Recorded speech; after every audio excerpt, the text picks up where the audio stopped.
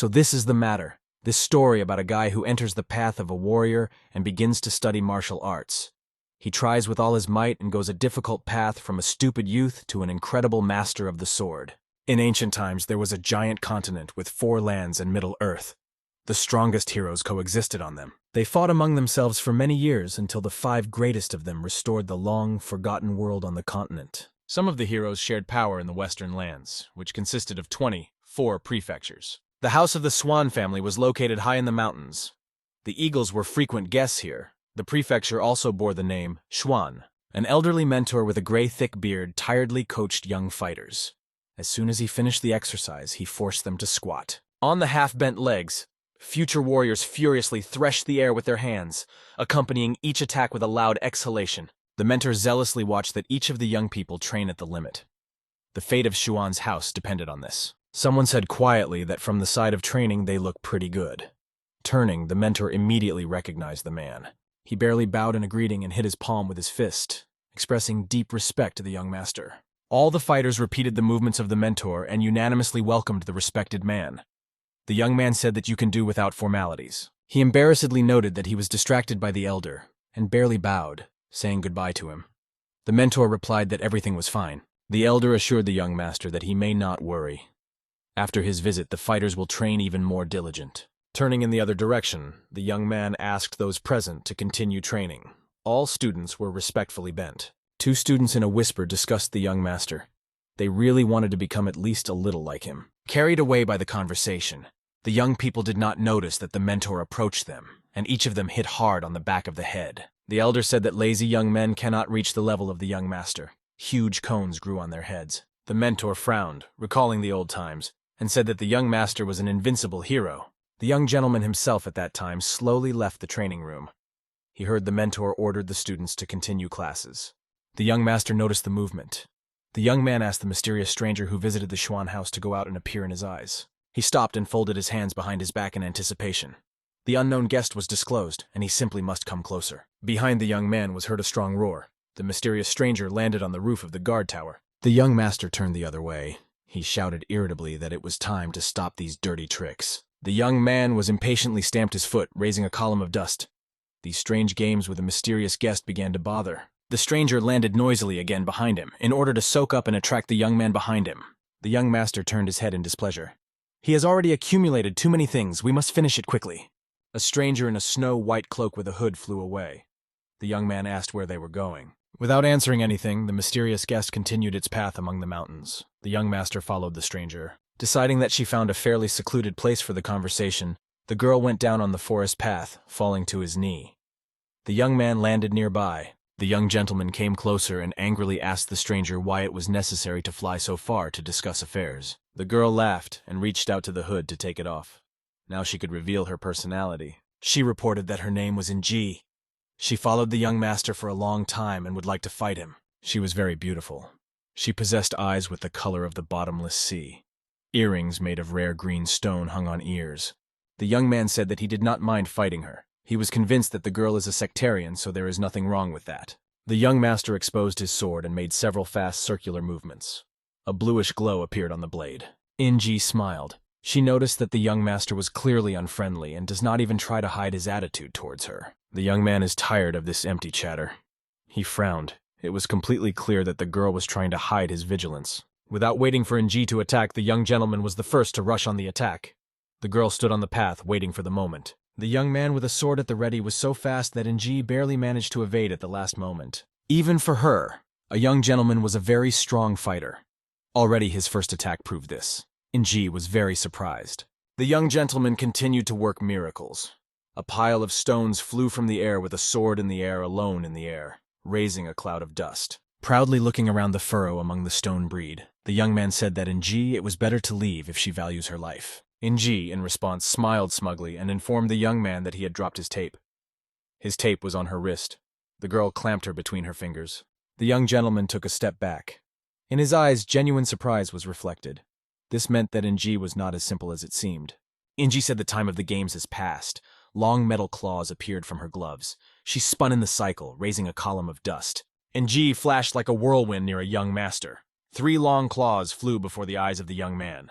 Parling the blows with his blade, the young master admired the power of In-ji. Apparently, she also reached the heavenly stage of enlightenment. The girl jumped forward and with an arrow flew towards the opponent, putting her hand with the claws forward. This technique was called 1,000 Threads of Love. It was more and more difficult to cope with In-ji. Each time she performed new deceitful techniques, which were difficult to keep track of. The young gentleman understood that he would lose if he could not turn the combat of battle. He quickly soared up, retreating at some distance. Until this day, he believed that he had reached the divine stage. This succub girl, despite her age, seems much stronger than himself. In-ji took a careless pose and mockingly suggested that the young man was already too tired, and therefore was ready to come to terms with the defeat. This angered the young master. Through the teeth, the young man angrily replied that there was still too little time to give up. At that very moment, the young gentleman made a powerful energy attack with a sword. This technique was called 9 piercing the heart. The luminous groove was rapidly approaching the girl, breaking stones on its way and turning them into dust. In-ji, too late, appreciated the real danger, and the energy ejection found it by surprise. The girl flew back. A swift ice stream completely knocked the girl off his feet. She could not even understand how the young man managed to do this. The powerful emission of energy caught up with In-ji and again knocked it down. She could not resist such swift attacks. Suddenly, the young master himself arose not far from the standing girl. He flew right on In-ji, intending to finally finish her off. The girl began to quickly rise up. The young man flew up closer to In-ji. She grinned. There is very little left. The young man poisoned the girl with a sword. To his surprise, it turned out that this is not a girl at all, but her holographic copy. The young man realized that he had lost this battle. Once at the young man behind her, the girl put his claws to his eyes. The claws of the other hand were unpleasantly chopped by the neck. In-ji said that Xuan Hong is known as the strongest warrior on the planet from the House of Xuan. She pulled out pieces of matter from the young man's clothes. Grabbing the master by the chin, the girl contemptuously stated that the one she saw today was more like a 3-year-old child. The young man got angry. He was tired of these games. Xuan Hong asked to go closer to business and stop carrying nonsense. In-ji hid the claws and shyly hid her face. She mockingly reported that some began to lose their temper. The girl smiled and touched the chin of the young man. She said that she did not intend to harm him. In-ji, intriguing, began to talk about the true cause of her location in this place. She paused. Xuan Hong frowned and asked the girl to shut up. The girl looked at him in surprise. This arrogant young man did not even let her say a word. Through the teeth, the young man explained that their opinions still did not coincide, and he will not be able to accept its point of view. In-ji gently ran her hand over his chest and hinted that the young man misses a great opportunity to go to the next level. Xuan Hong could no longer restrain himself from anger. He exclaimed that he was not going to discuss this anymore. The conversation is over. In-ji pouted and turned away. Unfortunately, the young man could not understand her true intentions. Turning to him, the girl said resentfully that there would always be those who wanted to do what he himself did not want to do. Soon the path was empty. In-ji hid in deep green foliage. Xuan Hong continued to look angrily in the direction where she left. 2 years have passed. One of the surgery of summer days has come. The bright sun was reflected on the brilliant roofs of the Xuan estate. One of the students of the House of Xuan quickly fled along a wide road. A partner fled after him and asked him to wait. Turning around, the young man said that he did not want to be late for sparring. The second suggested that the outcome of the battle is already clear. The first young man ran faster. He told his partner that this sparring would affect who to be a master in the future. During the conversations, the students ran to the red gate to the training room. The young man shouted that they needed to open the gate. The second young man was a little tired and now breathed heavily. The guy who fled first looked at his partner in bewilderment. When the door opened, the eyes of the students appeared a cruel picture. One of the brothers overturned the second ground from a great height. Sparring himself took place in a bright translucent sphere. The audience had to cover their eyes so as not to blind. A huge dent formed inside the sphere on the floor of the arena. The mentor could not endure this and ordered the battle to stop. At that moment, the protective sphere began to disappear, slowly going down to the floor. In her place, a purple column rose. When the dust began to dissipate, all the audience saw the dark silhouette of a man. He stood near the column. The young man said he won in battle. Xuan Hong lay in the hollow, which appeared as a result of his fall. The younger brother put the blade to his throat. The young man looked up at the balcony on which the audience crowded. The elder frowned. He said that he recognizes this sparring invalid. He was indignant. He was interested in knowing what was happening. His silhouette was in a purple aura. The young man waved furiously with his sword. Clutching the blade to the older brother's throat, the young man said that his loss is quite enough. Therefore, the father must fulfill the promise. The elder got angry. They do not want to listen to him at all. He shouted that the young man of too high about himself and did not listen to the elders. He reached the balcony with one leap and landed gracefully in front of the public. He quickly went to his father, demanding an explanation. Instead of answering, the elder quite eloquently hit his son, put on his left cheek. The head of the young man inertia turned to the right. Having narrowed his eyes, the elder said that the young man allowed himself during family sparring to use dark magic. The young man angrily bowed his head down. Xuan Han helped rise. The elder said that for this reason he recognizes sparring invalid. Based on the neck of one of the arrivals of the students, Xuan Han with a groan rose from the ground. The student held the young master from the fall. Near the crater there was only the second son of the elder. He bowed his head and stood while everyone else left the training room. The arena is empty. Only one young man remained. Without raising his head, he began to describe around him circular movements with a sword. The guy giggled nervously. A nervous laugh almost immediately grew into a hysterical laughter. Suddenly a smile gave way to an evil grimace. The dazzlingly bright purple ray of light burst out of the hands of the young man and shot high in heaven. The young man remembered the elder with discontent. He reacted rather cruelly to him, and his son now intended to avenge the same. The morning of the next day seemed the most ordinary. In a secluded place among the green foliage was a house with the first master. Near the sick young man, a girl in a white robe leaned. She wanted to see the master as soon as possible in complete health. Xuan Han assured that everything is fine with him. At this time, a messenger fled along the corridor, hugging the corner and panting from a fast pace. He was in a hurry to inform the master of bad news. The student of An fled so quickly that he did not notice the threshold and caught on him. As a result of the fall, he stretched out by the Mr. Bed. Xuan Hong and the girl turned in perplexedly to the sound of the fall. They were very interested in what caused such a rush. Almost crying, the young man said that the second master became the head of the Xuan house. Xuan Hong could not believe it. Unfortunately, the rumors turned out to be true. The elder convened an urgent meeting, which was attended by the whole family of Xuan. In the middle of the large ceremonial hall, family members sat on the sides. The elder sat on the throne. He accused the young man on his knees of treason. The wife of the young man, Yui, was kneeling next to him. She indignantly tried to justify her husband in front of the elder. Xuan Hong turned to his wife and gave her a sign to shut up. The poor woman did not understand that they had already agreed on everything. The girl looked at her wife with pain. She did not see that Xuanji was gloatingly grinning, casually throwing her leg on his knee. The elder said that he was already at old age and decided to transfer the brothers of the reign of Xuanji. Everyone bowed their heads. No one wanted to argue. Han and Yui hugged each other by the shoulders and turned to the exit. Xuan Hong told his wife that it was time for them to go. Xuanji asked where the young man was so in a hurry. The elder brother disappointed him a little. The young man hoped that he would look for justice. Xuan Hong suggested that his brother could accidentally burn himself playing with matches. Xuanji got angry.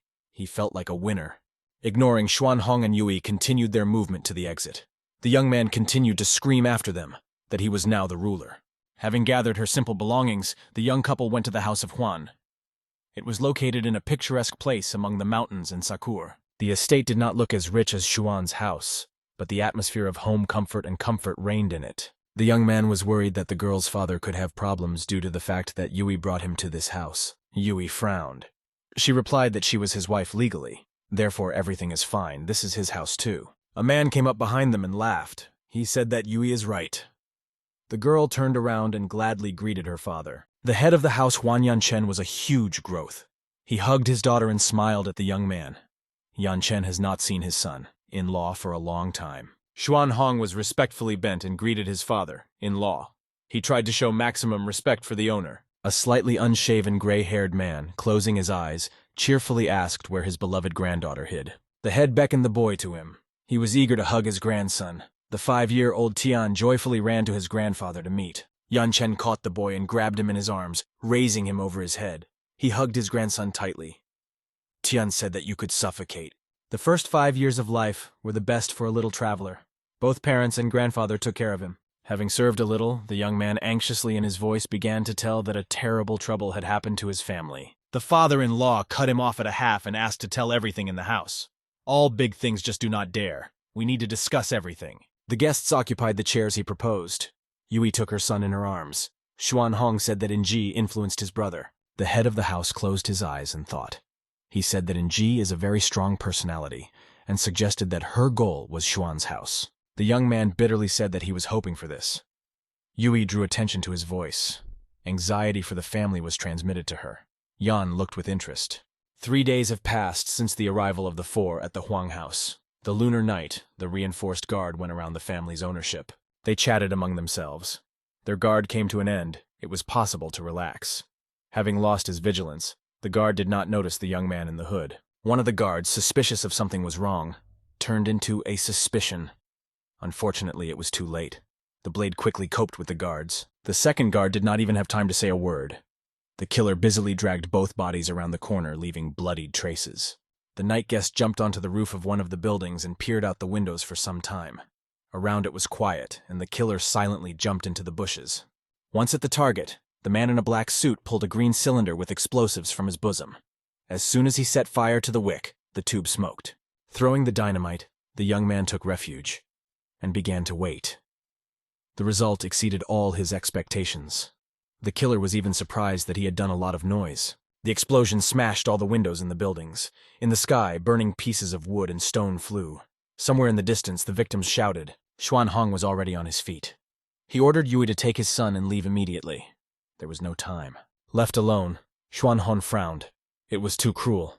The young man could not understand why his brother such revenge. The mercenaries, led by the leader, silently stood at a large breakdown in the wall and expected orders. One of them was returning after the sabotage. One of the attackers failed to escape. The head of the house Juan knocked over him to the ground with a strong blow and prepared for the fight. He ordered the senior members of the clan to collect their families and leave. The men did not want to leave the head of the house here. The elder closed his eyes and said that the mercenaries were hunting for his son. In law, he should help. Yui and her son on her shoulders made his way to the exit. She quickly ran and did not see that the black shadow of the mercenary hung over her. Little Yan turned around and scaredly warned his mother of danger. The mercenary sword whistled very close to the little pole. He turned back in fright. Yui screamed and closed her son with her body. The sword hit the girl in the side. Blood stained the floor of the corridor. The woman screamed. The forces left her body. Yui threw the child away from herself. Only in this way she could save her son's life. A mercenary in dark clothes and a white mask covering his face slowly went to a young woman. He knew that he had nowhere to hurry. The killer brought a sharp blade above the head of the Yui lying. It is time to deal with this family. Han will pay the bills. The mercenary swung better with a sword. He wanted to do everything beautifully and make the boy suffer. The kid lay on the floor. He really wanted to save his mother. Yan threw some powder into the killer and exclaimed that it was the smoke of death. The killer quickly reacted and bounced away. At first glance, this substance really looked quite dangerous. Seeing that the boy was just joking at him, the mercenary got angry. An ordinary jerk easily deceived an experienced fighter. Little Yan was pleased with his actions. He smiled and thought that his mother should be proud of. He did everything he could. Yui carefully watched what was happening and warned her son about danger. Tian himself realized that he had no time to live long. The mercenary threw a little boy, giving him a rotation around his own axis. The man was ready to kill him. When the man threw the boy into the air, Yan screamed heartily with horror. He could not believe that he would part with life at this age. The mercenary straightened up and sternly said that he could help Maltz die if he was not tolerated to do this. At this time, Xuanhong appeared behind the mercenary. He screamed and used the technique of a sword-piercing heart. The energy flow pierced the body of a man. Exploring from blood, he collapsed to the floor. Han ran to his relatives. He begged Yui to recover. Even Tian looked sadly at his father with his eyes that closed with severe pain. Huan family members were carefully loaded into chariots. Yan opened his eyes. The pain was given in every cell of his body. Xuanhong and Yan Chen sat in a wagon watching the boy. The young man felt guilty for bringing trouble to the house of Huan. He thoughtfully said that the woman was lucky. She escaped with several wounds. Young Yan will no longer be able to fight. Yan Chen could not stand it and cried. Xuanhong frowned. He remembered that his meridians were also not subject to restoration after that battle with Ji. Yan Chen grinked angrily with his fist on board the wagon. He did not want to come to terms with the fact that his grandson could no longer fight. The cry of the messenger was heard from behind. Yan Chen turned his head. Having overtaken the wagon, the breathless young man said that he had bad news. Having frowned, the messenger shouted that an irreparable misfortune happened. The enemies overtook them. On the carts, they cannot go. The head asked the young man to stay near his son and look after him. Han decided that the help would not be superfluous. Thus, only a little Tian remained in the wagon. Father and grandfather went to fight enemies. The boy prayed to heaven to end quickly. Unfortunately, chases and battles between the opposing parties lasted for several years. Running away from the persecution, the Huan family made a huge transition from the western lands to the north, delving into the country. Thus, the family of exiles had to move to the deserted and abandoned lands of the prefecture of Ao. Everything was calm here. Xuan Han was noticeably old. During the battle, he seriously suffered and now could not stand up for himself and his family. In addition, Huan Yan himself suffered due to wounds. Now, in his combat characteristics, he was worse than any fighter. Yui was inseparable with her husband. Her support played a very large role in the family. Han clenched his fists and vowed to find Ji. Several years have passed. Huan Yan is significantly strong and met the dawn of the sun standing on one of the cliffs. He remembered his enemies. Looking a gold, the young man swore to himself that he would find them and force them to pay a price 10 times more than they were worth it. The full moon ominously covered a high pagoda belonging to the Tianzhen clan. The guarded mountain path led to its location. Taking the opportunity, 2 young men chose a deep night for training on swords. On a small mountain venue, no one interfered with them. The young man accepted the combat rack and put the sword forward. An orange glow appeared on the blade. Tian was not inferior to his partner. He successfully retorted all the attacks of the opponent with the help of his sword, which glowed with a pale blue light. Therefore, the young man decided to give up. He tiredly sat down on the stones and sighed heavily. Lindan admitted that it was difficult for him to fight with pulling. He laughed and assured the young man that was still ahead. The partner Tiani openly admired his military skills. Tian lazily waved his sword and admitted that he was only defending himself. The moon rose above the mountains higher. The guy offered to go home. Tian refused. He wanted to practice a little more. Lindan smiled. This was all his partner, not a minute of peace. And now, having accepted the combat rack, he waved a training sword in the shadow of the rocks. The young man turned and slowly went back along the mountain path. The moon illuminated his path. Tian continued to train, crowing out the names of military technicians. The young man tirelessly waved a training sword. He trained until the 7th sweat without sparing himself. Only a couple of hours later, Tian considered that this was enough, and stuck the sword in the ground. And he himself fell to the ground with relief, and sighed with bliss. Throwing his hands behind his head, the blue-eyed young man recalled the events of his life. Only thanks to training did he become an experienced fighter. Reaching his hand to the moon, the guy remembered who was to blame for all his hardships. The hand cleared into a fist by itself. He vowed to find enemies and take revenge in full. In the location of the clan lights lit up on a sentinel tower. This meant that midnight had come and soon there would be a night patrol. The moon was shining brighter, illuminating mountainous areas and dense forest. Tian fled the forest path faster than the wind. No one would catch up with him. Having reached the mountain waterfall, the young man stopped. Here he was safe. At a depth, a blue object was unclearly visible. Tian immediately paid attention to him. Moreover, from afar, this item with a blue glow was like a sword. Without thinking twice, the young man jumped a little below. He was very interested in what a strange object could be. The guy stood on the shore and peered into the water for a long time. It was very strange. He came here every day, but he saw the sword for the first time. Yan looked eagerly at the water. At all costs, he must dive and look at the sword. It can be a real treasure. All weapons in Pange are divided into 4 classes and is distinguished by color. Blue weapons belongs to the mythical high class. Apparently, this sword was created by specially trained gunsmiths. They could be recognized from afar on the emblem on clothes. Tian quickly undressed and climbed into the water, calculating material benefits. A lower-level sword could cost about 100,000 gold. Having gained more air into the lungs, the young man dived. He quickly worked with his hands and legs, trying to reach depth more. The cool water of the lake today seemed icy, but for the sake of the sword, the guy was ready to endure any flour. His eyes lit up with a greedy luster. At the depths of the lake, the ancient ruins of the city rested.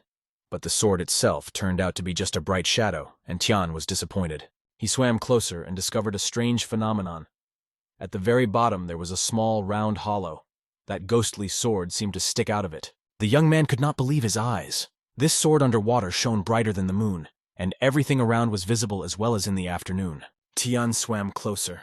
This sword should not glow so brightly. Near him, he had to cover his eyes from blinding light. Suddenly, the image of a mythical sword was gone. Bright rays of light lit up the young man.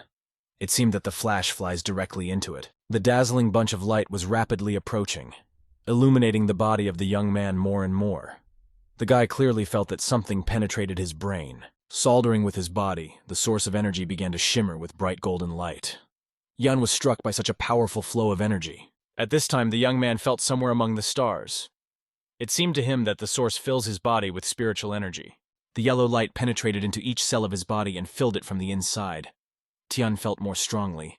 The body has become very light. It seemed that a small sun appeared inside the guy, filling it with unearthly energy.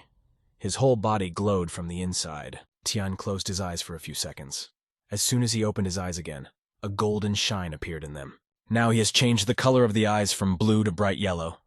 Making his way among the ruins, the young man thought it was hallucinations. But his body, enclosed in a golden aura, spoke completely different. Tian has become much stronger. Previously damaged wounds were cured. All this was very strange and made me think that quite by chance the young man managed to find a treasure. Completely forgetting that he was underwater, the young man tried to laugh. He was glad that he became much stronger. Because of his laughter, Tian almost choked.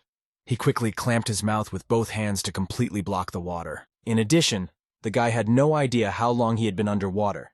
Having clamping his mouth with one hand, he began to float to the surface. Everything was mixed in his mind. Everything that Tian saw in front of him was doubled in his eyes. He saw only blue and red lines. Suddenly, something exploded in his head. The face was illuminated by a bright golden light. The head was just split in pain. The young man's eyes began to close by themselves. He quickly lost his strength, having managed to think at the last moment that everything turned out to be fiction. His body quickly fell down. Hands and legs hung limply along the body.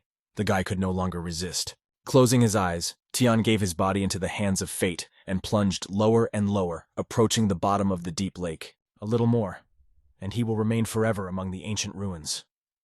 Already at the bottom of the lake, he seemed to hear through a dream that someone was calling Juan. Lindon was sitting on a chair, and with a face skewed with fright, without stopping screaming, and called some Juan. The young man shouted, not sparing the vocal cords.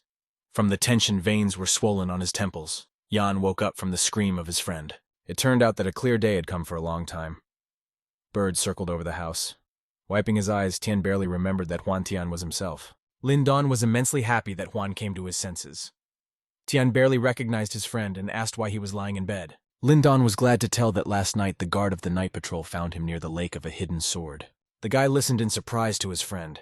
He remembered that the sword in the lake healed him and raised combat skills at once by 2 ranks. Having moved his hand, the young man felt that he had become much stronger, but signs of a shadow sword on his forehead were not visible. The guy sat on the bed and thought about how to call a sword. Lindon understood him incorrectly and decided that he needed to the toilet. Tian turned his head. Lindon was surprised that his friend was angry. Getting out of bed, the young man grabbed the guest by the cheeks and began to stretch them. Lindon cried in pain. Tian demanded to immediately tell where the young man became aware that the lake is called the Lake of a Hidden Sword. Rubbing red cheeks, the offended young man said that on a certain day and hour, a shadow sword appears at the bottom of the lake. He heard this from the guard. Closing his eyes, Lindon said that 100 years ago, the elders of the clan tried to get this sword, but no one could do it. He thoughtfully said that Juan lost consciousness yesterday from too long underwater due to greed. Tian replied in surprise that he had never been on the lake on the night of August 15th. Perhaps yesterday everything coincided. The young man frowned. The story Lindon was like the truth. It was not clear only why the head of the clan himself could not get this sword for years. Whatever had happened last night, all his wounds were healed. Shocking the air with his fist, Tian vowed to find his enemies and punish them. Even having received the 6th level of combat skills, Tian did not stop training and continued to hone his skills. The guy ran along the forest path so fast that not a single eye could have traced behind him. The guy felt the ease of his movements. The young man cut the air with a sword, continuing to run. From an invisible blow, a thick tree collapsed. Only a stump remained. Tian stopped. In the place where he fled, a deep hollow formed. He actually managed to free the essence of the sword. He was pleased with himself. He went to the hemp and carefully ran his palm along his absolutely smooth cut of 9 rings. Tian peered into a mirror, polished blade, and thought about it. Hiding the sword in the scabbard, he regretted that he could not study even faster. Suddenly, the young man heard a familiar voice and turned around. Lindon found him in the forest and joyfully fled to meet him. A relatively little growth, the guy shouted so loudly that his voice simply cut the ear to others. Tian smiled and affectionately asked his friend what happened. Lindon excitedly said that Wan Xin and Zhang Hu climbed the arena. Tian's face changed immediately. The news was very angry with him. The young man asked to tell you more about this. Young people quickly fled along the forest path. Tian asked why Wan Xin went to this. Turning to Lindon, the young man suggested that Wan Xin had no chance to win. Zhang Hu too rank above him. It turned out that Zhang Hu accused Wan Tian of trying to suicide after losing. Unable to withstand this, Wan Xin decided to sparring with him. Tian frowned. Zhang Hu has long intimidated everyone around his strength. The young man decided he ran faster. The guy rushed like a wind. It was time to put Zhang Hu in place. Lindon was left far behind and wished good luck. The highway fighting arena today did not complain about the lack of spectators. Everyone was interested in how the unequal battle would end. Wan Xin barely stood on his feet and breathed heavily. With his left hand, he clamped the wound on the right shoulder. Zhang Hu grinned gloatingly. The young man looked mockingly at the suffering opponent and stated that he had fought with only one hand. Therefore, the whole clan Huan cost nothing. Wan Xin shouted from the last forces that Wan Tian would return and win him. Zhang Hu was very angry. He received a sufficient occasion. Zhang Hu only waited to quickly deal with the Huan clan, which he did not like. He rushed to the enemy. On the move, swinging his sword, Zhang Hu with a distraught face tried to hit his opponent. The young man barely managed to block his blow with his sword. The blades carved sparks about each other. Wan Xin turned pale. He only now realized that his opponent was much stronger. Zhang Hu made a powerful jerk forward.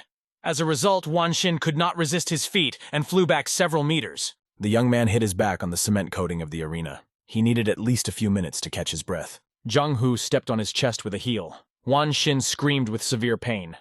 Zhang Hu sat down nearby and smiled smugly. Wan Xin struggled to push the leg of Zhang Hu from his chest. His whole body trembled with tension, but nothing happened. He quickly calculated that he would not be anything for injuries in the arena. He smiled gloatingly and said that the young man asked. Zhang Hu brought a sword over a young man. In a crazy voice, he said that for a start he would cripple the enemy one of the legs. Wan Xin screamed with horror. Nothing at that moment could save him from severe injuries. Tian demanded to stop the duel. The guy turned his head and looked with one eye. Wan Tian held a sword in his hand like a spear. Zhang Hu turned around displeasedly. The young man released a bunch of energy into his enemy. Zhang Hu only at the last moment realized what was happening. He tried to block the blow with a sword. Seeing a cloud of dust and hearing a roar from the fall of the body in the fighting arena, the audience was delighted. All viewers were animatedly discussing the event. The flow of energy hit Zhang Hu with such force that he dropped his sword. The young man turned his head in and embittered towards the offender. From a strong blow on the hand of Zhang Hu, a large red spot appeared. Rubbing a bruised wrist, the young man realized that Huan Tian became stronger. A sword thrown by a guy was half stuck in the arena. If Zhang Hu did not dodge, he would have received serious injuries. Huan Tian ran to his clan member, examining his wounds. Zhang Hu looked at his opponent with hatred. The guy looked worried. He carefully asked Stone how he feels. The young man was worried that he had serious wounds. Wan Xin was very touched by his friend's attention. He smiled and replied that everything was fine with him. He escaped with several superficial wounds. Tian smiled barely noticeably.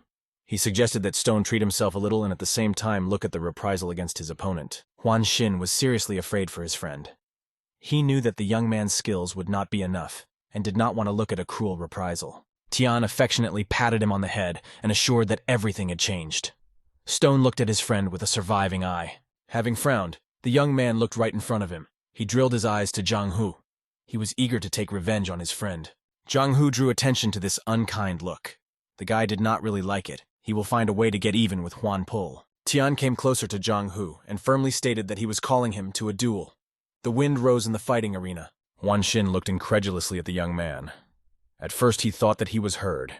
In their right mind, no one will go to this. She could not believe her happiness. He grinned and recalled that he had already won the guy more than once. Tian stood his ground. He looked completely serious and asked once again if Zhang Hu's challenge was accepting to a duel. The guy smiled. He admitted that the blow of the young man was not bad, but this is still not enough. Tian once again asked Zhang Hu about a duel. He could not miss the opportunity to cripple two at once and happily agreed to sparring. He raised his sword from the arena. Zhang Hu smiled and said, shaking his sword, that Wan Xin could not defeat him. He expressed the hope that it would be more interesting with the young man. Having scratched his neck, Tian smiled at the opponent. He promised that he could easily arrange an interesting fight for him. Having accepted the combat rack, Tian beckoned Zhang Hu to him, allowing him to attack himself. He looked confident. Zhang Hu was surprised. Tian stood unarmed. Zhang Hu asked the young man not to hesitate and quickly get his sword. Tian smiled at the enemy and said that Zhang Hu could defeat without weapons.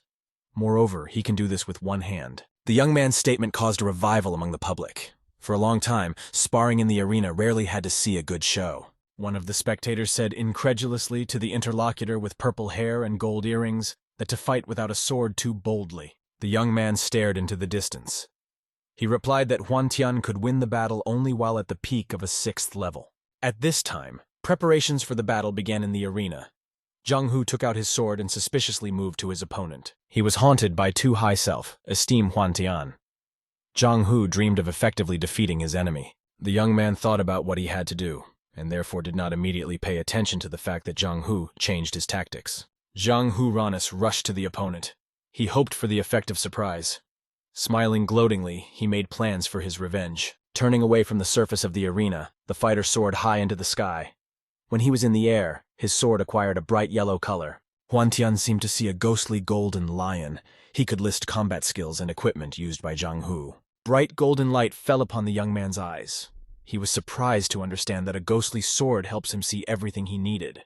The guy could predict any movement of his enemy. He easily found several shortcomings in his technique and accepted the combat rack. Having folded together the middle and index fingers, Huan Tian felt a surge of energy. He knew that with one hand he would overcome the armed enemy. Quickly leaving his hand down, the guy forced the sword in the opponent's hands to obey him. The young man was surprised to lower his hand with a weapon down. As soon as Zhang Hu wanted to hit the young man with a blade, Huan Tian barely noticeably touched the sword. The deadly weapon deviated to the side. Zhang Hu could not understand what was happening at all and why the opponent was still standing on his feet. Because of this, he was angry even more. Moreover, Huan Tian quickly made an elusive movement, and Zhang Hu lost his sword. He himself could not explain how the sword flew out of his hands. The young man's sword flew to the side and pierced the arena. The whole and unharmed Huan Tian continued to step on the opponent. Zhang Hu got angry. He began to shower the young man with curses, not noticing that the opponent was unfolding for the next blow. The blow to the jaw was simply crushing. Zhang Hu lost one tooth and lost consciousness. In addition, a powerful impetus of Huan Tian sent his enemy on flight. From a great height, Zhang Hu fell his back into the arena. Having come to his senses, Zhang Hu tried to stand under the enthusiastic cries of the public. The young man calmly watched the enemy. Now that guy from the crowd has changed his mind and admitted that Huan Tian is very strong. The interlocutor with the eyes of an expert appreciated the actions of the young man. Zhang Hu barely breathed. From severe pain and his insults inflicted on him, his eyes were watery. A solid bump jumped out on the cheek. The hand lay limply in the arena. A thin stream of blood oozed from the nose. In a quiet, barely audible voice, Zhang Hu called his opponent. Huan Tian stood nearby and calmly watched his sufferings. Zhang Hu asked how he managed to win this battle. He lost his patience and cried out in his voice. After all, Huan Tian was the most ordinary insignificance before and could not stand up for himself. The young man did not have time to finish the phrase. Huan Tian hit him in the face. Zhang Hu wrapped herself. He lost a few more teeth. Huan Tian looked at his opponent and sternly told him that it was revenge for Huan Xin. He quickly bent down and grabbed the offender by the leg. Quickly retreating back, the winner dragged the young man on his back behind him. Zhang Hu screamed heartily. His whole body hurt after the battle. Huan Tian frowned and looked the enemy in the eye. He suggested Zhang Hu to talk about who should not be called a discharge. Huan Tian dealt his offender in the middle of the fighting arena and began to turn his leg. Zhang Hu begged him to let him go. Blood continued from his broken nose. At least as a result of the battle, Zhang Hu lost 4 teeth. Huan Tian smiled barely noticeably. He was pleased that Zhang Hu recognized himself as a discharge and intercepted the enemy's leg comfortably. With a light movement of his hand, Huan Tian raised his opponent by the leg and threw the young man away, previously promoting him. Zhang Hu took off high into the sky and shouted that he recognized his defeat. He was very scared. The young man prayed that everything ended faster. A few seconds passed, and the large body of Zhang Hu was again in the solid arena. This time the young man fell face down. All viewers were dumbfounded. No one could believe that he would see the defeat of a high-ranking fighter. Huan Xin laughed joyfully. Everyone silently looked at the arena. More recently, Huan Tian was very weak, but today he beat the leader of the Zhang family. The winner still could not subside and demanded to answer the question of who is useless in this arena. Zhang Hu screamed that there was no need to beat him anymore. Raising his 5 up, the young man publicly said loudly that he recognized his defeat, but there was no need to beat him. Huan Tian frowned and stated that it was only a small lesson as a revenge for a cousin. The next time it will be much worse. Turning contemptuously, the young man walked away. The thunderstorm of the arena, Zhang Hu sat in the arena and wiped his face with a resentment. The audience watched what was happening in surprise. Only a guy with gold earrings was closely watching both opponents. His interlocutor excitedly said that Huan Tian quickly reached skill and will soon be able to become the first student. A man with earrings said that there was nothing to envy here. Zhang San will take revenge for his brother. The young man noticed that Huan Tian could not enter into a duel. A young man with blonde hair entered the conversation and asked his younger brother to keep his mouth. Zhang Long could hear him. Since the younger brother did not see the connection, the young man explained that Zhang Long is in the top 3 of the best students and would easily deal with him. Only now the surprised young man realized why, until then, no one touched Zhang Hu. He bowed and thanked the elder for the instruction. At this time, Huan Tian jumped from the fence of the arena and faced his friends. They were glad to see him again. They joyfully discussed the combat skills of Tian. The audience involuntarily turned to them and looked with interest at the new fighter. Tian hastened to transfer the conversation in a different direction and asked Stone how to heal his wounds. The young man replied that everything was fine. The guy smiled slyly and invited his friends to walk a little through the fresh air. They have something to talk about. As soon as he heard that his older friend passed the 6th level of development, Danzi screamed so loudly that the bird flew off the tree, losing feathers along the way. The kid was tired and fell asleep with questions. Huan Tian and the satellite immediately shut their ears. Tian smiled. He was glad to tell his friends that his skills were growing. Therefore, he needs to increase his level. Stone asked in surprise what happened to the meridians. He knew very well that the young men were damaged in childhood. The young man admitted that his lake healed from all injuries. Stone expressed the hope that in the future Tian will become an internal student. Lindan informed his older friend that Zhang Long would take revenge on his brother. He heard this from conversations near the arena. Tian smiled barely noticeably and said that he should not worry. He will be able to cope with everyone who decides to attack. He gently clicked Danzi on the tip of his nose, and the young man wrinkled displeasedly. Tian said that he needed martial arts in the pavilion. Saying goodbye to friends, Tian rushed about his business with quick jumps. Lindan sat and cried with resentment. Lindan was very worried about Tian. He was heard about the excessive cruelty of Zhang Long and therefore asked if he had to help him. Stone reassured the young man. He knew that Tian would not boast of just like that. This difficult guy knows what he is doing. At this time, Tian fled to the martial arts pavilion. It was necessary to do a lot. Seeing a complex of large buildings, the young man stopped. It was exactly the place where he was so eager to get. The enormous building also served as a bridge over the gorge. At the entrance to the library, Huan Tian ran into little difficulties.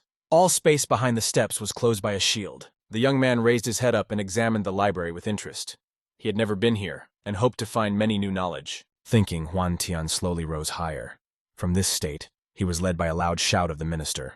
The gray-haired elder with a long mustache, looking at the young man, asked for what purpose he came to the library. Bowing respectfully, the guy replied that he had recently reached a 6th level and wants to study other martial arts techniques. The elder incredulously checked his jade identifier of the personality and returned him back, putting a little chi into him. Closing his eyes, the elder said that he gave 6 hours to study the technician. Huan Tian politely thanked him and bowed. Immediately after this, the elder seemed to evaporate in the air. The surprised young man was difficult to assume how strong the man was. Huan Tian came closer to the blue shield and carefully examined it. He completely blocked the path inside. Turning to the coating, the young man decided that it was a combat shield. Putting his identifier, Tian passed through the shield. The young man walked along a long corridor. Many lamps lit his path. Despite the fact that the corridor seemed empty, danger lurked in it. The next corridor was much larger. The arched arches were richly decorated with gold and red metal. Near the stairs leading to the library itself, Huan Tian stopped. The racks were very high until the ceiling. Books flew in the air. Tian frowned.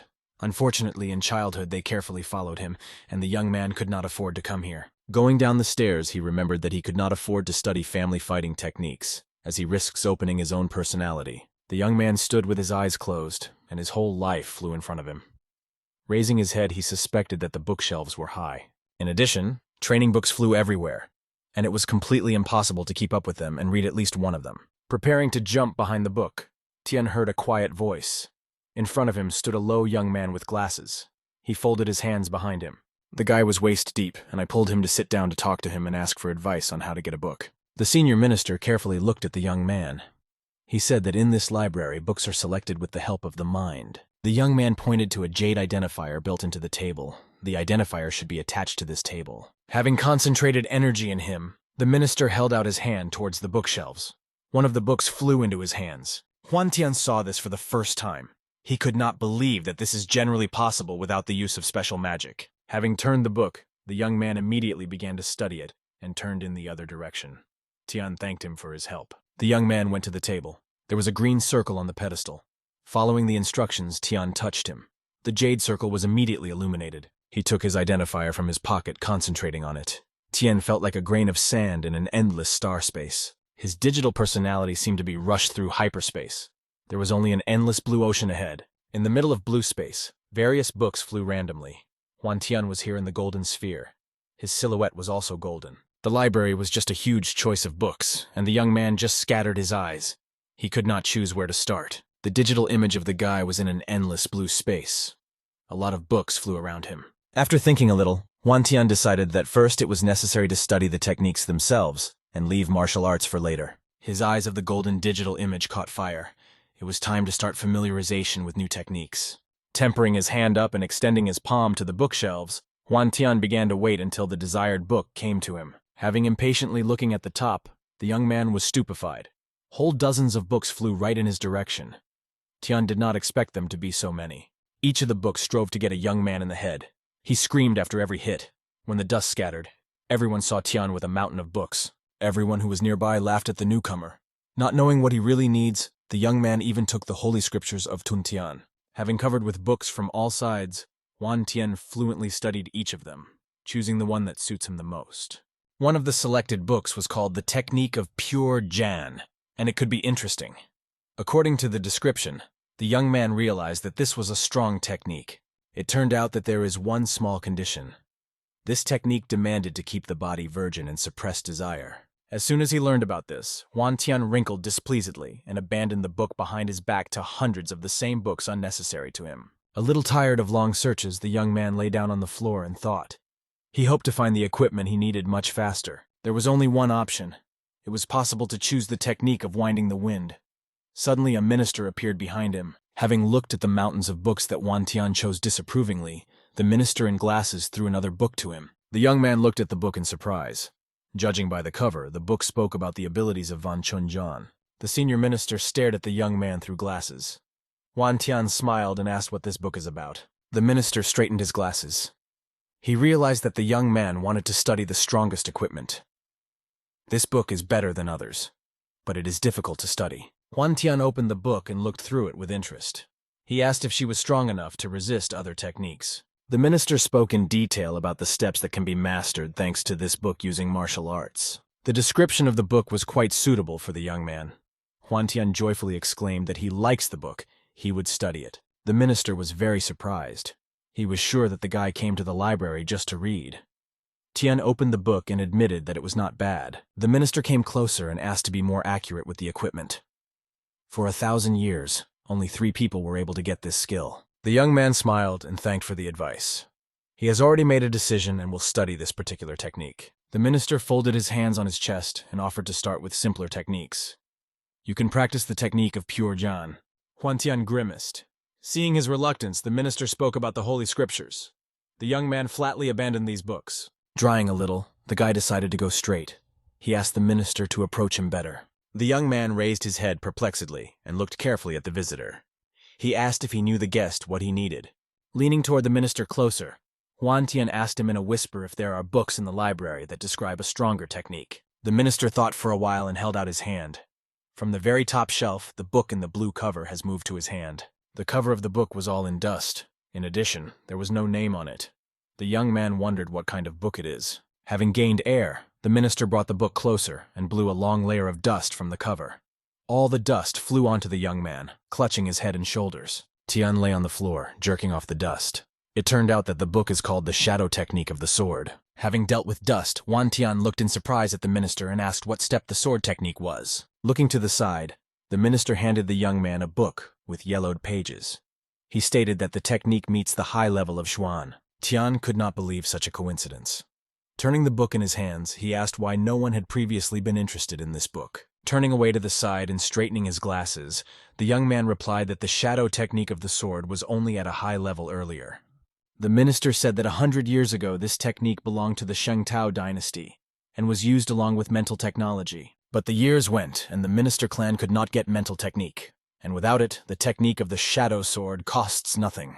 Tian smiled triumphantly. It was exactly what he needed.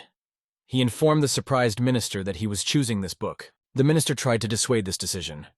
Tian smiled and said that he had reasons for choosing this technique. The minister got angry and turned around.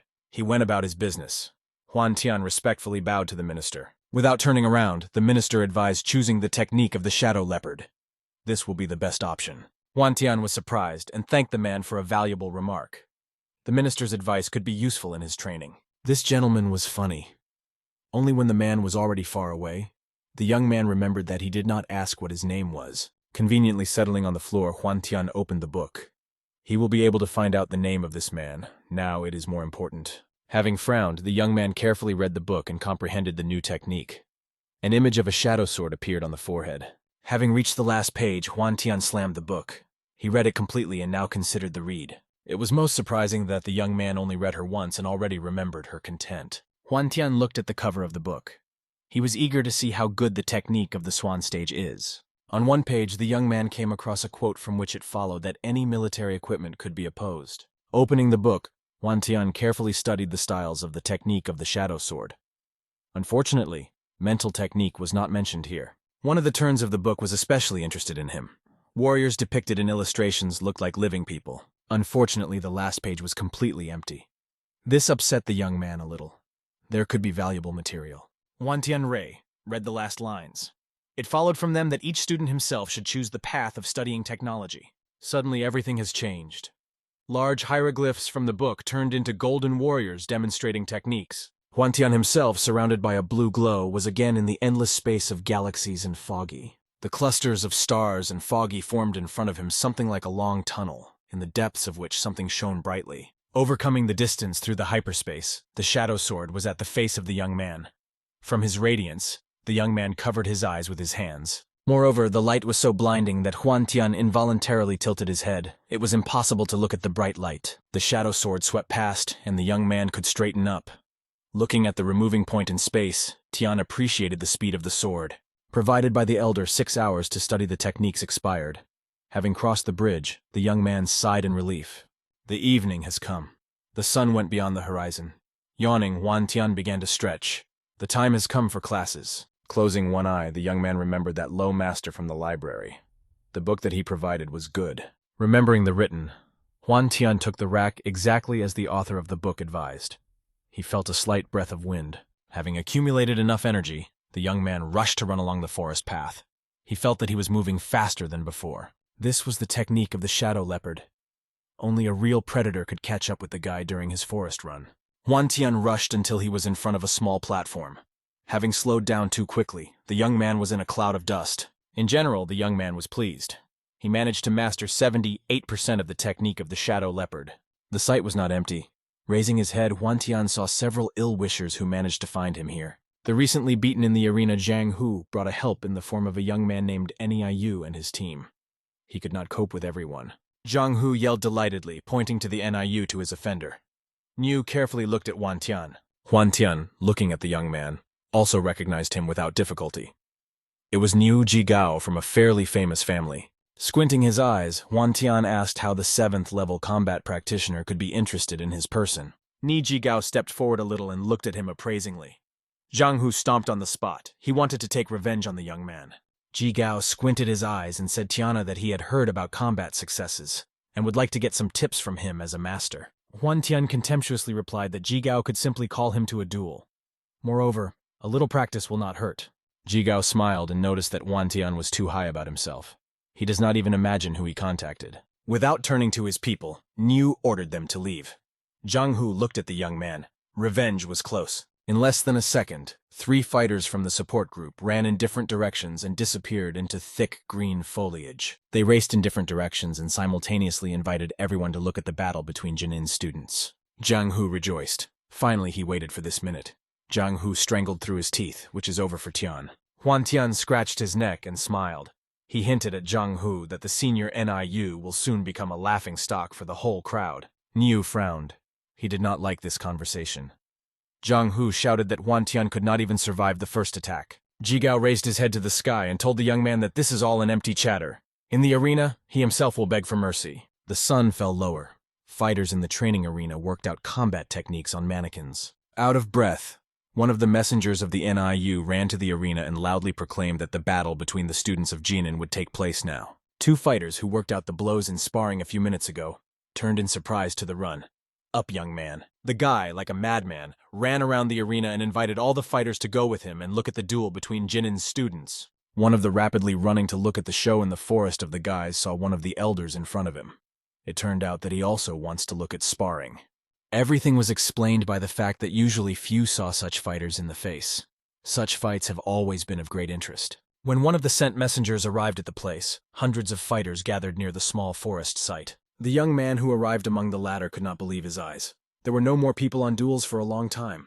The senior young man who was in such a hurry to see the battle now stood, contemptuously folding his arms over his chest. Some young man demanded to miss him better. The foreman was sure that the battle would take place very quickly. The young man nearby asked what that student was like. He replied that the guy's name is Huan Tian.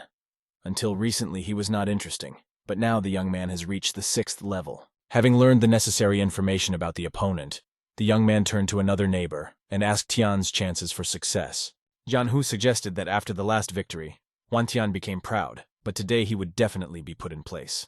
Niu Jigao stood in the fighting arena and looked at the enemy in bewilderment. Until the last, he did not believe that Huan Tian would come. Jigao smiled. The victory was in his pocket. He exclaimed that the young man would pay for his arrogance. Huan Tian did not mind. He removed the sword. His deadly steel flashed in the rays of the setting sun. The young man promised to play with pulling in full force. The guy accepted the combat rack and deviated back for the run. He quickly waved his sword and remained satisfied with the speed of movements. Pushing himself from the surface of the arena, Niu Jigao rushed to the enemy, waving his sword. Huan Tian remained standing still. Jianhu was forced to admit that Jigao was moving very quickly. All the rest and all eyes stared at the arena. Huan Tian began to get a sword from behind. He still had time to meet his opponent and repulse him. Carefully watching the enemy, Huan Tian estimated that the speed of movement is comparable to the speed of Juwin. There is still a long way ahead. At that moment, when Niu jumped forward, the young man bent down and waved his sword up, applying the shadow division of the body. It happened completely unexpected. Niu Jigao grabbed the damaged hand, grimacing with severe pain. Huan Tian grunted contemptuously. For him, this meant nothing. The young man simply punished the outline, that's all. At the very moment when Jigao was supposed to strike a crushing blow, the guy ahead of him and hit his sword from the bottom up. Grabbing the damaged shoulder, Jigao tried to stop the blood. Tian stood his back to him and admired the sunset. It was just incredible. The audience screamed indignantly. The young man, almost late for the show, was surprised the most. A murmur was heard in all the stands. Everything happened too fast, and most did not have time to notice anything. The guy who was between the senior students turned uneasily to one or the other. He did not understand how this happened. One of the elders turned pale. Closing his eyes, he informed the persistent student that the whole thing was the speed of the fighter. Huan Tian was faster. He made a meaningful pause and frowned. There was one important difference between the masters of the 6th and 7th level. Huan Tian exclaimed that he could not defeat him without the spirit of the sword, and therefore he lost to the NIU. Even on the knees, Jigao did not recognize the defeat. He grabbed a sword with lightning speed, which immediately took a crimson hue. Niu shouted that he could not lose such insignificance. Having flashed fiercely with his sword, Jigao rushed to the enemy, shouting along the way that Huan Tian will never lose. Spectators enthusiastically watched the actions of the senior NIU. Huan Tian realized that his opponent used the spirit of the sword. The young man accepted the combat rack, preparing to repel the new attack of the enemy. There was no shadow of fear on his face. He confidently looked forward, waving his blade, leaving a beautiful blue light. Huan Tian shouted to Niu, who also knows how to use the essence of the sword. Two entities of the sword encountered at great speed. The red spirit of the sword cracked in half and scattered into the fragments. Only now Niu Jigao began to understand who he was dealing with. He turned pale and was not in earnest, being fired for himself that it was impossible. The blue essence of the sword was approaching closer to the NRU, illuminating his face.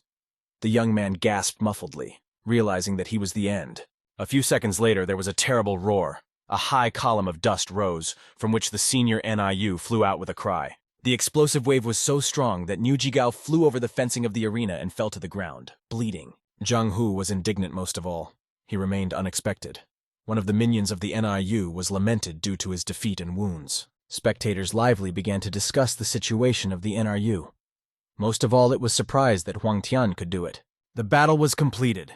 Huan Tian sighed in relief, and with a victorious look asked his enemies if there were still questions to him. Huan Tian jumped over the arena. One of the viewers enthusiastically stated that the elder Huan was very strong, since he was able to defeat the NRU. A fair-haired man was surprised. He noticed that immediately after the victory, the young man began to call Tian the senior Huan. Having frowned, he suggested that this is the technique of the Huan Tian clan, or the result of the technique of pure yang. The young man exclaimed enthusiastically that he also wanted to practice this technique. Zhang Hu invited him to study the scripture of Tun Tian to start. Suddenly, a loud voice was heard in the crowd. Some man demanded to free him and pushed the young man like a gun.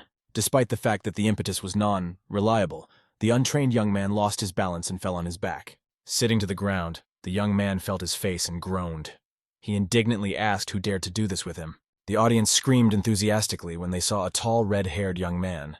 Senior John Luan was known for entering the best 3 students. John Luan shouted Wan Tian that he had performed pretty well. The young man grunted contemptuously. He understood what all this is. Turning to the young man, Wan Tian smiled and suggested that the elder John Luan wanted to challenge him. John Luan fed off his opponent and said that Wan Tian was not strong enough for a battle with him. The young man was not very upset. He expected to hear this, but hoped that thanks to the shadow sword he would quickly strengthen his skills. Shocking with a sword in the scabbard, Wan Tian smiled and exclaimed that he called him to a duel 3 months later at the tournament between the students. Spectators rustled excitedly. It was unheard of.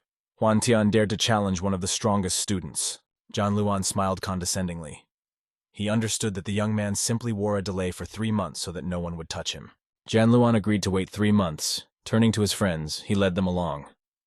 Zhang Hu laughed merrily. Having folded his arms over his chest, 2 elders gloomily discussed the position of the young man.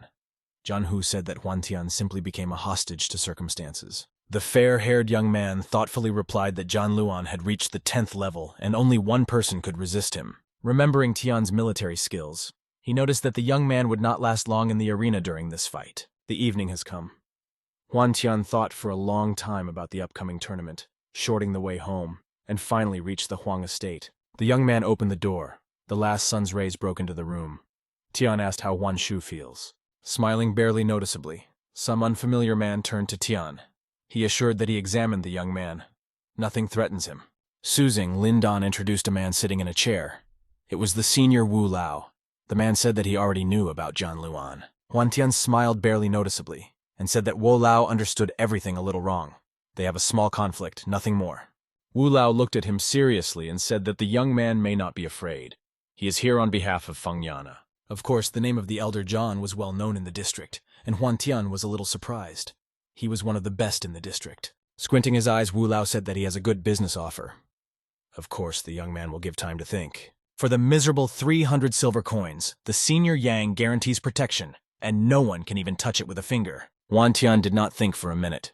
He proudly told Wu Lao that the offer is absolutely not interested in him. He does not need protection. Wu Lao squinted his eyes. He could not believe that someone dared to dry the elder John and rejects his proposal. Smiling cunningly, Wu Lao folded his arms over his chest and bent closer to the young man.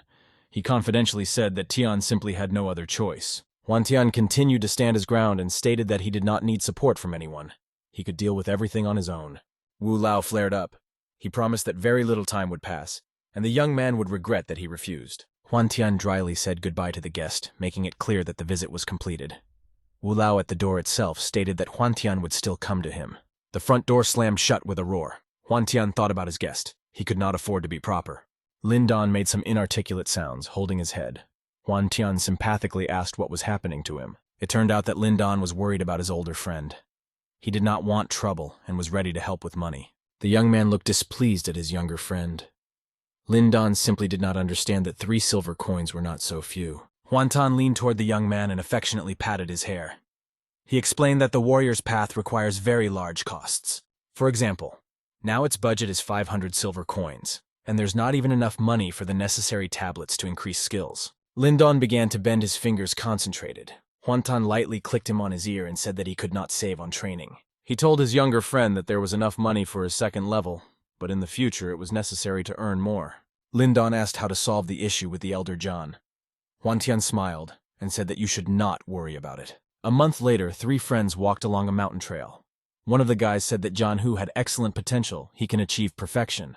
Zhang Hu told friends that he had been training intensely, unlike Wan Tian, who simply found an artifact. During the conversations, 3 young people quickly came to a large ceremonial hall.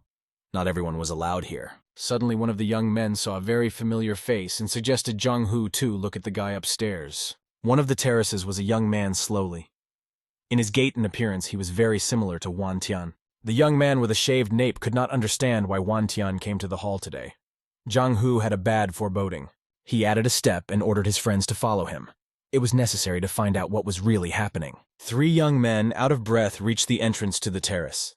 Zhang Hu called his enemy with a formidable voice. Huan Tian stood his back to them. Having recognized the voice of Zhang Hu, the young man turned his head slightly and grinned to his enemies. An unpleasant surprise awaited them. Huan Tian stood at the rack of issuing awards.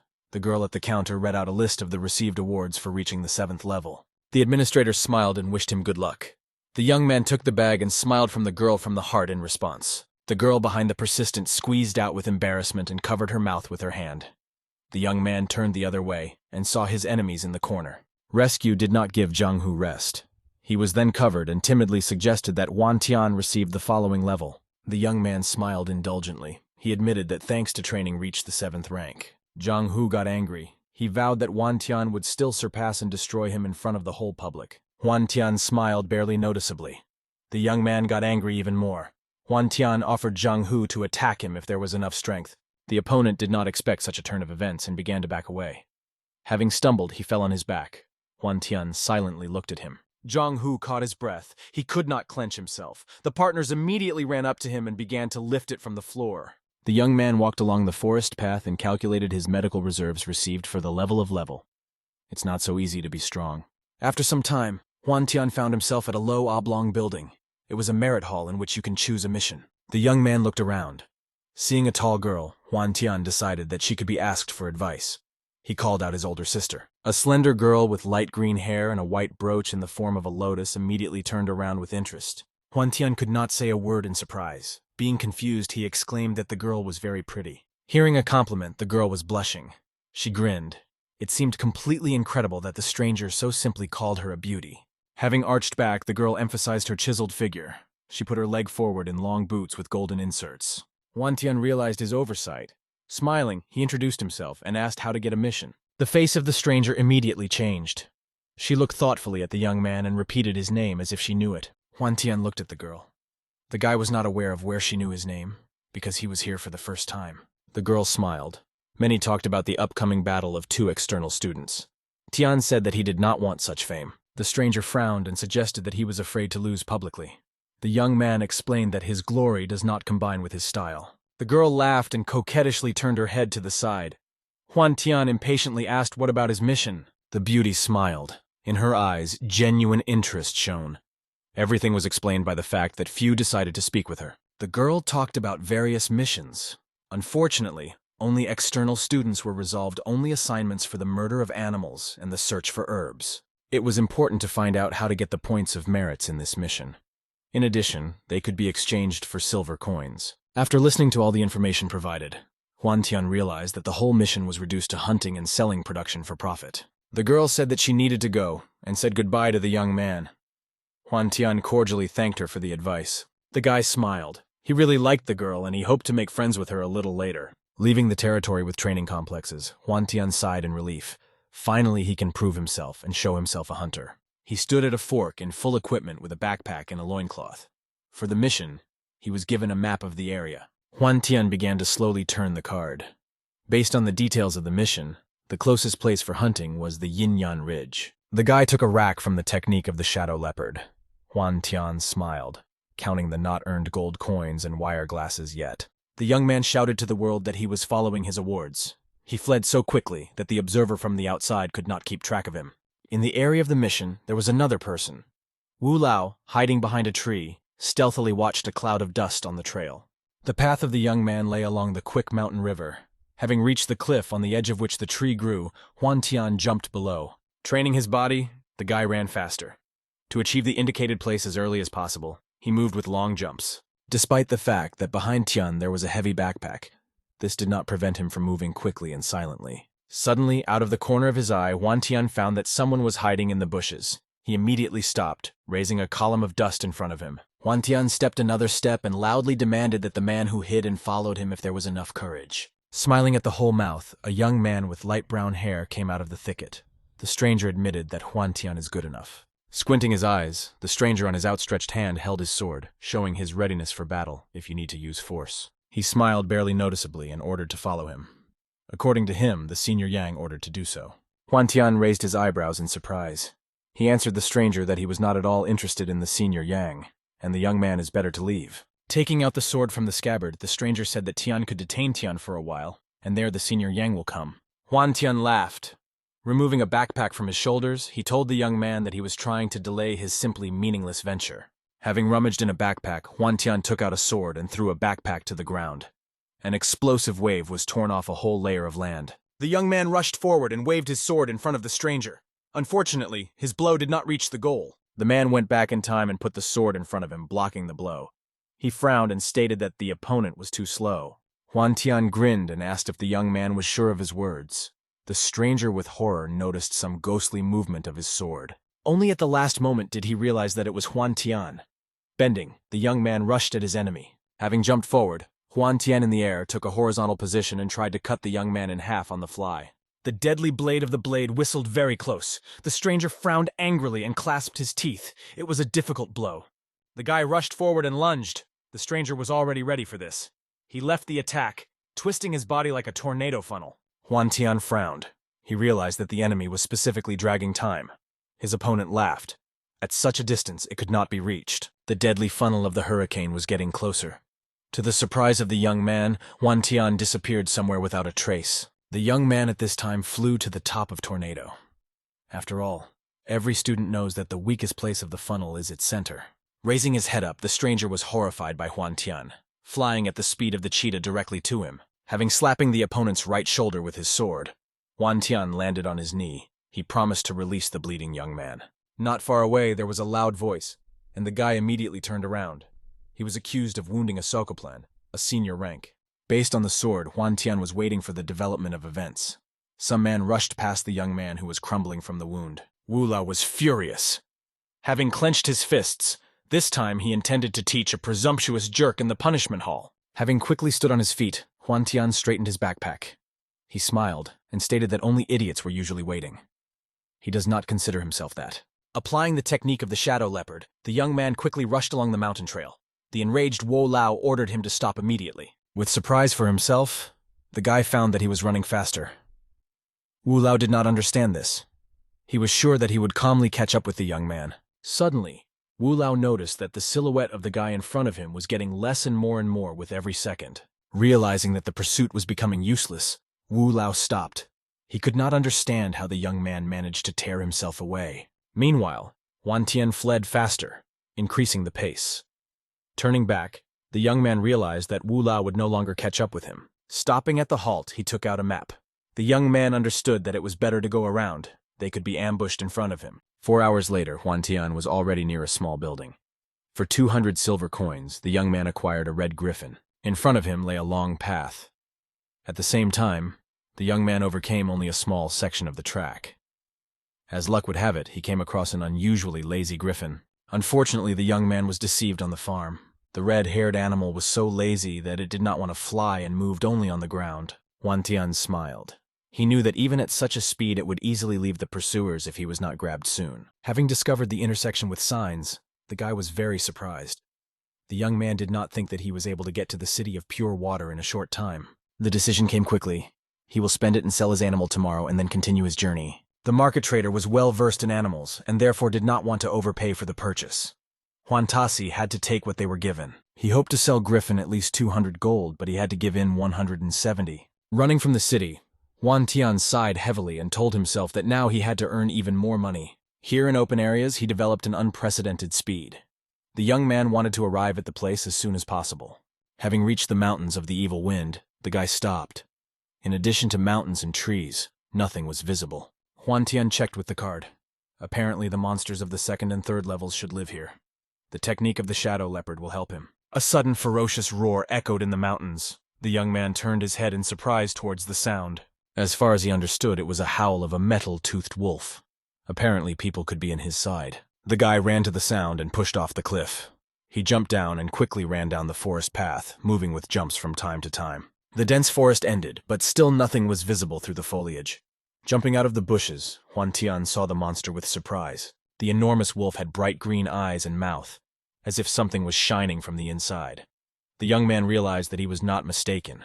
This is really a metal-toothed wolf. The monster growled angrily and slowly moved to the opponent. The guy threw off his backpack and promised the beast that he would not allow himself to eat. Pulling the sword from the scabbard, Huan Tian smiled and stated that he would destroy the annoying animal for his intentions. The guy took the fighting rack and slightly tilted his knee. The wolf bowed his head and grinned, as if I realized that the battle would be difficult. The energy of his body was transmitted to the paws. Now, as if from the inside, they glowed green. The wolf aggressively tore the earth with claws under him. At that very moment, a huge animal made a jump. Huan Tian was ready for this in advance and applied the style that cuts the body. Brushed blood monster with a howl slipped over the guy's head. Having evading the blow, the young man cut the body of the wolf. He reproached himself for frivolity. He could lose his life. At least he had experience points. Huan Tian sat over the body of a defeated enemy and began to sort out the insides that could bring the most benefit. Apparently, the pink artifact in his hand was the heart of a wolf. The system store rated it at 15 points. The guy quickly cut the killed animal and decided to leave himself only his skin and teeth. Few points were awarded for the rest. After some time, Huan Tian took his head and realized that after a fight with a low-level monster, he was very tired. In half a day, he earned only 28 points. It was an insignificantly small indicator, and it was necessary to look for rivals stronger. Not far from the path, the young man saw a tall tree with thick foliage. It was exactly what was needed. He jumped higher. Of many books, the guy knew that the blood of other animals could serve as an excellent bait. The danger was only that a strong monster could come. Reflecting his past battle, Huan Tian began to better understand the military equipment and was ready to use it more efficiently. The young man lay down comfortably on a large bitch, hoping to relax a bit. He hoped that at least a couple of monsters would appear here. Huan Tian at that time was on a high tree and tried to track his prey. Suddenly the bushes stirred, and a gray wolf with fangs came out from there. He went around the body of his fellow, completely covered with blood. Huan Tian was very surprised when he saw him because it was the spirit of a second-level wolf that specializes in disguise and wondered what he does in open areas. However, immediately after that, he jumped from the same branch down to grab his sword. The guy decided to finish this matter so that he did not scare anyone else. Late, noticing the approach of the protagonist, the wolf opened his mouth and began to howl. His eyes at the same time lit up with red light. However, Huan Tian did not at all accept this attention and killed the wolf with one clear blow. After that, the guy laughed and realized that this wolf would give him 28 points so that there was a very good result. A couple of hours later, Huan Tian held many remains of spirits in his hand. The protagonist was happy because he was able to defeat 29 monsters of the second level already. That it means that in his piggy bank, there were more than 800 experience points. The guy thought that if he went on, he would certainly become rich. However, after that, he looked at a bunch of monsters' remains and realized that there was so much catch that his old friends of monsters could draw at night. Suddenly, Huan Tian heard suspicious sounds while still on the branches. He squinted and began to listen. As it turned out, a storm tortoise, which was at the 3rd level, came out below. The guy realized that his method was successful, but incredibly dangerous, and after all, blood and meat attracted 3rd-level demons, and he was too careless. Grabbing his bag, the guy decided that he was time to dump. Nevertheless, Huan Tian did not calculate at all that he would break a small branch, which attracted the attention of the monster. An unexpected turtle revealed her mouth, and Huan Tian realized that this would not lead to anything good. Suddenly, Huan Tian recalled that these creatures were attacking from afar, that it was extremely unpleasant for a guy. A huge amount of energy was concentrated in the mouth of the monster, which was about to strive to break out. Immediately after this, the lizard launched several energy blades that instantly cut the tree trunk. You understand that he does not have much exit. Huan Tian immediately activated his technique of the shadow leopard. With the help of this technique, he easily ended up on Earth. The guy exhaled as he realized that he was still quite fast. However, this turned out to be not at all the end that the guy expected. He sharply turned his head and was surprised from what he saw. Just behind him was the same tortoise that did not stop shooting the blades of energy. In addition, she rushed very quickly. Understanding that the usual techniques of the shadow leopard will clearly not have enough, Huan Tian shouted an enhanced technique. Only then and after a few hours, Huan Tian could come off her. Once again, Huan Tian tried to catch his breath on the tree branch. It was late at night and Huan Tian was clearly tired, parallel to calling the monster. The guy closed his eyes, understood that the bag for him was too heavy, especially after the chase. He decided that he needed to hide all the skins, and then sell them more expensive. The next day, Huan Tian continued to train his techniques on unfortunate monsters. The guy smiled and realized that he had done the 2nd-level monsters for today. Looking at the corpses of the wolves, the guy considered that they became a wonderful bait for everyone else. Very soon in this way, almost a month passed, and Huan Tian alternated his hunt for monsters and earnings. Very soon, 30 days of such training went. The guy stuck the blade in his likeness pit for burial. Having caught his breath and overturning on his back, the guy wiped his sweat and finally felt safe after the burial of the remains of monsters. Immediately after that, the guy smiled because he realized that the profit this month was simply amazing him. Of course, Huan Tian noticed some strange feathers and looked around. Immediately after that, the guy realized that these are the very feathers of the bird of morning, which are rumored to fail. Suddenly, under the main character, she shook as if from an earthquake.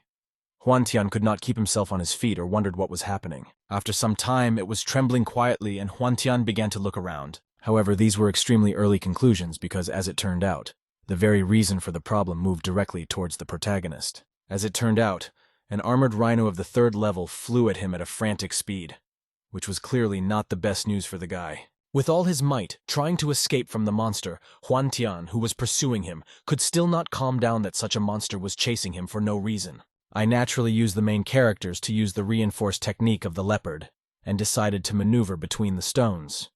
He thought that even despite the fact that he was big and fast, but this clearly makes him clumsy, which would allow the guy to escape. With all his might, the guy concentrated all his energy in his legs and began to maneuver between the stones. Huantian laughed loudly because he realized that that monster would now definitely not catch him. However, the assumptions of the guys were too naive because literally behind him was the same rhino. As it turned out, instead of maneuvering between the stones, he simply pierced them with rough power. Seeing such an action, Huantian could not help but open his eyes wide. However, without reducing the guy, he understood that for him it would be the end if he just dies here.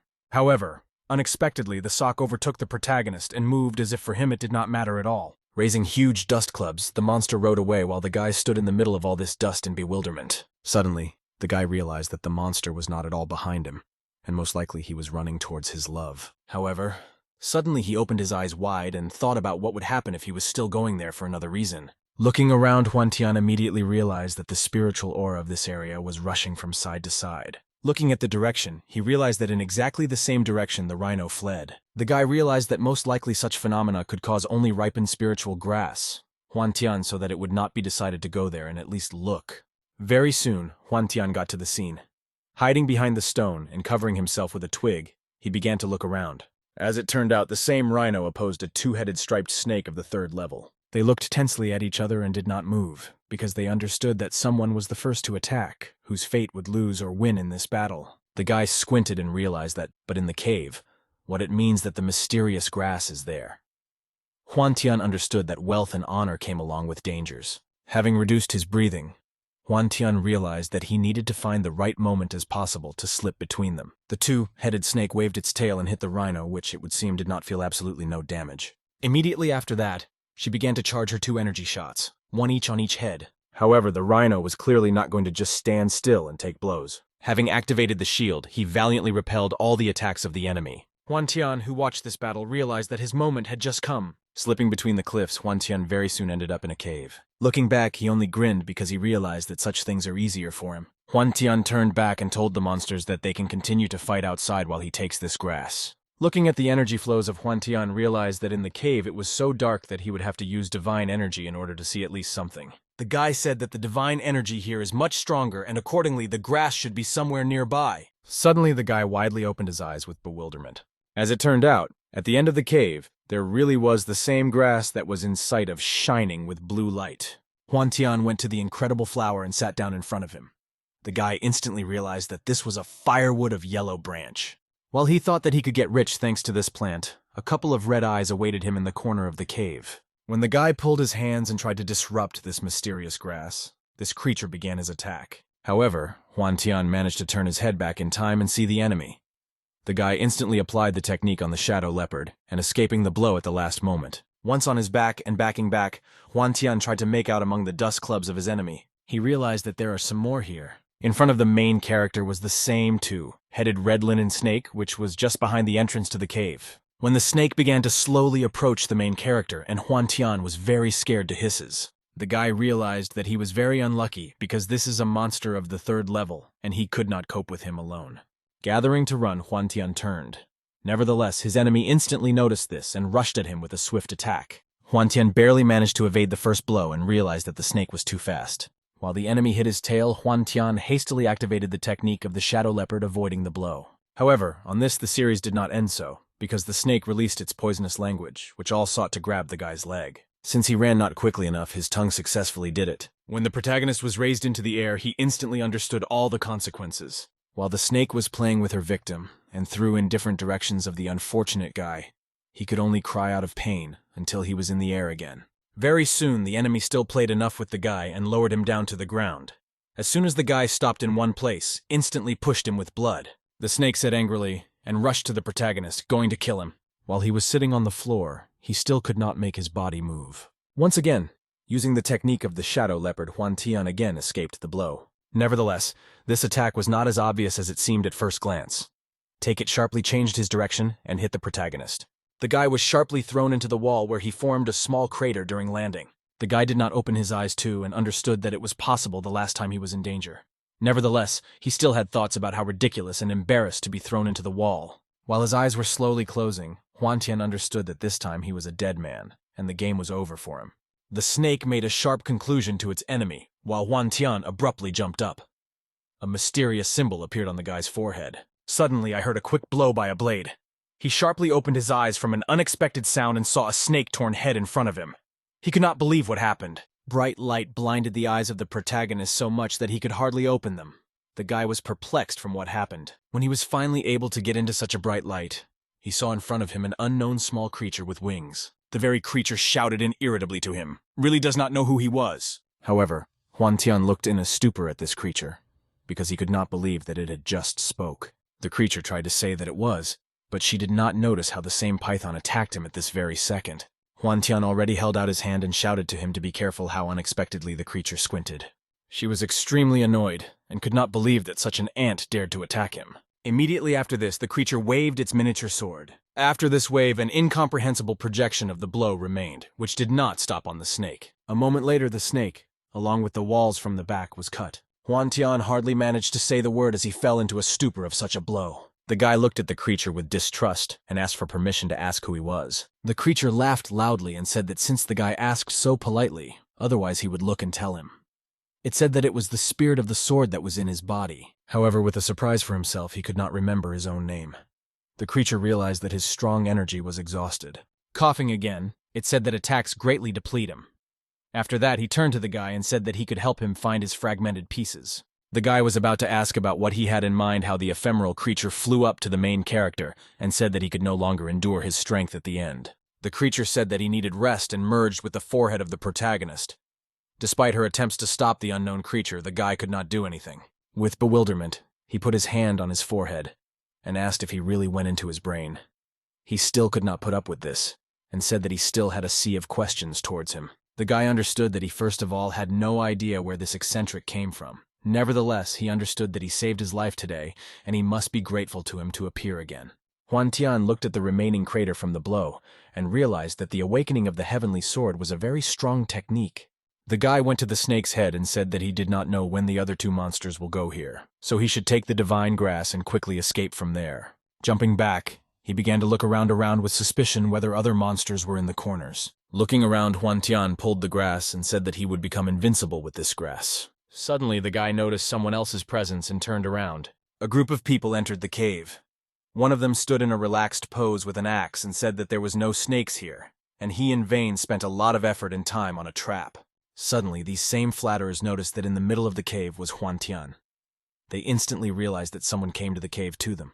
Immediately after that, one of the flatterers shouted to his master that the divine grass disappeared. The big boss called him. The sixes turned to the main character and said that this divine grass was found by Fuwei Gang, so he told him to be tactful and put it.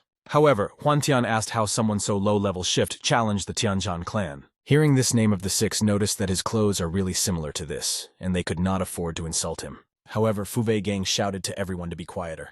The man extended his hand forward and pointed to the protagonist. The man also said that due to the fact that they are in the cave, his signaling missile does not work. Bolshoi pissed at us, smiled and asked, "Is it a rare phenomenon that the students of large clans die every year because it is a common thing to die from the monster?" The six instantly understood the plan of their boss and began to assent. Huan Tian lowered his head and said that he looks like he is convincing his brain of something. After that, he raised his head and squinted.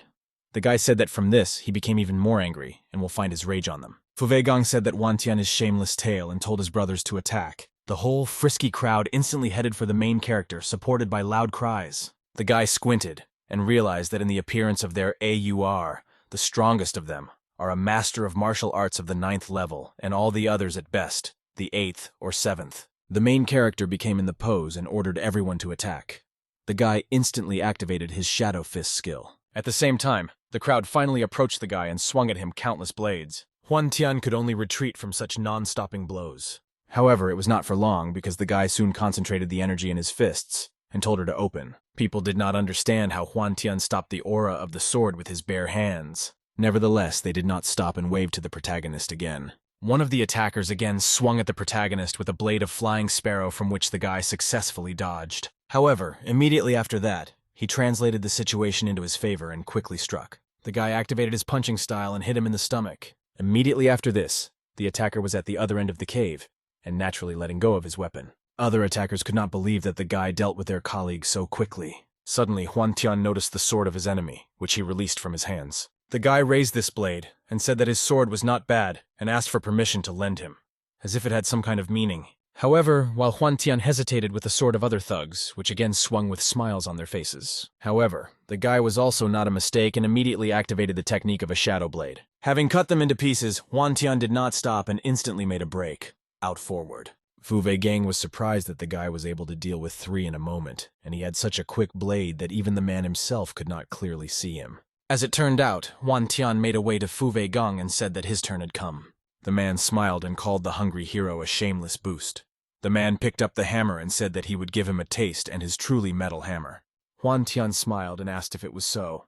After that, she swung at the man and offered to check. Fu Wei Gang waved a hammer and shouted the technique of the truth of a metallic punching blow. 2 strokes went on each other and leveled the interaction. Huan Tian said that the man has some abilities while Fu Wei Gang only laughed and told the guy to die. Fu Wei Gang waved to the guy and shouted the technique of true metal shock. With the help of this technique, he hit the floor with which he created a huge wave. Fu Wei Gang laughed and said to look at his absolute. The man claimed that no technique works here. However, the voice of the protagonist was suddenly heard, who said that the man really did not lie. The guy came out of the puffs of smoke with a smile on his face and a bright sword. And he really asked them in truth that his strength more than him then swung at the man. Fu Wei Gangu also smiled and said that he was sure of this. While the man used the technique of true metal, heavenly shock, Huan Tian used the congenital power of the 4th level. Subsequently, it was Fu Wei Gang who threw back to the other end of the cave. Huan Tian smiled and looked at those puffs of smoke that formed from this blow.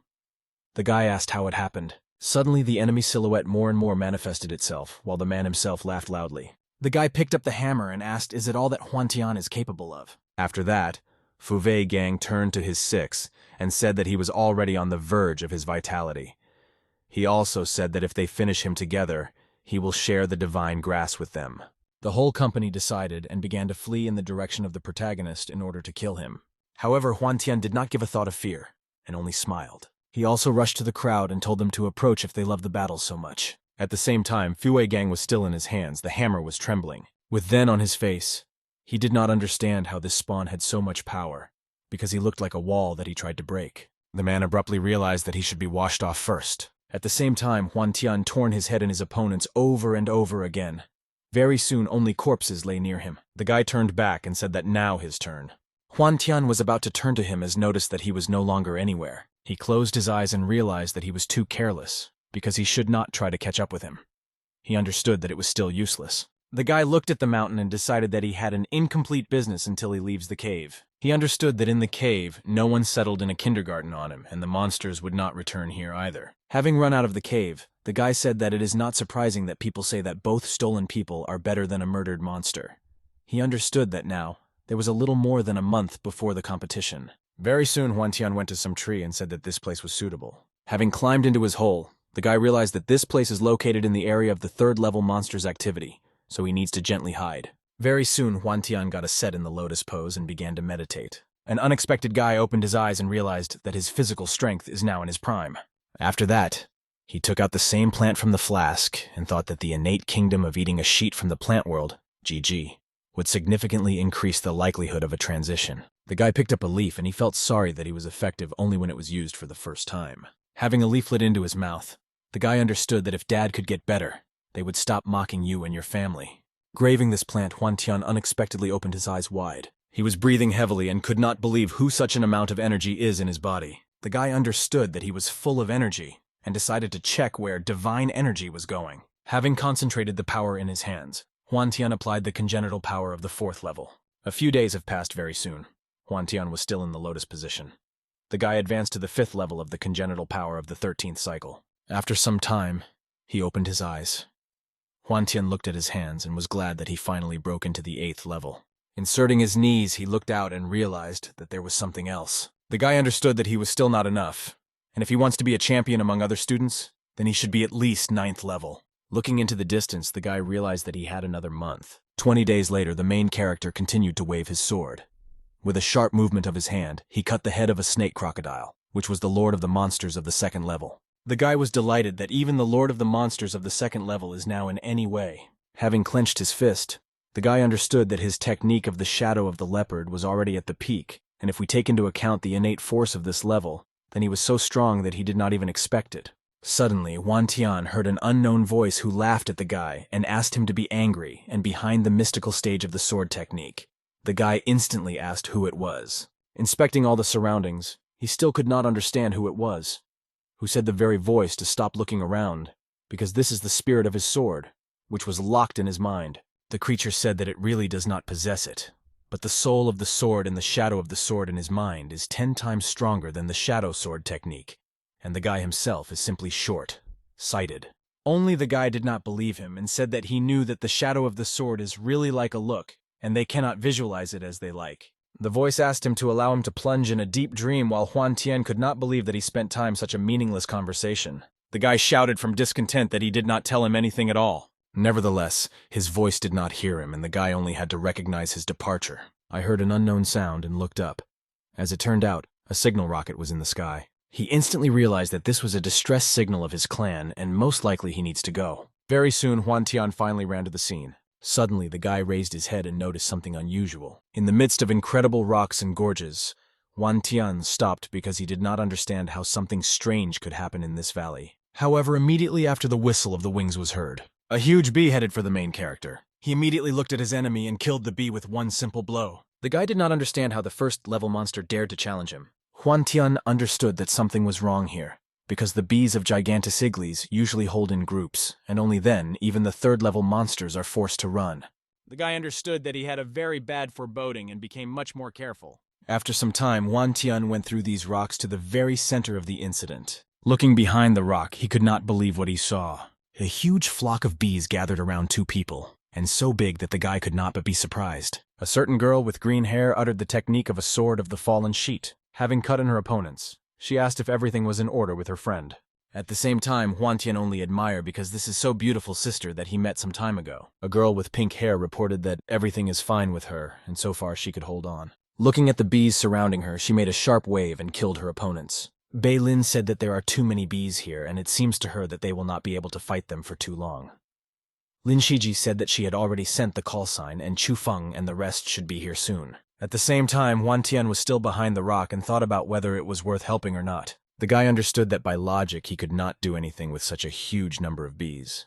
But a beautiful sister and her friend even sent a signal missile. The girl shouted the next equipment and cut a dozen more bees. Their bodies fell down. However, apparently due to fatigue, the girl could not even in a month that at the same moment many bees flew on her. Finally noticing the deadly rapid attack, the girl only opened her eyes widely. However, unexpectedly, Xiji stood up for Lin Huantian, who told her to be careful. With a sharp wave of his sword, he cut the very bees that threatened the girl's life. The main character made a sharp attack, along with random blows, and asked for permission to assist them. Lin Shiji said that now is not the time, and the main character cannot be approaching. However, the guy said that the eldest was already late since he had already begun to move towards them. Applying the technique of the shadow leopard, the guy accelerated her, but he could not notice all the attacks.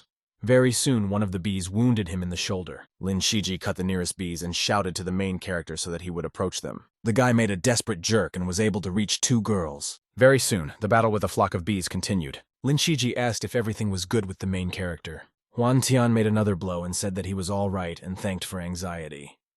Nevertheless, it was clear from the guy that sweat poured from his forehead with a stream. Bei Lin made an horizontal and killed the next group of monsters. She was extremely unhappy that Huantian turned out to be here because it seemed to her that Chu Feng came, and this was just an external student. She asked whether Huantian is looking for death here, because he still will not help here. The guy blushed and bit his lip.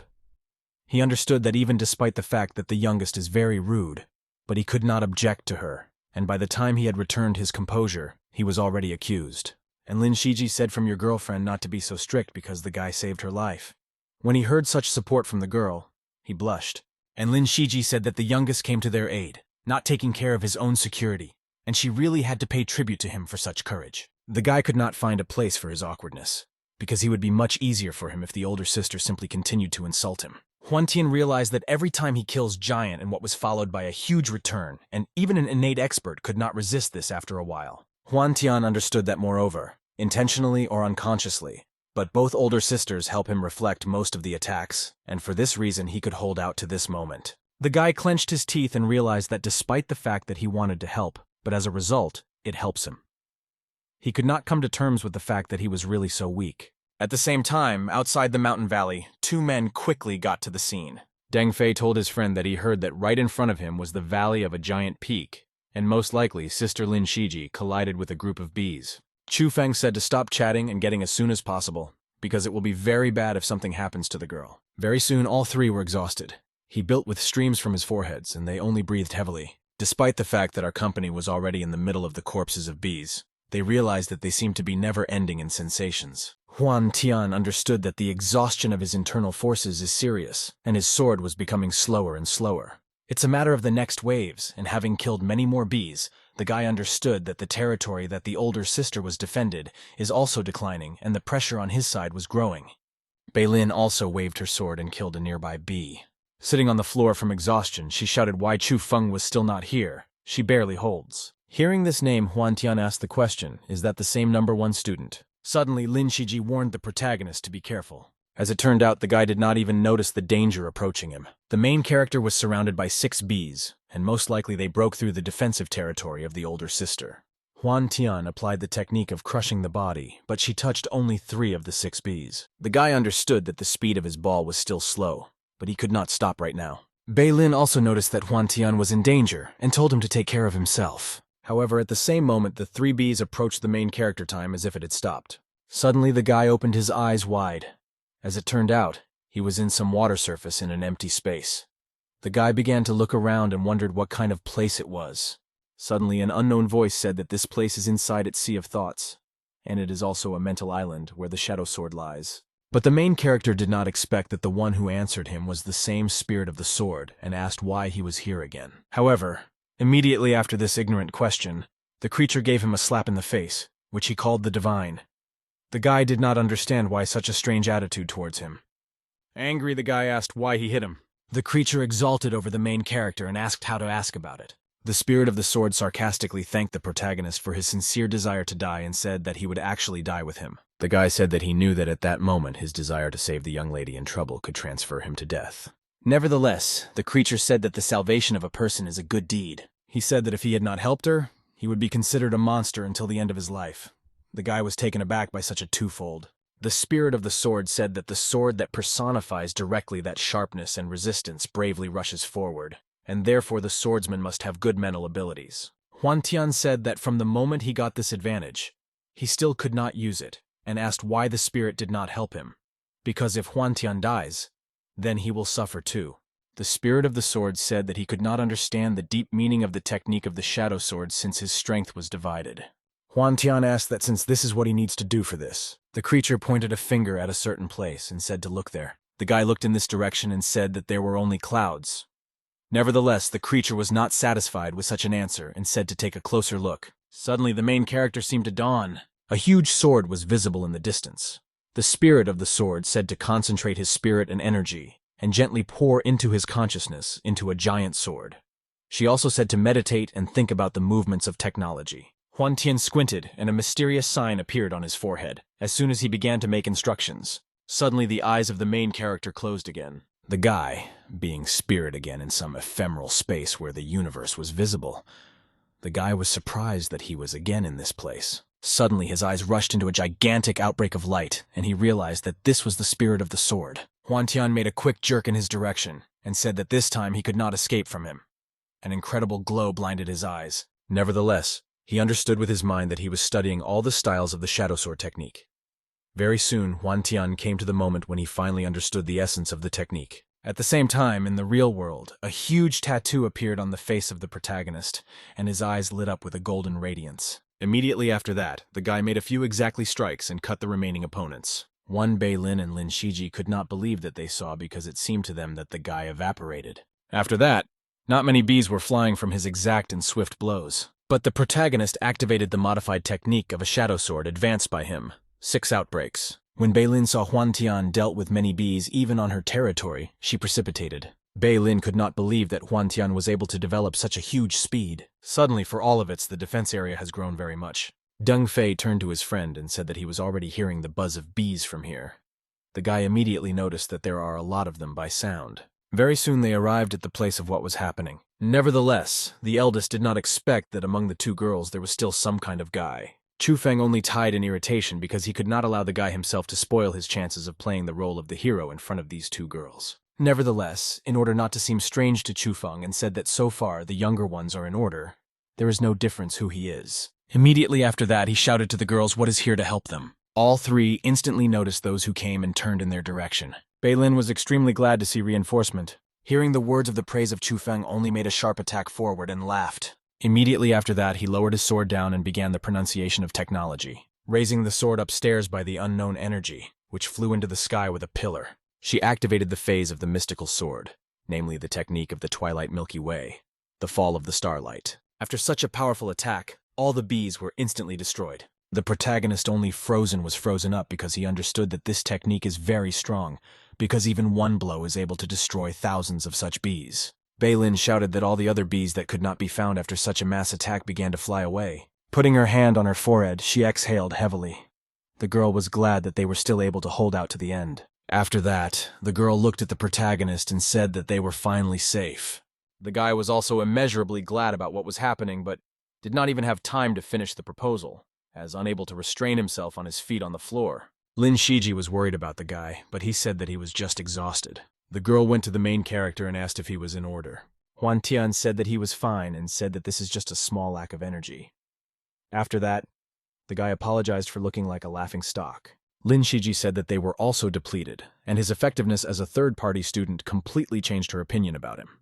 After that, the girl extended her hand to the guy help him to become. Hearing such a praise, Huan Tian held out his hand in the hope. At the same time, Beilin only ran happily to Chu Feng and asked why they came so late. The guy said that they were detained by 2 third-level monsters, and Deng Fei said that Chu Feng was very worried because he saw their distress signal, and they instantly rushed to them. At the same time, Chu Feng asked what kind of guy this is next to them. The girl said that this was the external student of their clan, and as it seemed to her, the name was Huan Tian. Well, finally instantly closed his eyes and laughed because he realized that this was just outwardly a student.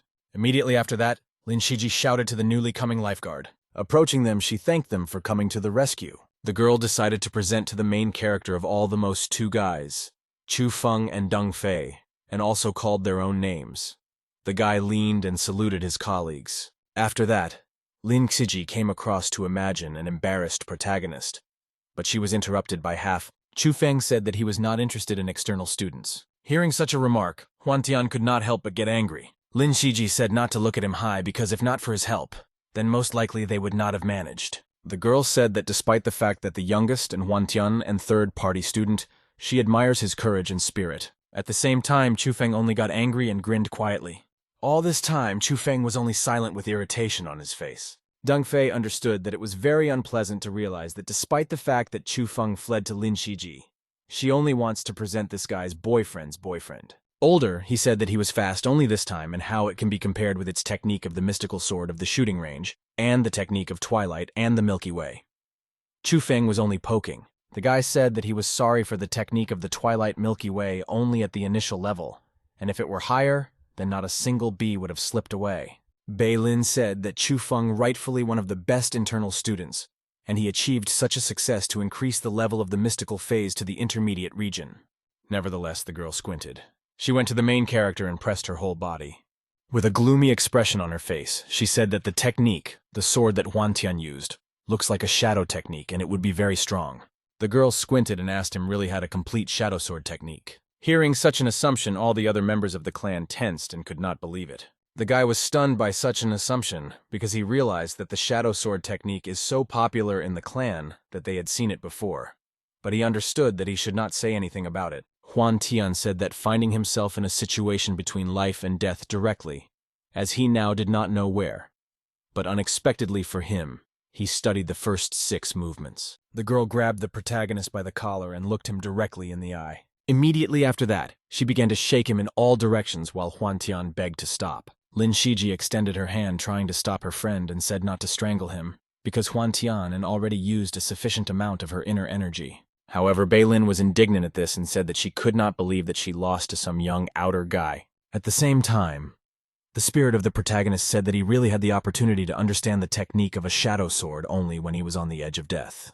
The girl poked her fingers on the forehead of the protagonist and said that if she had not been able to understand this all dangerous circumstances, then she would not be killed by the bees that she herself did not want. Nevertheless, Deng Fei smiled and said that Huan Tian is right, because the understanding that comes during a dangerous situation is what you can strive to learn. Lin Shiji said that this is very sorry that everything is the case, but she said that since Huan Tian is so smart, she believes that he could reach the Born area and become the same as them. Huan Tian scratched his head and laughed while he exhaled in his soul from the relief that everything passed by. After that, Chu Feng turned to the main character and he asked what was. The man said that he wanted the guy to be convinced of something. He said that based on his quick wits, he should not only be a martial artist of the 8th level, and this should be due to his insufficient preparation. Deng Fei said that it was obvious because Chu Feng reached the congenital region at the age of 13, and he was at the 3rd stage of congenital forces, becoming better than a master. Beilin exhaled and said that it was true for Chu Feng is rare talent in their clan, and the main character is not even able to remember the technique of the sword, so its norm is much lower than the eldest. Everyone began to assent that the difference was as great as the distance from the sky to the ground, while Huan Tian looked gloomily at the floor. The guy again turned to the main character and asked whether he remembered it. At the same time, Huan Tian could only be silent. Lin Shiji was already trying to stop the guy, but Huan Tian gritted his teeth and said he was right. With irritation on his face, he said that he would remember this. After that, Chu Feng turned and grunted. The guy said he knows this now. He said that the teacher sent them to training, so she no longer has time and they should kill more than the 3rd level monsters as soon as possible. The eldest turned to the main character and said that they would go to the mountains where the demonic monsters of the 3rd level live. Lin Shiji approached the main character, who was clearly in the spirit. The guy left the tour raised his head. At the same time, Lin Shiji said with a sympathetic look that Chu Feng's straight and he should not take it all in mind. The girl took the hand of the protagonist and thanked him for risking his life and came to their aid. She waved to the main character goodbye and said that they had already seen in the clan. At the same time, her friend called the girl. Turning in the opposite direction, the girl said that she was already running and left the guy alone. Huan Tian looked at his hand and thought that he should not worry about it because even if she did not say this aloud, the guy also wants to become stronger. Huan Tian walked along the road and realized that he was in a huge rage because he did not even offend Chu Feng, and still they simply trampled him together with the others. Nevertheless, the guy laughed angrily because he decided that in the future, when they catch up with him, he would necessarily squeeze her breasts as punishment. He said that he was close to breaking through to the 9th level, and hunting for demonic monsters of the 2nd level did not bring any special improvements. The guy took the bag in his hand and said that it would be the last bag, and he did not even think that he would collect so many demonic nuclei in 2 months. Huan Tian smiled and asked himself whether this could be considered a successful trip. The guy decided to return to the city of pure water at the beginning, and he was interested in whether there was still Pippi left there. Nevertheless, having arrived in the city of pure water, it turned out that there was not a single Pippi bird. The seller said that he was very sorry that all the birds were leased. However, the protagonist did not suit this answer, and he asked him really wants Huan Tian to run to sex. Having saddled the animal similar to the llama, he wondered whether his name is Animal after all. It does not look very fast.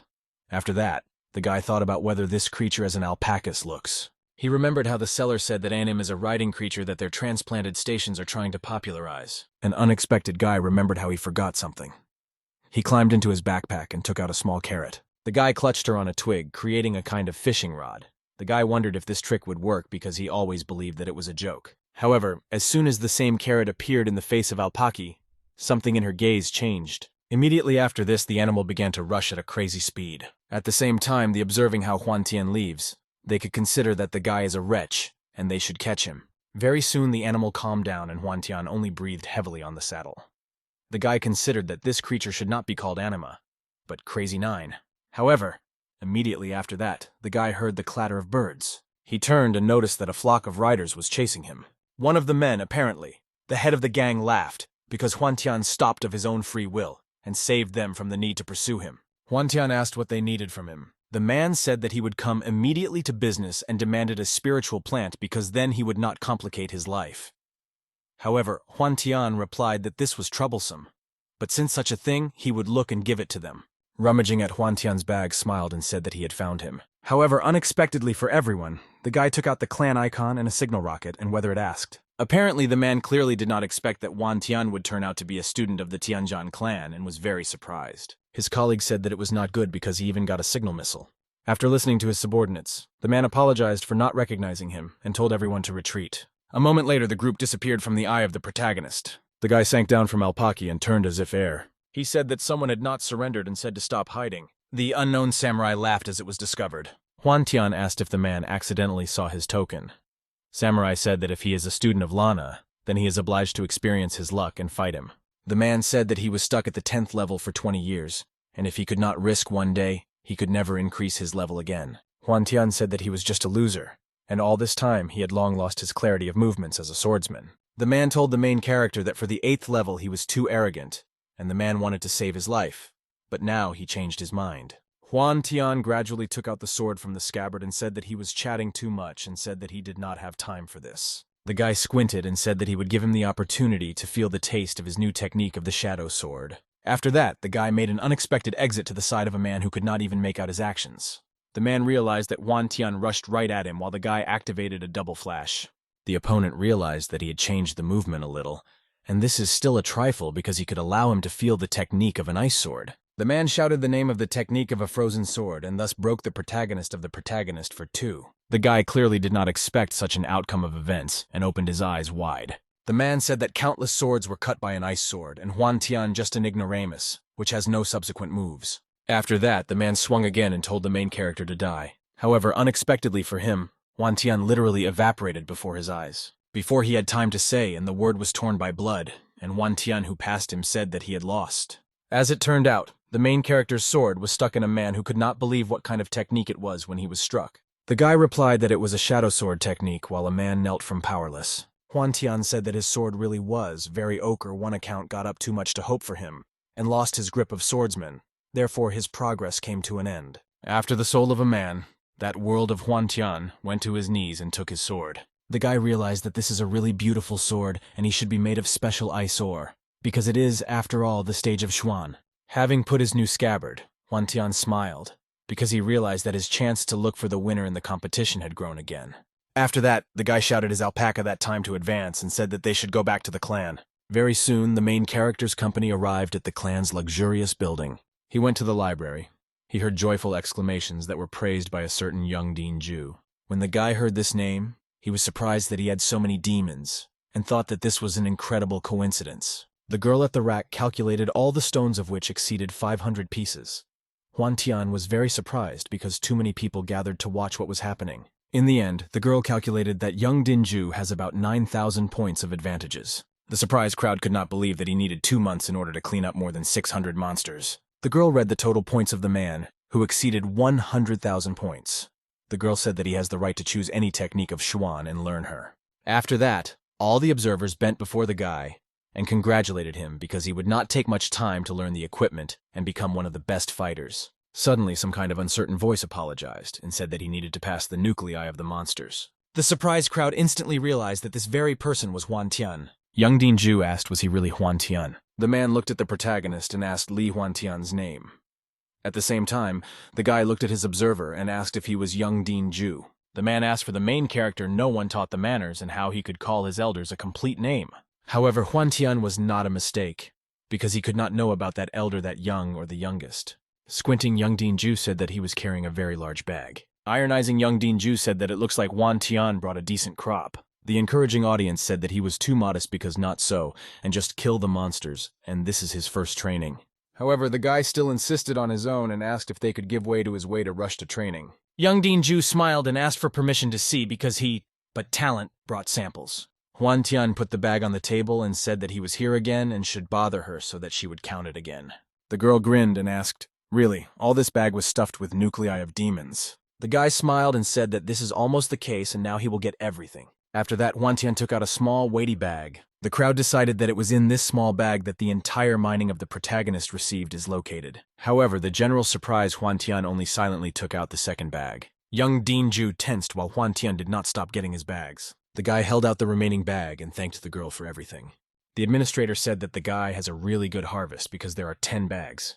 Many of the crowd doubted that they were all real. However, Huan Tian only slyly said that in fact there is not so much, and however, when compared with some, they can really be considered a large number. Hearing the mockery in his direction, young Dinju only shouted what he was talking about. One of the crowd stepped forward and said to the elder is not angry because, according to his assumption, he followed the group and he was given to him low-grade nuclei of the monsters, and to begin with how many of them he had. After that, a detailed calculation of all nuclei began. The crowd was born that it was really possible, and there are a lot of them, and, moreover, there are many demonic nuclei from the overlords of monsters of the second level. The girl calculated that, among other things, he has 169 low-grade second-level nuclei.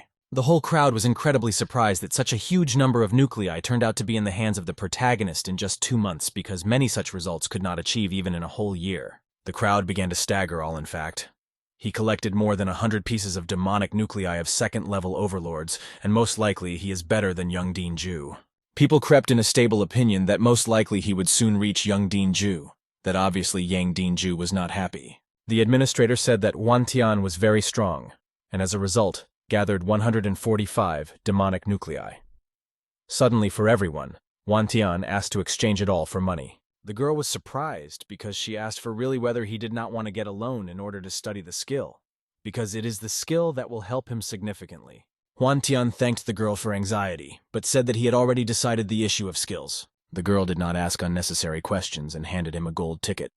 She said that he could go to the bank and take the money, after which he thanked her. Huan Tian waved his hand and said that he was leaving and meeting her when he is free. However, unexpectedly the guy was stopped by young Dinju himself, who looked at him with a gloomy face. He still could not believe that Huan Tian took so many demonic nuclei on his own, and demanded that he answer for what insidious methods he used. Young Dinju still could not come to terms with this, and shouted that Huan Tian should tell him the truth. However, Huan Tian ironically asked what he said, and really he said that no one had the right to be better than him. An angry man told him to repeat this again.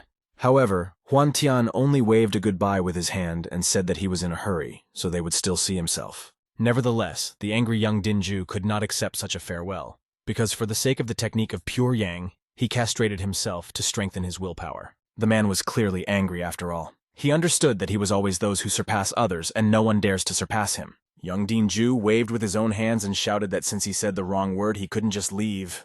Huan Tian noticed this attack quite late, and his eyes opened widely. Without thinking with a moment, Huan Tian also concentrated the energy in his hand and asked how he dared to do it. Very soon, 2 impressive blows and flow of energy collided with each other.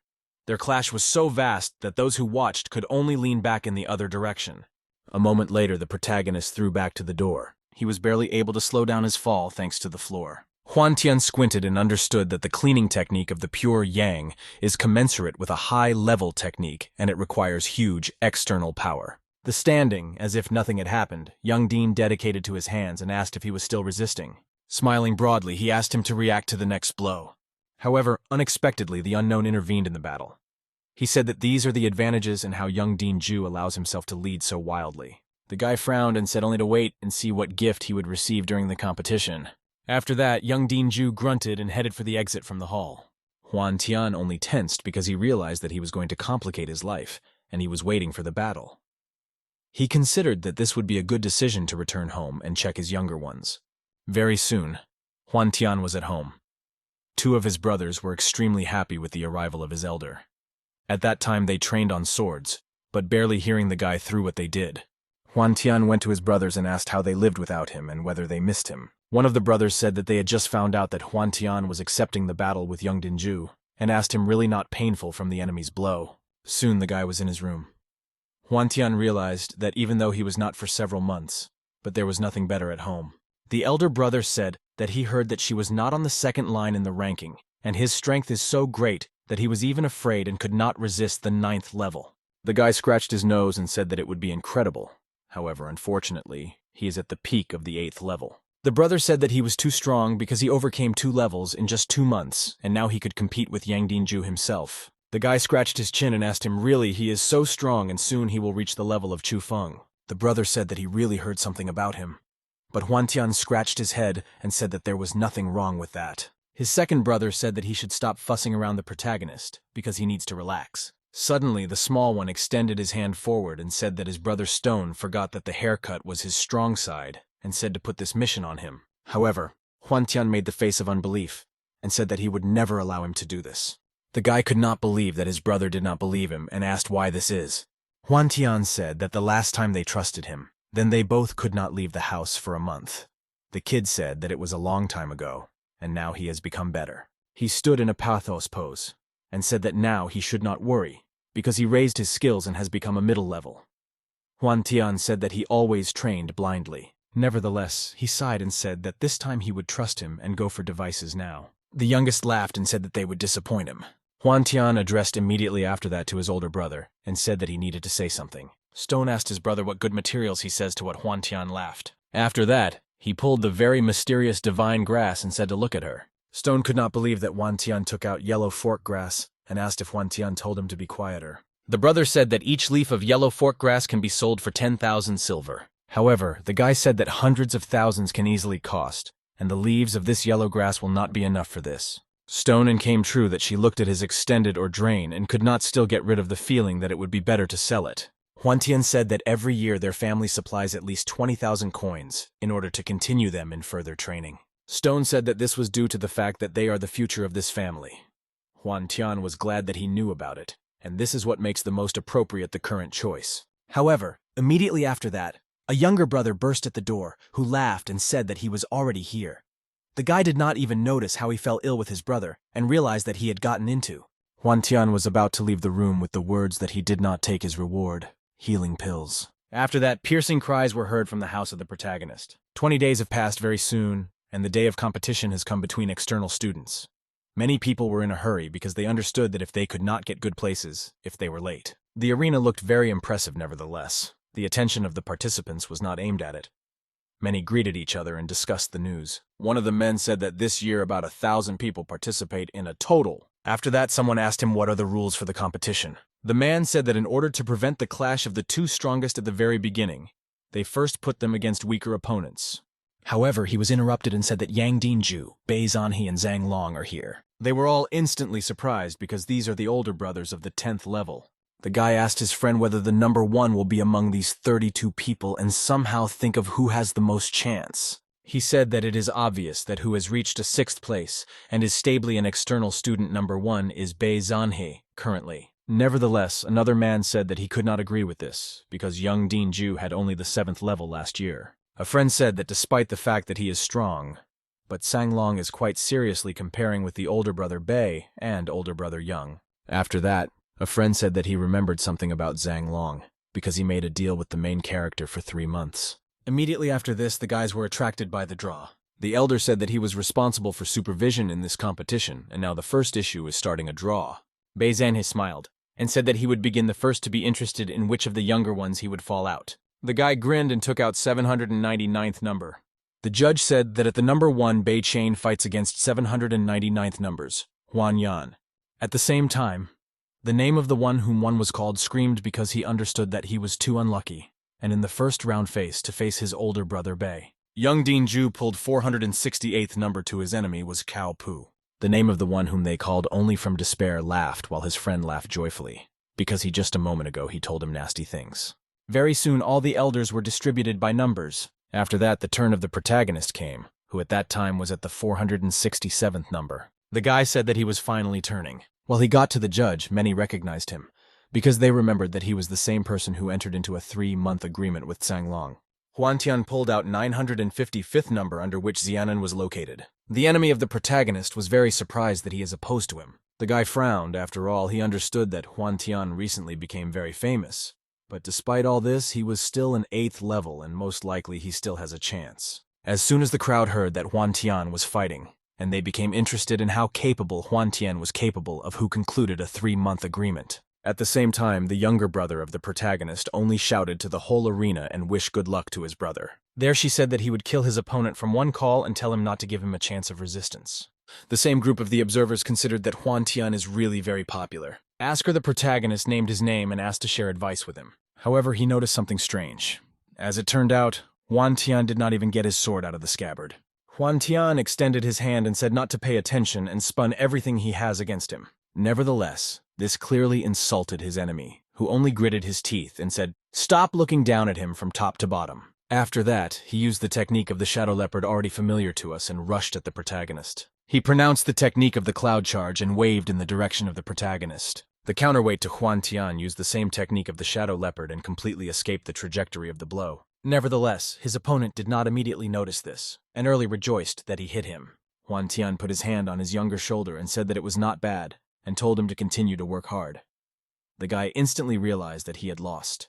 He released his sword to the floor and said that he had lost. The main character's brothers were incredibly glad that Huan Tian won, and said that he worked well. The loser folded his hands in front of the main character and expressed his respect for the advice. At the same time, the leaders of the 5 halls of external students watched the battle. However, the head of the second hall said that he was behaving very readily, because Bei Sanhei and Lin Win, on his part, seemed to be a wonderful foundation. The head of the 5th hall said that he was very sorry that all these young talents are not as good as the Chufeng wretch, and he had already reached a born level at the age of 13. After that, the man turned to the head of the 4th hall and asked why he was pity. He said that Huan Tian seems quite interesting because he was not only able to achieve a great skill in technology and the shadow leopard, and was even able to improve it. That was an elegant move.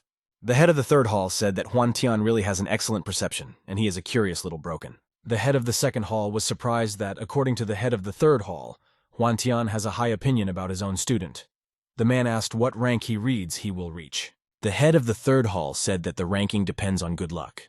Nevertheless, the head of the 1st hall said that the man was too confident in this student. The head of the 4th hall argued on the flask of a cold Zhuan wine, and the head of the 5th hall said that he puts a piece of diamond wood for not being able to win.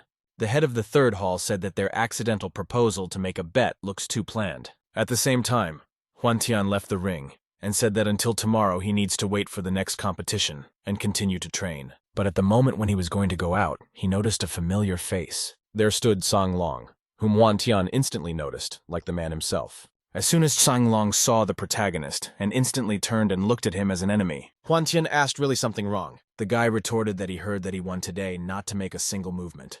Zhang Long asked if he was satisfied. Hearing such a sarcastic question, Huan Tian answered indifferently that he did not care.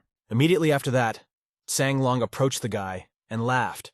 The guy said that over the past couple of days, when he had been a mistake by almost all students of the 7th level, they were eliminated. Nevertheless, the guy squinted and said that he did not expect that he would dare to angry Yang Dinju.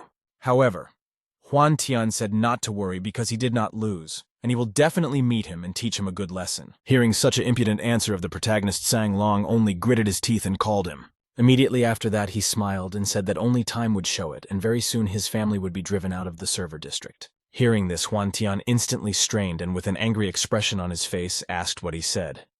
The guy then did not realize this, but a mysterious sign appeared on his forehead. Sang Long asked whether Huan Tian tensed and said that he was just left to wait, after which he laughed.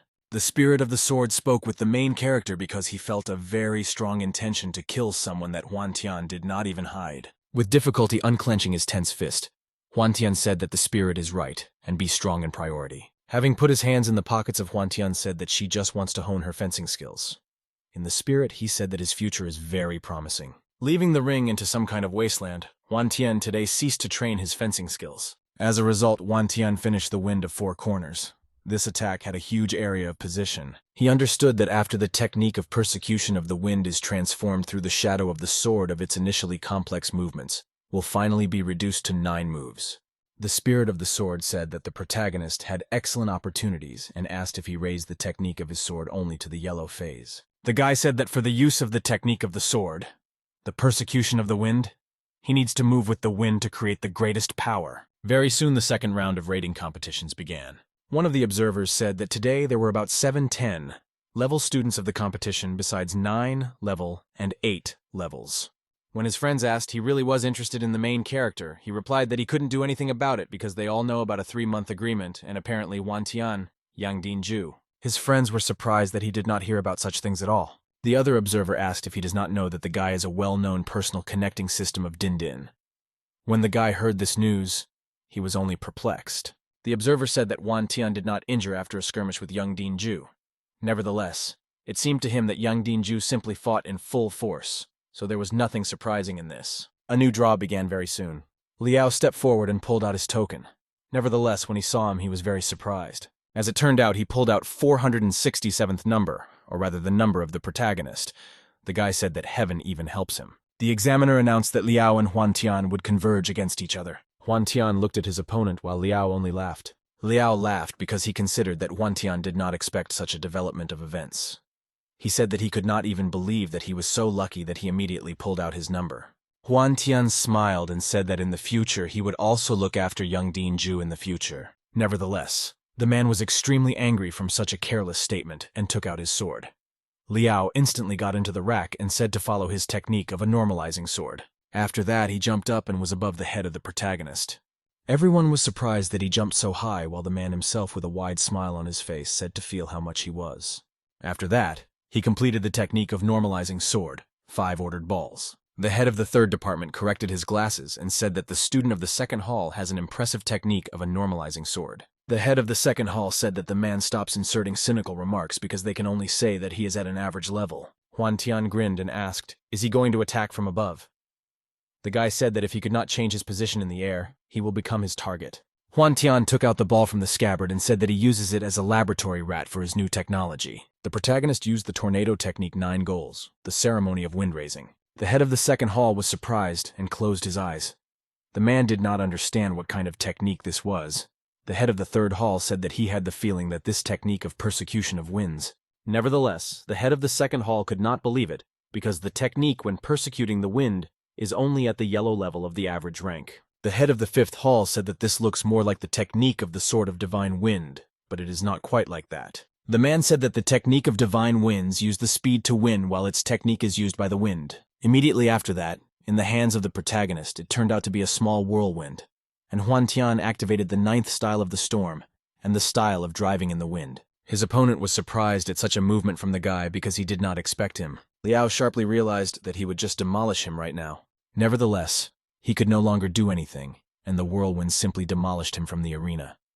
At the same time, the rest of the audience, to whom the enemy's carcass was heading greatly scared and began to run away from there.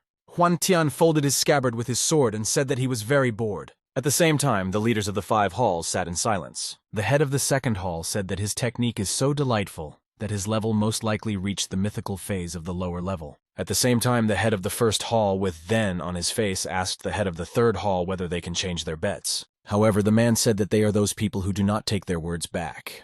The man said that if he wants to bet, then they can discuss what they will argue about. However, the head of the 4th hall said not to worry to the head of the 1st hall, while the head of the 1st hall went to choose whose party.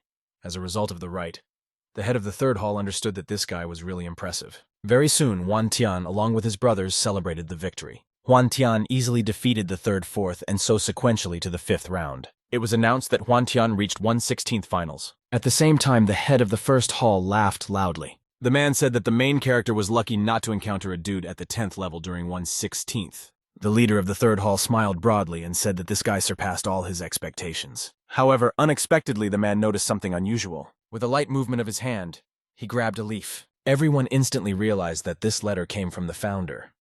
The head of the 3rd hall frowned and opened it.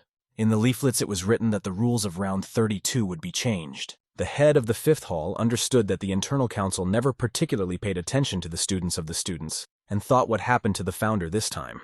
At the same time, the head of the 4th hall wondered, is it really because he noticed the protagonist? At the same time, Lin Shiji stood on the sacred mountain of the clan who thanked her grandfather. As it turned out, the founder was her grandfather. The girl thanked him and said that this is the only opportunity to demonstrate her strength to the main character. Lin Yanin said that the girl was owed to him and had to pay him for a good attitude. The elder looked into the distance and said that the final result would only depend on him. Lin Shiji said that Huan Tian was very strong and smiled broadly. The next day, 1/8 competition among external students began. Well, the main character suddenly called someone.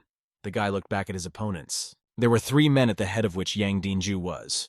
And he did not say that he did not expect that the main character would be lucky to reach 1/16 final. Young Dinju said that he was very sorry that he could not teach him a good lesson, nevertheless allowed Beizani to do this. Passing by the protagonist, young Dinju laughed loudly. The judge said that the rules of the draw will be changed. The weak will compete with the strong.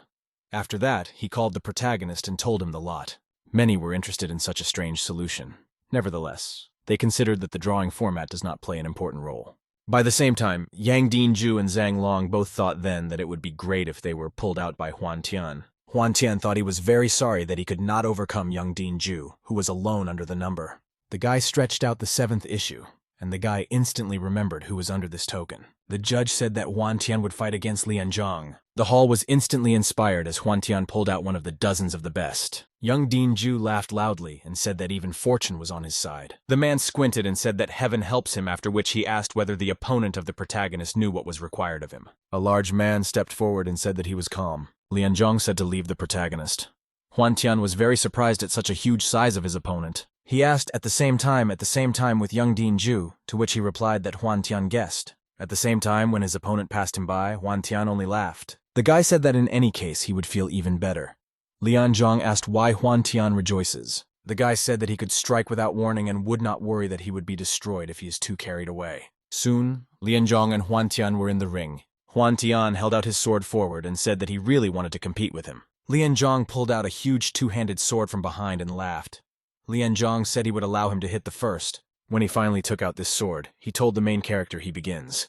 His blade was indeed impressive sizes. Huan Tian squinted and said that he would not be too polite with him. Energy concentrated in the hands of the protagonist, and he began to read out the technique. He made a jerk forward and said that he would be interested in whether he could withstand at least one to withstand the blow. The guy concentrated even more energy around his sword and shouted the name of the technique. Huan Tian activated 9 stormy swords, the style of a hurricane.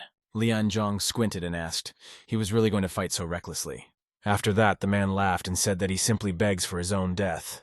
After that, he waved his sword in a swing. The man activated the technique of the sword, landslide, and she ran into 9 stormy swords. Both rivals shouted loudly, and great power collided with each other. After that, they had a long clash of Huan Tian. They were pushed into the air. He bounced a little further from the place of collision and stopped. The guy realized that the power of his opponent was incredibly great, and doubted that he could suppress him right now. The crowd understood that the glory of the heavyweight was taken no just like that, because Huan Tian was sent into the air immediately after the first blow. The brothers of the protagonist also watched this, and could only cheer the protagonist. At the same time, Lian Zhang only laughed. He extended his hand and pointed to the protagonist. The man said that Huan Tian was weak like a crumb of a chip, and a man just hit him slightly, and he had already soared into heaven. Huan Tian said that such a dumbass as he was damn strong, but he believed that he would quickly destroy him. Nevertheless, the guy admitted that he should make even more efforts to win. Hearing such a sharp speech by Lian Zhang was angry and asked what he said. The man said that his height can be large, but he is not stupid and he will finish him. After that, the man activated the technique of a hidden hill, the power of landslide. Immediately after that, at a lightning speed, he was near the protagonist. Nevertheless, Huan Tian only laughed in his soul, because he could not believe who he was so easily used to the banal provocation. The man activated the equipment of the Crusher of Stone Storms. At the same time, Huan Tian activated the style of a windbreaker. The guy easily evaded such an obvious attack by his opponent. However, it was so strong that it broke around the entire perimeter of the arena. Nevertheless, due to the successful evasion, Huan Tian immediately aimed at the opponent's face. Lian Zhang a moment later was wounded and shouted loudly. After such a short blow, the main character's legs were again on the ground. The man slowly looked at his wound on his cheek while Huan Tian only smiled. A moment later, he got angry to such an extent that he called the protagonist and jumped up to make another attack. After that, the whole arena was covered with dust from a blow that could not go unnoticed. Even the crowd barely held in the field, although it was far enough from the events. After such a strong blow on the ground, not a very small crater remained. Nevertheless, the main character was completely not visible there. Lian Zhang only thought where he was. Suddenly, the silhouette of the protagonist at the top was envied. The brothers were extremely happy to see their brother at the top of the sound. Huan Tian laughed and said that he was the first to mock him the first. Very soon, Huan Tian was near the man when he only turned his head. With a slight movement of his leg, he gave him a slap in the face, and so much that someone was on the other side of the ring. Huan Tian ironically said that he had crossed the line. In Lian, Zhang was hardly able to stop his blow with the help of the ball and his own legs, which left a huge trace in the arena. The man was furious, because he did not understand how such a rodent dared to play with him. After that, he took out his huge sword and with rage in his eyes said that he was too smug. The man's eyes were filled with blood, and he said that he would go well along him. She said with a calm expression on her face to approach him, specially distorting his name. The man waved his sword and said that this is an incredible rudeness of his name, Lian Zhang. Huan Tian, when he watched an approaching blow, only grunted. The sword passed literally a few centimeters from the throat of the protagonist when he successfully dodged. Immediately after this, the sword changed his direction, but even the guy avoided even such an unexpected blow. This was repeated several times. Very soon, Lian Zhang was out of breath and was already breathing heavily. He understood that this rogue was dodging his attacks like the wind. At the same time, Huan Tian still surrounded his body with energy but did not attack hastily. And young Dean Ju, who watched this contest, only squinted and did not say anything. Huan Tian deliberately yawned and said that he was too boring and said as soon as possible to finish. Lian Zhong squinted and realized that this was just an ideal opportunity. He waved his sword and told him to go to hell. Nevertheless, unexpectedly for everyone, the guy easily escaped this obvious attack. After that, in the air, the main character waved his sword covered with aura and said to count how he wants. Suddenly, the men's eyes opened widely. Huge puffs of smoke spread throughout the arena from such a fight. Very soon the sword fell out of the hands of its owner. Lian Zhong, as if in a state of shock, knelt while Huan Tian said that he had a great game, again calling his opponent incorrectly. Immediately after that, it was announced that Huan Tian won. The leaders of all 5 halls were surprised to look at the duel of the protagonist. The head of the 5th hall finally understood the full potential of the protagonist and said that he was really incredible. At the same time, at the peak of the Holy Mountain, 2 more were watching the fight. Lin Shiji glowed with happiness and asked his grandfather whether he won, while Lin Yaichen only thought deeply. After the duel ended, Huan Tian folded his sword and looked at the observer. This observer was the same young Dean Ju, who, with an angry expression on his face, looked at the protagonist. Young Dean Ju, with a smile on his face, thought that it would be just fine if he wins in this game. At the same time, the brothers are the main hero who watched all this only rejoiced for the success of his relative. The observers understood that the performance of the protagonist was like stunning, and his next enemy was Li Ikanes and his devilish sword. Standing and watching this, Ichan only stood silently in place. The guy understood that in order to win Lian Zhong, he put a lot of efforts, and the next step he would check how many rounds he could bear against his devilish sword. Li Ichan went to the main character, and Huan Tian instantly realized that he had a strong spirit of the sword. Li Ichan smiled and congratulated the protagonist on the exit in 1/8 finals. Huan Tian thanked for such a congratulation and asked if he was Ichan. He said that this was really true, and he came here to make sure that Huan Tian was fine.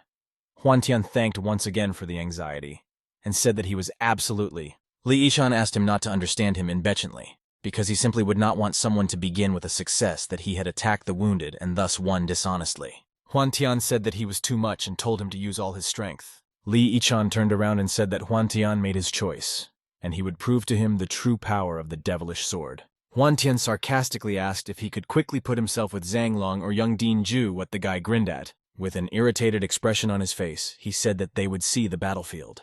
Huan Tian instantly sat in the lotus pose and was angry, because he could not believe that only 5th place in the ranking dared to tell him such things. Nevertheless, the guy calmed down after all. He understood that all he needed was the 1st place. At the same time, all the other fights also continued.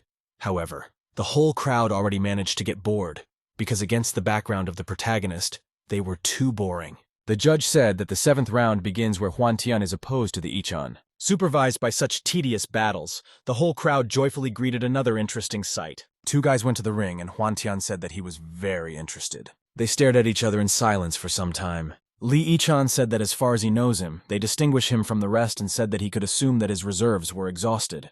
Nevertheless, Huan Tian said that he did not want to upset him, but he feels that he would upset him. Hearing such a statement by his opponent notably tensed. Huan Tian said that he christened himself in the devilish sword in honor of his technology used, and this is quite predictable. He said that the reason why he would fight him this reluctance to prove whose technique is better, but simply in order to defeat him what brought his opponent into the stupor. Li Ichan did not understand Huan Tian used his devilish techniques when he fought with Lian Zhong and asked what he had in mind.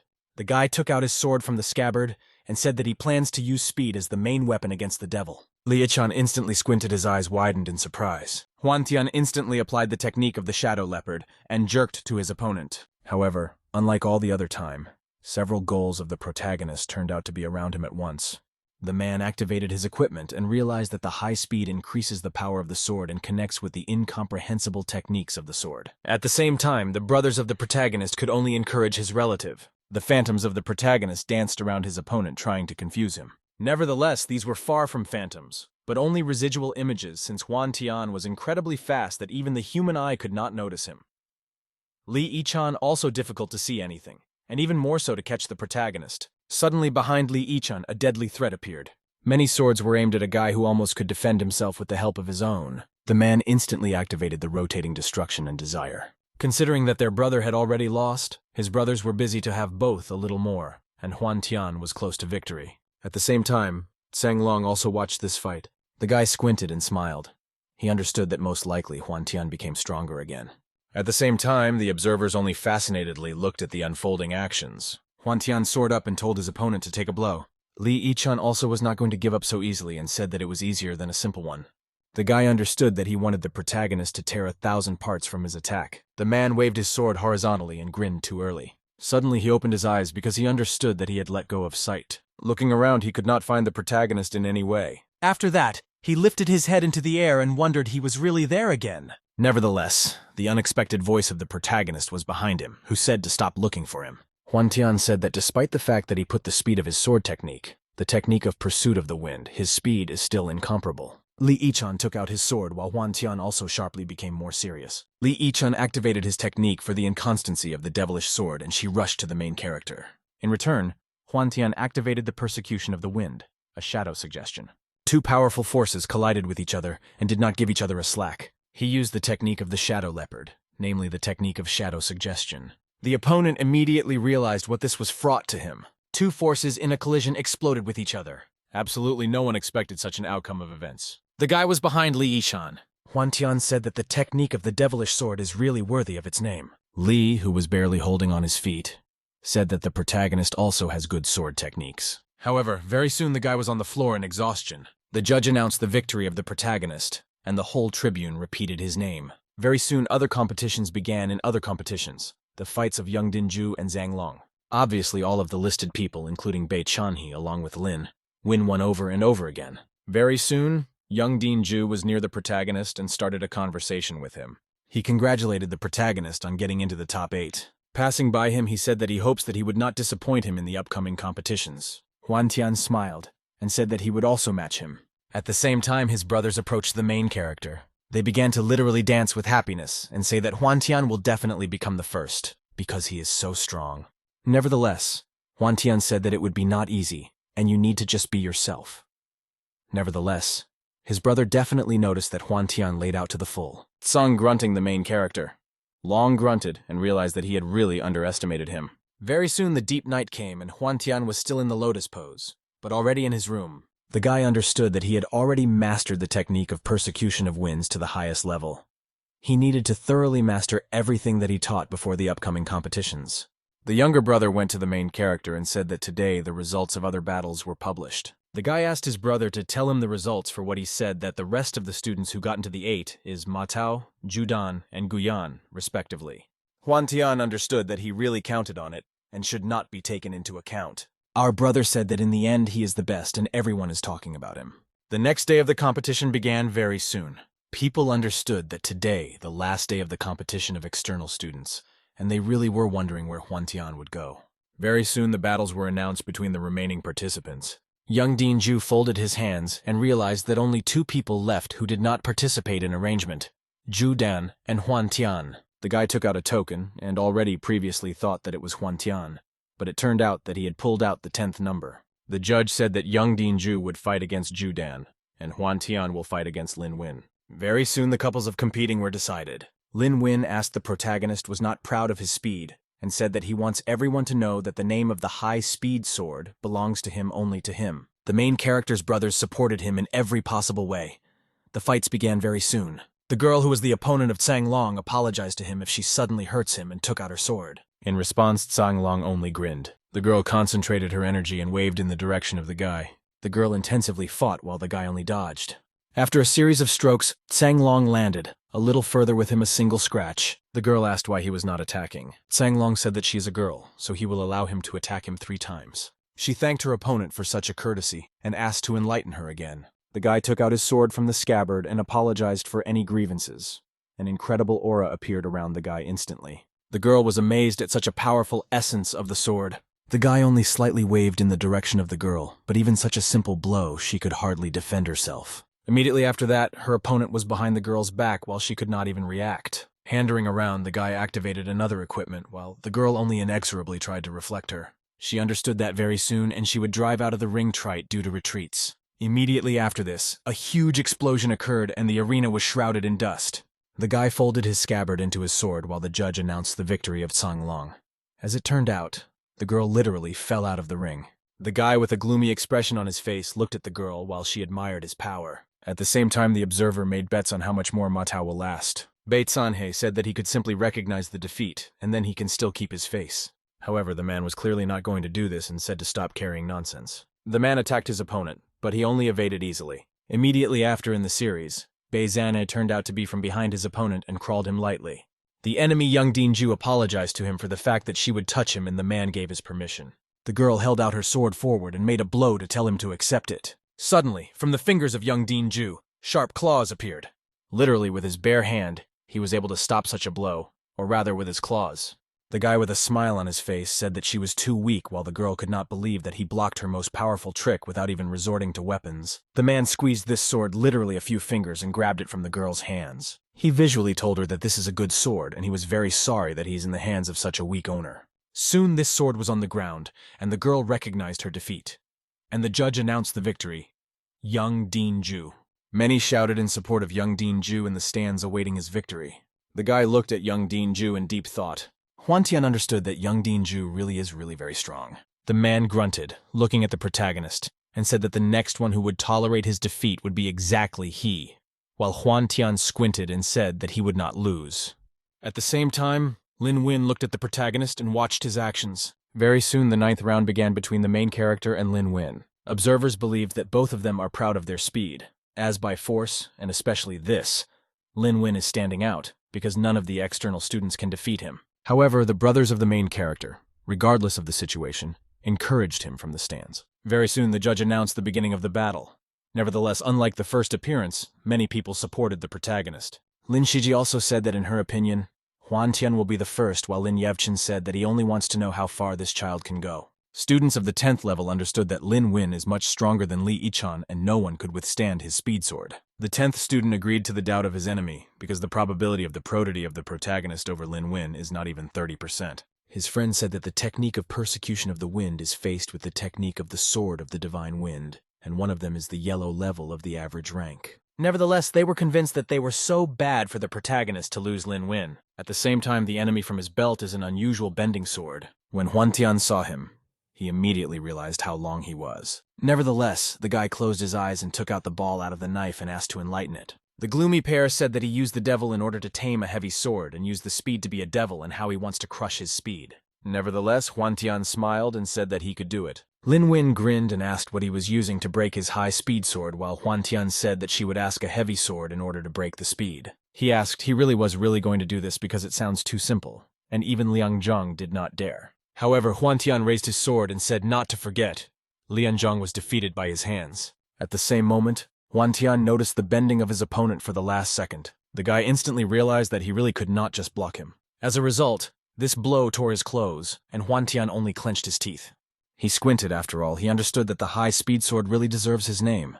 Hwantian understood that Lin Win is not at the same level as Liang Zhang, Li Yichan, and everyone else. While the blood flowed from the shoulder of the protagonist, he realized that he was too careless, because the speed of the Linen Uin was definitely not lower. While Hwantian analyzed one blow, Lin Win at a great speed headed for the main character. At the last moment, Hwantian was able to block the blow of his opponent. Lin Win said that this was not so, and just block his sword, while Hwantian grinned and said that he would put him from 10 blows. He also smiled and said that it was incredibly arrogantly and proudly, and said that he would look at the same 10 blows. When Hwantian directed his sword towards Lin Win, a huge amount of energy gathered around him. The guy crouched and began to charge his own sword. In a moment, Lin Win launched his high-speed sword and said to take his blow, while Hwantian was again amazed at the speed of his opponent. Nevertheless, this time he too did not stand a pillar, and jumped away from the place of defeat of the attack, while the rest of the observers was very surprised.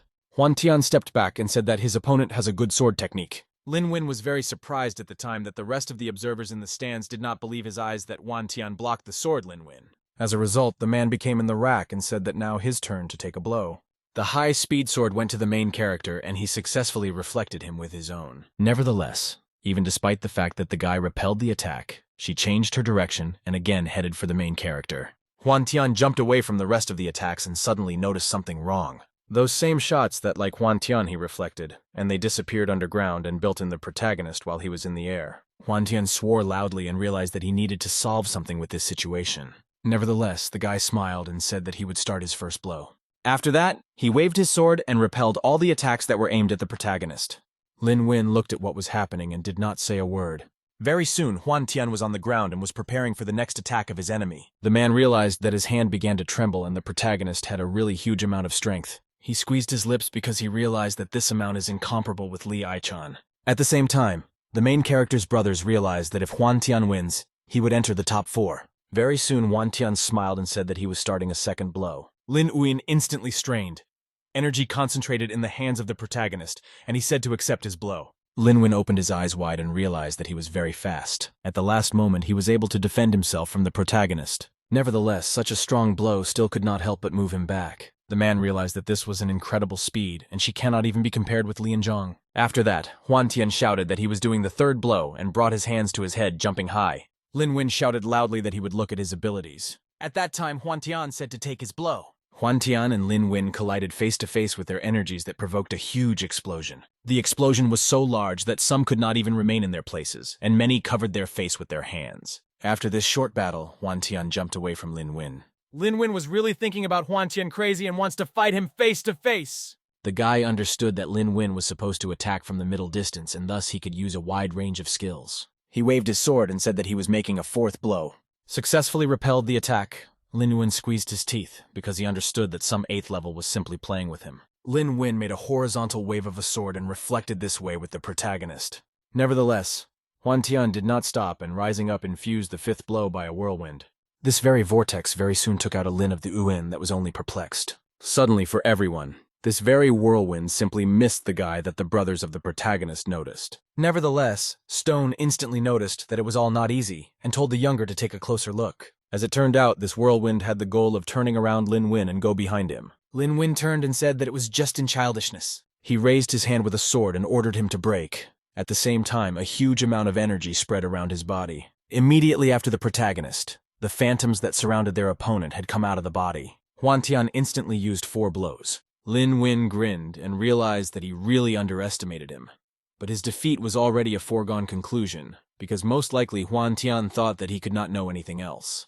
However, Lin Uyin raised his sword over himself and used the technique of cutting wide the sword, after which a huge number of blades enveloped the guy. Huan Tian realized that all his attacks were blocked. Lin Uyin strangled after all. He realized that this technique was originally stored for young Dean Ju, and he was lucky this time to see her. The observers realized that this protection really does not have a single drawback. Nevertheless, young Dean Ju understood that the enemy was going to lose. Zhang Long, who watched this competition, turned and began to leave. Lin Uyin activated the spinning ball of the shadow and attacked the protagonist. Many attacks immediately rushed to the guy will not give him a chance to rest. Students of the 10th level understood that this technique is really fierce, and this did not bode the main character of anything good, because the guy's sword is practically falling apart. Lin Uyin wondered whether the protagonist's sword can get out of hands with a subsequent attack. At the same time, Huan Tian understood that his opponent was definitely going to lose.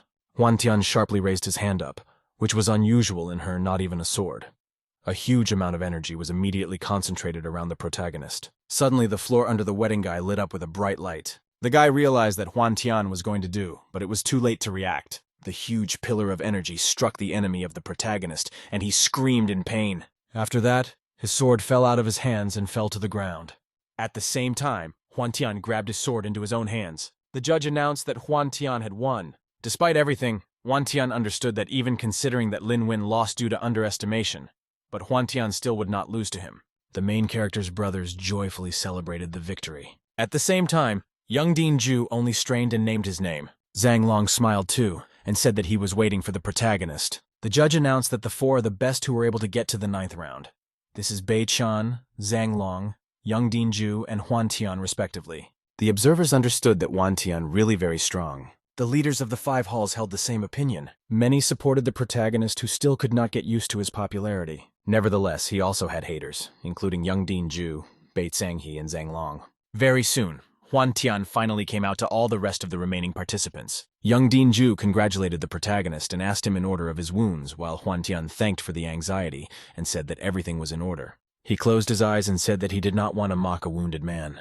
Huan Tian gritterly asked if it was humiliating to be a defeated wounded man. The guy said that those few people were too weak, but he could not underestimate and ignored young Dean Ju, while Zhang Long only closed his tongue. Zhang Long smiled and said that Huan Tian wishes to fight him. After that, Huan Tian approached his brothers, who praised him. The judge thought and realized that Huan Tian this time arranged a really impressive performance, and this child of a genius whom he did not meet at 10, if not 100 years. Huan Tian sat on the pillow and thought, the guy understands that these scratches are just a nonsense, they need to relax a bit when there will be real battles. Bei Zanhe and young Dean Ju collided with each other, while Huan Tian became the opponent of Zhang Long.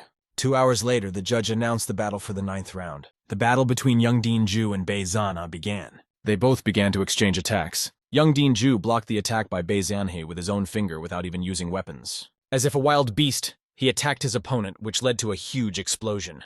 Huan Tian understood that these two are really the best students in the 10th stage. Bei Zanhe looked gloomily at his opponent. A stream of blood flowed from his hands, which slowly sank down his sword.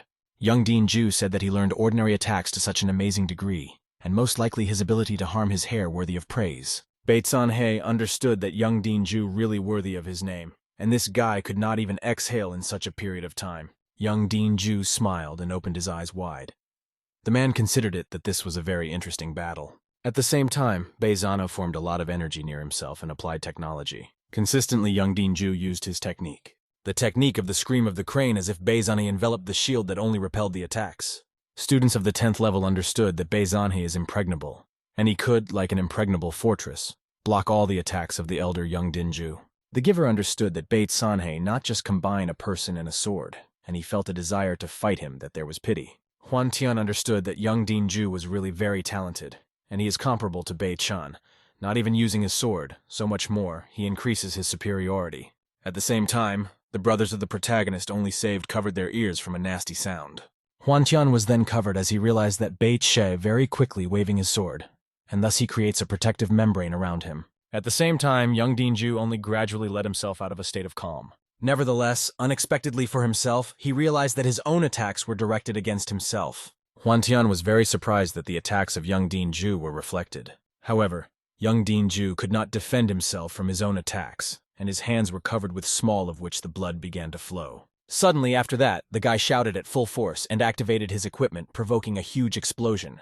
As a result, the man looked at his opponent. His eyes lit up with red and he seemed to enter the state of the berserker. The guy at a lightning speed inflicted a blow and approached his enemy, who clearly did not expect this. Nevertheless, not only he was embarrassed because not Huan Tian not Zhang Long did not expect this. Such a strong blow instantly smashed the entire arena. Bei Zana hardly left the wall of the arena and said that this bastard was too strong, after which the judge was declared the victory, Young Din-ju.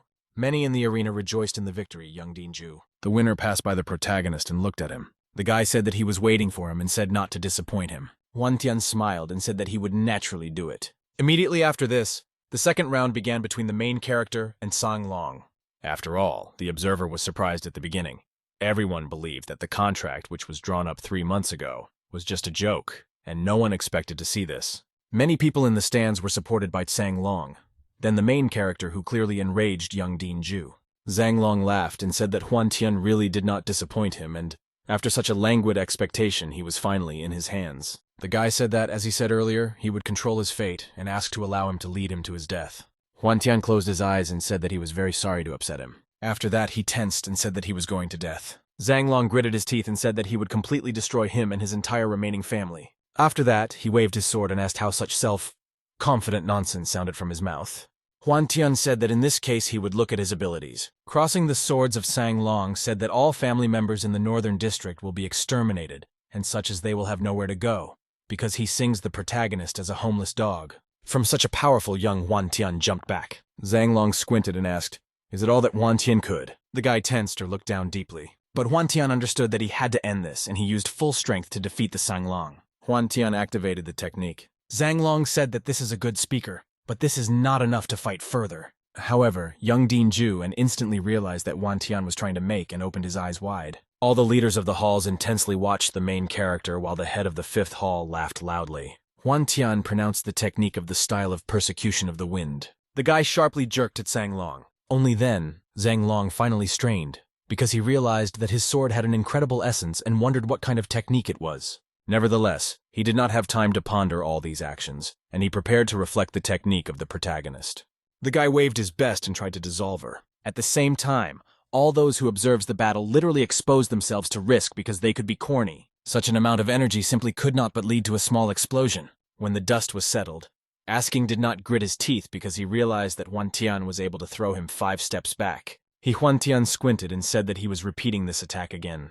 Zhang Long opened his eyes wide and said that this was exactly what he longed for, a good battle. Huan Tian raised his sword and uttered the technique of a hurricane. A huge tornado headed for the enemy who did not even lead an eyebrow. The guy said that the means that he used to defeat all the Dolyaks is useless against him. The guy activated the energy of his sword and ordered the techniques to open. Thus, he blocked the technique of the protagonist. The guy has already begun to rejoice, but this was a temporary solution. As it turned out, this hurricane bifurcated and went behind the guy's back. There was a huge explosion that covered the entire arena. The brothers of the main character prematurely rejoiced for him and wondered if he had won. The judge understood that even though it seems that the sword of persecution of the wind of the protagonist only of the yellow level of the average rank, but his strength in his hands can be comparable to the yellow level of the highest rank. Lin Yanhin understood that his technique of persecution of wind reached perfect skill, and while at the stage of returned perfection, he returns to the essence of purity. Nevertheless, the crowd was extremely glad to see another reel on the feet of the enemy, all the same as he was obliged to block such a blow. However, Zhang Long has already completely lost his temper and said that he wants to kill him. Suddenly, a red dragon appeared from his body, which he would have formed a huge amount of energy in himself. Huan Tian opened his eyes wide and asked the question, "Is it really the real ability of Zhang Long?" And he did not look up and realized that something interesting was planned. The judge opened his mouth widely because he realized that Zhang Long is a genius who has not met in 10 years. Half of the enemy's body as his sword were covered with a mysterious black haze. After that, the man made his sword, and a huge amount of energy concentrated in it. It seemed as if behind his sword was the dragon himself, who formed a huge amount of energy in his mouth. Huan Tian squinted and said that today he wants to kill him. The guy closed his eyes and said that he would trample him with his own legs. After that, his body was covered with an incredible aura, and he prepared for technology. The guy waved his sword and many volleys of energy headed for the enemy. This energy concentrated primarily on the dragon and tried to break through it. All the observers were extremely surprised because it was really interesting and exciting battle. Zhang Long was then covered as he understood that such a powerful attack and directly deserves its owner. Many blades pierced the imaginary dragon, and he seemed to shout in pain. The guy shouted that Zhang Long took his blow. Zhang Long clearly strained because he could hardly fight off the protagonist. A moment later, another explosion struck the arena. Young Dean Ju opened his eyes widely because he did not expect this. The head of the second hall laughed and said that he is now even more patient with patience, the main character's competition with young Dean Ju. Zhang Long shouted the name of the protagonist. His whole body was covered as if mysterious with a haze. His eyes became empty and black. The guy said that he would kill him even if he violates the law. Huan Tian grinned that he was just standing opposite him and should be strong enough to get him. The judge closed his eyes and said that his rage is so great that it would be very difficult for him to reach the heights that it is very sorry. Suddenly, Zhang Long's eyes lit up with bright red light, and he said that they all in the family of the protagonist should die. At the same time, the brothers of the protagonist noticed that a mysterious dragon appeared on the enemy's hand. All the observers realized that Zhang Long's breathing is very threatening, because most likely the main character has a well-thought-out plan. Zhang Long looked at the protagonist and understood that he only wanted to keep the victory over his pomp and destroy his self. Confidence. The guy picked up a dissolved sword and said that he himself was looking for this. The same dragon, as if stopping, shouted even louder and even more energy concentrated in his mouth. Everyone around me understood that this was an ideal combination of a person and a sword. Lin Wen understood that in comparison with him, this is a really perfect combination of man and sword. Suddenly, for all the main characters, he folded his sword in a scabbard. Zhang Long asked, really he was scared, and he would give his sword and recognize his defeat. However, Huan Tian smugly said that he would need only his hands in order to defeat him. Angry from the next conclusion of the guide, Zhang Long sent the dragon to the main character and told him to go to hell. The phantom dragon headed for the guy with incredible speed. Nevertheless, a large amount of energy was concentrated in the hands of the protagonist, and he said that he would make him completely lose without any reputation. The guy held out his hand forward and ran face to face with the dragon. After that, he squeezed his palm, and a phantom dragon seemed to dissolve in his palm.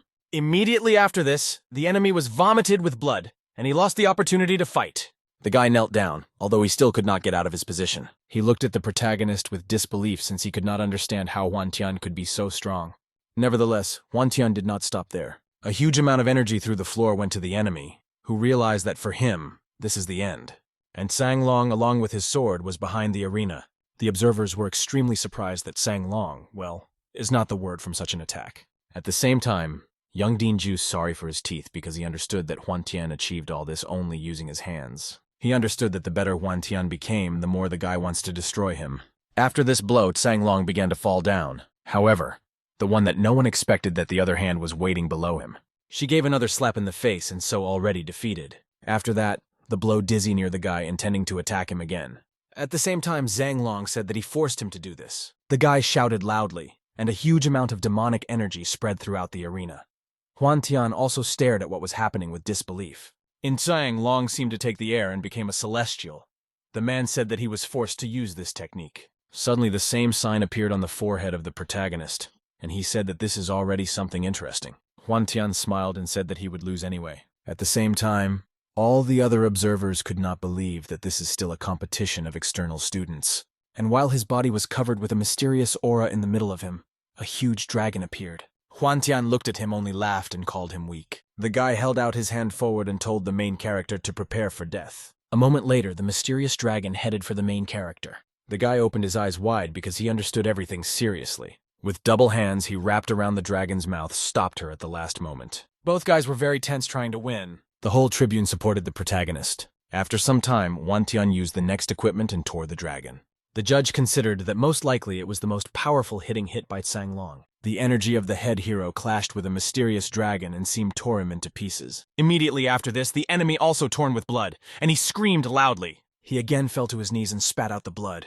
He could not believe what was happening and looked at the protagonist with distrust. At the same time, young Dean Ju thought that he had done if the hit of Zhang Long would come to him. Do not say that the tribune was delighted. Huan Tian slowly approached Zhang Long and stopped right at his feet. He looked at the guy from top to bottom and asked if he was taking that defeat. With distrust in his eyes, he's with the protagonist what kind of logic is. Immediately after that, the guy slapped him a delicious slap in the face and he spat out even more blood. Huan Tian asked if he was asking and knelt down in front of him. Zhang Long again repeated that he was not even going to give up to the main character. Accordingly, he received another slap in the face. The judge realized that despite the fact that the outcome was clear, the opponent still does not recognize the defeat.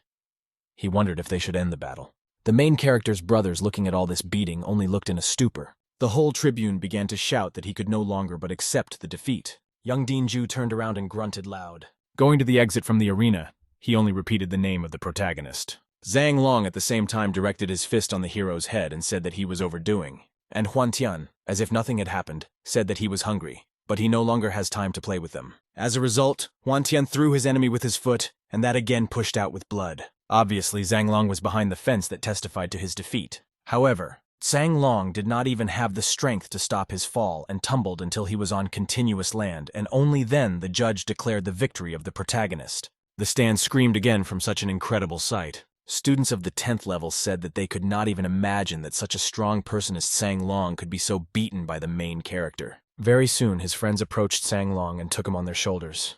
The guys asked if he was in order. However, Zhang Long still could not get rid of the sensation of distrust, because he still could not understand how Huan Tian was so serious. At the same time, Huan Tian understood that it was very close.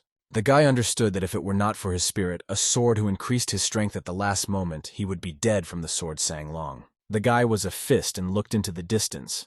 Huan Tian only thought about what would happen if he masters the last step of shadow technology. The judge closed his eyes and realized that it was very sad for the enemy because he mentally injured after the competition with the main character. At the same time, Lin Shiji at the peak of the holy mountain looked at Lin Yanhen, waiting for the result. The girl smiled and asked what he was thinking about the main character. Lin Yanhen said that he was quite good. The girl was immediately glad because this is a very strong success to get a recognition from her grandfather. Lin Yanhen squinted and realized that in fact he was very excited about the upcoming final battle. The judge announced that the final match would begin in 2 hours and told everyone to rest. At the same time, conversations in the stands did not subside. Many did not believe that Zhang Long so simply suffered a crushing defeat. At the same time, Huan Tian was at home, as his younger brother called him. He handed the head of the paper to the main character and said that this was a note from Nu Jigao. The protagonist did not expect to hear this name right now, but dutifully took a note. Turning it around, he realized that the whole letter was filled with threats. Having read it, Huan Tian squeezed a knot of paper from anger. The younger brother asked the main thing according to the hero what happened to what the guy said, that the family was faced with a problem. The younger brother asked the protagonist what to do in this case. Huan Tian put his hand on his brother's shoulder and said that they should not panic because after he became the first among external students, he would return home. The guy said that he would buy a little medicine for a reward from the clan, and as soon as his father, uncle, or grandfather will recover, everything will become much easier. Brother said it was really so. Huan Tian said not to worry about the yellow forking grass has a potent effect. The guy said that he was sure that he would reach a good rank in competitions next year, and only then they will be able to return home under universal admiration. At the same time, the stands were divided into 2 opposite sides. one of which was supported by young Din-ju, while the other is the main character. Very soon, young Din-ju and Hwan Tian agreed on the same arena. Young Din-ju laughed and said that he would see how long he could remain as arrogant. He immediately activated his technique and, with the help of a fast cheek, headed for the main character. The guy clearly did not expect such a speed and was dumbfounded. Hwan Tian dodged the first attack of his opponent, even despite the fact that the king's ointment of the protagonist literally cut the floor behind him. Hwan Tian looked at the cracks and realized that he had a huge destructive force. However, the guy did not have time to react how the opponent's claws were right in front of the main character. There was a huge explosion of energy that spread throughout the arena. Hwan Tian was forced to go back. Nevertheless, the guy squinted and told him to try again. Young Din-ju smiled and said that he really did not disappoint him. A huge amount of energy was concentrated in the hands of the participants. Young Din-ju rushed to the main character while the guy made a vertical wave of a sword. Two huge forces collided on one battlefield and created another explosion. And Hwan Tian and young Din-ju were forced and shaking a few steps. No one was glad of this outcome of events and only clenched their teeth because they understood that neither one had an obvious advantage. Hwan Tian crouched and made a quick jerk to his enemy. After that, he made a wave, a sword that went straight to young Din-ju. Young Din-ju was clearly dumbfounded by such a speed of the protagonist. A huge explosion spread throughout the arena and pushed both participants a little back. Young Din-ju was clearly dissatisfied with this situation and viciously looked at the protagonist. However, the guy did not give up and said to repeat them again. The observers of this battle understood that Hwan Tian provokes his opponent. Young Din-ju concentrated a huge amount of energy in his hands and began to plan his next attack. Students of the 10th level have already begun to bet on who would win. After that, they decided to conclude a bet. The person who put on the protagonist said that if Hwan Tian wins, he buys 2 and reimburses one of them, as if young Din-ju wins, he compensates for 2.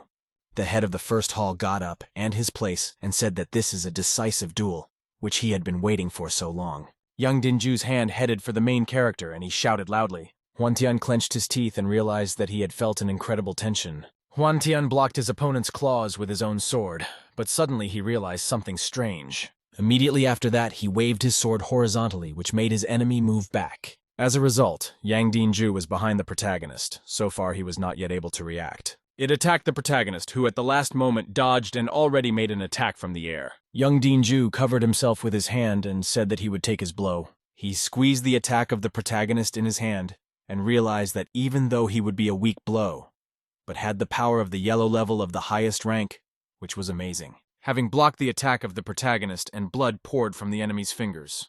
As it turned out, the power of the protagonist was enough to completely destroy the claws of his enemy. The man looked at his opponent and concentrated energy in his hand. The illusory hand seemed to go to the protagonist, but he did not flinch and made 2 waves. Thus, his energy seemed to clash with the illusory hand of the enemy. Hwan Tian understood that it was too close. Young Din-ju also understood what was all fraught with and stepped back. The stands were torn from screams, because it was an unthinkable sight.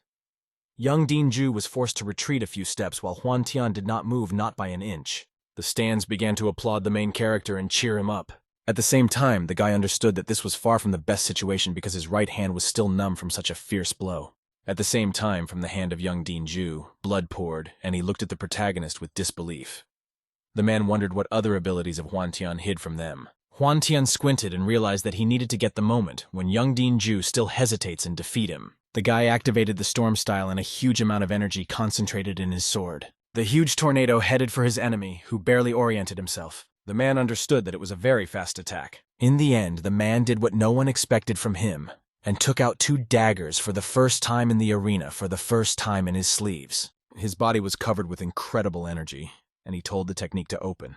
Hwan Tian clearly did not expect such an outcome of events and looked at his enemy with disbelief. Hwan Tian looked at the blades in the hands of young Din-ju and was very surprised. Young Din-ju crossed these films and prepared for the next attack of the protagonist. At the same time, everyone else was also surprised for the first time to see the guy's blades that Hwan Tian did not expect. The guy instantly realized that right now completely different vibrations are leaving the enemy. Lin Wen asked Bei Zane what technique was studied by Hwan Tian, while the guy said that he was studying the birth. He did not believe in this answer because, while at the 8th stage of a master of martial arts, one cannot just cultivate an innate force. Bei Zane also said that this was all true and looked at the protagonist with distrust. Lin Wen said that he only reached the 5th level and is not an opponent for the enemy, while young Din-ju is already at the 7th level of his technology, which understood that it was still very difficult to say which of these 2 talented students would eventually win. The leaders carefully watched the outcome of the fight. Young Din-ju said that Hwan Tian was the first to force him to use the blade, and he is a lucky one.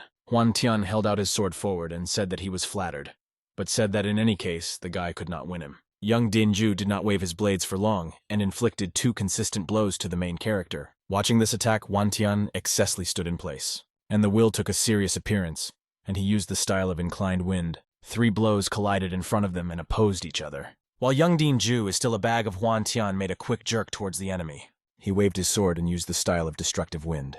Young Dinju clearly did not expect this attack and at the last moment blocked it with his 2 blades. From such a clash, Huan Tian was forced to retreat. The guy clearly did not expect that his Young Dinju would be so strong when he would take the blades. Young Dinju laughed intensely and squinted. He asked, "Is it really all that the protagonist has?" Huan Tian sank to the ground and began to carefully examine his opponent. He told him to demonstrate all the styles that he has. At the same time, Huan Tian understood that his hand was still aching after that exhausting blow, and Young Dinju is clearly insanely strong. At the same time, the brothers of the protagonist encouraged their relative. Young Dinju slowly went to the main character and began to twirl his daggers in his hands. Huan Tian smiled broadly and said that he had already reached the top of the 8th level of a martial artist, and if he is on his own, he will need time to break the barrier. Huan Tian understood that the technique of Young Dinju is a pure yang that is already at the 7th level. Young Dinju at the same time concentrated the energy in his hands and said to carefully observe the attack. After that, the energy and from the daggers headed for the main character. The guy clenched his teeth and realized that this was a very impressive attack, making a horizontal wave and fighting off it. After such a clash of forces, a huge explosion occurred which covered the entire arena. Young Dinju looked at the protagonist and said that he would look, and how much he could hold out for a long time. Huan Tian understood that his enemy had a huge about those active power. Nevertheless, the guy did not give up and concentrated even more energy in his hands. Huan Tian and Young Dinju still did not stop the battle, but Huan Tian simply reflected fights. Young Dinju again swung at Huan Tian, who already reflected them with weight. Having swung once again with a pleased expression on his face, he again hit the sword of the protagonist. Nevertheless, the guy continued to say that he was not enough for him. Young Dinju again waved his sword and sent the protagonist to flight. Watching this battle considered that this attack was really frightening, which understood that Young Dinju is really exceptional, and most likely none of the 8th level students could match him. Huan Tian very soon found himself at the fence. The guy understood that it was very close. Huan Tian understood that the 8th level barrier was already starting to crack. He just needed a large external force that will help him break through. Young Dinju watched the main character and said that since he was closing his eyes, he really reconciled with his fate. Nevertheless, Huan Tian said that this was not the end and again took a lunge in the direction of the enemy. The guy waved his sword, and the attack headed for Young Dinju. Nevertheless, he only laughed and said that this was a very delusional attack. He easily reflected it with his blade, but Huan Tian did not even think of stopping. He went upstairs and said that he needed to do this again. However, Young Dinju only smiled broadly and said that he was too naive. Immediately after that, he inflicted a vertical blow to his enemy, which caused profuse bleeding from the protagonist. The protagonist literally pulled out with blood, but he still held on his feet and said that this was still not enough. Young Dinju fulfilled his enemy and made a breakthrough to his opponent. He inflicted the 36th blow, which was still insufficient for the protagonist. From such long attacks, all the guests of the stands were forced to open their face with their hands so as not to fall under a random fire. Students of the 10th level understood that Huan Tian forces himself to go against Young Dinju. Huan Tian was no longer in his best shape and only kept on his feet. Young Dinju once after time struck, the number of which had already exceeded 80. Young Dinju smiled broadly because he believed that Huan Tian was just crazy and he was just wondering how much he would last. Suddenly, Huan Tian realized that he was on the verge of a breakthrough of the 8th level. Huan Tian said that this was still not enough and swung on his enemy. Young Dinju said that even just looking at his ugly face, he wants to kill him. His eyes were covered with red light and he made another blow towards the protagonist. Huan Tian also varied this blow with his own energy, which led to a small explosion. Huan Tian over and over again evaded a huge number of attacks by Young Dinju. The guy went upstairs and inflicted a vertical blow down that was already 107th. Young Dinju squinted and said to stop doing useless protection because they will finish everything here and now. The guy inflicted those 2 blows in front of the main character again, and he shouted loudly. He said that this was a very good blow and retorted him with his sword. The brothers of the protagonist, as soon as they saw a huge explosion, were very worried. Nevertheless, sometime later it was clear that Huan Tian was unharmed. Under it, there was a huge amount of energy, which indicated that Huan Tian rose to the 6th level of congenital power. Young Dinju, while the rest of the rostrum was surprised by the fact that the protagonist had such powerful vibrations. After such a significant breakthrough, Huan Tian said that he had to end with him. Young Dinju was still in a state of shock, but his eyes were sharply filled with blood. His body was covered with energy, and he gripped his teeth only repeated the name of the protagonist. He swung again with his blade and told him to go to hell while Huan Tian calmly applied the storm style. A huge tornado appeared right in the place of the enemy, and that did not even have the opportunity to dodge. Young Dinju had no choice but to go upstairs and be a sucked corpse. In the middle of this journey, he had already managed to tear him out with blood. The whole tribune looked at what was happening with a share of unbelief. Very soon, asking for not on earth and no longer had the strength to keep both blades. He was breathing heavily and did not have the opportunity to rise and stand on his feet. Huan Tian slowly turned back, believes that the fight is already over. Nevertheless, young Dinju moved himself and told the protagonist to wait a breath. As soon as standing on his feet, he said that he had not finished. Nevertheless, Lin Wen could not believe that young Dinju simply lost. Nevertheless, he admitted that Huan Tian is no longer at the level that they were. Bei Zane also reluctantly admitted this and only stared at his rivals. Huan Tian turned and asked young Dinju, "Is it not better for him to lie down and recognize the defeat in order to prevent further attempts?"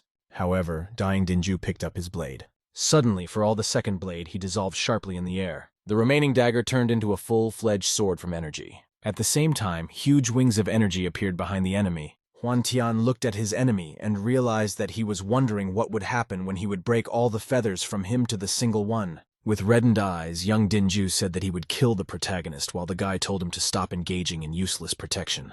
A huge amount of energy headed towards the protagonist at the same moment. Nevertheless, the guy never flinched and said that he had already said that this was a useless action. He sharply with the movement of his hand. He easily chopped that huge ball of energy into which even Yang Dinju himself did not believe. Immediately after this, another explosion swept the arena. Young Dinju, even despite the fact that he was still breathing heavily, kept on his feet. Despite everything, even with his hands covered with blood, he was able to restrain the blow of the protagonist, and the guy said that he deserves praise for it. Suddenly, Huan Tian closed his eyes and a huge amount of energy concentrated in his hands. The guy activated the style of the divine wind. Suddenly, for everyone, that very energy concentrated in the second hand of the protagonist as if the second ephemeral sword. The whole tribune was shocked by such a technique. At the same time, Lin Wen was wondering how the speed of the protagonist could be so high. Bei Zane also admitted that he completely does not see the ball at the time of his blow. Huan Tian held out his hand forward and said goodbye to his opponent. Immediately after this, the waves of energy swept over young Dinju, and he went into flight. After a short flight, he found himself behind the ring of the ring and shouted loudly. The judge announced that Huan Tian won and defeated young Dinju that put him in first place. The elder noticed that Huan had an amazing technique. The granddaughter said that she believed in the victory of the young master. All present masters and spectators were shocked by the victory of Tian. Bei noted the incredible perseverance of the protagonist thanks to which he achieved such results. Lin, in turn, could not understand how Huan achieved such success in the shortest possible time. Lin Yanan was curious from where he had such a powerful technique that did not belong to their clan. The granddaughter noticed that Tian may have the technique of his family. Elder Lin replied that such technology does not exist throughout the world. The girl suggested that he himself created her Yiken thought. Then he said that he had a technique for collecting wind and spirit of the shadow blade of which he owns well. Knowledge in shadow technique was struck by the elder. After all, being at the 9th level, he understood the spirit of the shadow sword, and in the future, the young man will necessarily surpass Chu Feng. The girl noted that the hairdryer at the 3rd level of innate abilities, and no one in the clan went so far. Lin said that Chu genius, but there are a huge number of masters on 6 continents, compared to which the hairdryer, and even he himself, is nothing. The granddaughter understood that she should work more diligent to become great. Meanwhile, the protagonist was hastened to reward for the victory in the tournament. These were genuine pills of condensation, which was a rather valuable gift. This capsule could be obtained only by a pharmacist of the mythical stage. There were 3 such masters, and they were elders in external clans. Tian understood that this was a great opportunity to break through to the next level. Such a pill cost at least 2 million silver coins. Huan decided to leave it for later. Young, who took the 2nd place, received 50,000 loans of the Bei 20 clan. The rest also did not remain without gifts. After that, competitions among external students were closed. Johnny Lin and the rest were naturally dissatisfied with the results of the tournament. The kids in turn hastened to congratulate the young master on the victory. Now the main character needed to recover and break into the next step. Tian immediately went to his room where he began to cultivate. The next day, having come to school, everyone began to discuss his victory, admiring Huan. However, there were also those who were not to the liking of the popularity of the young man. Having entered the library, the protagonist wanted to find the 7th style of the shadow sword, in order to withdraw it to the next level of development. Getting one of the books, the young master began to read it, which spoke about the steps of the spitting dragon of the yellow stage of the highest rank. Tian concluded that this technique clearly would not be superfluous and began to study it. After reading the treatise, Juan realized that this is a really useful book. Having carefully examined the bookshelves, the young man still found the technique of a shadow sword. Opening it, the main character suddenly found himself in a different dimension, where he stood on the water and clouds carefully floated around him, after which the guy began to cultivate to finally know the 7th style. In addition, he could also use other styles with his will. Meanwhile, Chu and Sister Lin walked around the library. Noticing their students began to discuss the incredible power of these masters. They, in turn, went down the stairs when the student ran up to them, who was extremely respectful about Fenya and kindly asked him to pass with him. Tian continued to cultivate without paying attention to them. People began to recognize in the young man of the very winner in the Huan tournament. At that moment, he was asked to give the great Chu and Sister Bei to go. However, the young master didn't hear them since he was immersed in the study of the technique of the Shadow Blade. The Have noticed that it was extremely not respectful on his part. The servant said that Chu's father was the elder of the Tianzhan clan, second after the founder. The inner student was furious, deciding to violate the rules about fights, in connection with which he hastened to strike the main character. However, after a moment, Tian sharply bounced to the side. All students were at a loss, not understanding how the guy dodged. Sister Lin noted that Juan was just a fighter of the Tao stage, and was able to evade the shock of the hairdryer. The young master was at ease of the conversation, asking him how he ended up here. The angry Chu wanted to beat such a self-confident guy. Eyewitnesses began to say that Tian really strong. The hairdryer, in turn, hurried to strike by applying skills. The Sister Bei understood that he was angry, and now she would not leave Juan alone. The young master noticed that the inner student had extremely quick attacks. In this connection, he hastened with a response blow using his abilities. As a result, there was a loud explosion in the library. Most books flew off the shelves in different directions. The main character was absolutely unharmed and stood opposite Chu. The hairdryer could not understand how the young man had survived, because usually this technique was enough to neutralize the enemy. Eyewitnesses also were at a loss, closely watching what was happening. Tian realized what power the inner student possesses. Juan was literally ignited by a magic flame. Everyone understood that the guy really intends to fight Chu. The young master could not control the desire to punish such a self-confident student. The main character suddenly stated that he was too arrogant. Those present were shocked by such an arrogant young man. Feng asked who he so allows himself to talk to him so. Sister Bei suggested that Tian would soon suffer. Juan noticed that his power increased significantly in this regard. He wanted to kill Chu. The angry servant menacingly stated that he would destroy him. Lin tried to reassure him by saying that he did not need to prove his strength, adding that an unexpressed young man simply asks for forgiveness and they will finish on it. The girl turned to the guy and asked him to apologize to the hairdryer. However, the main character made it clear that he would not do this. Moreover, he intends to measure his strength with him. What the students shocked around those who were shocked that the guy was crazy. Chu stated that death had come for him, and no one could help him. In response, the young master said that if he is really a man, he would fight him. Sister Bei called on to shut up him immediately and not to provoke a hairdryer, but Tian said that he would not apologize to those who attacked him first. Chu smiled at whom the little girl was better than him, adding that behind him the years of zealous training and the enemies defeated by him. While Juan was just at the 9th level of Tao, the young master in turn again called him to fight in an honest duel. The self-confident halter accepted the challenge that even if he was punished for violation of the rules, he would kill the youth. Pupils began to say that this is a pavilion of martial arts, and here it is impossible to hold fights. But Tian could no longer control his anger. At that moment, Chu hastened to strike a generated sword. However, his attack was suddenly interrupted by the elder Genzin. The servants were shocked by the unexpected appearance of old Wu, which immediately took the blade from the inner student, by stating that this weapon is not intended for the murder of his fellow practitioners, and no one gave him the right to create atrocities in the pavilion of martial arts. Feng understood that this was not good. He angered the elder Wu, because his power is much higher even by Yacheni. Pupils noted that for the first time they see the founder of the pavilion. Old man Genzin scattered a chew blade in the blink of an eye. The guy hurried with an apology, saying that Tian provoked him so impulsive behavior. The elder understood that Juan had great potential. Wu said that for the first time he forgives him, and, as a punishment, ordered him to train additionally. The hairdryer, in turn, thanked the old man for understanding and condescension. However, he did not want to leave this, and wanted to take revenge. At that moment, the young master called out of an unlucky student, having said that their issue has not yet been resolved, and later they will definitely find out the relationship. The servants were dumbfounded by the impudence of the protagonist, because despite their power, the difference was obvious in favor. The hairdryer naturally agreed to later resolve the issue of misunderstanding. Tian was the best external student, and Chu was the strongest inner pupil, but it seemed impossible to compare them. Juan turned to the elder Wu and thanked him, realizing that Genzin wanted to help him at all how much to protect his pavilion. The old man went to the girl who asked how everything went. Wu replied that the Have attacked the young master, but the guy easily coped with his attacks. At the same time, the protagonist said that he intends to fight the internal pupil. The girl, in turn, asked Jensen's opinions on this score. The old man thought, after which he said that there was nothing impossible in the world. The granddaughter of the head of the Tianjin clan noted that Chu, in theory, should be stronger than Tian. Wu suggested that not everything is so simple and the young man has incredible power. Meanwhile, Juan went to walk around the local market, where there was a huge number of people, thereby created vanity. Most of them were fighters of the innate stage. The young master dreamed of the day when it is equal to them in strength. The guy was looking for special medicines and asked the sellers about them, but no one traded them.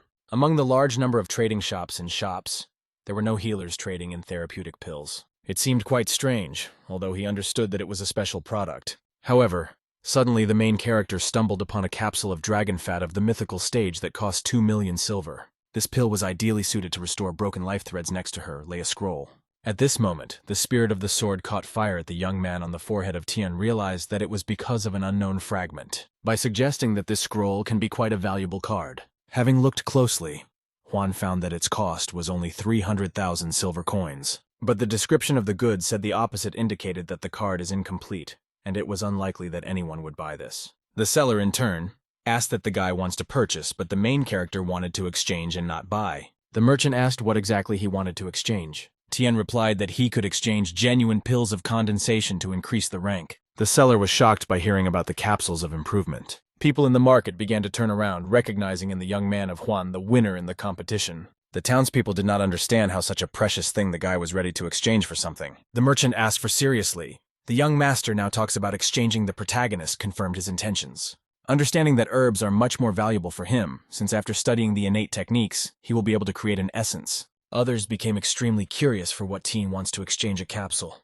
Juan said that he was collecting various treasure cards and asked him to sell this fragment. The seller began to praise the scroll, saying that he allowed many clashes to his fellow practitioners. The young man wanted to exchange a pill for a fragment of the card about which and asked the merchant. The guy understood that the capsule costs about 2 million silver and he did not have that kind of money. In this connection, he suggested that the main character choose something else. The young master naturally agreed to this solution to the issue. However, the rest of the goods were not so exciting, and Tian hastened to leave, but the seller called him out by saying that he still has valuable things. Having offered a young man a pill of dragon fat of the mythical stage, Juan replied that at the moment there is no need for such a price. The merchant did not give up by offering a capsule and a map of the treasures for a condensation pill, realizing perfectly that the implementation of this transaction will be in his favor. But the protagonist considered that it was quite profitable, agreeing to the cunning conditions of the indefatigable seller.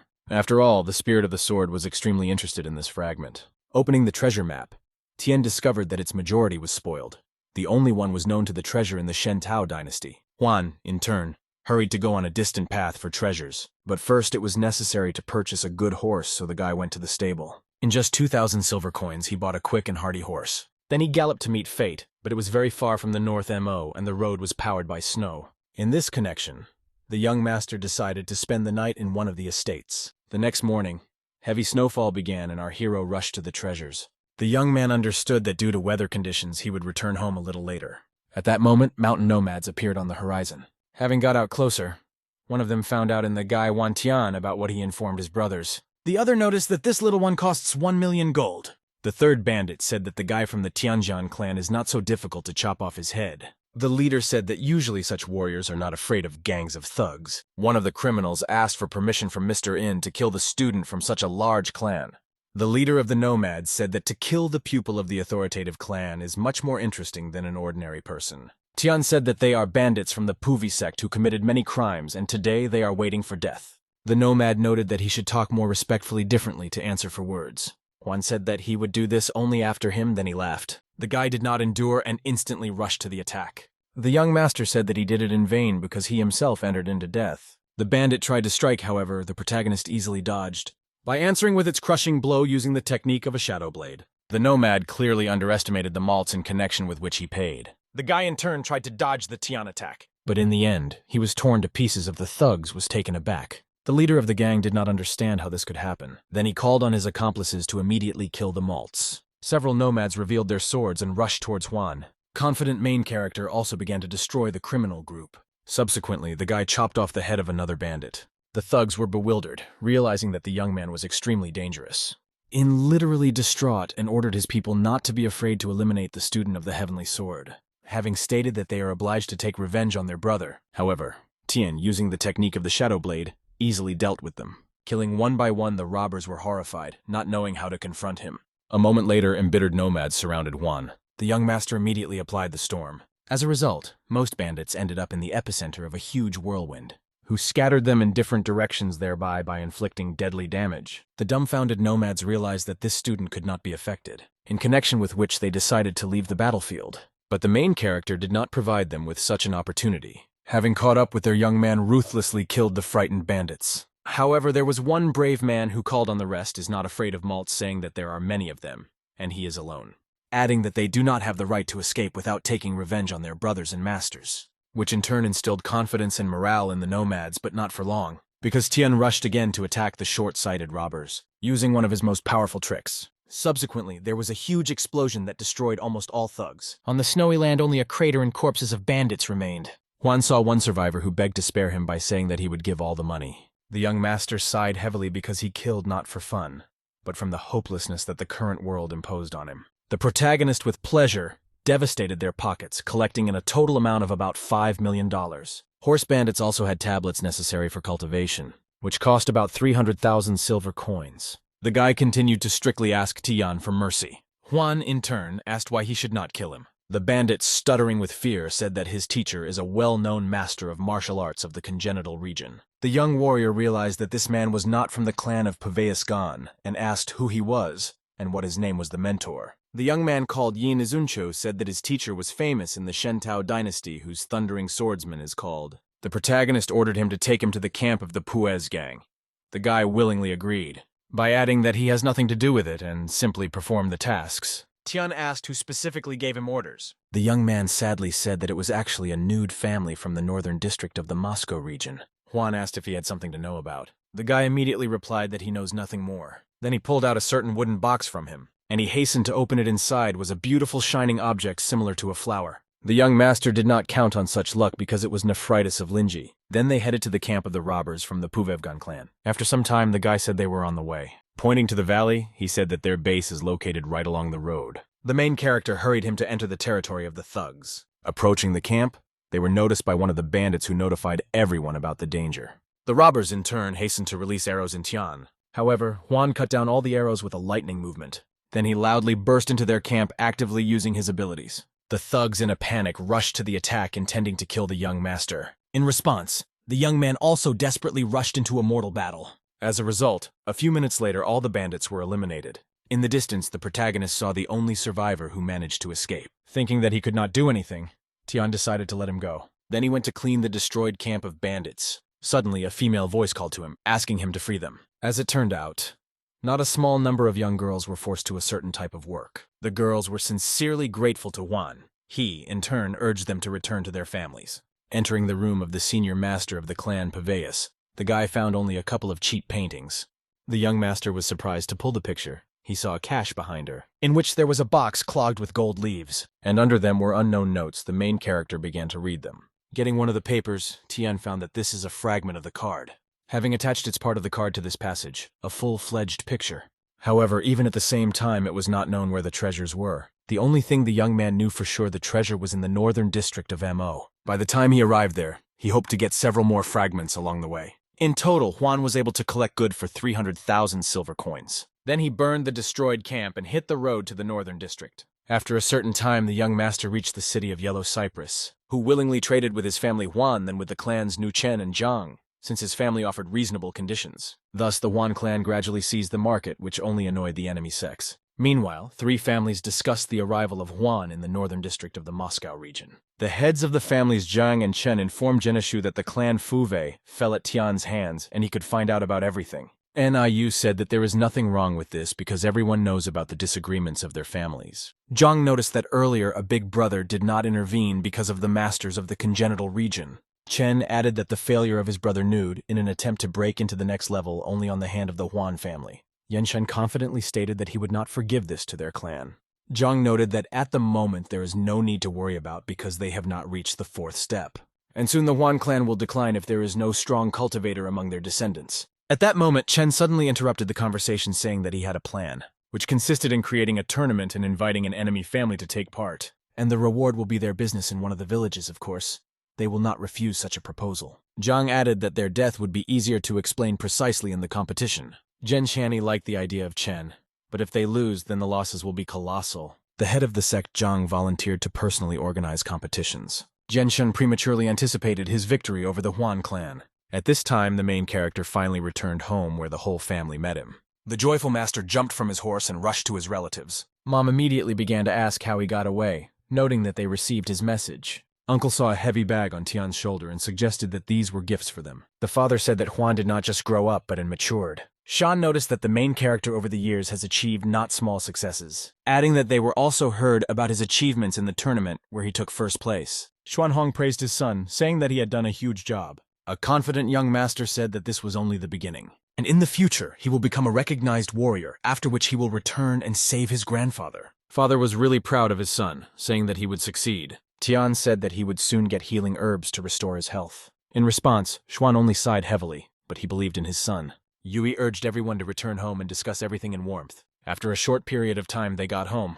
Uncle Shan asked if everything was good at Stone. Huan replied that Kuzen Shi will soon become a master of martial arts and reach the 7th level. In addition, next year, Sha will be able to take first place in competitions among external students. Uncle asked how he and Shi were able to improve so quickly for this year. Hun added that since they were enrolled in the Tianjin clan, there were no significant improvements. The protagonist replied that before that, due to illness, he slowly developed but then bathed in a certain pond, where he lost consciousness. The guard pulled him out, and after that, the disease left and it became easier to improve. Taiyan was in no hurry to talk about the spirit of sword, leaving this topic for conversation for a more suitable case. After that, Huan told the story of how he went to the mountains of the evil wind where he found yellow fork grass. He took only one stalk, leaving the other 3 for the students of their family. Mother noticed that the gods showed mercy to their clan.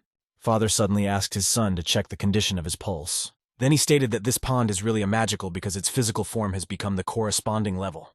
Uncle noted that his internal force is more stable than that of the majority, and comparable to the masters of the congenital region, adding that a great future awaits him, and he may well become the greatest fighter. Kun said that with such an incredible power of Tian, they will be able to repulse the enemy clans. At that moment, grandfather Yanshin Huan entered the room rejoiced at this meeting. Xuan said that he did not bother him because the servant said that he was resting. The old man replied that he was waiting for the return of his grandson, but fell asleep. Having noticed that the main character has grown noticeably and became more serious, the young master drew attention that grandfather was aged over these 4 years, and if 4 years ago Yanshin did not save him, then Tian could not survive. The old man hoped that in the future the Huan family was recognized in the northern district and would no longer oppress them.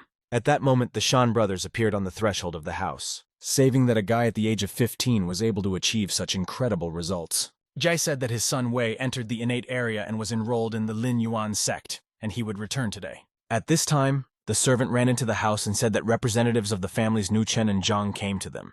He was nervous, saying that they clearly came with good intentions. Yanshin, in turn, hastened to receive uninvited guests. The head of the clan Huan asked what brought them here. Jen replied that they arrived to give them an invitation. Yue said that competitions are held in the northern district and a good reward is due for the victory.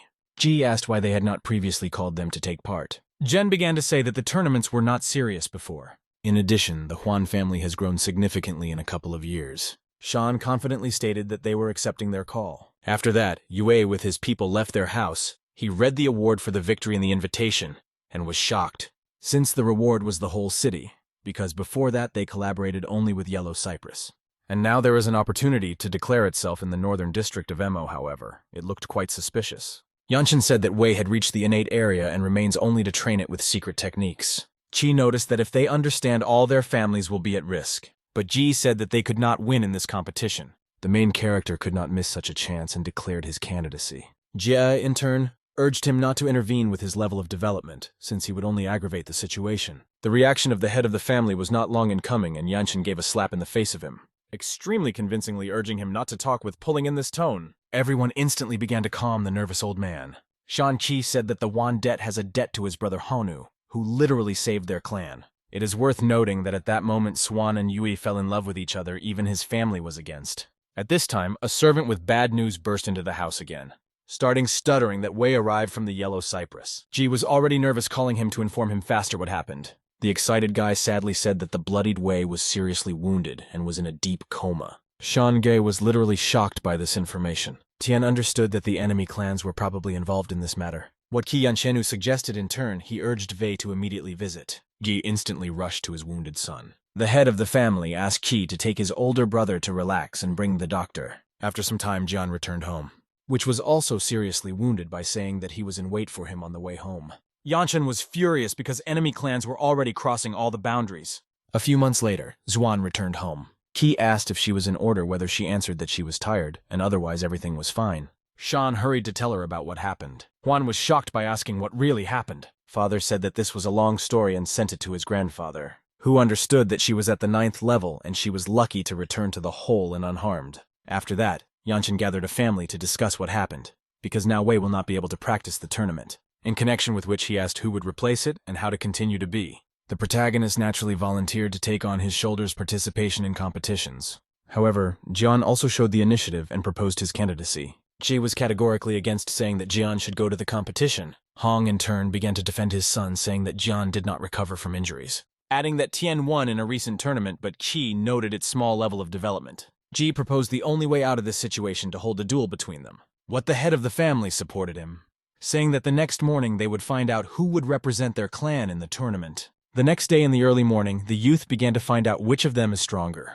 Jun decided to attack the first protagonist with an oncoming attack. As a result, Shan flew away a few meters back from a painful blow, while the young master was left to stand still without any damage. Yanshin was not surprised by saying that Tian rightfully won the first place in the competitions of the Tianjin clan, adding that it is he who will represent their family in the upcoming competitions. What the young man was immensely happy, and from now on the reputation of the clan in his hands. Late at night, Huan opened the box and looked at the jade of Linji, realizing that his absorption would take about 20 days. And if you break through to the 10th level, he will be able to defeat the fighter of the first innate stage. At that moment, his father called to him, who wanted to discuss something with his son. Seeing Jade, Hong noted that his absorption would take about a month. Tian replied that he knows about it, but he needs to break into the next level. Xuan said that he could not lose in the tournament, because this would directly determine the fate of the family. A confident young master said that he would definitely win in the competition. Han hastened to show the Malza of the technology of the mythical phase of the martial arts that he studied in his youth, adding that 2 of them are definitely suitable for him.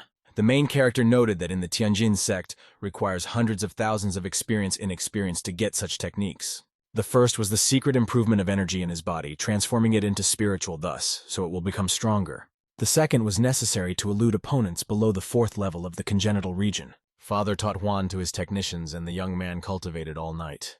After a huge amount of time, the young man opened his eyes and found that the morning had already come and his father left. The main character believed that with these 2 techniques he would become much stronger. Meanwhile, Yanshin asked Xuan whether he was sure of his son. Hong replied that Tian would win. The old man was really worried about his beloved grandson. Huan continued to improve and tried the jade of Linji.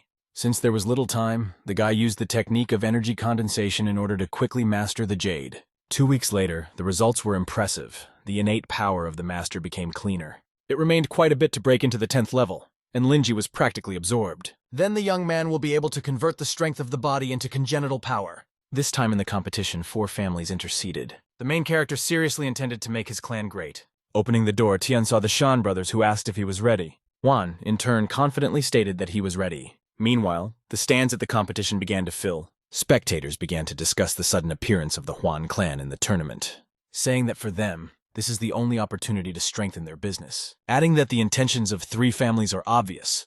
They want to take everything from the Huan family. In addition, the representative of their clan should win absolutely all the fights without exception. People were sorry to realize that the only honest family would soon lose everything. The judge in this competition was declared by Wenxian. Everyone began to say that the family is on the side of 3 clans. Wen hastened to announce the names of the participants of the tournament: Nujitxian Chen Izinfeng Jiang Zetao and Huan Tian. Then he announced the rules, where there were 3 rounds of 7 battles for the victory. 1 point was given a losing ball. With these conditions, there were quite a lot of disagreements, thus forcing the protagonist to fight 3 times in a row. Qi began to say that this is dishonest, however. Tian declared his confidence by calling the rivals with dogs. Xuan called the young master to respect his opponents. Wanxian announced the beginning of the tournament, where Huan and Zhang Jiatao will fight in the first match, explaining that they should not intentionally kill each other, and if one of them recognizes the defeat, the battle is over. A self-confident young man said that he would win in this battle. But Zetao did not agree with this, saying that he had never heard of his family before. Some warriors could not understand how a guy of the level of martial arts master could be compared with a person of the congenital region. At that moment, Tian deliberately provoked Zhang, saying that he was only at the first stage. Zetao, in turn, flared up saying that he was only at the 9th level of martial arts. Then he rushed to the attack, but the young master quite naturally repulsed his blow. Zhang was bewilderment from how easy the guy crawled his energy of the sword. The audience was also shocked by the inexplicable power of the young man.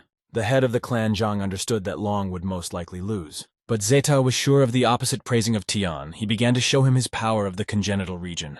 Zhang immediately rushed to the attack, but Huan managed to activate the protective barrier. Spectators noted the entertainment of this fight. Long began to doubt that the guy at the 9th level, after all, he created a sewing sword subject to innate masters. Even if the young man was in the first stage of the congenital region, to use this skill quite difficult. Yenshun in turn was also surprised by the skill of a young guy. The whole Huan family actively supported the protagonist. Meanwhile, the main character hastened to apply a vortex blow.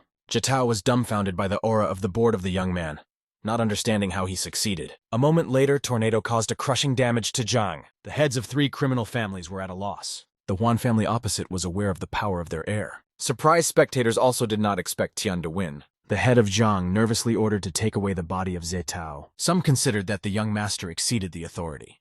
Wenxian asked why Huan intentionally damaged the tournament participant. The guy said that swords do not see where they are going, so there will be unforeseen situations. With such an answer, the young man amused the audience and angered the heads of the 3 clans. Zhang could not resist and spoke out quite sharply to Tian. The main character suddenly answered him in the same vein. The head of Chen called on his fighter Jin Feng to kill an upstart. The inner student of the dynasty Xin Tao of the innate region hurried to execute the order. As a result, he pounced on a young master with lightning speed. Huan noted his speed that was at a high level. Emergency Jin called on the fighter to follow his blade. However, Tian easily dodged his attack. Feng announced his advantage in the form of a high level. After demanding that the main character ask for forgiveness from his family and recognize the defeat, but the young master naturally did not do this by naming all 3 clans with discharges. After that, naive Jin prepared for the next attack. This time, Tian was ahead of the opponent, having struck the first. Feng, in turn, with great difficulty, repulsed the attack of a young man. He was literally amazed at Huan's power, not understanding how this is possible. Jin began to realize that he could not restrain his strength for a long time, in connection with which he shouted loudly that he recognized the defeat. The heads of 3 families were at a perplexity, angry with the guy. Yanshin in response smiled at seeing the reaction of Nuchani and Zhang. Spectators began to shout that Feng at the congenital stage, and as a result, Malza was lying. Jin himself did not understand where this boy got such an aura of a sword. Xuan knew that his son was waiting for a great future, and he was on the way to knowing the legendary spirit of the blade. The young master called for the last participant to go to the arena. Jensen's eyes twitched, because he understood that the guy was really strong. At that moment, the extremely confident Jitian came out. Having stated that he would avenge him for his brother, Tian began to provoke him in every possible way. Jitian was the first junior pupil in the Northern District. Then they finally converged in a deadly duel. After several minutes, the audience noticed that the fighters are approximately equal. The main character said that he underestimated his power. The student of the Northern District of the MO also felt the excessive power of the malts.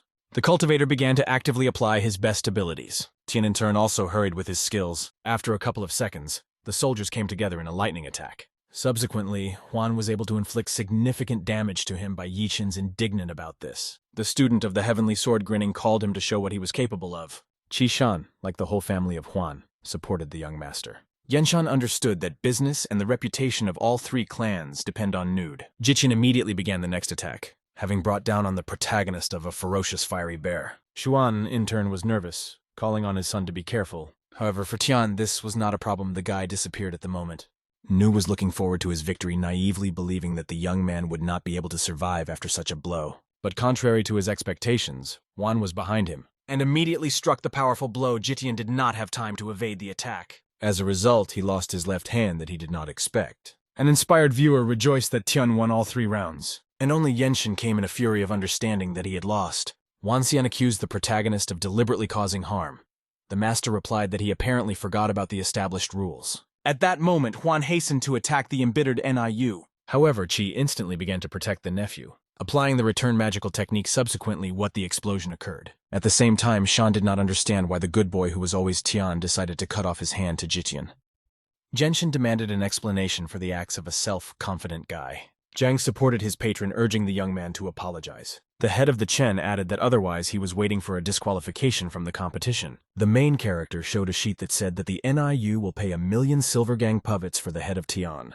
People around did not understand what was being discussed by asking the guy to read the contents of the letter. Genshin realized that this was the end, and now everyone will recognize the truth. Qi volunteered to get acquainted with this letter. Tian handed him a piece of paper. Sean read that the head of the NIU proposed a monetary reward for the death of Huan. Uncle was furious, saying that the criminal family was able to kill their children. Those present townspeople were shocked by realizing that the clan's nude despised people. The furious Genzan urged not to get his hands dirty with blood. The main character said that he specially cut off his hand to Jitian as a sign of warning to those who intend to cross his family. The leader of the nude clan stated that he would keep his promise about the award for the victory in the tournament. Then he hastened to take her leave. But Tian stopped him, saying that 500,000 silver was also due for victory. Niu was outraged by answering that he cut off his son's hand, and he had enough arrogance to ask for a reward. As a payment, Genshin gave him a fragment of a treasure card, having said that this valuable scroll is much more expensive. It turned out to be the third fragment of the same treasure map, which the head of the nude for some reason considered garbage time, so simply said goodbye to him. In fact, this scroll was in his family for many years, but no one could use it. Qi asked why he gave the card if he could not find the treasure. Tian reassured his uncle, saying that these fragments were valid enough. Yanshin, in turn, hurried to congratulate the young master on the victory. The townspeople also exhaled with relief, realizing that from now on the criminal clans would cease to terrorize them. Returning home, Hong stated that his son became the legend of the northern district, and rumors about him reached the Shentao dynasty. Having noticed, Tian should not forget that all over the world is full of cultivators that are stronger than him. In addition, criminal clans will not miss the possibilities to deliver a response. Once they will be able to find out the location of the Xuan family, and Khan will have to use secret techniques. The protagonist said that he would soon switch to the 10th level as he mastered the Jade of Linji, after which he decided to show the family his 3 fragments. Father was shocked by noting that these are 3 treasures. Surprised, Xuan asked where he had 2 more parts of the Tian card. He answered that he was lucky to find them. Han noticed that if they find these treasures, then the authority of their family will increase. Comparing fragments, the father found out that the treasure is located in the mountains of monsters in the far north, where there is a lot of demons. Xuan said that only those who have reached the innate stage can go there. But Huan insisted that these treasures are extremely important for them. Mother tried to dissuade her son, saying that in the abandoned mountains of monsters it was very dangerous. But the stubborn young master assured her that everything would be in order with him. Hong said that in those mountains there are monsters corresponding to the warriors of the 8th level of the celestial stage. Father called on the protagonist to immediately run away when meeting with such a demon. The mother, in turn, did not find a place for herself. Experiencing Xuan in every possible way tried to calm her down. Late at night, Tian was diligently cultivated to break into the 10th level. Meanwhile, Yunshan was indignant about what had happened. 3 families were disgraced in connection with which they wished retaliation. The head of Zhang asked the NIU whether they will give the clan Huan keys from 3 cities. Genshin menacingly stated that they would not give them the opportunity to calmly develop, adding that having given them 3 cities, their forces will be distributed in accordance with the corresponding way. At the same time, they will become more vulnerable to Zhang, noted that they would destroy them separately. At this time, in the house of the Huan clan, the young master successfully switched to the next level.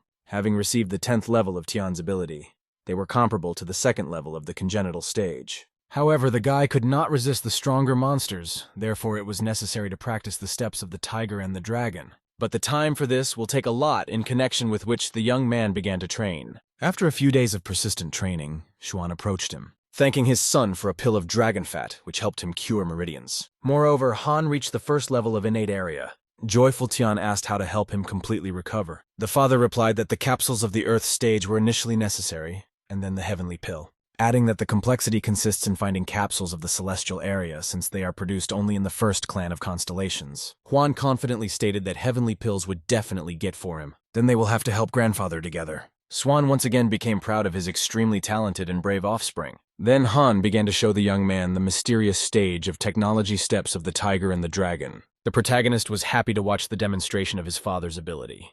At a certain moment, Tian did not keep track of his movements as Hong was behind him. Having said that the technique of martial arts at the preliminary stage is only the basis after which it is necessary to focus on the moment, Huan began to repeat after his father Huan urged him to follow steps and allow his soul and mind to merge together. Han was well aware that in the future the son would certainly surpass him.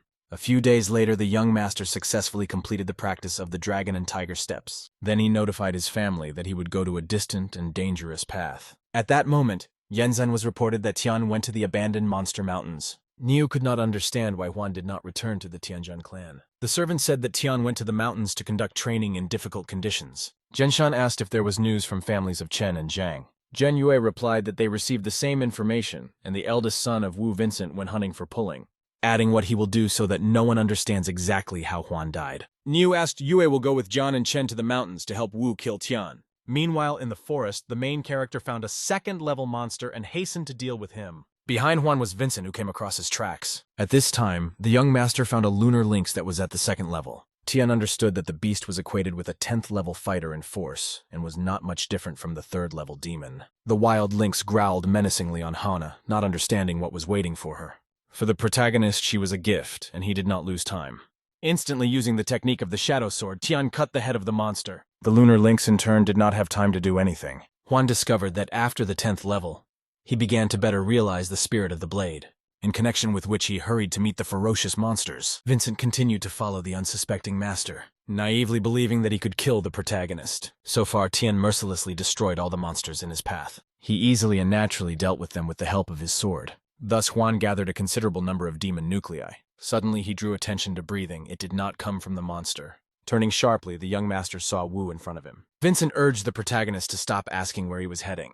Tian realized that 3 families had spies. Wu noticed that Huan was too arrogant in competitions, after which he began to generate some magic in his hands, saying that no one will help the young master.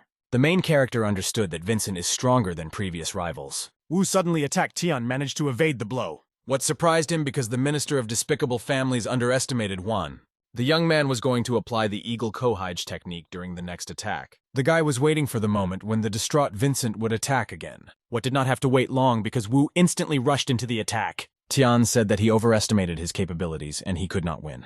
And only if Vincent smiles good luck, he will be able to win. Then he inflicted a series of his crushing blows. Wu suddenly backed away, realizing that Huan was extremely strong. The master, on the contrary, noted his weakness, although he was at the 2nd level of the innate stage. The even more triggered by the angry Vincent, he applied the technique of Claws of the Cod of Heaven with lightning speed. What swept in the direction of self, confident Tian. However, at that moment, the main character was behind the back of such a not-free Wu. As a result, after a moment, a servant of 3 families lost his hand. Realizing that he could not cope with Huan, Vincent hurried to hide, intending to tell the chapters about the incredible power of malts. But the young master did not provide him with such an opportunity. After some time, an unknown person discovered the cut body of Wu. He recognized him and was extremely surprised by this fact. The heads of families completely came to the rage of learning that Vincent was dead. They suggested that Tian could not deal with him alone. However, the previously received information spoke the opposite. Zhenzan refused to believe that Huan himself could overcome Wu himself. Meanwhile, the servant of the NRU interrupted their discussions by saying that a certain swordsman Grumovets arrived at them. Yenshen smiled mysteriously and asked to let him in. Niu said that God himself on his side sends them such an ally, assuming that the greatest swordsman wants to take revenge on pulling for his students. The thief who hated him had to do everything alone. 3 families were looking forward to this moment. At this time, Huan overcame more than 800 miles and the location of the treasures was already close. Understanding that at night the monsters wanted to have time much more actively before the dark, Yue, in the company of Suna and Yuan, were already in the forest. Heading for the mountains behind a young master, they hoped that demons would be killed. Tian in turn found a place for an overnight stay hiding in the hollow of a tree. The fierce roars of demonic animals in the night forest were heard. The next morning, the protagonist was getting on the road because he had only 200 miles to the treasure. Actively moving along the branches of the trees, Huan overcame long distances and remained inaccessible to the monsters. A few minutes later, he met a huge dinosaur and decided to go around it.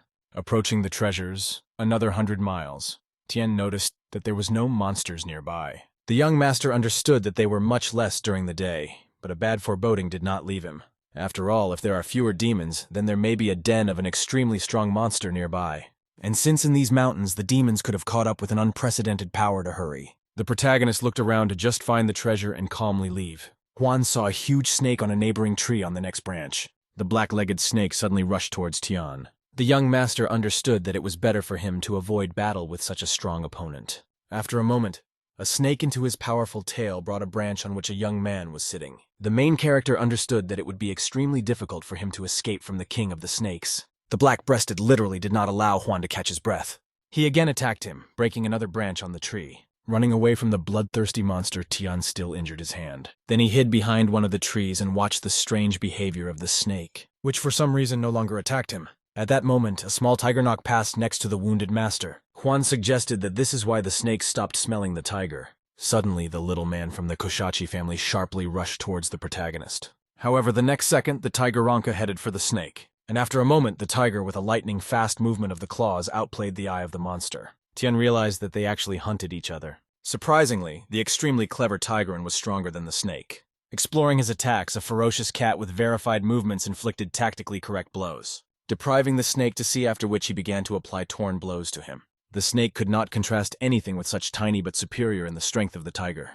The main character watched the brutal battle of angry animals, realizing that he will not be able to calmly leave this dangerous forest. Meanwhile, the blind monster continued to desperately rush into attacks. The kid in turn jumped on the branch, wildly growling on the snake. The next attack of a ferocious monster did not reach its goal, since the tiger again evaded her, jumping on the tail of the demon. I was pretty exhausted, and Aranding the snake cat again jumped onto the branch. The young master noted the extreme power of the fluffy beast, assuming that tiger is a monster above the rank than snakes. Thus, he was stronger than the 5th level of the congenital stage. Suddenly, the beast again attacked the mutilated monster. Hiding behind a tree, Tian was waiting for the right moment. He abruptly stood on his feet and rushed to run forward. However, the snake sensed Juan, in connection with which he followed him. Tigrenog took advantage of the chance and struck the blow with his claws, cutting off the tongue of the demon. The serpent tried to answer but could not get along such a grinding beast. After that, the cat demon again rushed to attack the wounded monster. The tiger chopped the snake with lightning attacks of his sharp claws. The main character was shocked by the results of the fight and the power of the cat.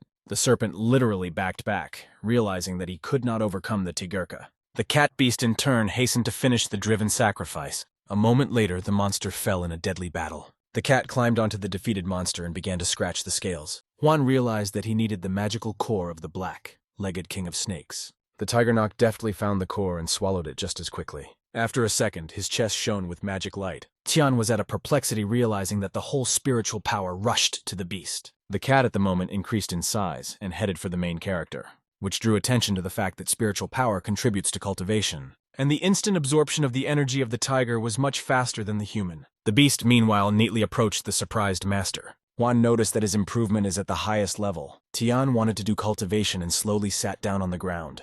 However, at this moment, all the spiritual energy evaporated, and the cat began to come closer, the main character nervous, realizing that the tiger at any moment could attack him because his power rose to about the 3rd level. But the beast from the cat's family began to behave quite strange. He seemed to call him Juan, decided to follow the tiger on. Sounding a little in the munged monster, the cat gave Tian a snake gallbladder. The young master was in complete bewilderment, suggested that the beast wants him to eat him. The demonic tiger looked approvingly at the protagonist. A moment later, the guy still ate a disgusting bubble. But suddenly, Juan felt a surge of strength and healing of the wounds. The fluffy friend grumbled loudly as if he was calling somewhere again. Going to the trail behind the beast, he brought him to the same snake. Tian was shocked when he realized that the cat wanted him to drink the blood of the monster. At that moment, a distant roar of cat demons sounded. The tiger growled in response. The young man realized that he was most likely called by his relatives, because the cat immediately rushed to the call and disappeared into the forest more often. But in any case, the main character was grateful to the beast for the salvation of his life, after which he began to drink the blood of the snake, taste like human. Having drunk a sufficiently large amount of blood, Juan felt the strength. His physical capabilities have increased several times like spiritual energy. The young master decided to take several scales of the huge monster with him. Getting a treasure map, Tian saw that he was in 40 miles from the right place. A few minutes later, the main character came to an unusually beautiful waterfall. Having checked on the map, Juan suggested that the treasure was behind the waterfall. Then the young man immediately went to reveal the secret of mysterious treasures. Having made his way through the water, the young master was in a cave. Starting carefully examining the sides of Tian, noticed a star sign on the wall. The device resembled a mechanism for opening secret doors. However, it was impossible to move the characteristic stones. Juan thought that he made a mistake in reading the card. Having reviewed its contents once again, the main character came to the conclusion that he needed to get to the bottom of the lake. He immediately rushed into cold water. At that time, behind him, something quickly swam. Turning around, the guy did not find anyone and decided to quickly check the bottom of the lake and get out of the water. Submitted below, Tian drew attention to the same stones as in a cave. Moreover, they were located in a completely different order. The young master began to reflect as stones are interconnected. Starting alternately trying to move them from a place, one sign began to succumb. Suddenly, Juan shifted the stone to the side to a characteristic click. However, behind him at that moment, a monstrous snake appeared. The water monster instantly attacked the protagonist, who understood that despite the low level of the snake, she is able to inflict not small damage. In addition, underwater, the monster had more chances. Juan tried to apply his magical abilities, but as it turned out in the water, he could not reveal the entire potential of the skills. The cunning predator hurried to limit Tian in actions, and do not give him the opportunity to resort to magical techniques. He clasped the hand of the young master in which there was a spiritual blade. Thus, destroying the sword, Juan did not expect such agility from the snake. After which the demon gradually began to wrap the body of the protagonist. After a second, he completely immobilized Tian by squeezing it with his tail. The guy tried to get out, but the monster's grip was extremely strong. If he had not drank black-legged blood, it would have died here and now. But in this case, Juan was able to release his true power to the will. The snake immediately weakened the grip, thereby missing the young man, who hurried to strike the monster with a mortal blow, literally piercing the monster's head with a magic blade. Having overcome the water snake, Tian received his demonic core. Then he hastened to return to the stones to solve their secret. Twisting one of them in a characteristic way, suddenly occurred vibration. The young hero's small sword also began to react to what is happening above. Climbing back to the cave, Juan found a secret room in the wall. The young master suggested that this was an entrance to the treasury. Then he immediately headed to go inside. Having passed a few meters forward, the stone wall behind him suddenly closed the passage. Tian realized that he would have to look for a way out of the treasury on his own, and he went deep into the cave. The further he walked, the colder and became darker. Juan was glad that no one had attacked him so far and did not endanger him. Having passed a few more meters in the distance, a muffled light was visible. The young man hurried to him, suggesting that this was the entrance to the treasury. A moment later, the protagonist was in front of a large stone door and a sword stuck into the ground. He could not understand why the blade was in this position. Carefully looking around, the guy thought that there were treasures outside the door. Tian went to the stone door and found a text on it, where a certain blacksmith wrote that the one who pulls out his sword will receive the abilities of a master of weapons of the Earth's level. Juan understood that this profession is one of the rarest in the world. Despite the rarity of the pharmacist, there is one heavenly level in the constellation sect. But in fact, the masters of the Earth's level is a small amount, not to mention the fact that only rumors went about the heavenly step. Masters of weapons are able to create a precious blade that can have great force.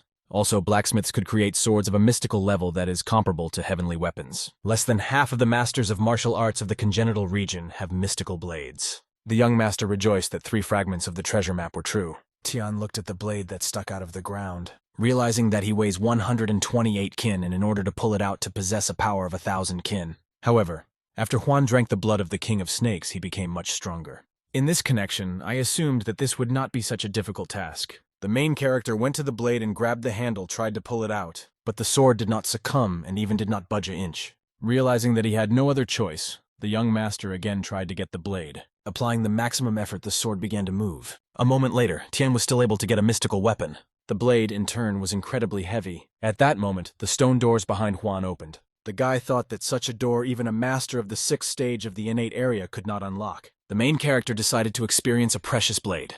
Striving a blow to the stone wall, the young master left a deep mark on it from the blade. What was extremely surprised because the sword really turned out to be an incredibly powerful tool. His only disadvantage was precisely the weight. He definitely lacked flexibility. Despite the fact that the blade was not very suitable under the ability of Tian, such a thing could not be taken with you. Then Juan went further deep into the cave. Having passed a few tens of meters, he ended up in the next room. Having carefully examined the sides, the young master drew attention to the inscription on the wall, where it was written that this mystical sword of the blacksmith of the 9th Dana gives the one who made his way to his tomb. The main character became curious who this blacksmith of the 9th Dana was because he never heard about him. Tian decided to look around to find something more valuable. Having passed a few steps, Juan suddenly stopped. The young man drew attention to the skeleton in a torn green mantle. The young master suggested that this is the blacksmith of the 9th Dana. The ring sparkled on the index finger of the emerald color. And again, a certain text of Tian began to read on the wall, where the blacksmith told the story of the betrayal of student Duan Zhanghe who caused his family death and left to die here. Juan could not even think that the end of the Master of Weapons is so tragic. It was also indicated that if the traveler wants to take possession of the ring with knowledge, then he needs to take an oath and kill Zhang He. The main character understood that Duan was most likely enough. Further, it was described in exactly what kind of entering the tomb it is necessary to take an oath on the knees in order to inherit his knowledge. Tian understood that he needed to get out of the cave, which means he would have to take an oath. In addition, the cult of bloody sacrifices. Although he lost in the war, the Constellation clan could not be underestimated. However, only a small number of masters have such a spatial ring. Juan understood that Duan was now an old man, but he was still strong. Many years ago, most masters died in that war, and Zhang He could also be dead.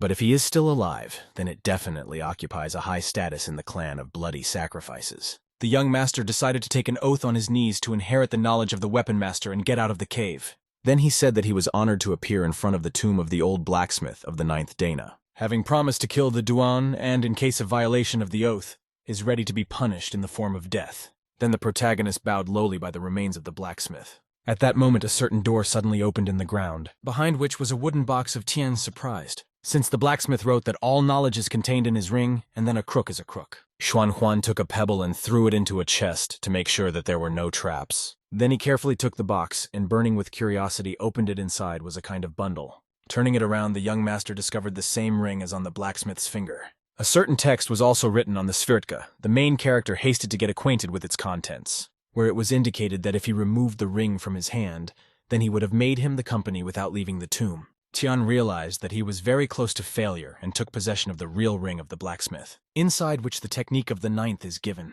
and upon reaching the 4th level, it will destroy the wall and get to the surface. In addition, in the body of a weapon master should be fiery and gold elements, and an induction stone will help him in this. The spatial ring also contains a bonus set of materials.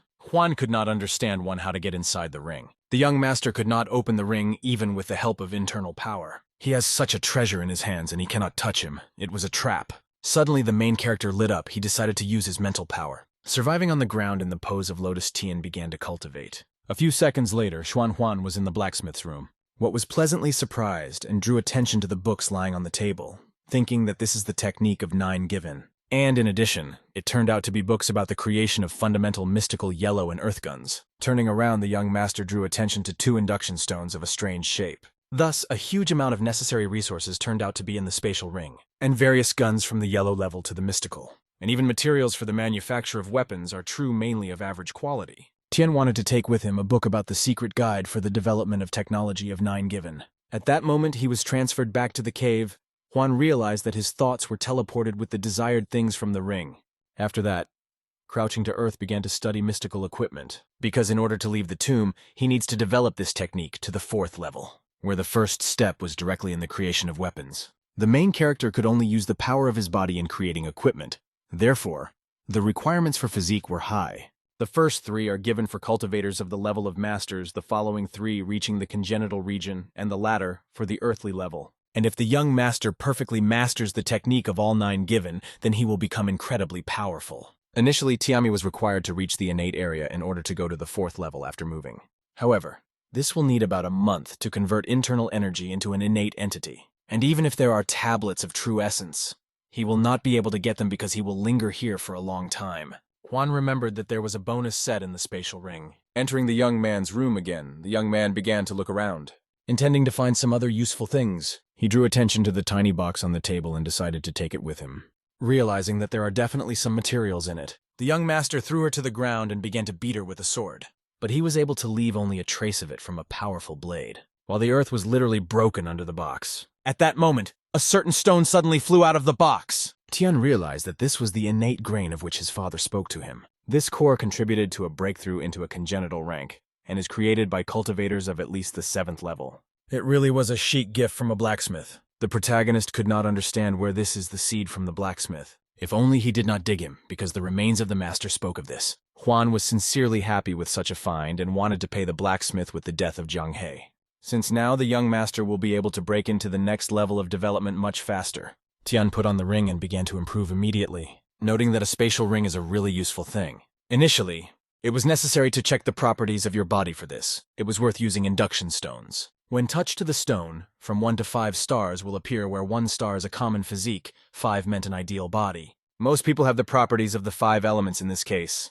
A lot of energy is spent on a less developed element. Pill experts belong to the elements of fire and wood, and should ideally own them of few true masters. And the blacksmiths are obliged to own fire and metal at the highest level, which significantly complicates the task. Since the main character with a sword owns well the element of metal is developed, Tian put his hand to the yellow stone to find out what the level of ownership of the metal he had. The crystal showed 3.5 stars, which was a good enough result. Then Juan touched the red stone with the elements of fire. This time the result was more than unexpected. Reuben showed all 5 stars that could not but rejoice. The young master could not even think that his possession of fire was higher than metal. To have an excellent level of one of the elements is the destiny of true talents. The most important thing is that Tian perfectly owned the elements of the flame, as fire was used for the manufacture of pills and weapons. Then the protagonist decided to test the pre-consumer seed, and immediately began to cultivate, transforming internal energy into an innate force. By this moment, Xuan Huan reached the pre-consumer level that facilitated the task. Thus, the master could become incredibly strong and can cope even with 2 fighters of the first stage.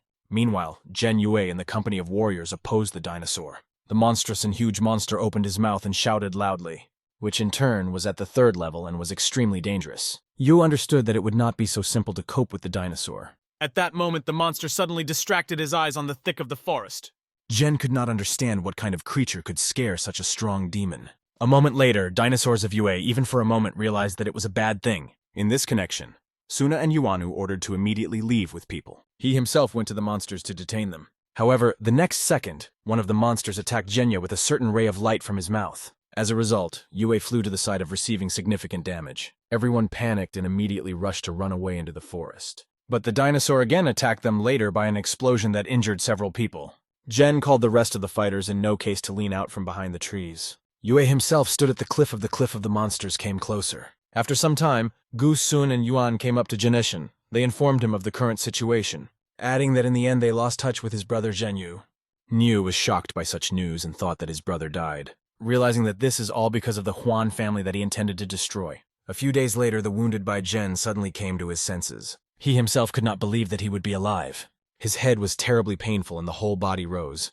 Ju saw the entrance to the cave in front of him, and he hastened to go inside, where he found an incredible find. Taking a closer look, he realized that these were flowers of bloody stone. They had a stronger effect than a white jasper, and could raise the level of a fighter above the awarded to the 4th step. Zhenyue began to carefully look around, understanding what strong monsters can protect such a treasure. After making sure that in the cave there was nobody, Wei tore off 2 flowers. A couple of days later, the good news was reported to Jezenhani that his brother returned. The NRU in turn was extremely surprised and glad to such a fact. Entering the room of Zhen showed his brother bloodstones. Yenshin asked where he got them and how he got. Soon Yue told him the story of his survival, after which his brother asked him to follow him in the basement, where he said that the families of Zhang and Chen should not find out about flowers, because he wanted to use 1 flower to increase his level, and the second for his brother to exterminate the Wan family. 2 more days, the main character continued to know the new facets of skill. Soon, Tian still broke into the pre-human level. Its internal power transformed into the true pre-consumer essence of the power, and the body improved many times. In addition to everything else, the young master began to better understand everything existing. And the most important possession of a mystical sword has also increased. The snowblade seemed to become one with Huan, in connection with which the ease of movements was felt. The young man decided to try his sword in business and struck the wall. As a result, she cut her trace from the blade was very deep, so Chi Blade has become at the highest level. Thus, the destructive power of the weapon exceeded the inner strength of the body. And his aura is what absolutely every swordsman dreams of. Understanding the aura of the sword of the protagonist was much higher than that of the rest, and in just a day he will be able to master this skill. Since ordinary warriors can understand the aura only after reaching the pre-consumer level of the 7th step. Having struck a buried sword into the wall, Tian cut a huge hole in her. He remembered that Chu Fen at the 3rd step understood the aura. Juan will be able to do this at the 10th stage of the level of a combat Tao, realizing that he is no longer so good for him. Indeed, with his current force, the young master can defeat any warfare fighter at the 3rd stage of development. At the moment, his power in each hand exceeded 1,000 kilograms, which means it was worth developing further. The paramount task was the development of the method of 9 Dilines to return to Baimo as soon as possible. The cultivators of the method of 9 given have a completely different body and are stronger than the rest, of which it was worth striving. Also, having drunk the blood of the black-striped king of the snakes, the body Tian is significantly strong and it has grown. The usual method of hardening the body does not require much time, but at the same time the main character will not be able to defeat Chen Isenfen. However, the Huan body corresponded only to the 3rd Dan, and the only difference was that the impurities had not yet come out. It was also indicated in the book that you can forge your body with the help of a hammer. The body may not withstand, but if you use the method of the 9th given, then the impurities will come out with internal energy. The young master suggested that a hammer for forging should be in a spatial ring. At that moment, as if 3 huge hammers collapsed from the ceiling to the ground, Tian from surprise backed back after reading the following. 1 hammer weighed 50 kilograms, and is intended for the first 3 given for the average 3, weighing 500 kilograms. The 3rd hammer weighed as many as 5 tons respectively for the last 3 given. In this connection, Juan picked up the easiest hammer intending to begin to for Ripple the body. The main character began to knock with a hammer through his body, taking no significant pain without any damage, but the method was really strange. About an hour passed and the strength of the young master doubled. Then it was necessary to resolve his breath. After that, Tian successfully received the first data, realizing that it would be more difficult further. Juan immediately began to improve to the second dana. After some time, the exhausted young man literally collapsed to the ground. He could not even think that the next two was given would be so difficult and expensive in time. Having received the third dan, the main character significantly strengthened the body, and the strength of each hand reached 2.5 tons. The young master realized that to obtain the fourth given, it would also be necessary for the hardening of muscles and time more. 9 days later, Tian successfully raised his characteristics. Then he hurried to start the second hardening. Although the power in his hands reached 3.5 tons to wave so heavy hammer. Having hit Juan literally sampled a couple of meters on the ground. Noting that the fourth dun was radically different from the previous ones, however, the master felt his power. From this hardening from the ceiling of the tomb, stones began to fall, the whole cave shuddered. It is worth noting that the improvement of the body took place much better than before. Having received the fourth dan, the results were impressive. The power in one hand reached 4.5 tons. At the end, the protagonist could achieve the strength of about 5 tons. To wave a 500-kilogram hammer became easier. Suddenly, Tian remembered his family. He had a bad foreboding, realizing that he had already spent a lot of time improving in the tomb. In connection with which thanking, he took apart the remains of the blacksmith, and he went to the stone wall to break through the passage in it. Having inflicted a crushing blow with a hammer, Juan was able to free himself from the cave. In addition, now a mysterious sword that weighs 64 kilograms was a gun for a young master. The ring was also a treasure after all. It was possible to store materials and various things in it. The main character put a spatial ring on the rope and hung it on the neck. Then he hurried to leave this location. Meanwhile, Genshin dreamed about how his family will soon become the rulers of Baimos County. After all, he could not imagine that he could break into the fourth step of the pre-human level. Zhenyue was sincerely glad since he could also improve to the third stage. In this connection, the brothers naively believed that they could deal with the Huan family. Enya Yu said that Yue made a huge contribution to their future Baimo government and myriad wealth, adding that they will take possession of the affairs of the families Zhang and Chen, then by secret methods of the mysterious level and exalt the nude family. Jin, in turn, was like such a plan of his brother. Yenshin wanted to take everyone to rule himself in the city. Then he asked Yue to inform the families of Zhang and Chen to engage in the extermination of the people of Huan. At this time, unknown bandits found quite expensive ingredients. After all, each blade of grass found costs at least 2 million silver, and they were lucky that the animals left this place. This path was extremely dangerous, but the prophet could not but seduce. His adherents implicitly agreed with him and followed their mentor. At that moment, they suddenly heard an incomprehensible sound of the earth shuddered. The thugs suggested that not all monsters left the forest. The leader urged them to immediately find out what happened. His minions immediately followed him. At this time, the main character finally got out of the deep cave. What was incredibly glad, he eagerly swallowed fresh air, feeling freedom. The bandits lurked behind the stones. They were surprised that it was just a boy. The leader of the gang noticed that the clothes on the guy of the member of the sect of the Heavenly Sword. One of them suggested that the young man probably had a lot of different artifacts because he left the cave. Another noted his blade, saying that he was rather not simple. In the end, they came to a common consensus to grab him. The leader urged immediately to attack the young master. At the same hour, a bloodthirsty thugs appeared before pulling. The main character asked what brought them here. The bandits stated that they came for his sword and treasures, and if he resisted, they would kill him. Juan grinned, after which he urged them to try to take away his things. The young master struck a lightning punch of their main robber. As a result, he broke his sword, leaving a deep trace on the ground. All other robbers were shocked by the power of Maltz. They immediately rushed to his aid, asking him how he feels. Tian, in turn, noticed that he clearly overestimated his strength. What provoked his leader ordered them to kill the guy. The bandits instantly attacked Juan from all sides. In response, the main character said that he did not want to kill them. One of the thugs stated that the youth was waiting for death, and he has nowhere to run. Only 4 clans ruled the dynasty Shen Tao school of the Divine Sword of the sect of the Heavenly Blade Fist of Tyran and Enlisted Clouds. The leader understood that the guy was not simple, but this time 3 warriors attacked him at the same time. He was in anticipation of the moment the bandits hurried to apply their skills. The young master said that when nature arranges a disaster, there is a chance to survive, but when a person comes to death. Then he began to beat short. Term robbers. The leader of the gang was dumbfounded by the power and speed of the movements of the young guy. A moment later, all Wo gangstones were defeated and lay on the ground. Tian handed his blade towards the leader of the robbers and said that now his turn has come.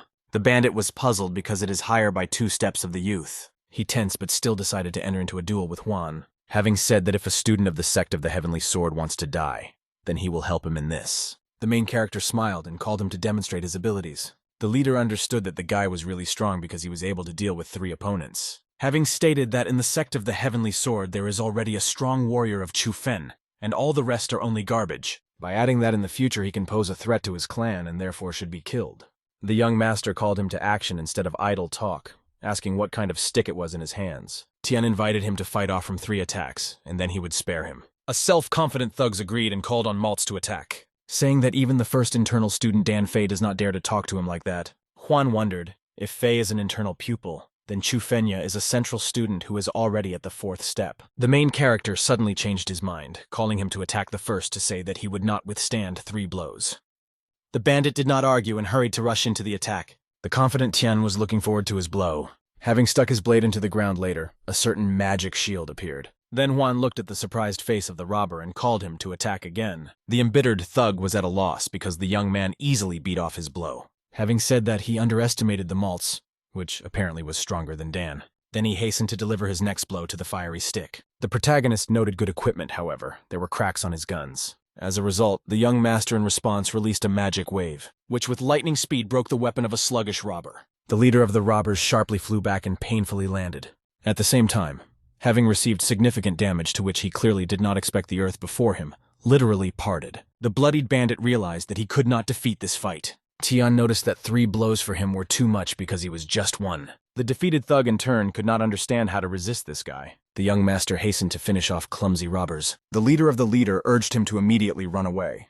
However, the self-confident leader of the gang saw a different way out of the situation. He grabbed his student and sharply pulled him. A moment later, Juan cut off their heads with a lightning stroke of the sword. The robber's mentor managed to understand for a second that the young man was more than all he met. Thus, the main character successfully dealt with the robbers. Suddenly, he was lit up because they were robbers, which means they should have a lot of looting good. Searching the bodies of the murdered bandits, Tien found useful herbs to restore blood circulation, which will be extremely useful to his family, especially grandfather and uncle. In addition, the young man found about 20 pills of true energy of a lower grade. 2 capsules cost about 30,000, and selling everything could earn 700,000. Also, with them were wallets. The young master took the sticks of the defeated leader. Then he hurried to escape from the scene. On the way back, Juan did not meet a single monster that seemed strange to him. Moving the trees, the main character noticed several cultivators. As it turned out, he was followed by 2 more that were behind him. Qian, in the blink of an eye, then got off with them, then went downstairs, where he hastened to eliminate the rest of the ill-wishers. Going to Beimos County, the young master felt anxiety. At that moment, the earth suddenly shook under his feet, after which an explosion occurred. Han instantly bounced back a huge sword literally from the ground. The protagonist noted his deadly energy that was felt in several tens of meters. Near the blade, there was an unknown cultivator in a straw casa. The young master realized that he was at the peak of the 3rd step of the pre-human level. Meanwhile, the unknown warrior already urged the young man to leave this place. At this time, literally getting out of the bushes, the wounded minister ran to him, having stated that this guy is Huan Koan, who killed Guy Tu by naming a man in Casa Pili. After that, the frightened student asked to leave once he found the guilty of death. Pai said that he was dead and sprinkled the earth with his blood, and therefore he would follow him. The guy in turn began to strictly pray for the mercy of the master, but Li was unshakable in his decision and calmly killed him. The main character realized that he was the teacher of that killer from the community of the Thunder, and he exterminated a huge number of people. At that moment, the thunder struck and the pouring rain went. Tian wanted to return home faster, because he did not know that his family was with his family, and someone forever hinders him. Pai wanted to avenge Guy's death and kill the guy about what Juan informed him that he was from a sect of Heavenly Sword. Li answered that he had destroyed a lot of warriors like him during his life, and even stronger than him. The young master said that he was honored to fight with such a strong opponent. Meanwhile, the families gathered in the Zenshan house congratulating on a breakthrough to the 4th step and Yuya on the acquisition of the 3rd level. NEU reported that he called them because the issue with his family Huan is still not resolved. Zhen supported his brother, saying that they were not long left. Sun naively believed that despite the acquired power, the Nude family would be reckoned with them, noticing the excessive arrogance from Yu, who also broke through and became more powerful. Zhang, in turn, was interested in how the Nude family suddenly improved. Chen was well aware that the Nude family is now much stronger than them, but he was hoping for the prudence of Zenshin. Yu, however, received a true pleasure from the fact that he was now on the same time with the heads of families. Niu repeated the purpose of their collection, namely, the complete liquidation of the Huanbochzhenya clan. Zhen again intervened in the conversation by saying that they were really necessary to exterminate. Zhang asked when specifically they needed help. Genshin grinned and replied that they were going to attack them tonight. The heads of families were at a loss and did not understand why he was in a hurry. They did not know that he actually conceived a bloodthirsty NIU who wanted to destroy everyone and personally rule in Baimo. At this time, Lee fought with the main character actively using his abilities. Tian understood that this technique is the technique of the mysterious level of the lower stage, but it should not be underestimated. Moreover, thunder and lightning contributed to the attacks of Pai, in connection with which Juan hurried with the oncoming blow. After a few seconds, they collided, subsequently a powerful explosion.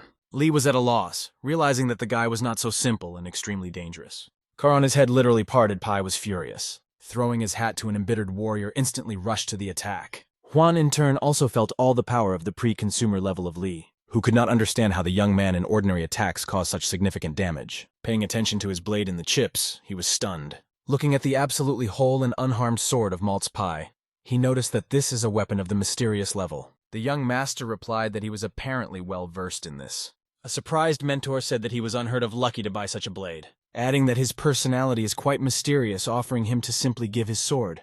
The protagonist urged him to try to take away the gun. Confident Lee said that he would undoubtedly do this. Tian began to make fun of him, saying that he would rather break his sword. Then the smiling Pai raised his blade. Juan was surprised because he absorbed the zipper, thereby becoming stronger. Then the angry warrior of the awarded level rushed to attack the Maltz. Lightning, in turn, also headed towards the young master. He understood that it was now stronger than ever before. Without hesitation, the main character used one of his strongest abilities. As a result, Crimson Lightning met with magic arrows. Self-confident Pai naively believed that he could defeat the young man. The warrior applied a tenfold strengthening of his skill by saying that now the guy will die.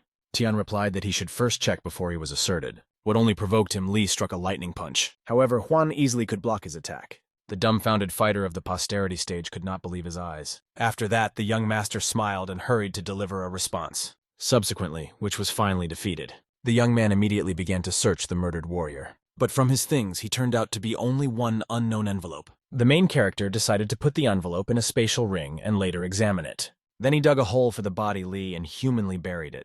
Having finally hurried home after some time, Tian reached the village of Huangbo. Looking around, the guy noticed that in the village quietly. He thought about how he would soon return to a family with precious artifacts. At this time, in the house of the Wan family, the head of the clan informed everyone that the families Nuzhang and Chen are preparing an attack. In addition, Genzun broke into the 4th step of the pre-human level and Yu at the 3rd stage. Xuan said to protect the clan must use their methods without issuing their location. Yanshin said that nothing terrible will happen if he died. Meanwhile, the young master discovered that the guard is everywhere, in connection with which he decided to move around the roofs of houses. A few minutes later, the main character was at home, which was enthusiastically about, and informed his relatives.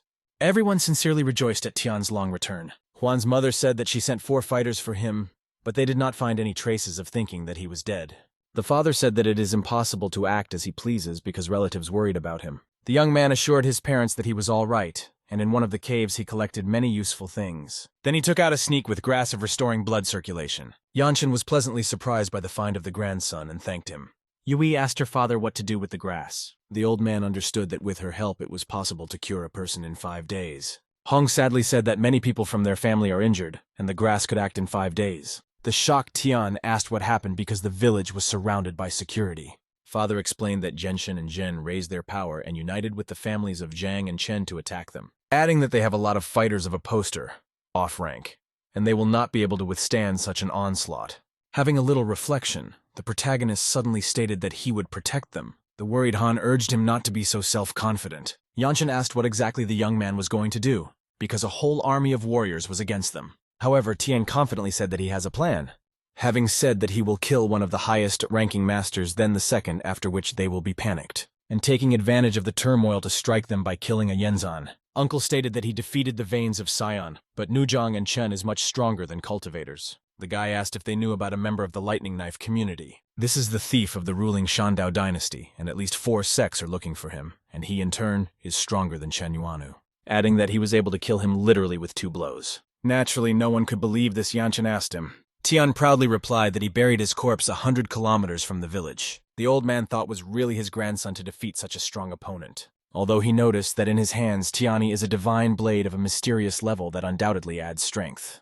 Uncle did not believe Yun's, saying that because of his mistakes they could suffer. A self-confident guy said that this can always be checked. In response, The relative smiled and said that if a little one withstand his blow, he would believe him. The young man called on his uncle to inflict his most powerful blow to finally make sure of his strength. The relative agreed and prepared to attack the nephew. Han demanded to immediately stop his son so self-confident. The master of Geishan was the strongest in the Wan family. The main character put his hand and stated that he was ready. Sean immediately inflicted his crushing blow, as a result of which flew back several meters. All those present were dumbfounded by the power of the young man. Ji agreed that the guy has incredible force. The nephew said that he actually used not all his power, which in turn shocked even more the whole family. The old man said that with his gift they really can repulse the enemies. Mother urged him to be extremely careful and not to climb into the wolf. Han understood that at such a young age his son would have to go through a test of war. Tian was already looking forward to the victory over the families of Niu Chen and Zhang. The head of the clan, Huan, urged everyone to hide, and the main character will block the road to enemies,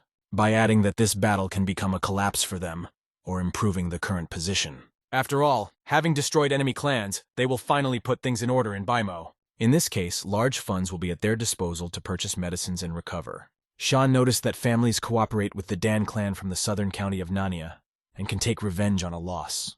Yan Chen assured that after the extermination of Nu Chen and Zhang, it would only work with them, asking to give the grass to the Shan brothers to recover. Ji called on the old man to use the grass, arguing that they can already repulse the bandits. However, he refused to say that his wounds will heal for too long, having proposed after the final restoration to convince Dan to cooperate with them. Tian was in solidarity with Yananhen, saying that he says everything correctly and soon a normal life awaits them. The young master arrived at the place in anticipation of the families Nu Zhang and Chun, who had already rushed on horseback. Jen said that Wan returned home. A moment later, they saw the protagonist Genshin notice that he had not died on Mount Shouwan. Tian said that he was quite lucky, therefore he was able to survive. Niu asked why he was alone, suggesting that the others were sick. The confident young man said that he himself would cope with such insignificance. Yenshan admired the courage of Maltz, saying that he would die today. Jen decided to fight such a self-confident guy. The protagonist, in turn, said that he would easily get off with them. Yu instantly rushed to the attack using his abilities. Tian immediately headed for him with an oncoming blow.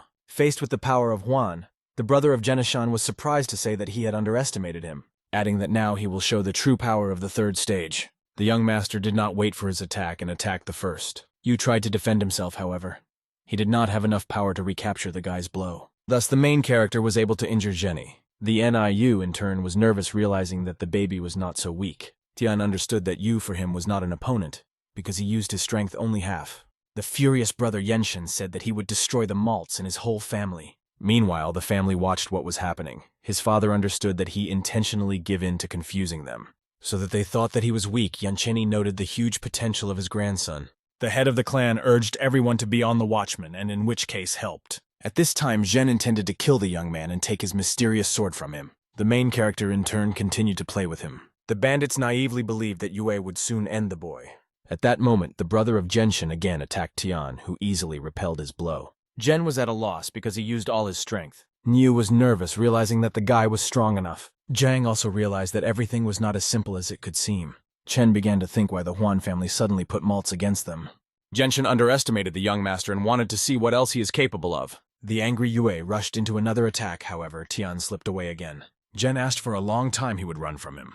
The young man specially lured him, creating the illusion of a weak fighter to kill after killing. Brother Niu held a lightning attack with the help of his abilities, but the protagonist managed to apply the step of the dragon. Thus he was behind the back of the self-confident Jew. Imbalu Jin said that it was children's fun and hastened to attack again. However, Tian instantly weakened. His thug was at a loss, not understanding why there is no strength in his hands and he cannot do anything.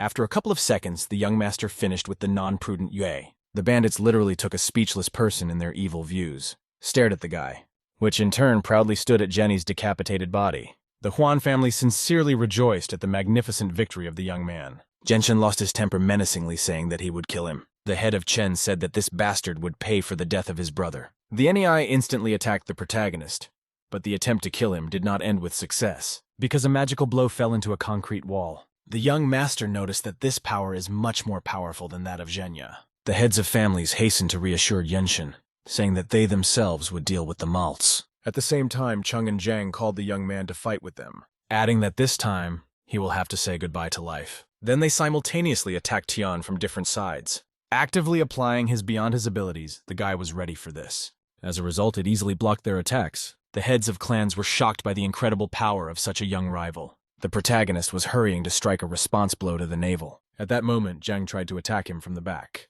which was also unsuccessful since Tian instantly found himself behind him. The bandit did not expect such a turn of events marking the powerful aura of his sword. He immediately activated the protective barrier. However, this did not help the young master easily destroyed him. Subsequently, the guy pierced the body of Zhang with his powerful attacks. Thus, Tian eliminated 2 chapters of the families. Genshin was furious, realizing that the Malay is a worthy opponent. The minions of the thugs were at a loss, not understanding how the guy was able to kill their mentors. The main character menacingly stated that those who want to destroy his family are waiting for death. Niu said that he was only 14 years old and his strength and plans are far from children. Having thrown off his hood, he added that today the Huan family will die. Tian was well aware that Genshin is the strongest of those whom he had to fight. The young man smiled and called him to action instead of an empty chatter. The head of the Nude family realized that the bastard originally drove them by the nose. The young master believed if he kills the last leader, then the rest would scatter. The main character said that Genshin will die today after the heads of families Zhang and Chen, and the rest will be spared if they leave this place now. Niu caught himself thinking that this guy is extremely impudent. The frightened adherents of enemy families thought. Then they began to say that it is not worth it and will return to the family better. The furious Genshan shouted nervously that if they try to leave, then he would kill them with his family Wan. The warriors did not know what to do and what to do correctly. The head of the Nude clan, in turn, hurried to attack the Malts. Tien was waiting for this moment, because he wanted to test his power on such a strong opponent. A moment later, they agreed in a deadly duel. The fighters noted the power of Genishan, suggesting that the guy would die now. The young master hastened to convince them to the opposite blow to the self-confident lord. However, Niu instantly beat off his attack, blurring in a malicious smile. The thug said that the Malza could not compare with him in strength. Tien knew that the head of the Nude family has incredible power. At that moment, Genshin activated his strongest skill to seal the conclusion of the mountain. As a result, magical barriers grew around the protagonist. After a second, they sharply closed. Everyone was shocked. Genshin could not believe that his grandson really died. The minions of the NIU measured, observed what was happening. The leader, in turn, naively believed that it was all over. But Tien was much stronger than he could have imagined, and suddenly flew out of the barrier by stroke. But Genshin again recaptured his attack, saying that he was an insect for him. The young master again tried to attack a naive bandit. Niu again resorted to his reception. From the ground grew black conical stones like spikes. The protagonist said that in such a way he could not overcome him. Magic spikes closed in an instant, but Tien got out again with the help of his sword. However, he did not pay attention that another stone behind him. Huan jumped up on him and stated that he was too fast for Genishan. Then he repulsed the next attack of the naive head of the Nude clan. Seeing that he rushed in his direction, the young man destroyed the magic spike right in front of the NIU's nose. The thug noted that Malds had too many skills for a fighter of the pre-human level of the first step. At that moment, the warriors of enemy families began to look at each other. One of them urged the others to kill Tien and his entire clan. Suddenly, the door in the house of Huan and Yanshin opened on the threshold, shouting loudly, urging everyone to remain in their places. Following the old man, the whole family, the head ordered everyone to kill. What significantly complicated the task of Genzun. Numb family people hurried to attack them in response. Yanshin, despite his years, quite skillfully dealt with enemies. The young master noticed that they had timely arrived in time for help. At that moment, the NIU tried to strike in the back. The main character instantly bounced to the side of dodging magic spikes. Meanwhile, 2 masters with the second step of the pre-human level tried to attack Tien. The guy in turn decapitated them in seconds. Then he called on Genishan to show everything that he is capable of. The NIU noticed that he felt his limit, and the little man may not show off, adding that he did not reveal the entire potential of his rank. What he bent over the head of the Nude clan, saying that in 10 attacks he will kill him. Tien raised his blade, suddenly appeared an aura of a sword. Genshin could not believe that the little man knew the spiritual energy of his weapon. The Huan family was also impressed by such a fact. The bandits panicked in different directions. Niu said if they run away now, he will kill their families. Then he said that he was extremely curious to look at the true power of the guy. The young master noticed that today all 3 families will go to the next world. Bypassing all the magic spikes, the main character hastened to hold the first attack, which destroyed several stones of self, confident Genzun. Then the second attack also followed the clots of dark magic. The third attack pierced the last cone-shaped barrier. Everything happened incredibly quickly to the NIU was at a loss. Teen noted that the 4th step is much stronger than the old man, respectively, does not know how to use it. The thugs were distracted by seeing how the young man played with their leader. Han, in turn, took advantage of the moment and pierced them with his blade. Yanshin also did not lose time and dealt with several warriors. One by one, adherents of criminal families died. The bandits standing aside understood what awaited them. Xuan urged his Soklins to continue to put pressure on them. The robbers, in turn, rushed to run away, leaving their leader. Niu drew attention to the crowd of Tiens scattering in different directions, hastened to hold a fourth blow. However, Genshin managed to turn around and recapture his attack. The young master instantly bounced aside. The angry head of the nude family began to activate the octagonal stamp of the mountains. Around the protagonist, a huge number of black stones grew again. But this did not scare this. But opposite the young man perked up. Huan instantly chopped off all the stones and got out of the trap. Then he stated that there were only 3 attacks left. Genshin instantly set several more magic barriers. But the crushing attack of the young master again destroyed them. The wounded Niu began to understand how strong the Malay turned out to be. The main character proudly stated that there were only 2 attacks left. The bandits among themselves began to discuss the disadvantage of their head. Xuan was proud of his son, because he is the only hope of saving their family. Meanwhile, Master Tian held his 9th attack. Genshin in vain tried to recapture her with magic stones. As a result, a loud explosion occurred a moment later, which cut off the head of the naive head of the nude family. The guy smiling noted that he eliminated him in just 9 blows.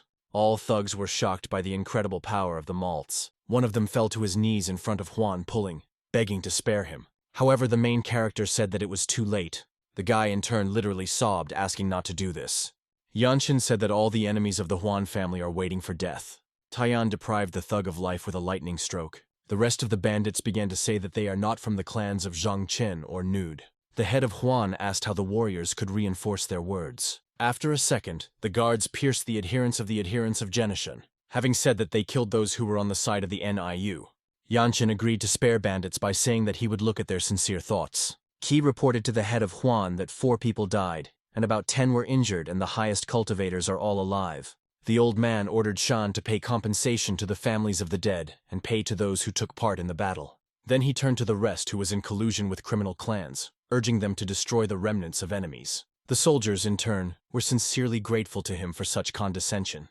After which, Yanshin praised his grandson for the work done, adding that it was too early to relax as it was necessary to deal with Dan's family. Tian noted that 3 cultivators who took the medicine will soon recover, and with their help they will agree with the Dan clan. The old man urged the young man to go and rest well. Families of Chennu and Zhang monopolized the entire production of Beimo, giving part to the profit of Dan to the clan.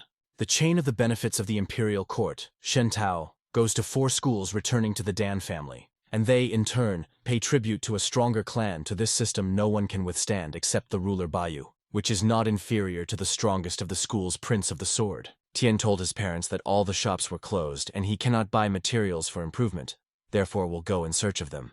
Mother noticed that they could get everything necessary. The young man replied that he himself can solve this issue. Han said that the fate of their family depends on him. The protagonist assured them that they could rely on him. Meanwhile, Qi told the head that they collected from all families about 9 million silver and 60,000 gold. Yanshin was shocked by the loot of good clans. The young master, in turn, went to the blacksmith to improve his equipment. If not the pill of true energy, Tian could not have improved so quickly. Initially, the young man wanted to finish with the method of the 9th Dan, and then return to the school of a heavenly sword, understanding how much he has already become stronger. But progress, as you know, there is no limit. Moreover, there were a large number of powerful cultivators. The guy remembered Chu Feini, who was the first inner student of the School of Heavenly Sword. However, now Fino has reached the 4th step and has become a central student. The protagonist wanted to surpass Chu in strength in a year, and he still had time. A huge number of days Tian continued to cultivate. At the same time, improving their skills in creating and improving weapons. Huan's body gradually became stronger, becoming not an ordinary fighter. Moreover, the master per day took 3 pills of spiritual energy, while ordinary fighters could only eat it every 3 days. Thus, the young cultivator absorbed capsules faster than warriors of the 3rd stage. Thus, the main character could quickly raise his level. And by increasing his characteristics, he will be able to take a higher quality pill. However, Tiani had to learn the mysterious level method differently. Absorption of capsules will become meaningless. He also needed to study the basics to create a yellow rank weapon, and in the future, he will be able to create precious swords of the mysterious level. After that, the young master began to study the treatises of the blacksmith. After 2 days, the protagonist not only learned the basics, but also packed the weapon. It was a long blade of yellow rank but low grade. Accordingly, he became a low-grade blacksmith. Pleased, Tien twisted his first creation in his hands. The level of the weapon master went in parallel with the rank of the sword created by him. The only thing he lacked was practice. The guy began to lit up.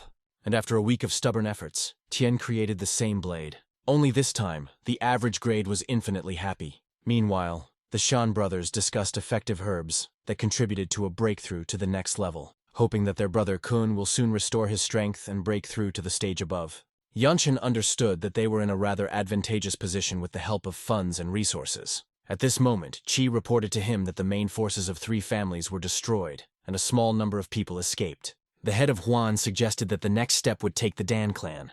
Special students of 3 families were in no hurry to interfere in the affairs of the opposing clans. At this time, the head of Den reported that the clans Chen Yu and Zhang were liquidated by the Huan family. The old man, in turn, was shocked by such news, in connection with which he sent Chanya to figure out this situation, with giving him the opportunity to act at his discretion. Den Chan supported this initiative, agreeing to hit the road. The guy immediately gathered several people and headed towards Beimo County. In the end, the elder of the 6th degree of the pre-consumer level with his students was sent to the clan of the Huan. The male pigeon flew to Yanxinya. After reading the letter, the head of the Huan realized that it would not be easy. Shan asked his father what happened. The old man answered them from the Den family.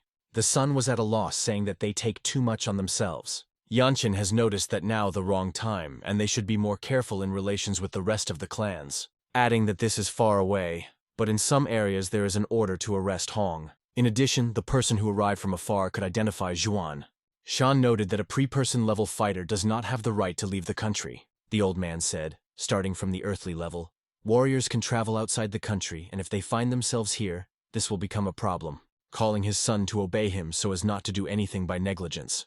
Meanwhile, the fighters from the Den clan reached the possessions of the Huan Chan's family, that the village was quite quiet in the village. Fan suggested that they most likely knew about their arrival. Standing closer, they met the family. Huan Yanshin asked who they were and why they granted. Chan was at a loss when the old man began the conversation so sharply. One of the fighters menacingly stated that Fan Chuan from the Den clan, and they arrived in front of him to make fair punishment. The head of the family began to sarcastically say that Chan himself came to them. The warrior urged him not to be so impudent and his knees, and perhaps they merge over his relatives. Yanshin said that they, without an invitation, profit on their lands and dare to talk like that. Fan urged the old man to immediately kneel before him. The head asked the uninvited guests to behave humanly and with respect. People from the Den clan began to say that for the old man, he is too self-confident. At that moment, Chan ordered his soldiers to kill the Huan family. The cultivator, in turn, instantly attacked them. However, Shan struck him a response that turned out to be fatal. The bloody body of the fighter collapsed at the feet of Chuan Fanya, from which the senior Den frenzy, realizing that he was not a simple guard. He was a warrior of the 6th stage of the pre-human level. Shan quite convincingly asked them not to attend Huan's Earth. Chan did not understand where they got the cultivator of such a high rank.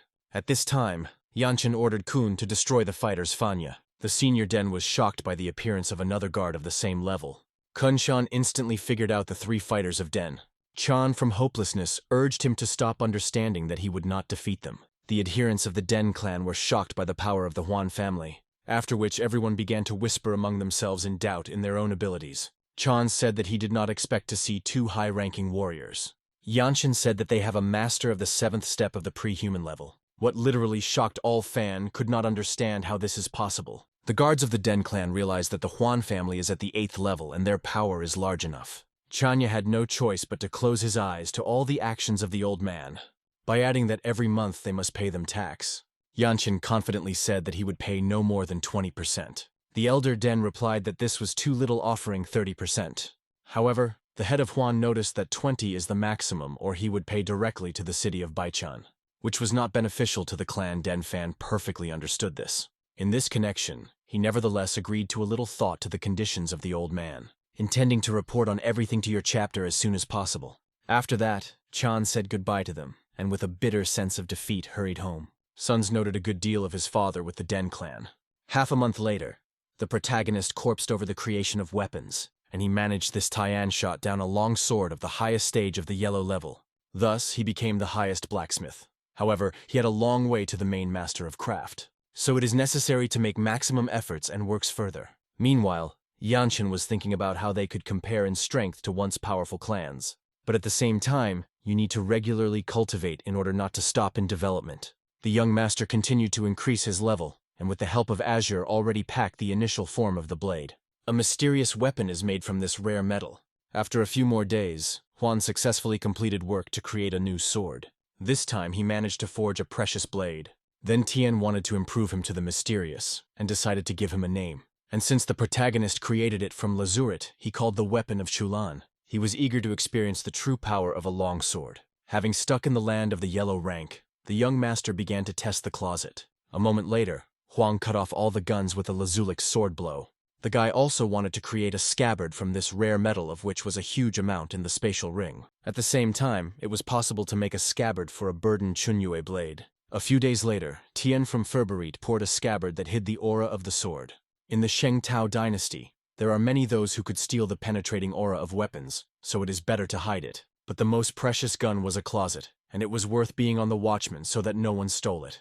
After which the main character again began to cultivate. About a month, Huan was carefully improved. As a result, he was able to fix at the peak of the pre-human level. However, he needed a special method of fiery self-improvement of the school of the inverted sky. Because his body has the fiery properties of the highest degree, the young master cultivated for a long time and completely forgot about one thing.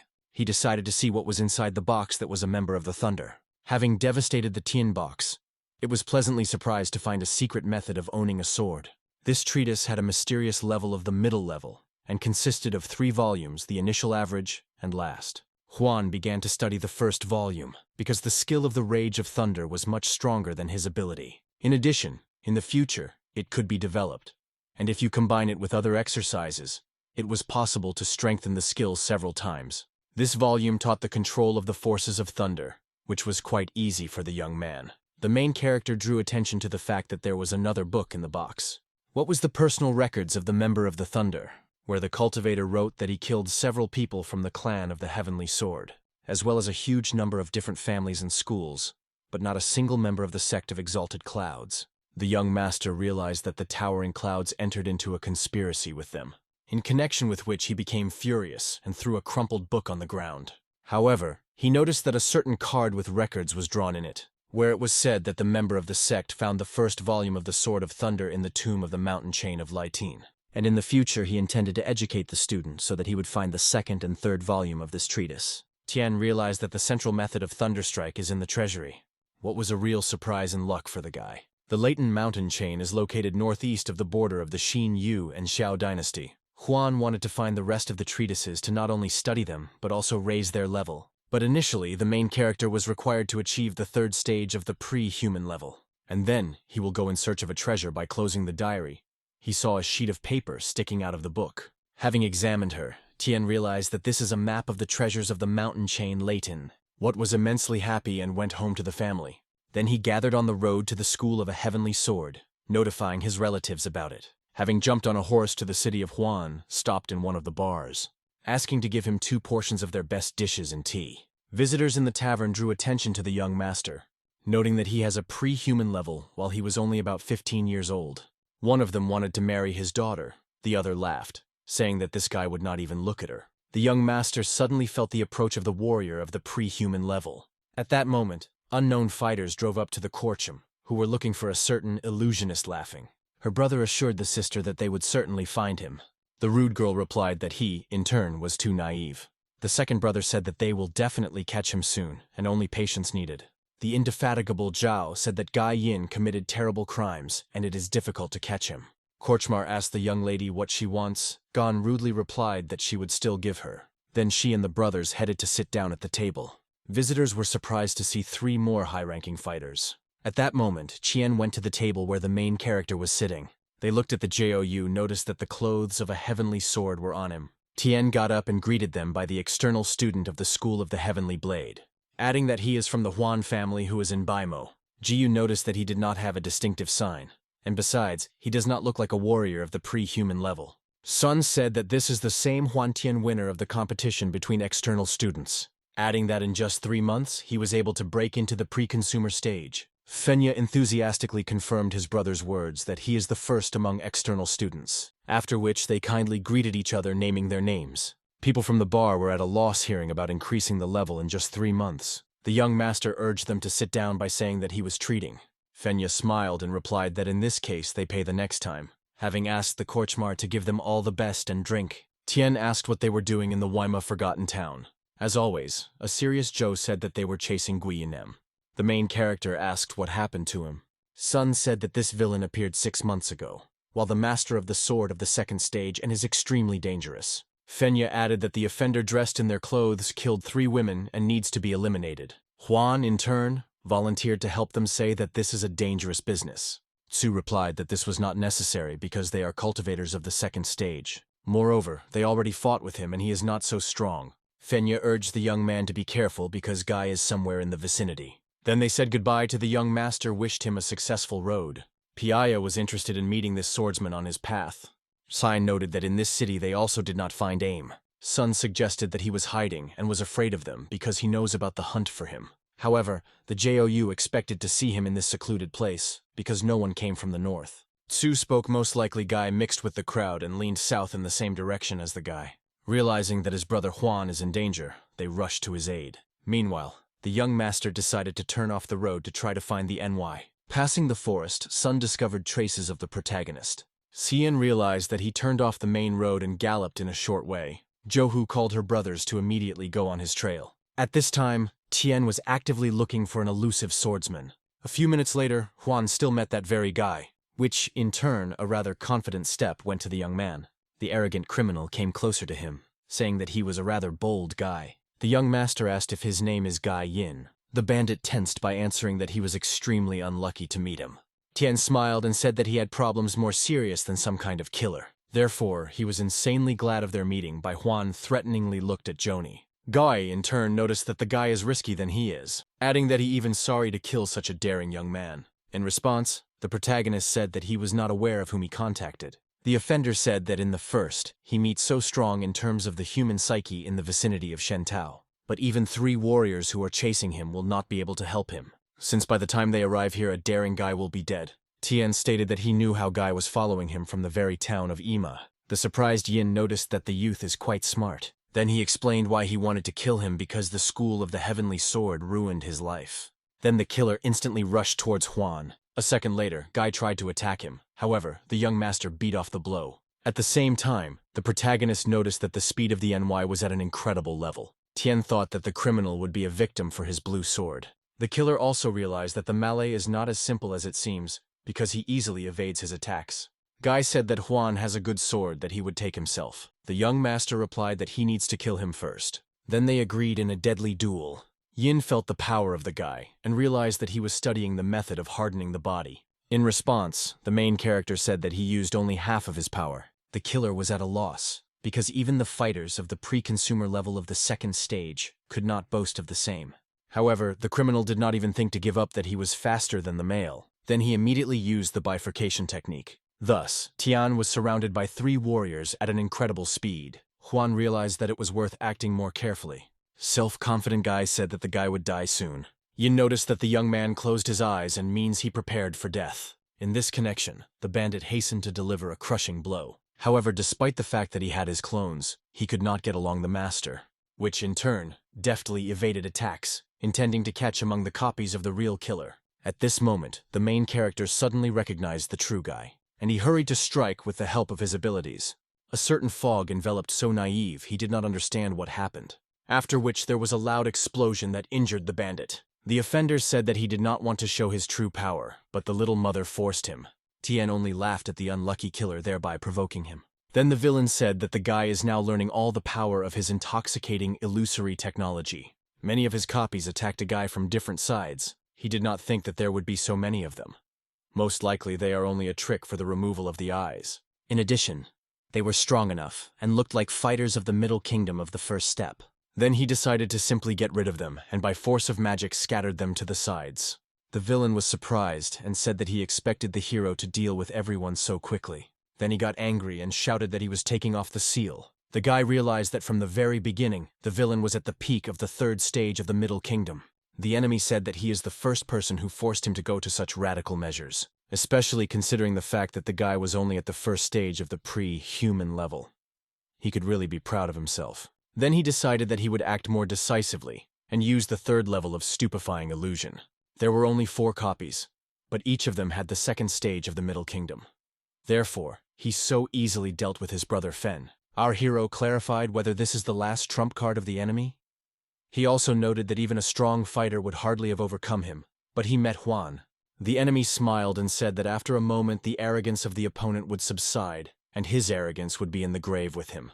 At that moment, the guy began to use the power of his magic, which shocked the villain. In a moment, he scattered all the copies as if by clicking his finger. The villain could not believe that this is possible, because the enemy is only at the first stage of the pre-human level. He asked who his opponent really is. He only replied with a grin that he was the one who easily defeated him. Such a cut like him are not worthy to find out the real name of the hero. After the battle ended, the scoundrel threw his sword and rushed into the run. He drank magic pills to at least slightly restore his strength. Guy Yin did not understand how this guy could be so strong that he won him in 2 accounts. He also thought about how a guy could move so quickly and repel all his attacks. But he probably will not be able to catch up with him. After these words, Huan rushed after his enemy in pursuit. His step in the dragon and tiger was at the stage of great completeness. In addition, he studied the method of 9 Danes and could increase his strength. This will help him catch up with the villain. When the guy was equal to Guy Yin, it shocked it. He thought about how great the power of this testimony is. For his age, he has incredible abilities, and shouted to the enemy to stop immediately and continue the battle. Finally, when he caught up with him, he simply printed him to the ground, which caused an incredible noise in the district. These sounds were heard by the guys who were looking for the brother of Huan. They realized that the battle was taking place there, and they should hurry to help. Suddenly in the clearing, they saw a lying sword that belonged to Guy Yin. The girl said that she knows the owner of this weapon. The guy realized that the enemy was wounded and fled from here. Who managed to force him to throw his sword and go on the run? Further, the guys noticed the track of the chase and realized that they should follow them in order to catch up with their brother. The girl understood that her brother was only at the first stage of the pre-human level, so she certainly could not cope with Gui Yin. Who then frightened him so much? The enemy of the guy was sitting on a tree and asking him, is he really going to kill him? In this case, his father and divine teaching will definitely find him. Then he drank even more magic pills, because he could not die here just like that. The hero was adamant. He said that Guy did too many troubles, so he cannot save his life. After that, he used a new attack technique called disclosure. The villain's body was permeated by the acute pain that the attack was causing. He could not believe that now he would have to die. He came here to just have fun, and have fun, he does not want to die now. Our hero thought about what the divine teaching is, which Guy Yin previously spoke. The hero noticed that the guy looks a little over 20 years old, and he has a 3rd step of the pre-human level. It is a pity that he had done so much evil and brought himself to the grave. Suddenly he saw in his hands some kind of vessel filled with strange pills. He wondered what it was, and he lifted it from the ground. Finally, he realized that it was a pill of true low-grade AI. This was very interested in the young man. He thought that Guy Yin could have many more interesting artifacts with him. Having searched it, he also found 2 books of secret technology, which was also very useful. Such pills of the restoration of the beginning of the mysterious level were much better than usual, and cost many times more. Therefore, the guy decided that he would take them with him. The book of the technique of moving the swordsman Guy Yin was signed, but the second had no identification marks. In the book of technique, there were 6 divisions into the subcarves. The first 2 belonged to a low grade, the 3rd and 4th, to the middle, and finally the last 2 to the highest. The book described the 3rd thought. On the 3rd subservience, one could create 8 of your copies. However, the enemy created 10. So he is definitely incredibly talented. With the help of the book, one could master the speed of the middle grade of the mysterious level. This is much cooler than the technique of steps of the dragon and the tiger. Then the guy took out the 2nd book. He was very interested in what was there. Opening it, he saw the inscription. The scripture was the technique of printing silence. It was the enemy who used it during the battle. With its help, you can hide your real abilities and strength. Grandfather was an earthly master. Due to the injury, his skills were sealed, so he had to move to such a wilderness as Baimo. The guy understood that the book was able to help grandfather and others to recover in society. The hero decided to place the obtained artifacts in the ring and return to school, because he needs to continue to cultivate. Suddenly, he saw his sister was approaching him. She asked what he was doing here. The guy with a smile replied that he had some business in this district. Then his friends noticed the body of the dead swordsman Guy Yin. They were shocked. One of the brothers asked, was he really able to defeat this strong enemy? It's very cool. The boy understood that he could not give out his abilities, so he said that he was simply incredibly lucky. Another student noted that the guy's abilities are even more than many inner students, so soon he can easily bypass them. The sister thought that they were incredibly lucky to learn about the skills of brother much earlier than the elders. She clarified whether he had yet submitted an application to Ishanga to become an internal student, but the hero only said that he was incredibly lucky to meet his friends in this God's forgotten place. And to himself, I thought that one should be friends with internal students. Such connections could be useful in the future. Then he told the guys that they were the persecution of the villain, so they themselves must be taken to school. The students said they could not do this, because this guy killed him. He must bring prey to school. Juan noted that he is still an external student, so none of the elders will believe that he was filling this villain. Moreover, he clearly had his patrons. The boy would not want them to come after him. One of the students said that the hero had nothing to fear, because Guy Yin was a villain, and he was deservedly punished by death. The girl agreed with the hero's opinion, and said that they would not refuse and take this business. Upon returning to school, the guy wanted to report about everything Wei Fenya. After that, their paths were supposed to disperse. The student hastened to thank the guy for the assistant's head. She said that he could turn to them for help at any time. The hero smiled joyfully, agreed, and hastened to say goodbye. One of the students noted the incredible talent of Juan. He thought that in the future he would become a support for the school. Another noticed that both he and the brother of Chu are very gifted. But Juan is also incredibly sociable and not arrogant, unlike Chu. The girl said that brother Chu since childhood took possession of the aura of the sword. Due to this, he became the central student of the school. Juan's experience was simpler, but he is also an outstanding guy. The student noticed that Juan observes all the rules of decency and behaves humanly. However, one of the guys noted that the hero is afraid to admit that he defeated the villain because he is worried that they would come for him. And he asked, "Did everyone forget about the existence of Zhang? Before becoming an internal student, you need to go through a test. Here, Juan can show his abilities. After receiving the pre-human level, everyone must undergo a test. The elders and internal students at the end of it decide whether the student can become internal. There are 7 floors in Jiang. The test of internal students takes place on the lower 4. The rest to undergo a task of central students and elders. One of the students who were preparing to go through the task noted that they were all 4 of them not to be equal to the level of skills with Huan Tain. The other noted that the guy easily became the main external student, because he has incredible talent. Jan Jinjun was determined to take revenge on the hero for the fact that the last time he won. This time, he will not have such an opportunity. His aura intensified very much. Although it has a pre-consumer level of the second stage, its strength can be compared with the second step. Juan met his old acquaintances and noted that they all made their way to the pre-human level. The guys saw him and were surprised that the hero was able to reach the first stage of the pre-human level. One of them noted that he did not see the guy for 3 months and glad that he also reached such skills. Then the guy asked his brother Jan how to do him. He replied that he was fine, that the boy did not disappoint him. But he noted that his technique of 9 revolutions of the Black Sun is already at the 2nd level. Therefore his opponent will not be able to defeat him this time. Juan only smiled and congratulated the fellow practitioner on such an achievement. Jan Jin promised that on the test he would definitely show what he was capable of. Another student could not believe that the guys had reached such heights, and he just got to the celestial service, applying inhuman forces. The elder appeared in front of the students and introduced herself to Hui Minem, an assistant to the head of Jiang in personnel. He said that from this day all the guys are considered internal students and they need to sign up with the dwelling of the personnel. Juan saw a magnificent beautiful building and realized that he had finally hit Jiang. The hero thought that the person in whose honor this building was named was outstanding. Surely he possessed the strongest aura of the sword. Suddenly, figures without a face appeared in front of him, which surprised him very much. The elder hastened to explain that these puppets have swords made of ferrous metal. Their strength is comparable to the master of the pre-consumer level of the first stage. All these puppets are located 10 meters from each other. They will attack if the student comes closer than 3 meters, so you should be more accurate. The procedure for the test is established from a high level to a lower. Therefore, John Dean will be the first to go, and Juan will be the last. Jan invited the opponent to take a dispute test, but he refused, saying that he was not interested.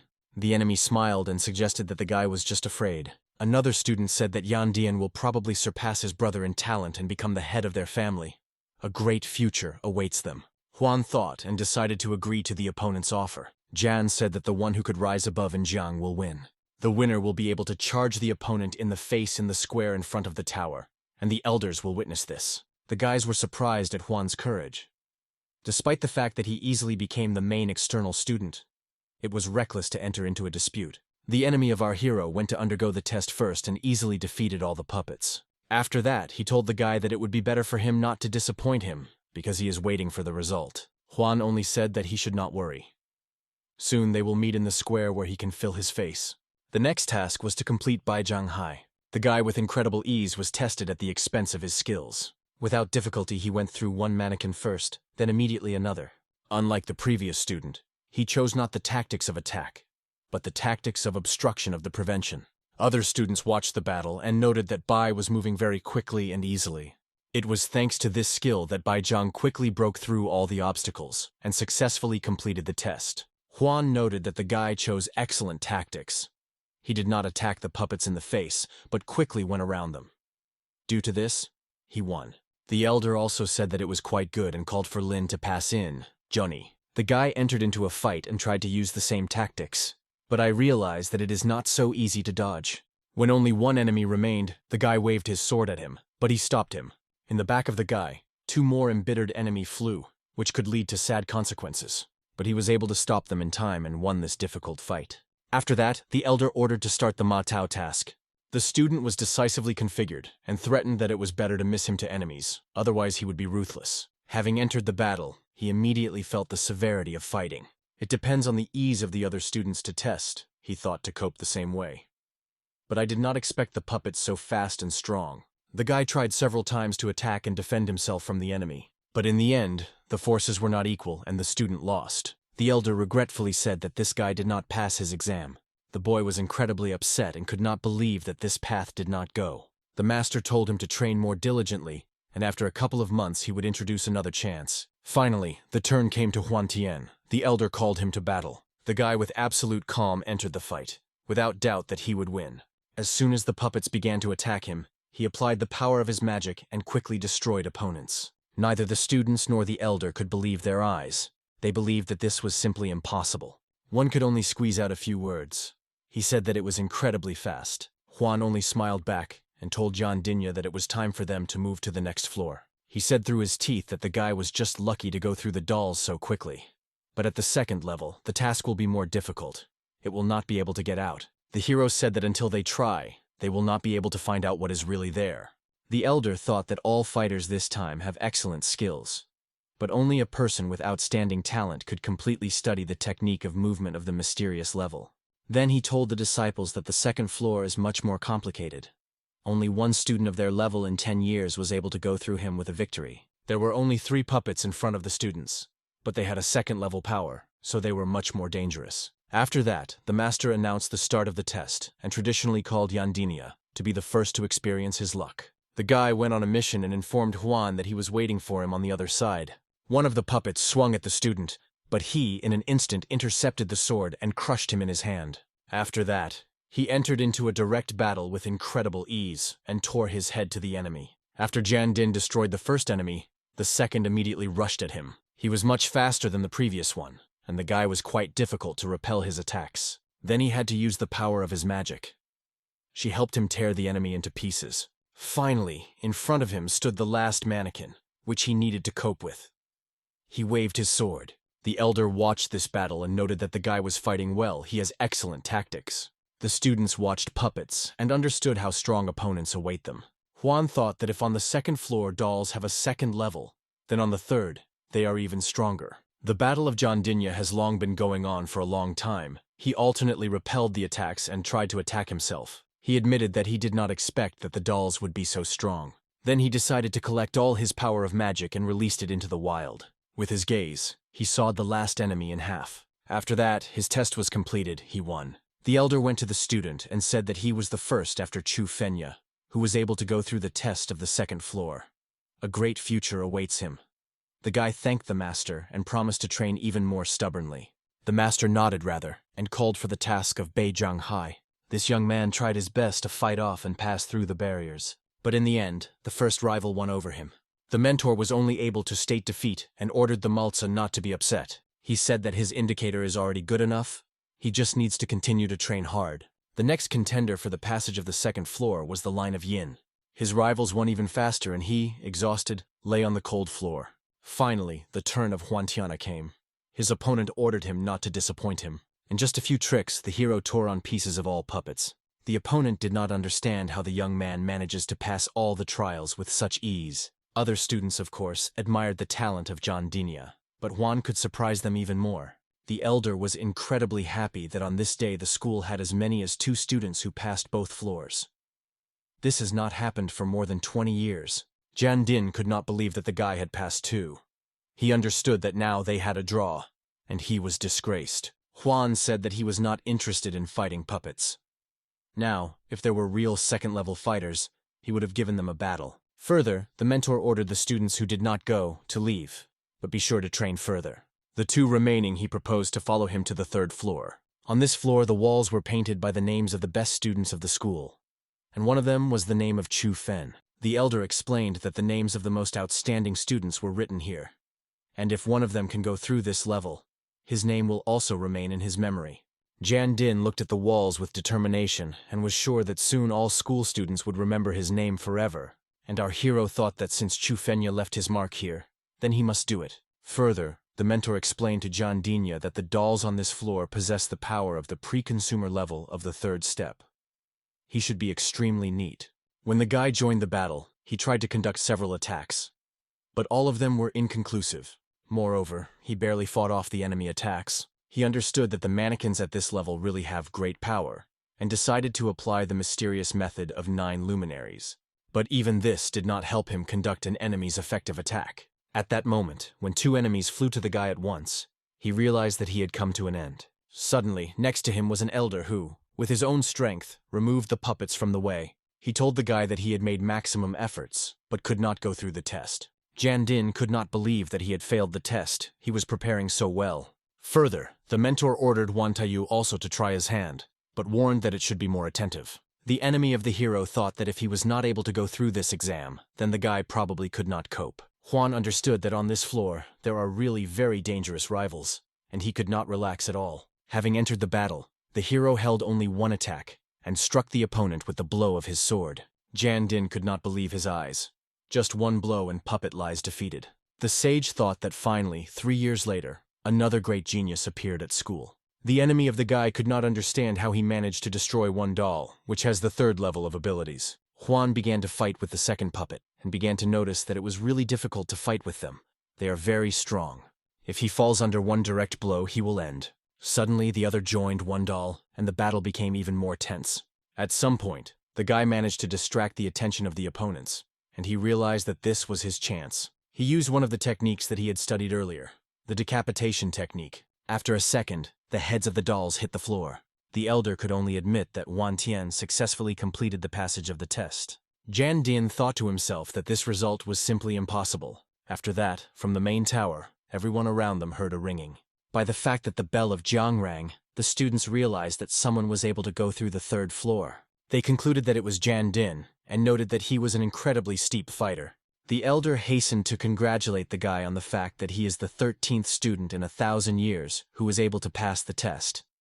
Now his name will be captured on the walls of the building. The hero was very happy and mentally turned to his father and mother, said that he did everything, and also reminded his opponent that he would have to fulfill the conditions of the bet. The mentor noted that the name of Chun Fenya appeared on the walls 60 years after the previous hero, and he did not expect that just 3 years after this event a new hero would appear. Apparently, the school reached prosperity and will soon be able to become one of the strongest in this world. Huan Tian promised that he would be hard to engage in to advance school level at even higher.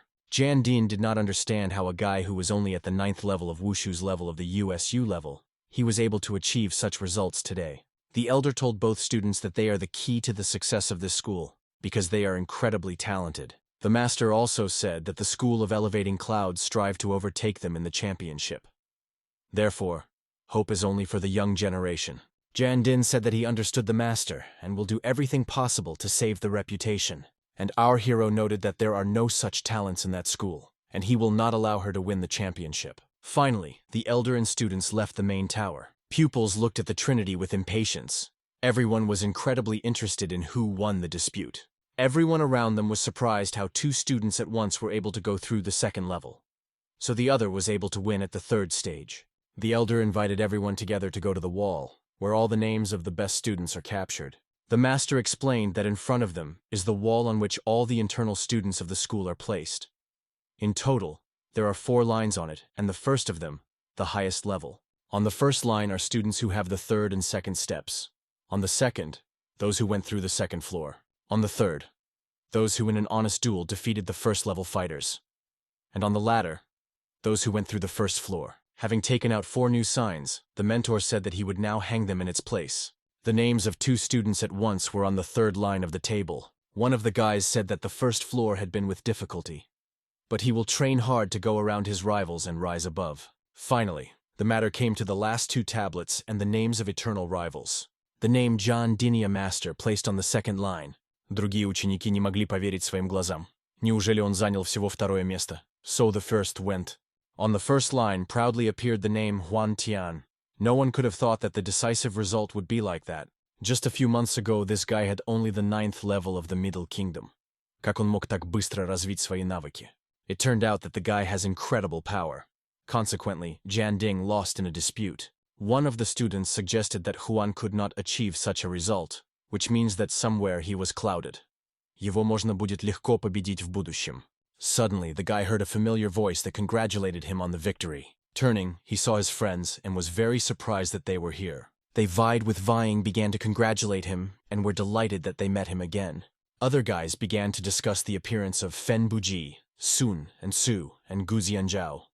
They were very surprised that Huan was friends with them. Friends said that they came to go through Jiang trials, and at the same time to congratulate the young man. He was incredibly inspired and said that he was very pleased to see them here. They smiled at the guy and said that they were not entirely confident in their abilities, unlike him. He pleasantly surprised the guys with his result. Huan noticed that his opponent began to leave and stopped him. John Din thought that the hero should not hurt him now, because he is very angry. The next moment, he flew into the air and applied the technique of string the tiger and dragon. The young man was not at a loss and also soared into the air. He calmly informed the enemy that he had lost the dispute. The voices of the students came from everywhere. They were surprised that John Dean and Huan made a dispute among themselves. From this moment on, all the attention of the public was riveted to them. Since Yang was already a student of the school, he definitely needed to restrain his word. He lost, which means that he must honestly accept his defeat. Huan told the enemy that if he is a man, he should humbly accept this slap in the face. There was a lot of doubts in the guy's head. He thought that such a shame would not survive, but he realized that he had to go for it because it would be a man.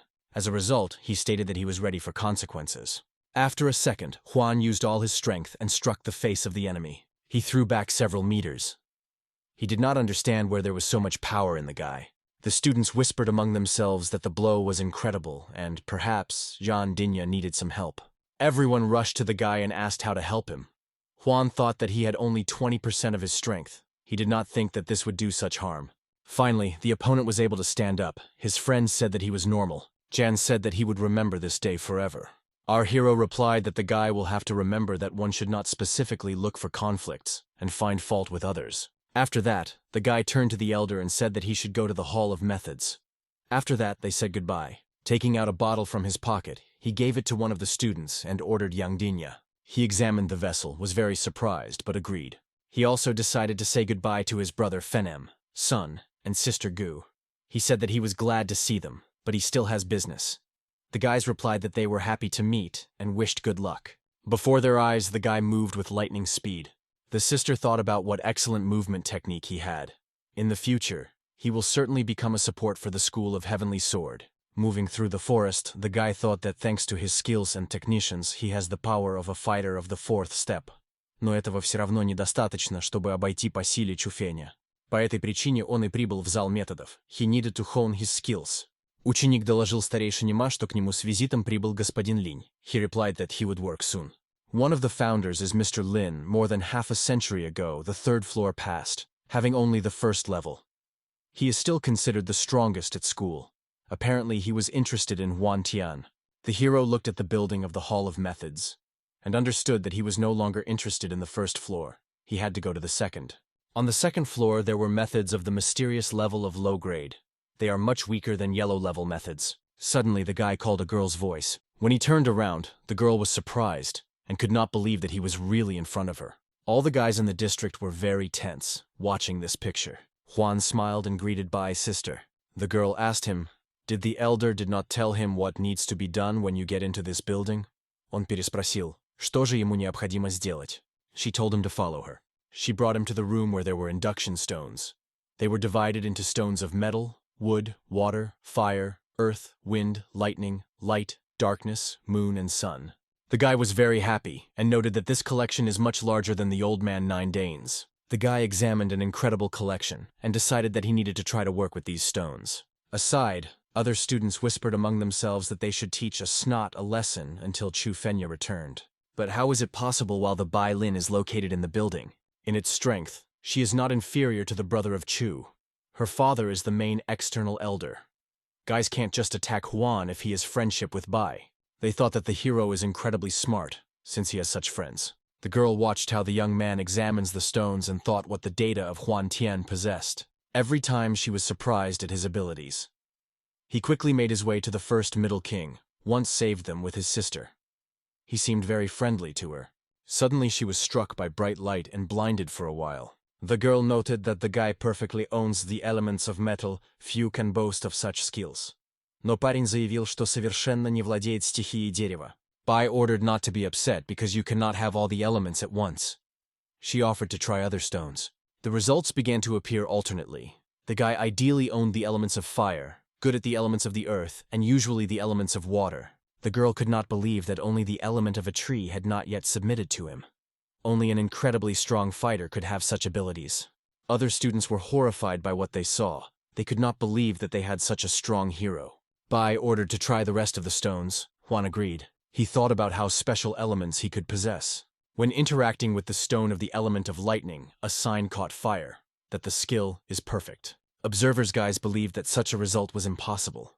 Even the great Chu Fian does not have this level of skills. One of the guys noted that Juan and the main elements possesses at an unreal level, but also special at his ideal level. The girl admired the skills of Huan Tian and considered him incredibly gifted. Having tried to interact with other stones, the guy noticed that none of them were glowing anymore. Then he wondered why this is happening. It should not. But the present was only upset by the fact that he could not master the method based on the elements of the tree. In childhood, his talent was superior to many, but due to the injury, he was harder to improve him than ordinary people. Since the element of lightning was at his perfect level, it was not worth spending time on it. The hero decided to visit Mount Lighten. The girl told Juan that he was incredibly cool. Since his element of fire is at an ideal level, his methods will be much stronger than the rest. At their school, the methods of fire were divided into 3 groups. Bai decided to show each of them. The guy was very happy and was incredibly grateful to her. Bai brought a young man to a large hall where all the practices were placed. He was surprised at how many of them. There were 3 types of fire technique in total. The method of the flames of black fire, the mysterious method of true fire, and the exciting method of earth's flame. Juan said that the technician themselves is not many, but their names are very cool. The method of flame languages has 12 levels. After studying each 4th level, the master is added in 1 language of flame. If you study the method completely, you can release 9 at once. Black flame of the initial level is equal in strength to the pre-consumer true flame of the middle stage. Our hero understood that if he learned such a method, then with his ideal possession of the elements, he would be incredibly powerful. There are 12 levels of mysterious clean fire, but ordinary warriors are incredibly difficult to hone them. They are twice as complicated than other skills. There are also 9 levels of fire dominance. At the 9th level, you can learn to control lava. This is a very cool ability. The 9th mysterious fire is a special element. It is much stronger than others, but in many places it is forbidden to use. But the guy was from the brave and chose the 9th mysterious fire. Bai noticed that it would be cool if he is compatible with the hero's sword.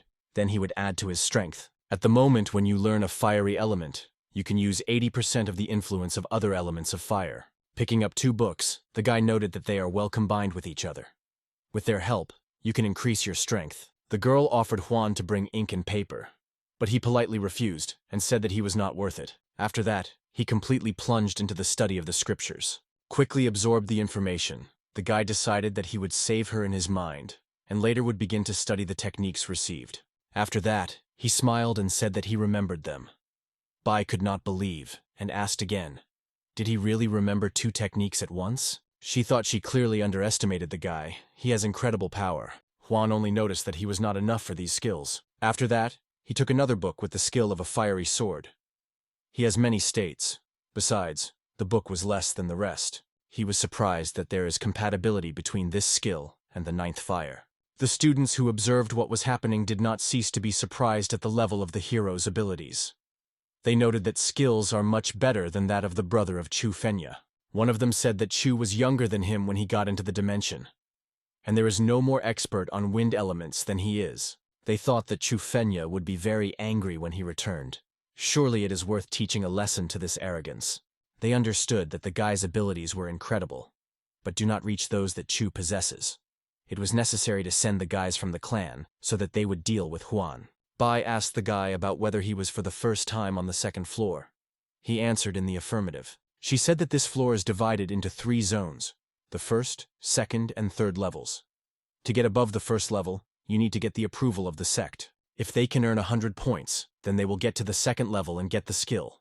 And if they want to get 2 skills, then you need another 100 points for each. Juan said that getting 100 points is easy. To do this, you can simply train your body without reaching the work of the mind. From that moment on, he had the skill of fiery dominance and burning heaven. He should not worry about skills until the 3rd level received. Suddenly they met one of the elders and greeted him. He ordered Juan to follow him. He humbly agreed and bowed to the master. The guys said that even with the support of the elder, the guy would not help the guy. If Juan tries to interfere with Chu Fenya, he will suffer a lot. Juan saw 2 doors. One of them leads to the next level, but why is the second needed? After these thoughts, the guy entered the doorbell, but did not understand where he was. There were 2 men in front of him. One of them was sitting. Even the head of the sect was simply humbly standing next to him. It turned out that this person was the head of Lin. They reported to him that Tian Huan had arrived. Our hero was incredibly surprised, because in front of him was Lin and Chen himself, the leader of the Tian Xiana clan. The guy said that for him it is a great honor to post the head of the sect. He replied that Huan never disappointed him. Then the hero thought that the leader always watched him. Otherwise he would not have said so. The elder said that Xin Yue, upon returning from the mountain after the battle with insects, told him about the guy and how he spoke well at the students of the students. For 3 months the young man was able to achieve incredible heights and pass the 3rd floor on the first attempt. Surely he is more talented than the so-called Chu Fenya. The father of Chu and the elder of the clan were incredibly stunned by these words. Juan only replied that the praise of the head of Lin for him means a lot, and he is very grateful to him. The chapter also said that the guy's abilities were probably opened after he fell into the lakes on August 15th. Most likely, he comprehended the secret of the shadow of the sword. The guy was very embarrassed after these words, but the head said that he would not worry. He would not ask him about what happened that night. This sword began to appear about 10 years ago. Many gathered by the river to look at him, and the elder was one of them. But the sword chose Juan, which means that was his fate. The guy replied that after the light was beckoning to him, he did not think that it would turn so seriously. But now, everything has become in its place. The head said that all details are not important. He is now a student of their clan, and he is incredibly talented. And this will not hurt the clan at all. The hero said that he is very pleased that such a person believes in him, and he will never disappoint him. The leader said that they have hopes for his account, but he should not wait for a special attitude. Juan realized that the leader wants to train him, but then he asked what about Chu Fenya. The elder replied that Chu was not so talented, so he handed him to the guy's father. It has become very arrogant, so soon it will lose itself as a person. Once the leader was the same arrogant and confident. This led to the fact that he lost his hand when he went into the world. Juan thought he had already heard about this story. The head said that he would not want the guy to repeat his fate and become a miserable impudent. The fate of Juan was to become very strong and surpass everyone. The hero thought that he really wanted to become strong and return everything that he lost. Then the elder asked if the guy knew why he refused all the teachers who wanted to take Juan on bail. He replied that he could only rely on himself. The leader replied that this is one of the reasons, and the other, because they are not so strong as to train him. He also admitted that even he does not have such a force. He told the young man that he had done a lot of troubles in his youth, but now he has a lot of life experience to see a lot, and he knows everything about the guy. Juan was a dragon who was locked in a small clan so far. Once he will be able to regain freedom and fly away from everyone. As for the ancestors, the future of the guy is the future of all China. Our hero thought over this information and said that for a start, he needs to defeat Chu Fenya. Juan promised to do everything possible so as not to disappoint the master. He said that if the guy encounters difficulties, he can always seek help from the elders. After that, the head ordered Wendao to spend the boy. It turned out that all this time they were eavesdropped on by other students. They heard that the guy got to the 3rd floor of the tower. The elders spent the guy and reminded him that he would not forget about his swords. Juan thanked him and said goodbye. He realized that his sister had already left and he should go to the hall in order to hone a new skill. Suddenly, other students appeared in front of the hero. He thought that many wanted to meet him today. One of them stated that the fact that Juan became a close student does nothing yet mean. He should still respect the elders. Others also picked up this wave and began to shout that the guy should know his place, otherwise they would teach him a lesson. He only smiled and said that it seems to him that they did not deserve his respect. After that, they asked Shun to teach this guy that the elders should be respected. He agreed with pleasure. Sai said that he knew that Juan got to the 3rd floor. Is it really daring to challenge him after that? Our hero said that the guy should not take this risk, otherwise he would have to collect his teeth. This was even more angry with the guy. He stated that the opponent would be a lid. Other students were surprised at Juan's courage. Didn't he know that she is at the 2nd level? After that, Sa fell into the guy, applying his strong blow. The hero was not frightened for a moment and simply stopped his fist in the air. He struck his blow in response and saw how the opponent flies away at an incredible speed and falls to the floor. The guy thought that next time, he should use no more than 20% of his strength, because he went too far. All students were surprised at how incredible the blow was, and did not understand how he did it. One of them ordered the guy not to be conceived, because Chufenya passed the 2nd level and never lost to the 1st. After that, another student introduced himself to Yang Wei and offered to fight him. He began to use the skill of Mysterious Ice, which was considered very strong. But the hero was not at a loss and decided that he would respond with fiery ability and see who would win. As expected, the opponent simply fell to the ground without strength. Juan thought that he used only 20% of his strength. Was the enemy so weak? The school students were dumbfounded by the fact that the guy was so easily able to defeat 2 2nd-level fighters at once, although he himself is at the 1st. Surely, he passed the 3rd floor of the tower well. Suddenly, Janvi attacked him with incredible aggression and insults. Our hero only replied that he did not have time for this, and threw back his opponent with his foot. Then the students were even more surprised, because the guy's power has from 100 to 170 points. No one could have imagined that Juan would so easily overcome him. Suddenly, another student appeared, who stated that his rank is 88th in the sect, and he was not the 2nd level.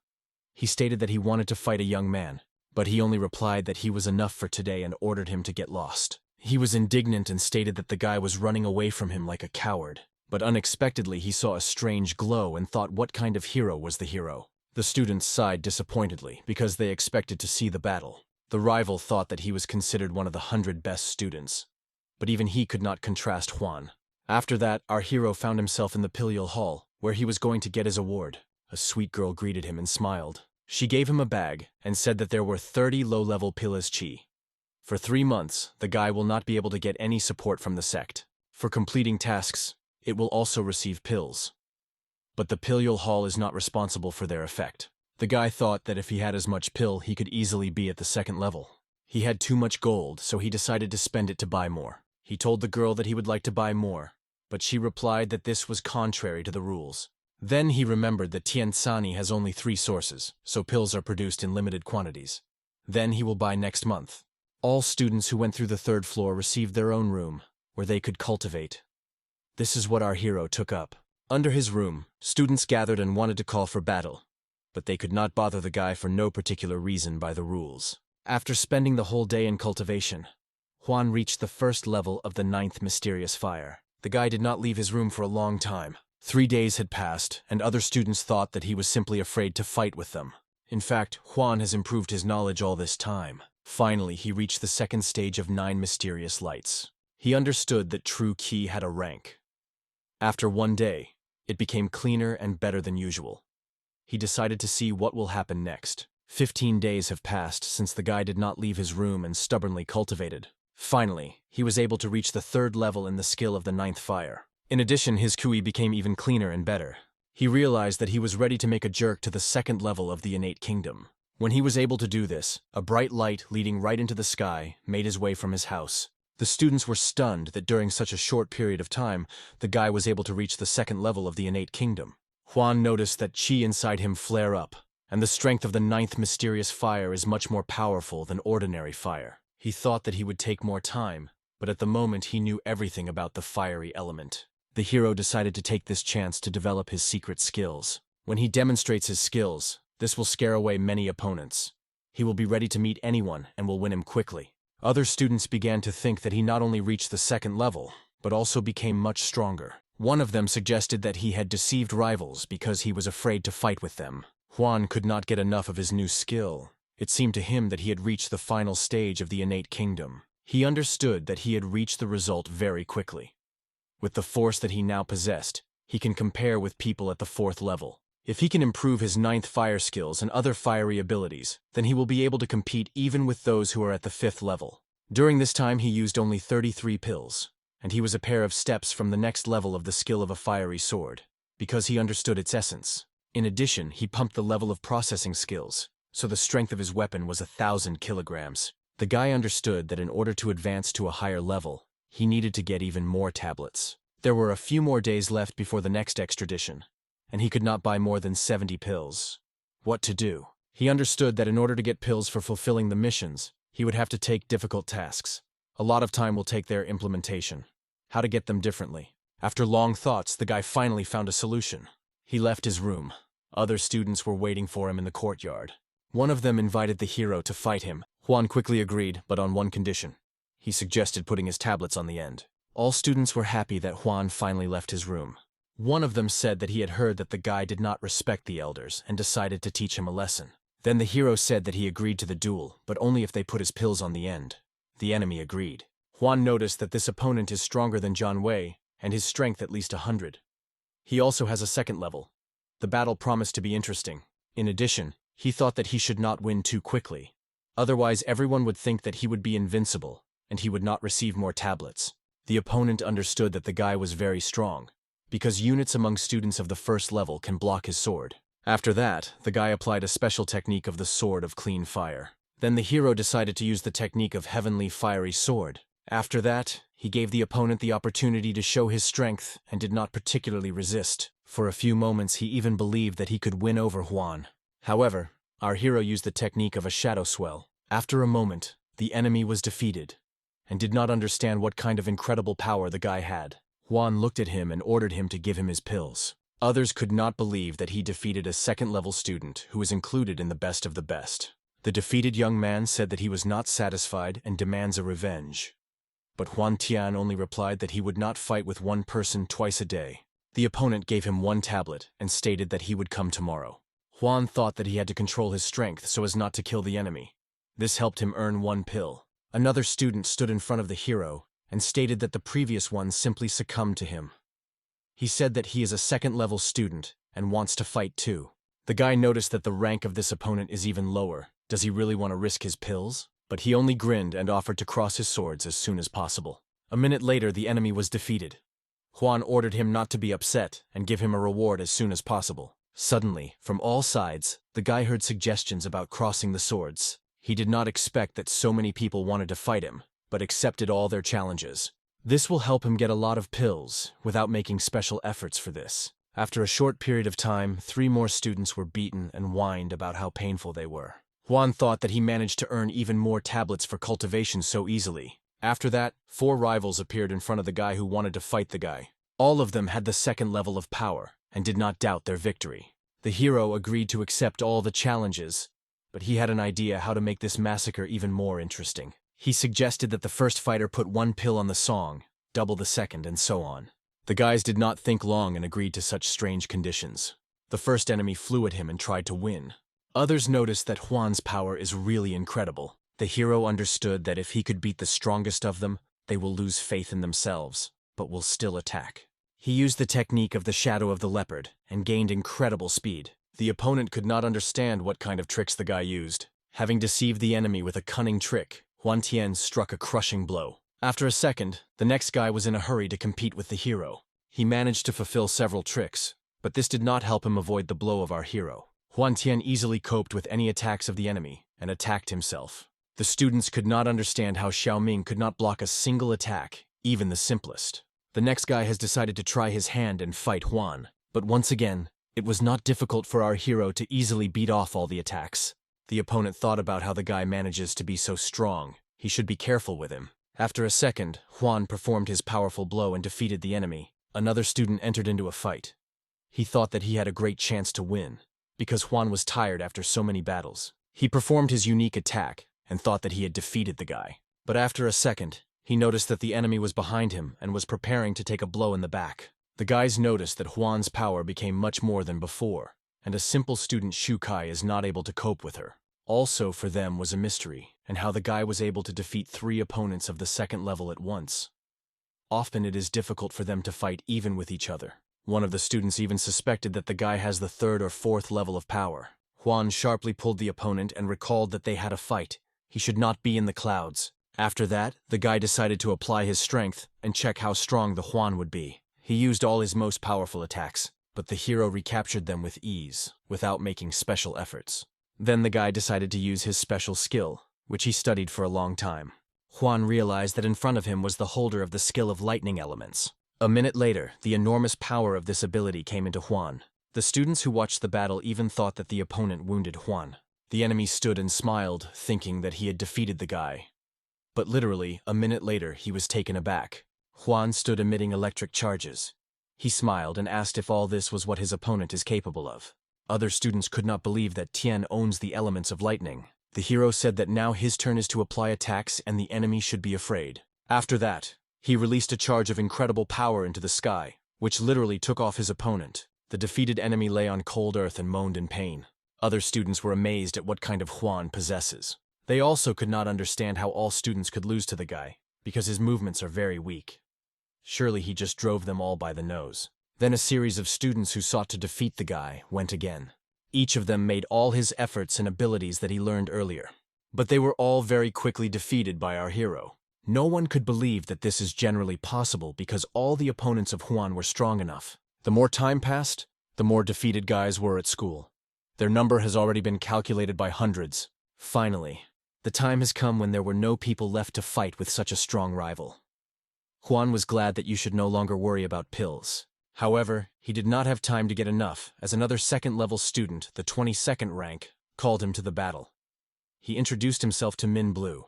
Juan asked to finish it quickly with this, because he needed a vacation after he collected so many pills. Suddenly the enemy began to move incredibly quickly. Everyone who watched the battle began to believe that the guy disappeared at all. Juan noticed that others do not see Minya, because he has an incredible speed. But you can't take our hero with such techniques. After that, Juan decided to use a leopard's shadow. With this technique, he was able to find an opponent when he quickly ran away from him.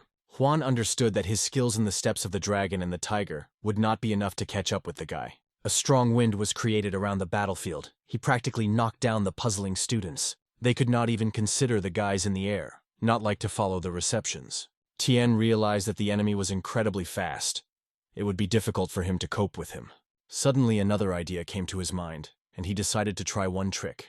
He was able to find a guy, despite the huge speed with which he moved.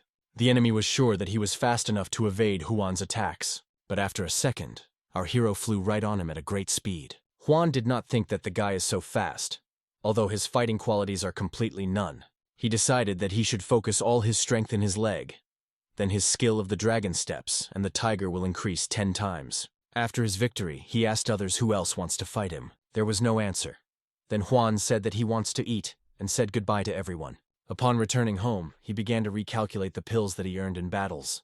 Today the catch was not bad, 67 tablets. He decided that tomorrow again, he would go to collect pills with the help of victories over other students. 3 days later, his turn should come to get pills in the medical room. Then he will buy another 70 tablets. When morning came, Juan heard someone's voice outside the window, which called him to the duel. He did not have time to wipe his eyes and did not understand how much time was now. He saw a girl in front of him. She introduced herself as Bai Lin, a second-level student, the 1st rank. He laughed and said that he would not fight with the girl. She only offendedly asked why he did not tell her that the 3rd floor had passed. She helped him find a new skill. Tien said that this information was officially notified, so she had to hear about it. The girl was angry and said that he had to tell her personally. After he reached such a high rank, he no longer had to call her eldest. Then he asked how to call her now. The guy decided that from this moment it would be just a Bai. She was embarrassed and said that she came early so that none of the students would bother them. But apparently, she was worried.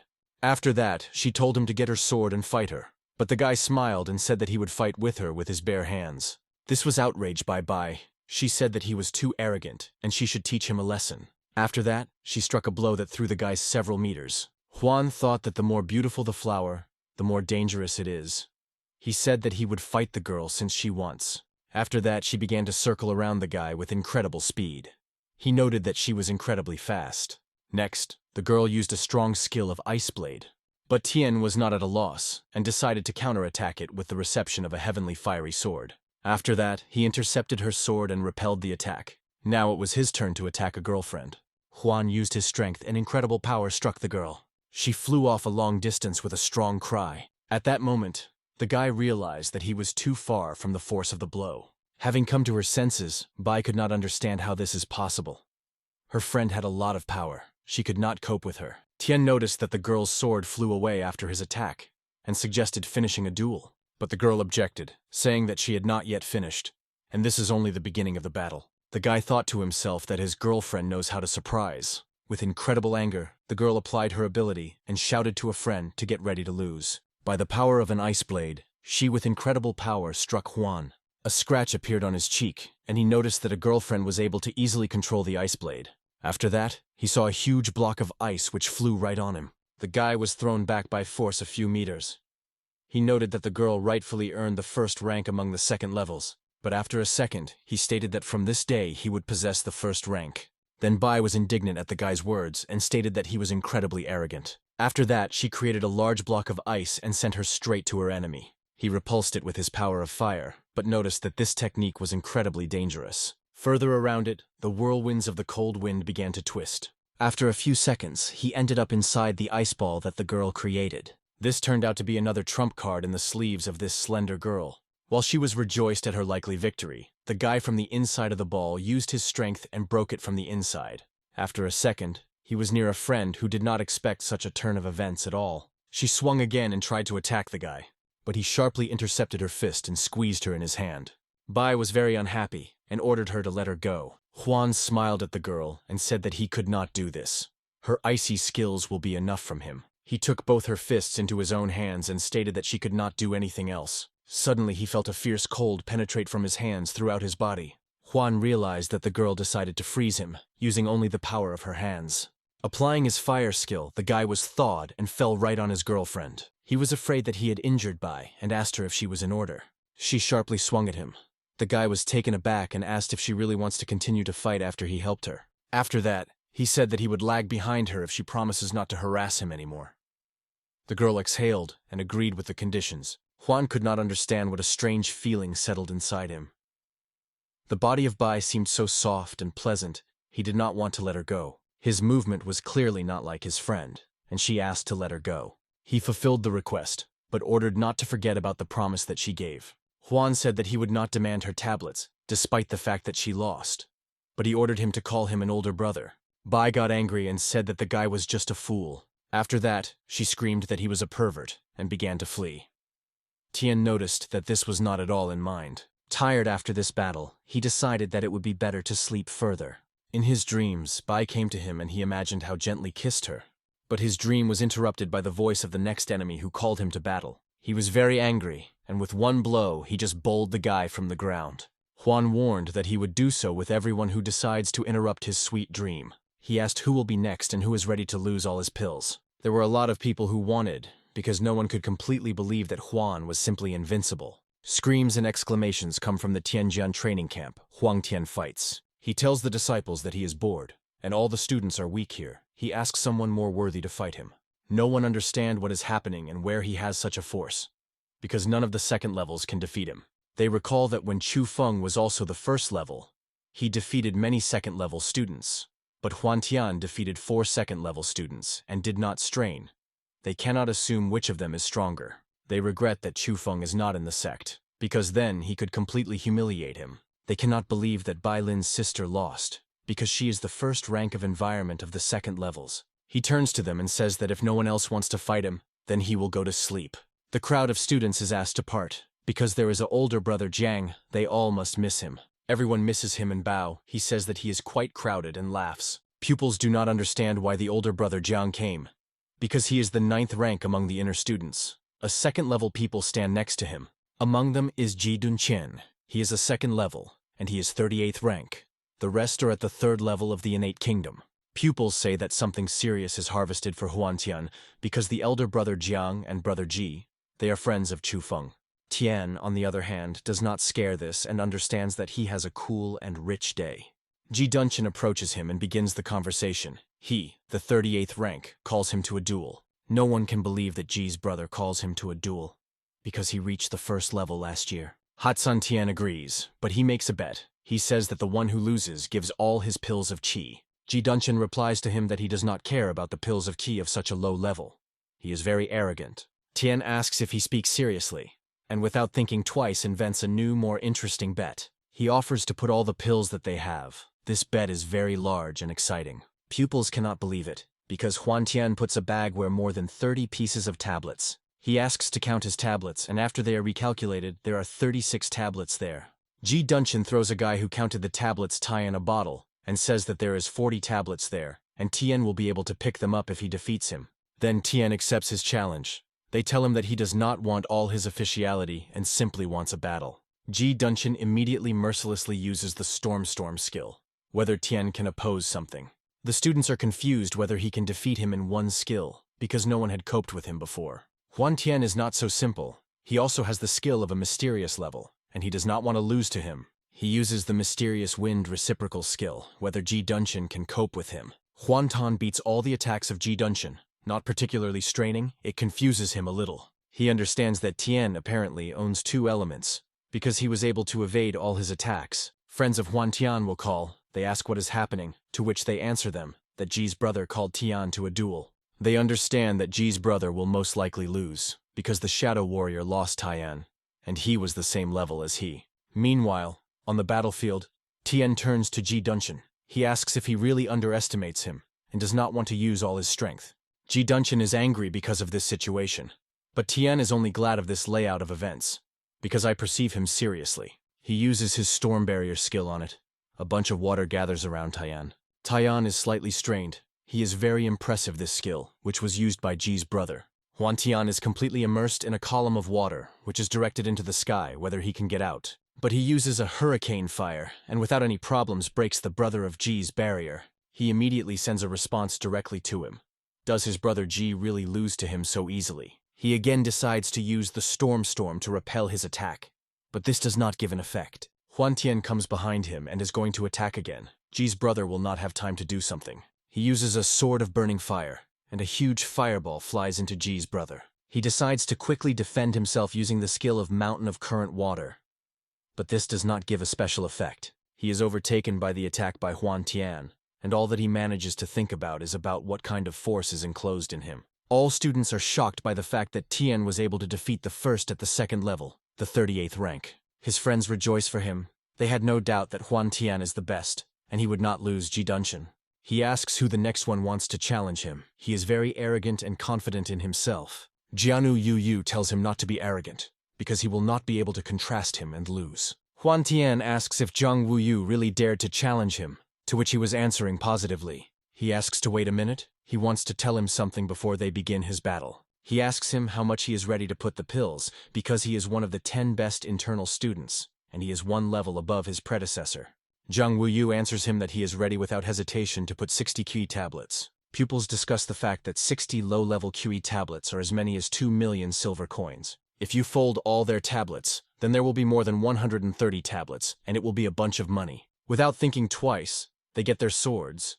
Everyone is surprised at what kind of swords they have, because they are completely unusual. The students are surprised, because the brother of Jiang in the hands of Zinsuan, this mysterious low-level sword, and the mysterious low-level weapon can increase the force of a warrior by 30 or 40%. Huan is becoming interesting, because this is unusual. Now he is very interested in the battle. They begin the battle, and he immediately uses the heavenly fiery sword. He approaches Zhang Wuyu. Brother Jiang notes that Tian is really very strong, because this is not an ordinary skill. He is sure that he will not be able to defeat him, because he surpasses him in rank and level. He uses his fan and beats off the Huantian spell, Everything is silent for a few seconds. Tan notes that the fan in his hands, apparently, is not at all a decoration. He suggests that this is an artifact by the type of sword of Xinxuan. Jiang Wuyu is sure that he is not a weakness. But I am sure that Huan Tian is not at all equal to him. The crowd of students is yelling that Zhang's brother is very strong, and most likely this time, Huan should lose. He makes a light grin and tells himself under his breath that he is very sorry to disappoint them all. The crowd screams and is a quest for Jiang Wuyu. They want him to learn the heated, in their opinion, Huan Tian. Tian attacks again. He uses the sword and uses the skill Fire Sword Piping Ball. A huge fireball is again rushing to Zhang's brother. He blocks him with his fan, but this does not give a special effect. He is no longer very sure of his victory. A crowd of students is surprised that he was able to move Zhang's brother. Now they think that in fact Huan is very strong. He immediately uses the next skill of Ninth Fire and causes a huge explosion. Fan Zhang Wuyu is destroyed. He will no longer be able to protect himself so effectively against Huan Tian's attacks. Brother Tian soars into a height and again attacks the brother of Zhang, using the heavenly fiery sword. In response to him, Zhang Wuyu uses a thunderous sword. Their attacks are found and caused by a huge explosion.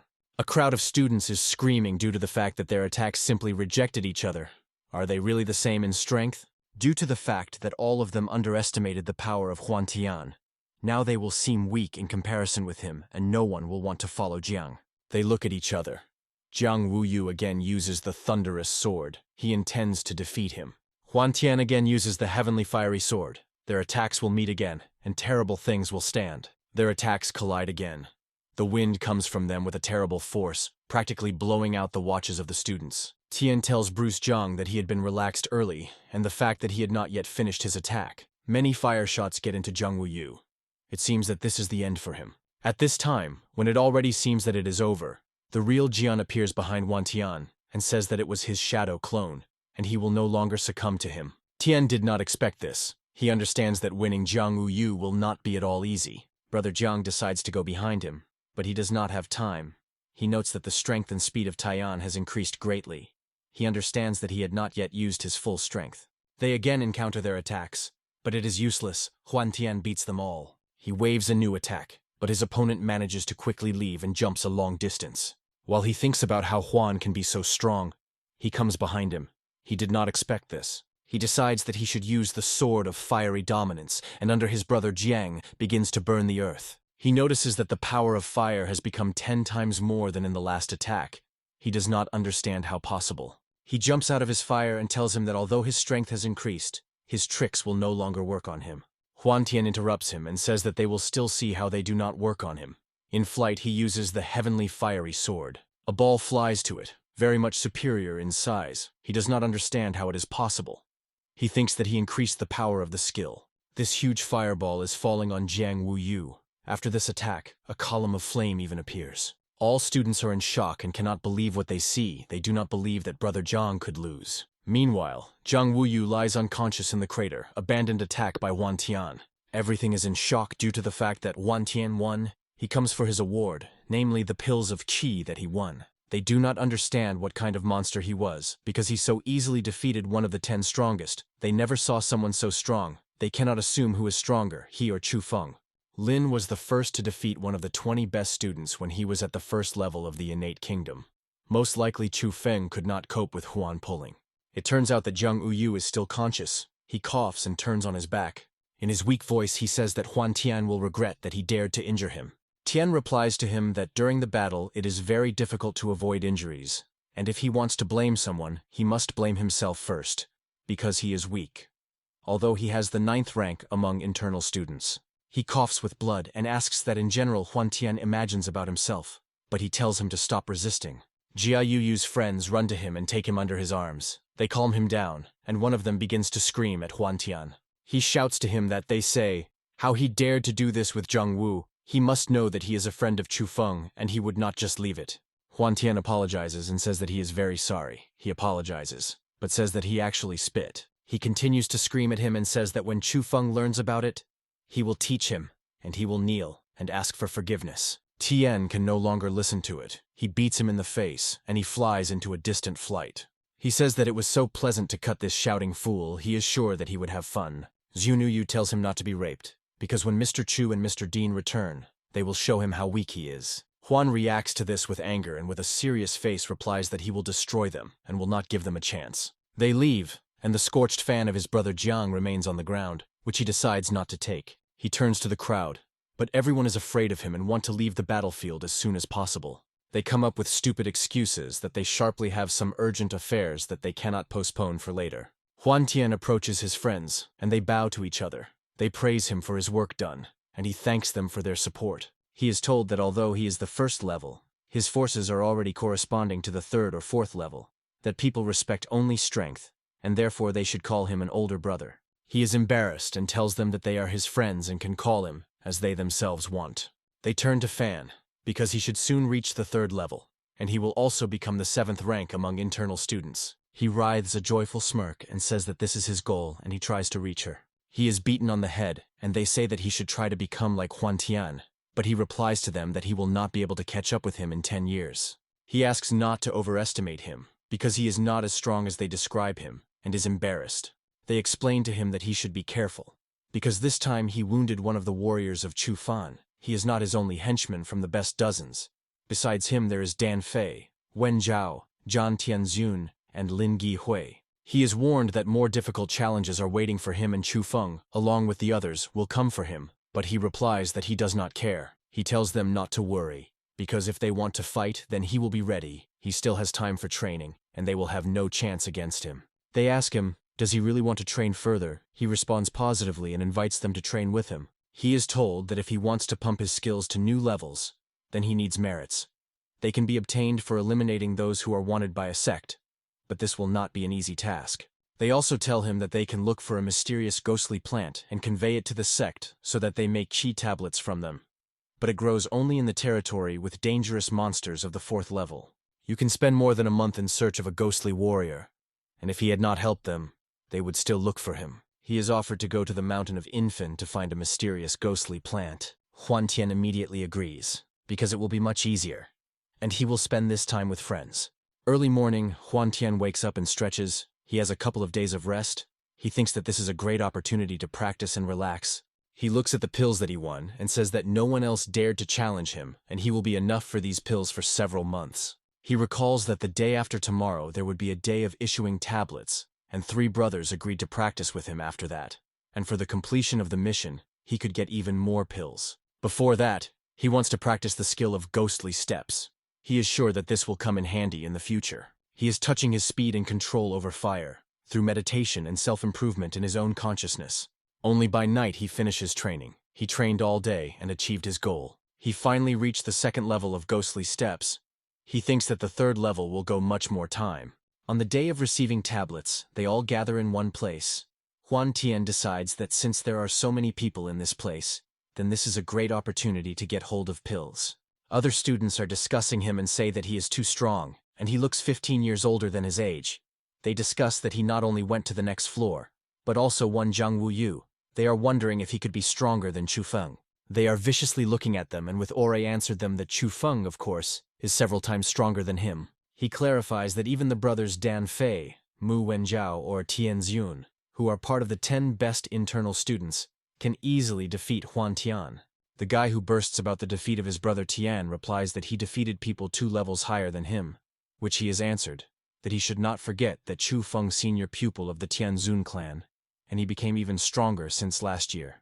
The guy understands that there is no point in proved something to such a fan of Chu Feng at all. Huan Tan says that as soon as they get pills, they will go to train, because this is a great day for this. Suddenly a warrior appears from behind them. He asks if he is being communicated with Huan now. Tan confirms this and asks who he is, because he spends his precious time. He seems to be Zhan Tian North. He is the 5th rank among the inner students, and he calls him to a duel. His brother Tian immediately agrees. Friends Huan Tian do not understand what he is doing here, because he must train, and they are afraid that the situation is getting out of control. The obsessed fan of Chu Feng is sure that Jan Tianzun will be able to teach him a lesson, and win. Pupils say that his nickname Jan Devil, and once the 9th clan mistakenly killed a child from Canaan Jan, and brother Jan cut out the whole clan along with a leader who had the 3rd level and more than 20 warriors.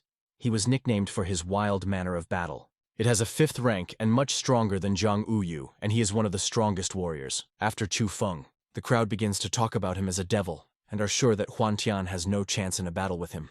He asks if he knows Jan Dinjun, to which he answers him that he is his brother. Teen with a grin says that he crushed him, and the Jan Devil, the next one, he will win. Jan Devil is furious and yells at Huan Tian that he really thinks that he is as weak as his brother. He tells him that he will show him the power of his sword and begins to concentrate essence until he begins to glow with fire. Huan Tian asks him to stop, because he wants to tell him something important before they start the battle. Jan Devil is very angry and asks him to shut up and rather start the battle, because he can no longer restrain himself. Tian explains to him that if he wants to call him, he must bet. He asks how many tablets he is ready to give in case of loss. Ian Devil is furious from the arrogance of his brother Tian, and says that if he loses to him, he will give him everything. Huan Tian is satisfied with this, and he immediately agrees to such conditions favorable to him. The most interesting begins. John the Devil looks very frightening and prepares for battle, and Huan Tian simply looks at him arrogantly. He thinks that the devil is trying to intimidate him with his aura and the terrible face that he was making. They stand opposite each other, and John thinks that Tian does not look scared at all. He thinks that he does not care about his life. Tan looks at him and tells him that his aura is too weak, and therefore does not scare him. Jan Devil is furious and begins to yell throughout the arena and radiate a terrible and strong aura. Pupils are scared and understand that all this becomes very dangerous and cover their faces from the stones flying in them. Brother Yana Devil laughs and yells that he was unlucky to get to know his brother. He asks to teach him. Huan Tian does not react to these threats and exclamations. He says that it is too boring. He concentrates and says that now they will all see his strength, namely the power of the essence of the mysterious sword. He throws a huge amount of essence. This power is so strong that the earth under it is covered with cracks. Jan Devil does not have time to realize the whole problem of his situation and discards him with a strong wave. He falls to the ground and passes several meters when he stops. He involuntarily pronounces the question of what kind of unusual power it is. No one understands what is happening, because you need to be a warrior of the 7th level or higher to understand the essence of the sword, but he can already use it, although he has only the 1st level. Pupils think about whether it seemed to them that Jan Devil fell. Jan Devil cannot understand how Huan Tian could learn how to use the essence of the sword so early. Tian tells him that he is funny, and although he has the 5th rank among internal students, he turned out to be an ordinary weakling. He wants to conduct an experiment and check what he can do with the fire he owns. Jan Devil uses the skill Heavenly Fiery Sword and is going to attack Huan Tian. Tian tells him that not only he is good in the elements of fire, and he will not be able to cope with him. Jan Devil is absolutely rage and says that it was time for him to see the rage of the devil, and he thinks that Tian is really strong. He asks not to blame him for cruelty. Around Yana Devil, a huge pillar of fire appears, which destroys everything that touches. The students are simply shocked by what is happening. They begin to be afraid for their calmness and well-being.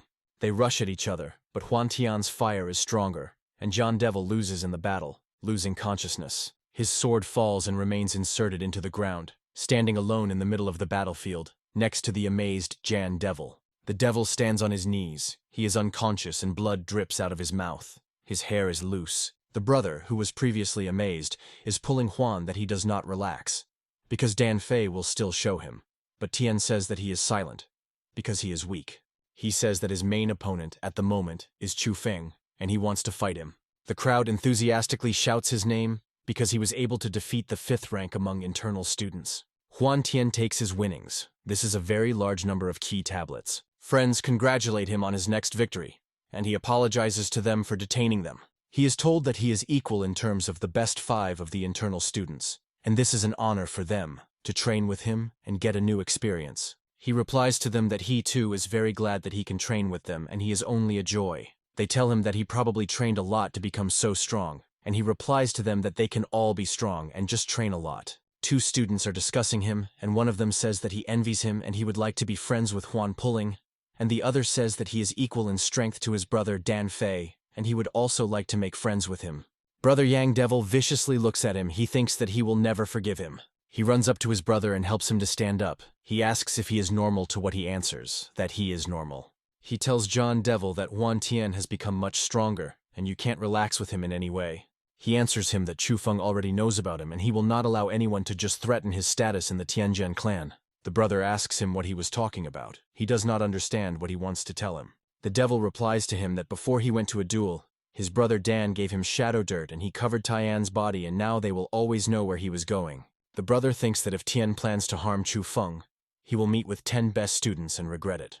At sunset, Huan Tian and his friends run along the forest road. They run to the gates of the city. He notes that it is a very large city. It is even more than the city of Huanbai. His girlfriend notes that this is the city of Yinfeng, and here are high durable walls. Even monsters of the first and second levels cannot break through them. His friend notes the fact that Mount Yinfeng is full of monsters of the third level. So for security, each clan puts 5 level guards who guard the city. So Tian should be calm and not rage. Huan considers the information that the city has the 5th level warriors. He understands that he should be careful. A friend tells them that it is already too late, and they must find them overnight. Everyone agrees with this. They find an overnight stay in the bar. They know that in this bar it is difficult to find a free room. They did not expect to see so many people in such a place. They all sit at the table and have dinner.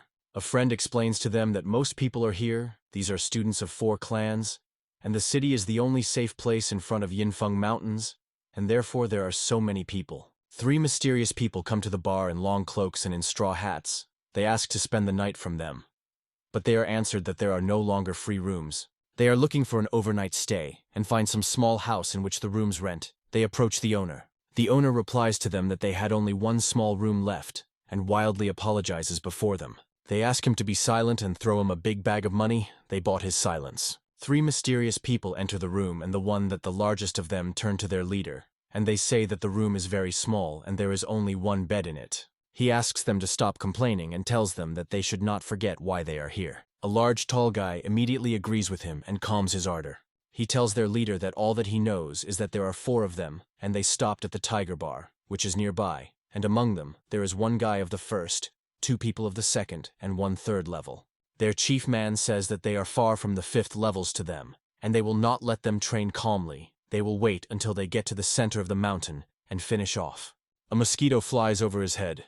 He cuts him precisely in half with an accurate and sharp blow. Meanwhile, in the Tiger Bar, a scandal takes place. Some guys throw silver bag at it. They are unhappy that they have no rooms for 4, and orders then to give them 4 rooms. The owner tells them that they should believe that they no longer have free rooms, and they have no desire to offend them.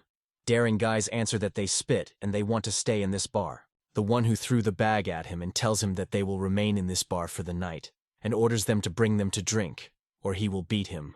These guys, they are from the Lin Yun sect. The daring guy tells his leader that he finished, and they can go to rest. Huan Tian asks whether they are really from the sect Lin Yun. He conceived something.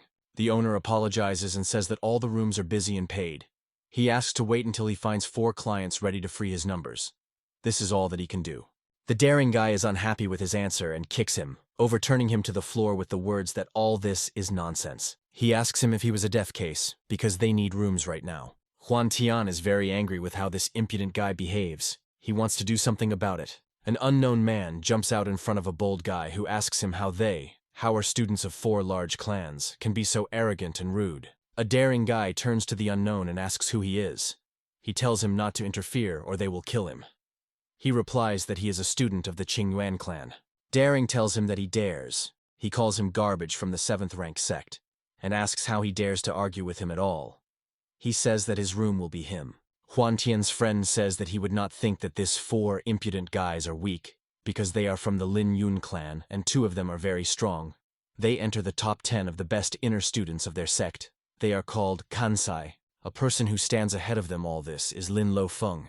He became the first student at 19 years old. He can control the monsters, and even the 4th level warriors do not dare to fight with him. Lin Lo Fan notices them and casts his gaze at them.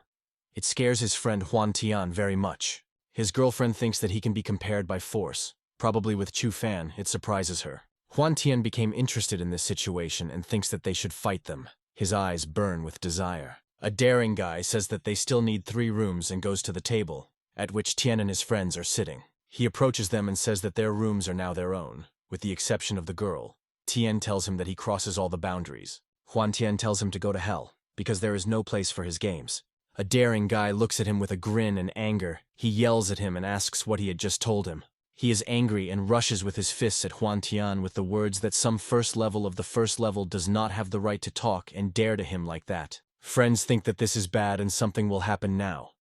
But Tian stops the attacker without any problems. The daring guy is shocked. He does not understand how the warrior of the 1st level could catch his fist. Lin Lo Feng takes into account and is alarming. He also does not understand this. But now he will be more careful. Huan Tian with incredible ease twisted his wrist with a daring guy while he tried to understand how he could stop his fist. The impudent guy did not expect such a move from Tian.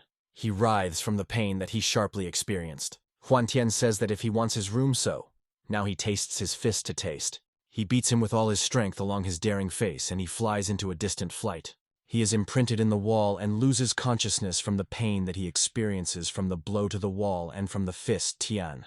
Everyone is surprised that Huan Tian was able to defeat the student of the 3rd level of the innate kingdom. Tian says that he is absolutely the same as Tianjun. He is just an ordinary weakling and all that he can get to work. Lin Lofeng decides to attack Huan Tian from the back. He thinks that he will not notice this and prepare for the attack. Tian notices him and beats his blow. Their palms and strength collide. They look like a blue and orange yin and yang. They jump, and Lin Lofeng admits that Tian still has a force and can compare with him. He cannot believe that such a simpleton of the 1st level could so easily stop his attack. Tian asks him how he dared to hit him from the back, and asks to introduce himself who he was. Lin Lofeng is not going to respond to him in his walks, again trying to attack Huang Tian. His girlfriend asks him to be careful with him, because they do not know his abilities and what he can go for the sake of victory. Huan Tian is angry and tells him that he will regret that he had committed in calling fire with a sword. He uses the fiery sword and goes on a return attack on Lin Lofeng. He is not going to give up. Their attacks again collide with each other, and with their attacks, they destroy the roof of the bar. The entire room is filled with smoke, and Lin Lofeng jumps out of it. There is no damage to it. Huan Tian asks him, "Is it all that the students of Lin Yun are capable of?" Pupils Lin Yun are shocked by the fact that someone was able to survive against their best student Lin Lofeng. A crowd of people from other clans cannot understand where the Tianjian clan was able to find this monster, because Lin was considered a very strong warrior, and Tian coped with him. Lin Lofeng takes his hand behind his back and takes up the flute, but decides not to resort to this method. He apologizes to Huan, pulling their brother Yan, who brought them some inconvenience. He offers to conclude a temporary truce, and it makes no sense to fight for such an insignificant reason. Huan looks at him with a grin, and laughing asks if he really wants to conclude a truce. He does not understand how such a vile and bad person like him can talk about a truce. Lin Lofeng is a little angry because of this and asks Huan Tian not to be rude to him because he is generous. Huan says that he would take his sneaks and quickly be scared, or stayed with him. Lin makes a difficult decision for him and orders his minions to leave. Tian stops him and asks to pay for that. He asks to pay all the damage caused. Lin throws the owner of a bag of gold coins, and now he does not hold anything in this place. Lin casts an evil look at Huan Tian. He says that he likes him, because he was able to cope with the guy from the top 3. Although he himself is the 1st level, he knows about his achievements and knows his name.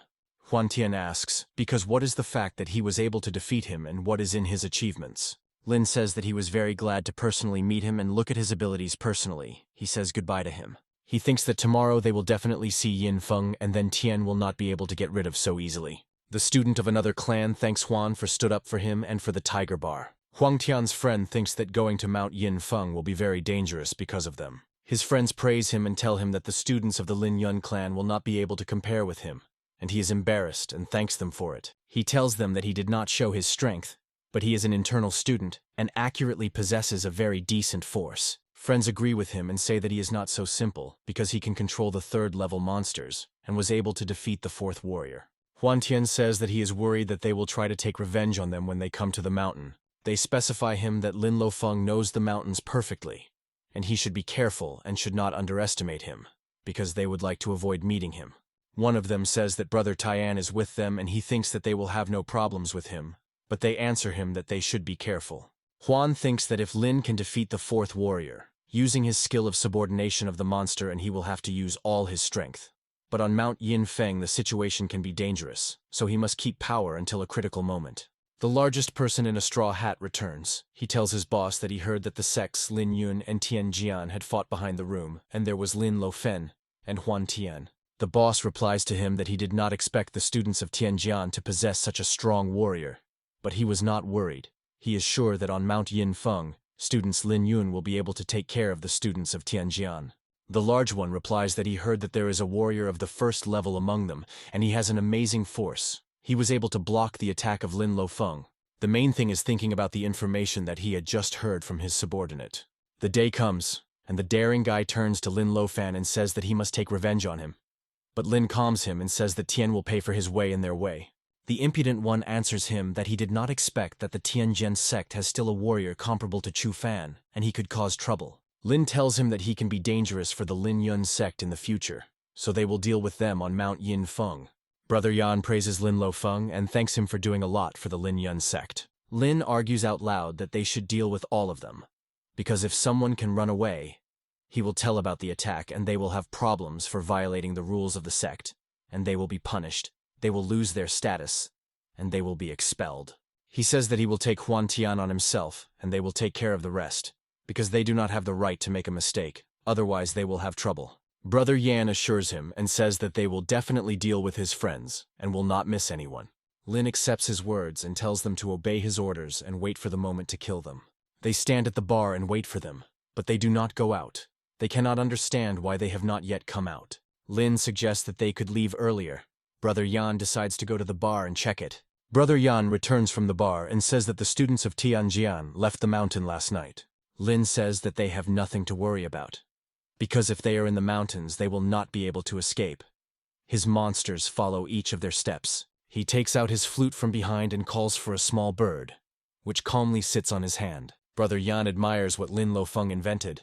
He came up with a plan that will help them find the students of Tianjian. He releases the bird and orders her to find traces of the students of Tianjian, and then return to him and tell everything. Meanwhile, Jian's students follow the forest. Huan looks tired and not sleepy. He wants to sleep. He is asked to be more careful, because monsters of the 3rd level may appear in this forest. Suddenly something happens that Huang Tian is sharply attracted. What could it be? They are attacked by a monster, this monster of the 3rd level, which they talked about earlier. Huan Tian quickly reacts and throws a fiery attack in a monster similar to a dinosaur. Sun and Su are going to help Tian. He takes out his sword and rushes at the monster with a naked sword. He attacks the monster and successfully wins him. Thanks to the damage that Huan inflicted, he had no problems. The night comes, and the moon rises. The students rushed 1,000 miles along the Yinfeng Mountains, and the horses can no longer go further. They need to find a safe place for an overnight stay. They find some kind of cave, and the sister of the Gu is offering to spend the night in it, and in the morning to go further in search of plants. Everyone agrees with it. She says that the meeting place is located here, and most of the soldiers and teams below the 4th level stay here, because the chance to meet the 3rd level monsters increases further. Fenbuji says that even monsters of the 5th and 6th levels may meet in the middle territory and they should be careful. Brother Sun says that there are mysterious ghostly herbs, but this territory is quite dangerous. Sister says that many people come here to steal mysterious herbs, and these people are worse and more dangerous than monsters. Huan Tian thinks that monsters of the 4th level will not be problems for him, but he is not sure about the monsters of the 5th and 6th level, and people from Lin Yun chases them. If they start a fight, they should not complain about rudeness. In the morning they go further through the fog.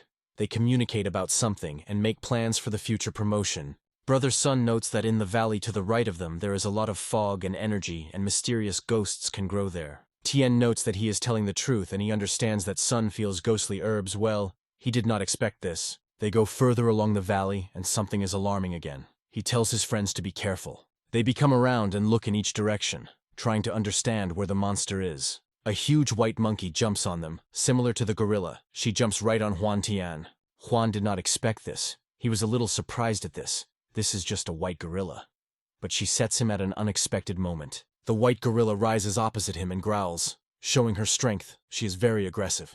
Tian tells that the white gorillas have a very ugly character, and their strength is above the 3rd level. The sister of the guns tells him not to be worried, because the 3 of them will be able to cope with the monster of the 3rd level. He replies to her that this is a social monster, and he only distracts them until their flock is approaching them.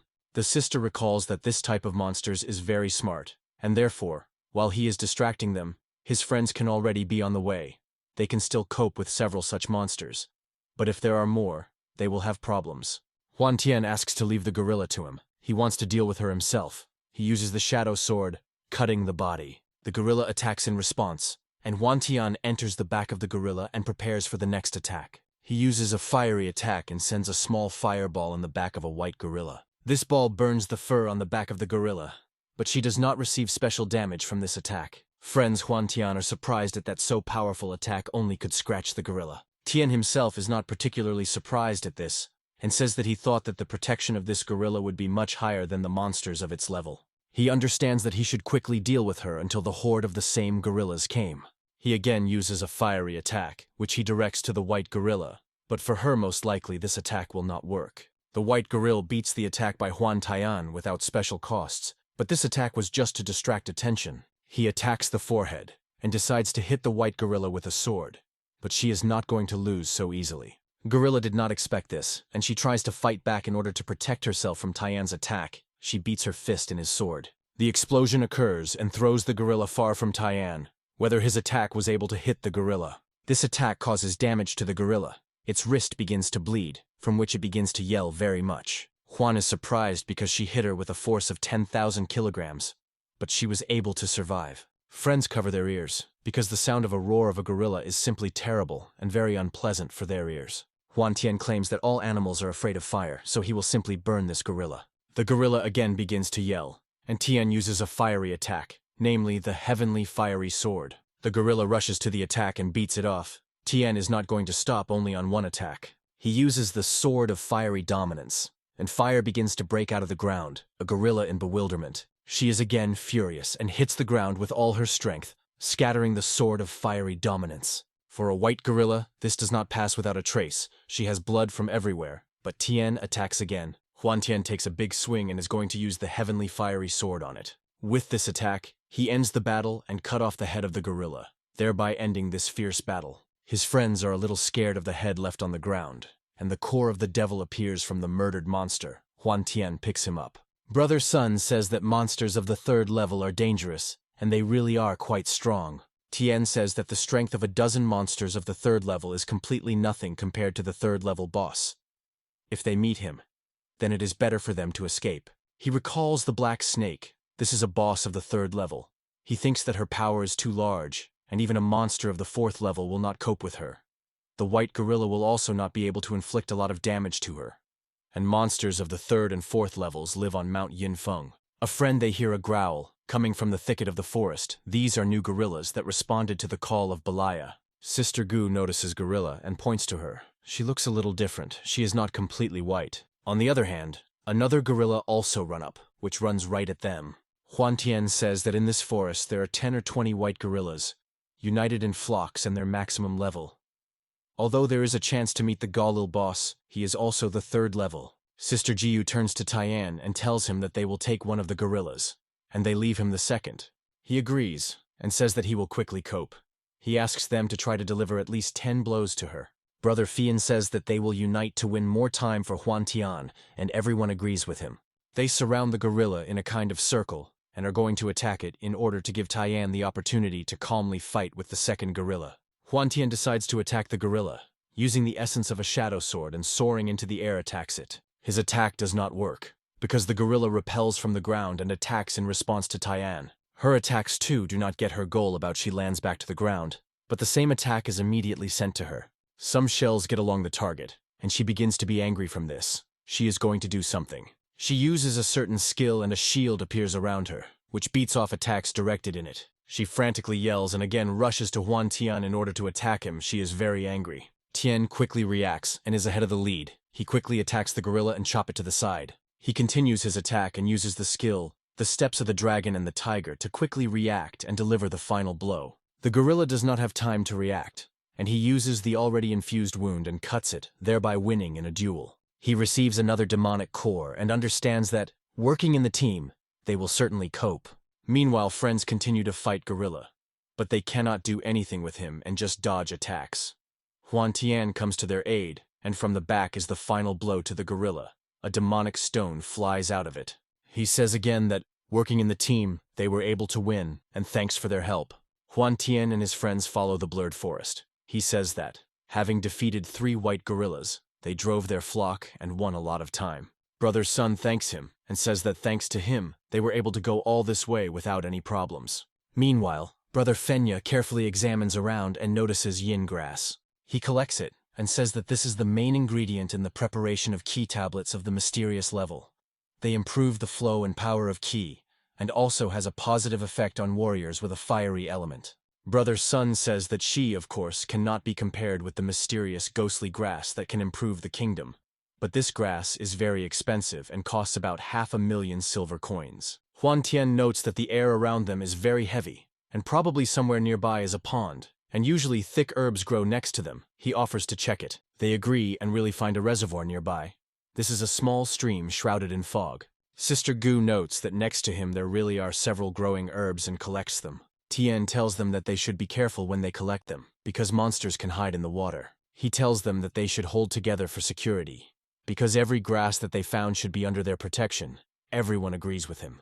Brother Sun notes that the grass that they found for about 10 years, and they can sell it expensive. Tian explains that in addition to foggy grass, they need to find several mysterious yang herbs, key to improving qi. Foggy grass costs more than 100,000 silver coins, and exchanges 10,000 loans in Tianjian. He goes further with the flow and thinks that if he finds grass older than 20 years, then his prey doubles. He notices something very unusual. He feels some extraordinary beautiful smell. He notices grass growing from stone. This is a cleaning dragon grass. It is very rare. He says that she smells delicious, and this is like a 20-year-old mysterious grass of the middle rank, and he can sell it for 2 million. The last time he exchanged real condensing tablets for low-ranking dragon, and this grass can be much stronger, and will return the damaged meridians of his father to the average level of the innate kingdom. He understands that in any case, to make the drug of the mysterious level, he needs a pharmacist of the mysterious level. And in the Tianjian clan there are only 3 pharmacists, and they have a low rank of mysterious level. And among them there is the first leader of the medical room. He takes this grass and thinks that it will be better to consider it all then, and he needs to collect ghostly herbs. Brother Sun says that he gathered 22 ghostly herbs and he did not expect such a result. He did not expect that they were all 10-year-olds. Tian said that they would have enough, and they could return to this place later. He says that he also did not expect to find so many herbs. He gathered 16 foggy and 1 grass-cleansing dragon.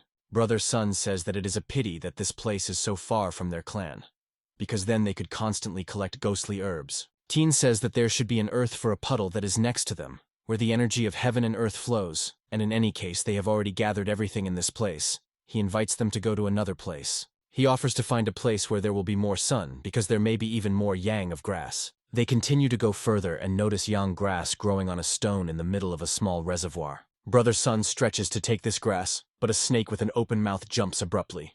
Huan Tian quickly reacts to this and cuts the snake with a quick and sharp blow to its neck. Huan Tian defeats the snake, and they get the mysterious yang of grass. This is easy to understand, because in this place full of sunlight, they go to further searches. The pigeon, who followed the Huan, returns to Lin Lofan with important news about the students of Tianjian. He learns that the students went deep into the mountains. The students of Lin Yun are behind them for 2 days.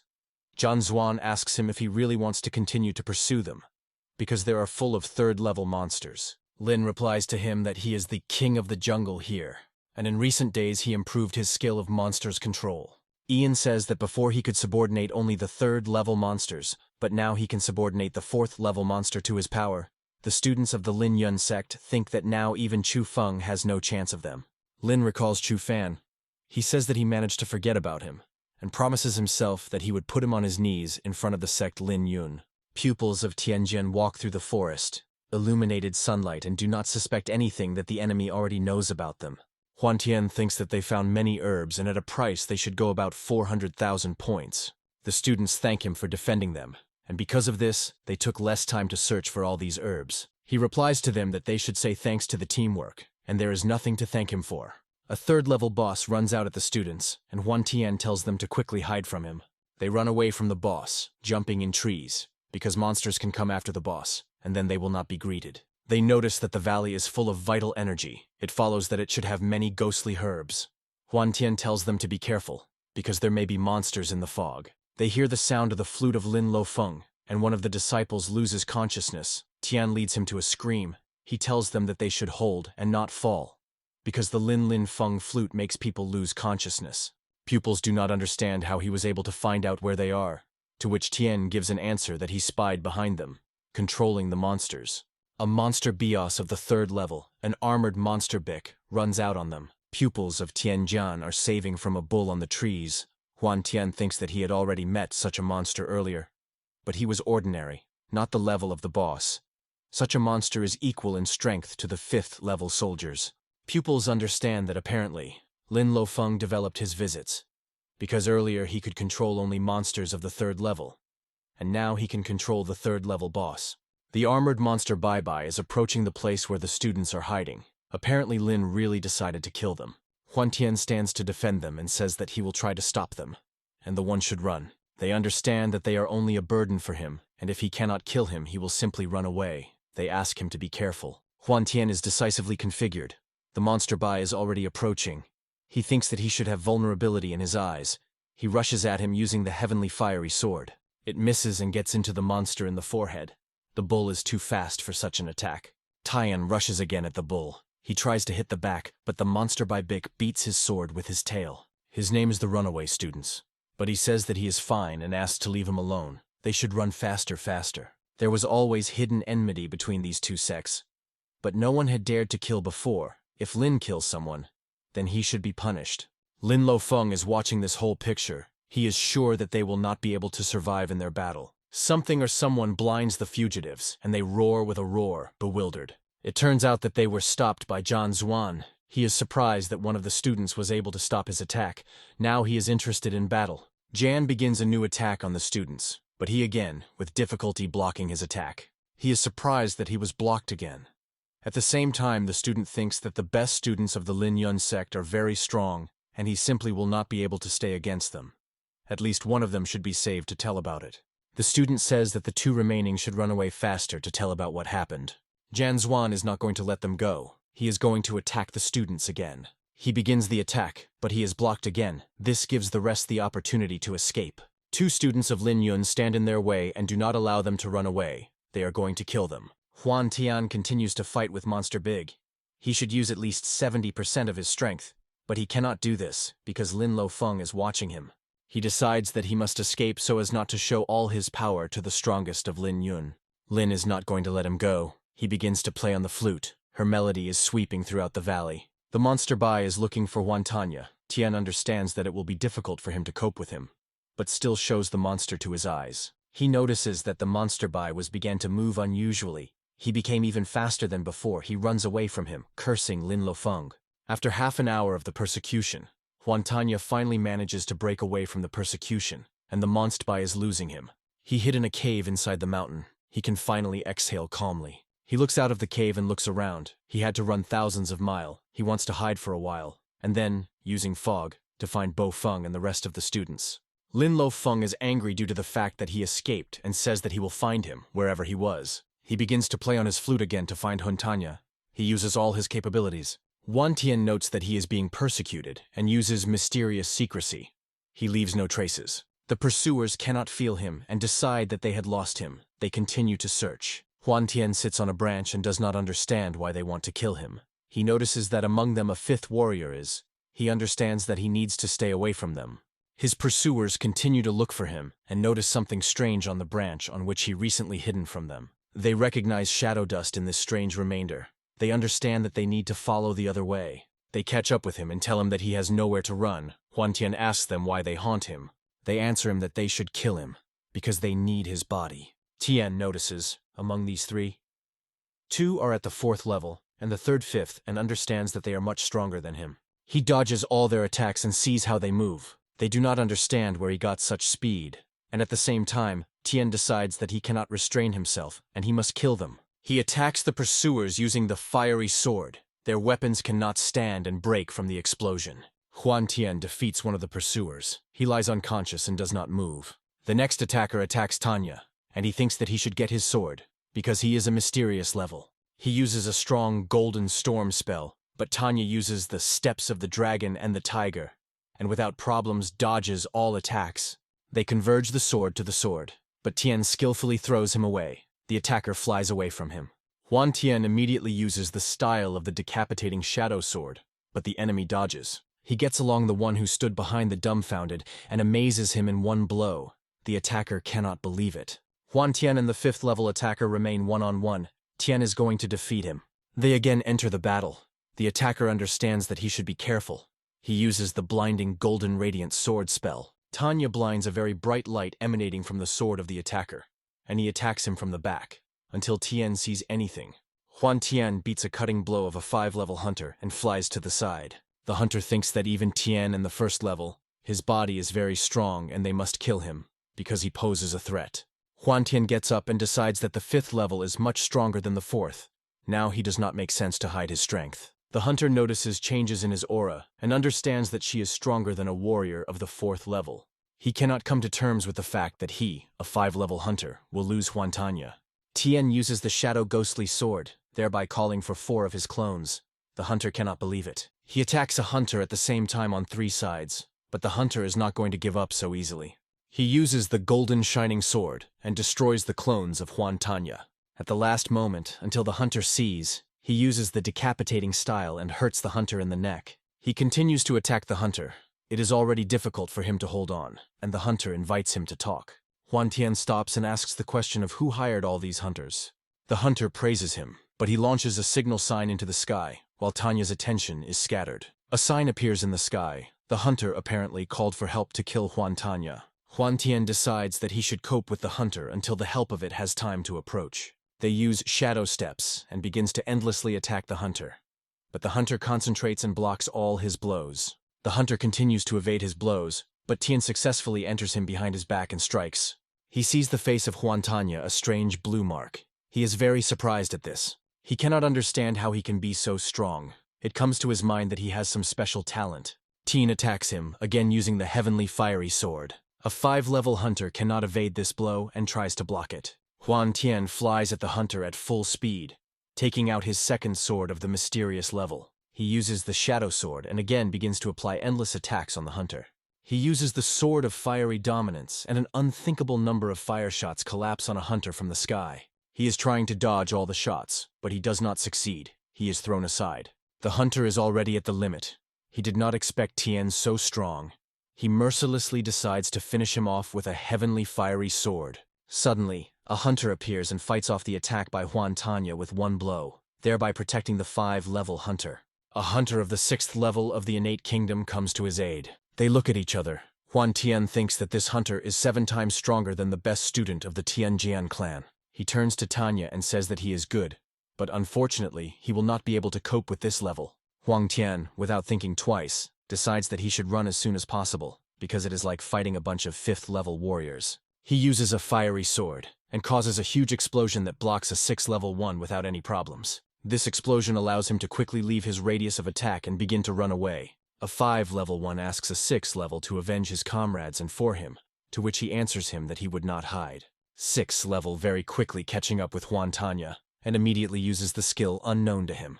Tian manages to evade him, after which he makes a huge crack in the ground. He literally created a gorge. The 6th level praises him and says that he is the first who was able to evade this blow. He tells him that he will be the last who could do this and attacks him. Tian makes a response. Their attacks crash into each other. The enemy has more effort, and the attack of Huan Tanya, along with the attack of the 6th level, rush together towards Tanya.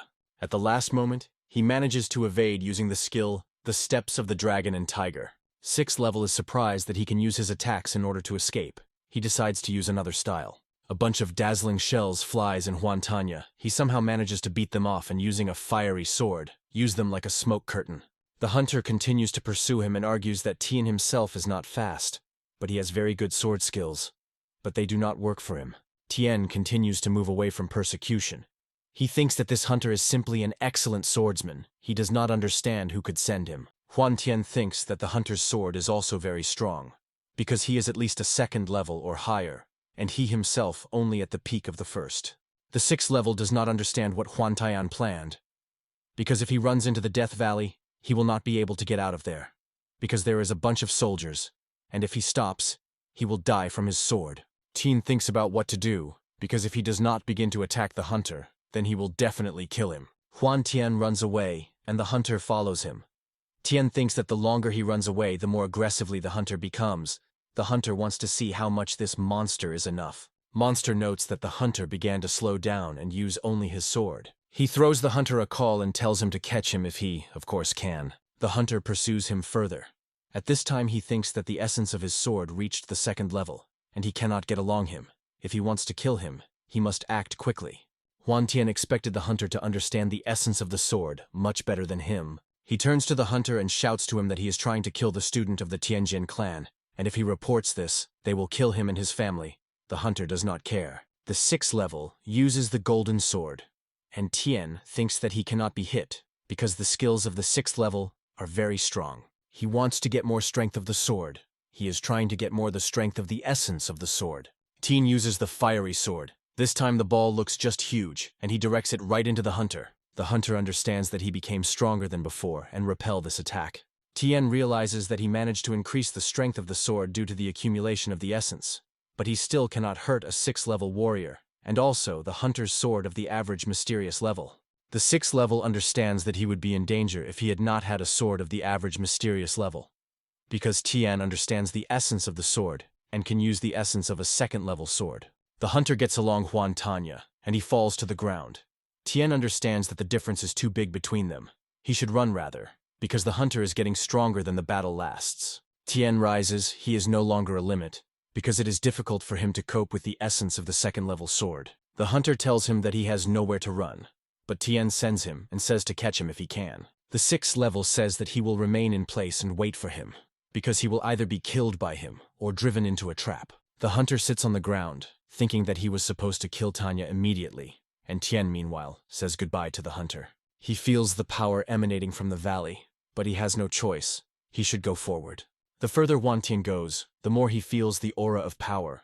The hunter does not believe that he can survive in the valley. He passes farther and farther. He feels the essence of a 2nd level sword emanating from the valley. If he goes on, it will become even stronger. At that moment, while Huan Tian does not suspect anything, he is attacking something unknown, and he sees as if his legs were being divided in half. He is surprised at such a speed. He rises and his legs are in perfect order. He does not understand what is happening. Tien saw exactly how they were separated. He thinks that this is a hallucination due to the essence of the 3rd level sword. The hunter mocks him. He is attacked again, but already a completely different attack. He must find out what these unusual attacks are. He is horrified by such a terrifying skill. This is an illusion from which he feels pain. These attacks touch his body and soul, bringing him the wildest pain, just like from real attacks. Huan Tian concentrates to feel the source of attacks. He feels how his skills improve through these attacks. He evades a bunch of attacks flying into it. But after so many evasions, he will not be able to block the attacks of the essence of the sword. He should go forward. The 6th level hunter is speechless. He does not understand how Tien was able to evade all these attacks, being at the 1st level. Other hunters come to the 6th level hunters. They ask for further instructions. The 6th level explains that Tien was stuck in the valley where the essence of the sword is everywhere, and the aura of essence reaches the 3rd level. He doubts that someone can resist such a power without understanding its essence of the 3rd level. The wounded hunter asks if they should follow him, because he has only the 1st level of the essence of the sword. Their boss replies to them that they will simply wait for him, because if he went there, he will not be able to get out of there alive. This valley is not just called the Death Valley. Everyone agrees with him. Huan Tian finally reaches the entrance to the cave, from which the attacks of the essence of the sword came. He lies at the entrance to the cave and understands that apparently, because of this cave, there is not a single sign of life in the district, because attacks of the essence of the 3rd level sword come from it. Huang Tanya once again overtakes an attack emanating from the cave. He has a feeling as if his body was torn, and this is only attacks by the 2nd level of the essence of the sword. His soul gets used to this, and although he cannot dodge, he will not die in this cave. The further he crawls, the more attacks become. The further he goes, the more he is. He already feels the power emanating from the cave, but he must go forward. Hunters see this. Their boss cannot believe that he went so far, because the essence of the sword in the cave is very powerful. The wounded hunter asks if Huan Tian can get out in such a situation, because he has already disappeared from their field of view. The hunter says that no one had yet got out of this valley, and no one had managed to go into this cave. No one knows where it is led, and he succeeded. He understands that this monster is very important for the Tianjian clan, and if he runs and tells what happened, then their clan is ended. He decides that they should surround the valley and prevent him from escaping and telling everything. Huan Tian sits at the place from which the aura of the essence of the sword of the 3rd level comes. He recalls how his father told him that only the essence of the 6th level can truly attack the warrior, and attacks lower than the soul only wound the soul, and if the warrior's mind is strong enough, then he will be able to resist. He sits in the lotus pose and thinks that he can be able to improve his essence of the sword to the 2nd level, using the flow of the 3rd level essence. He concentrates and understands that although he cannot completely resist such power, he has already somehow adapted to it, and his level of essence has improved. He decides that he must explore this cave. He slowly moves along the cave and reaches the border of the 4th level. He is surprised that she does not attack him. At this moment, an attack appears from the cave, from which he cannot dodge. This attack pierces him and he has a feeling. As if his muscles burst, he even coughed with blood. He is glad that he has such a good understanding of the essence of the sword, because that hunter would have died if he was in his place. He takes pills. He certainly did not expect that the 4th level attack would be so strong if he had not had time to concentrate. Then he could die. He was going to try again. He needs several hours to learn to dodge the strong attacks of the 4th level. After he finally learned how to evade attacks of the 4th level essence, he notices the bones in front of him. Huan Tian sees 5 swords of the mysterious level near the human bones. Apparently, these are the bones of the warriors who died a very long time. He notes that the bones of one of the men glow like jade and look like precious stones. Perhaps he entered the top 10 warriors of the innate kingdom. He understands that their level of essence of the sword was much higher than him, but they still died in this place. He thinks that they could be killed. He decides that there is no way back. He must find out what is next in this cave. Because if he goes back, he will be waiting for the hunters. He must go forward. Suddenly, he is hit by a very strong attack. He does not have time to dodge and thinks that this is his end. He lies unconscious, but hears as if the voices of his parents tell him that he should not give up and should stand up. Huan Tian comes into consciousness and calls his father with his mother, who saved his life. He notes that this illusory attack was so strong that he lost consciousness from this. He notices marks on the bones, on the forehead, and the region of the heart there are traces of the sword, and on the turtles traces of chopping strokes, and some bodies seem to be cut in half. Tian thinks about how this could happen, because it does not look like some kind of coincidence. He calls swords treasures of the mysterious level and wants to put them in its spatial ring. He takes all the swords and decides that he should go further along the cave. Another illusory attack appears from the cave, which is directed right in his forehead. He recalls the skull with a hole in his forehead. He understands that he should try to dodge this attack as soon as possible. Or he is not a tenant and he gets at the last moment. Now he realizes that it is dangerous, and if he cannot dodge, he will cut him. A few more attacks fly into it, which he beats off with his sword. He is given this with effort. He has a feeling that now these attacks could hurt him. He felt that he could lose his head. He continues to fight off the attacks. One of them almost pierces his heart, but he manages to recapture her. In front of him appears another type of illusory attack that could divide his body in half. He understands that the illusory attacks take the forms of a shadow dream, namely, decapitating style, piercing the neck, forehead, and heart of styles, and collapsing. Apparently those who entered this cave earlier were defeated by such images. The idea comes to him that if these are real styles of a shadow sword, then the essence that comes from the cave is associated with the warrior Zhou Wu Yun, who died 100 years ago. He is the first swordsman in China, who was killed with the help of a shadow sword. Since he has a good understanding of the shadow skill, and if it were not for his unique mindset, he would not be able to improve his level, it seems to him that he knows the place where the essence of the shade of shadow skill is located. Attacks on Huan Tanya do not stop. He knows that these are illusory attacks, but they do not end in any way. The level of attacks directed in does not stop increasing. It is already difficult for him to move forward. He understands that this was still not in vain, because his understanding of the essence of the sword became much better. He experiences severe pain, but he is not going to give up. He continues his way forward. Huan Tian is all in blood, in torn clothes. He is trembling, but he finally reaches the end of the cave. He sees the skeleton sitting on the throne, apparently. This is the skeleton of the very deceased Zhou Uyun. The passage backs back in large stones, and he will not be able to return back along the way that he came. He can finally move freely because the illusory attacks ceased. He can finally rest. Huan Tian is sure that there should be a different way out.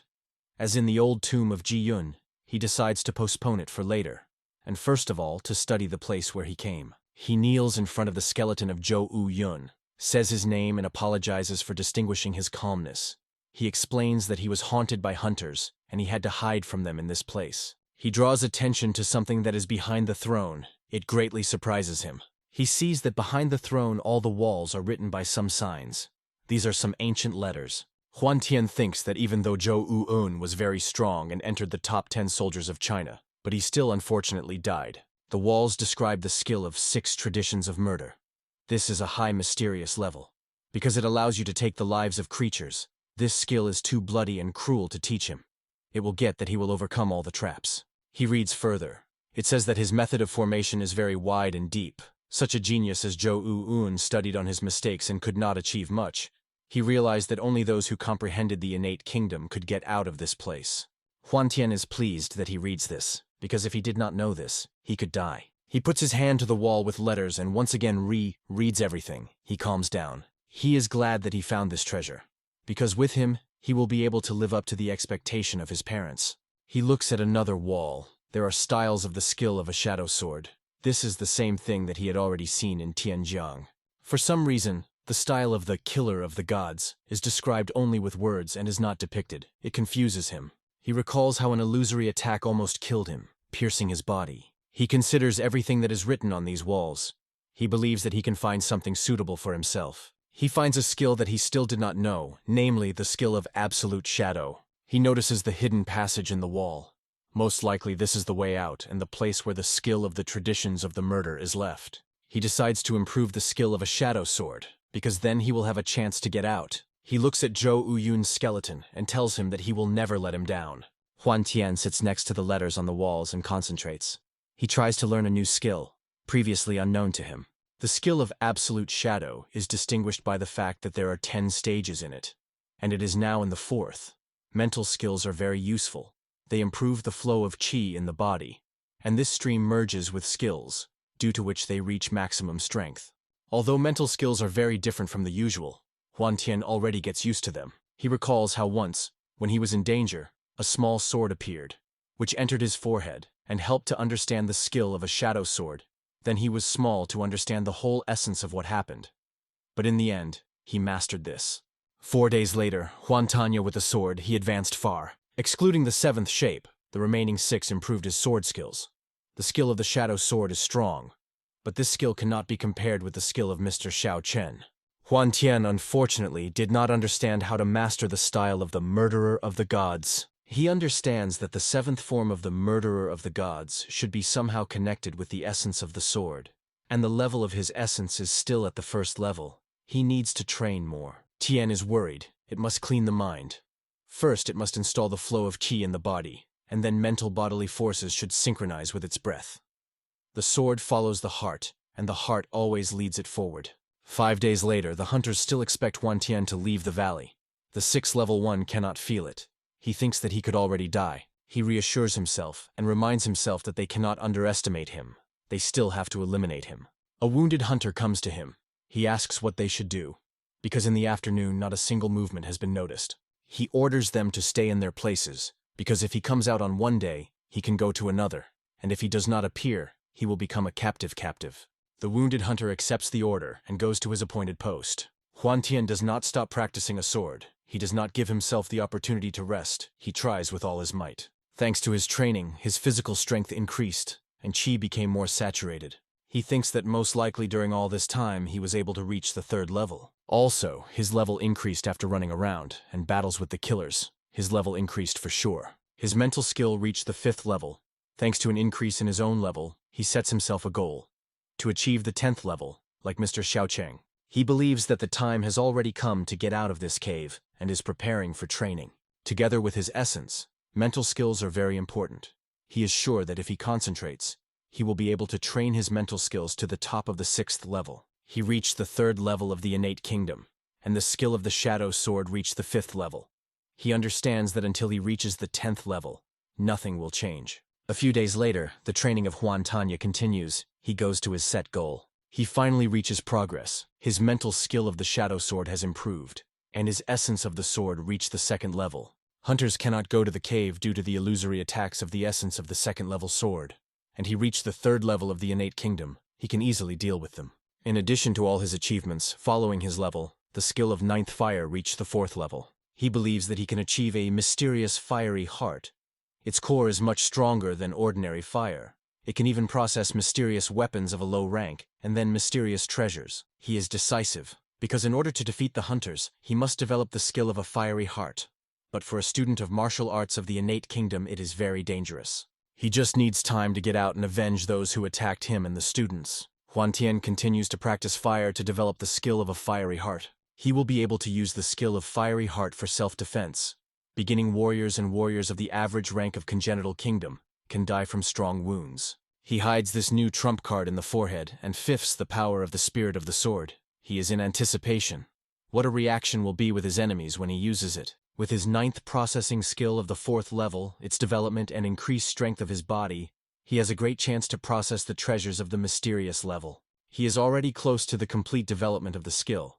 He has no need to rush with processing skills. For starters, he wants to improve his level of martial arts. He wants to develop his skill of ghostly shadow clone. To the 3rd level, he is very decisively configured. 9 days later, he achieves great success and can be called as many as 16 shadow clones. He argues that although his clones are not as strong as he himself, they are still not weak. But if he meets the 7th level warrior, he still will not be able to cope with him. He looks at the exit and decides that the time has come to get out of this cave, because he was able to improve his skills very well. He goes through the hidden passage, and is surprised that there is no aura of the essence of the sword. He sees one more and goes right inside her. Now he is in full readiness for battle. He is confident that the cave should have an aura of the essence of the sword. It can be created as a person, or can be created by the element. But since he is alone, it should be created by the elements. He thinks that he will feel it when it approaches. He did not expect that the cave would be so long, but it reaches its end. He is surprised because he did not come to life to find another cave, and she is even more than the one in which he was before. He sees 6 swords stuck in the wall. Some flags are attached above them, and something is written under the flag. Juan's shadow does not understand what kind of flags this is. He stands in a slight bewilderment about what he sees. He does not know what level all these swords. He also sees the crystal over each of the swords. He does not understand that he is on their handle and comes closer. He understands that these are stones of the spirit. They are very rare, and it is difficult to find them, because they are created by heavenly and earthen ki. In fact, the energy of ki in them is simply limitless. He thinks that a person needs to be developed in more powerful worlds. Those who are in the earthen world need much more ki and earth. An aura that comes from stones is simply impressive. The stone of the spirit is the source of the deadly aura of the essence of the sword. And 6 flags, it is the focus of the group of deadly AUR. It absorbs the stone of the spirit to control the swords.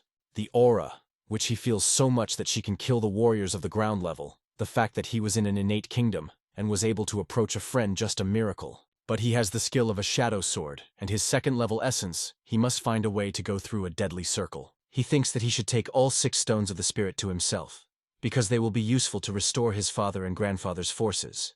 They can even develop the Earth's level. He knows that then the Wan clan will be able to restore his glory and strength on the whole continent. Huan Tian is looking around, but cannot find a way out. He is at a loss. He notices the crevice in the floor. He thinks that this may be a way out of the cave. Its depth is more than 10 meters, and the swords are likely to immediately end him. But he will try anyway. He decides to leave the treasures for later, and now he must experience the skill of 6 traditions of murder for the sake of Zhou Wu-un. One of the shadow swords is directed to him. He beats his attack without hesitation. He thinks that this sword uses the piercing forehead style because his attack was very fast. He understands that the attack of this sword is equal to the strength of the 7th level of the innate kingdom, and if he had not been the 3rd level, then he could not recapture it. The sword that attacked him is fueled by the power of the stone of the spirit located on the wall. He cannot understand his movements, because this is a real mysterious treasure. He only has to dodge. Although he was able to master the skill of a shadow sword, the attack of the mysterious treasure is equal to a 7th warrior. He does not represent how to defeat in this situation. He understands that the source of power that fuel a flying sword is a stone of spirit, and its strength is unlimited, which means that his attacks will not stop.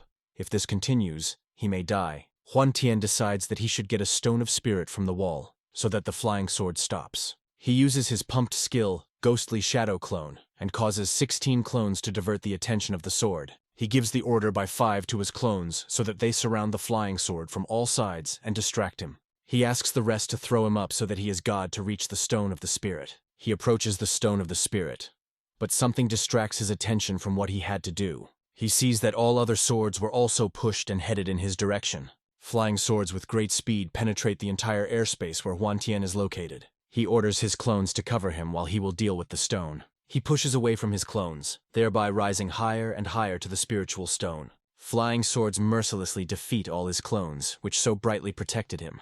They again bargain his path to the stone and head in his direction. He needs to come up with something. Huan Tian decides to use the heavenly fiery sword to drive away these swords from himself. All swords look at him, and he is in confusion. He thinks about what is better for him to do in such a situation. He thinks that he underestimated these swords, because they can easily kill him. He needs to quickly find a way to escape. He recalls the gap and goes in her direction. He is going to save with her help. Tian believes in himself and in his strength. He knows that he can hold out a little more against them. He uses the skill, Heavenly Fiery Sword, and gets severe injury because of this. He feels that his body almost destroyed after he used this skill. He falls to the ground and understands that he almost reached the hole, which should serve as his salvation. He hears the murmur of water from a hole, apparently under it is an underground river. He understands that this is the way out, and he must quickly run away. He runs to the hole but misses a very strong blow, so much so that he cannot stand. 3 flying swords block the path to the hole, namely, piercing the body, decapitating, and piercing the throat. He does not know what to do in this situation. 3 other swords are waiting for him from behind, namely the chopping torso, piercing forehead, and piercing heart.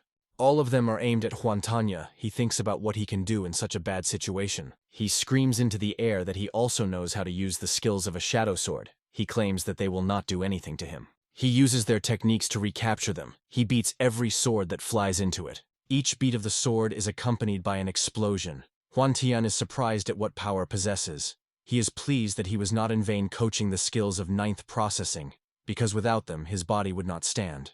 It is thrown upstairs with an explosive wave, and it crashes into the ceiling at its entire speed. He falls from the ceiling to the ground. He no longer has the strength in order to evade the blows of swords. Suddenly he appears as if in the middle of cosmic space. This is the world of his essence of the sword. The sign on his forehead, Huantai, radiates a very bright light, and he comes to his senses. A huge field appears around him, which beats all the swords flying into it. This field makes a large funnel near Huantanya. He falls down, so without understanding anything, he quickly reacts and inserts the sword into the wall, thereby stopping his fall. It seems that he left the radius of 6 swords. If there were no underground river under it, he could die. He is trying to realize what had just happened. It looks like the attacks of 6 swords mixed with the essence of the 3rd level, and the last attack that was carried out was the style of the murderer of the gods. A huge fish jumps out of the water. This is a huge shark, a boss of the 3rd level. Huantian is still holding on a sword. He thinks that if he was an old, he would become a snack for the boss, but he became stronger than before, and so easily does not give up. He pulls out the sword from the wall and cuts the neck of the boss shark with one blow. Tian lands ashore. The carcass of the boss flies into the water, floating with the flow. He sees the fallen head of the boss shark and cuts it to get the nucleus of the monster. This is the thing that he needed. He looks at the place where he fell out and regrets that he could only run away from flying swords, because they themselves are not very valuable. But with the stones of the spirit they would be expensive. He promises himself that he will return after them. Huantian jumps onto a headless carcass and floats with the flow to the exit, which ends with a waterfall. They get to the waterfall, but it seems that the output is deep underwater. He will have to swim. He falls under the waters and sees a tunnel. He decides that the best decision will swim on it further, and there is most likely the way out. After 10 minutes, he sees the light and thinks that the cave finally ended, and he is free. He floods and decides to hold his breath with his mysterious secret skill, because he does not know if there are monsters there, and flows to the bottom of the lake. Tien notices an unusually large size of algae. He thinks that this is all the influence of Qi. He notices something that is very surprised by him. He sees what he has never seen before. He sees a girl floating naked in the lake. This leads him to full shock. His thoughts are filled with what he had just seen. He did not know that the female organs looked like. He thinks that this is impossible, because in this territory there are a lot of monsters bosses of the 3rd level. He does not understand how a girl can swim in such a place. He presents that monsters can reincarnate into people. He wants to look again at the fact that he saw the superfluous for a moment. He thinks that he had hallucinations. He thinks that her body is more beautiful than that of Bai Lin's sister and sister Lin Xinjue. He stops himself and closes his eyes, pronouncing for himself that he cannot spy on the girl because he is not a pervert. He calms down and feels a very strong aura that comes from the girl. He notices that around this girl circles 5 water dragons.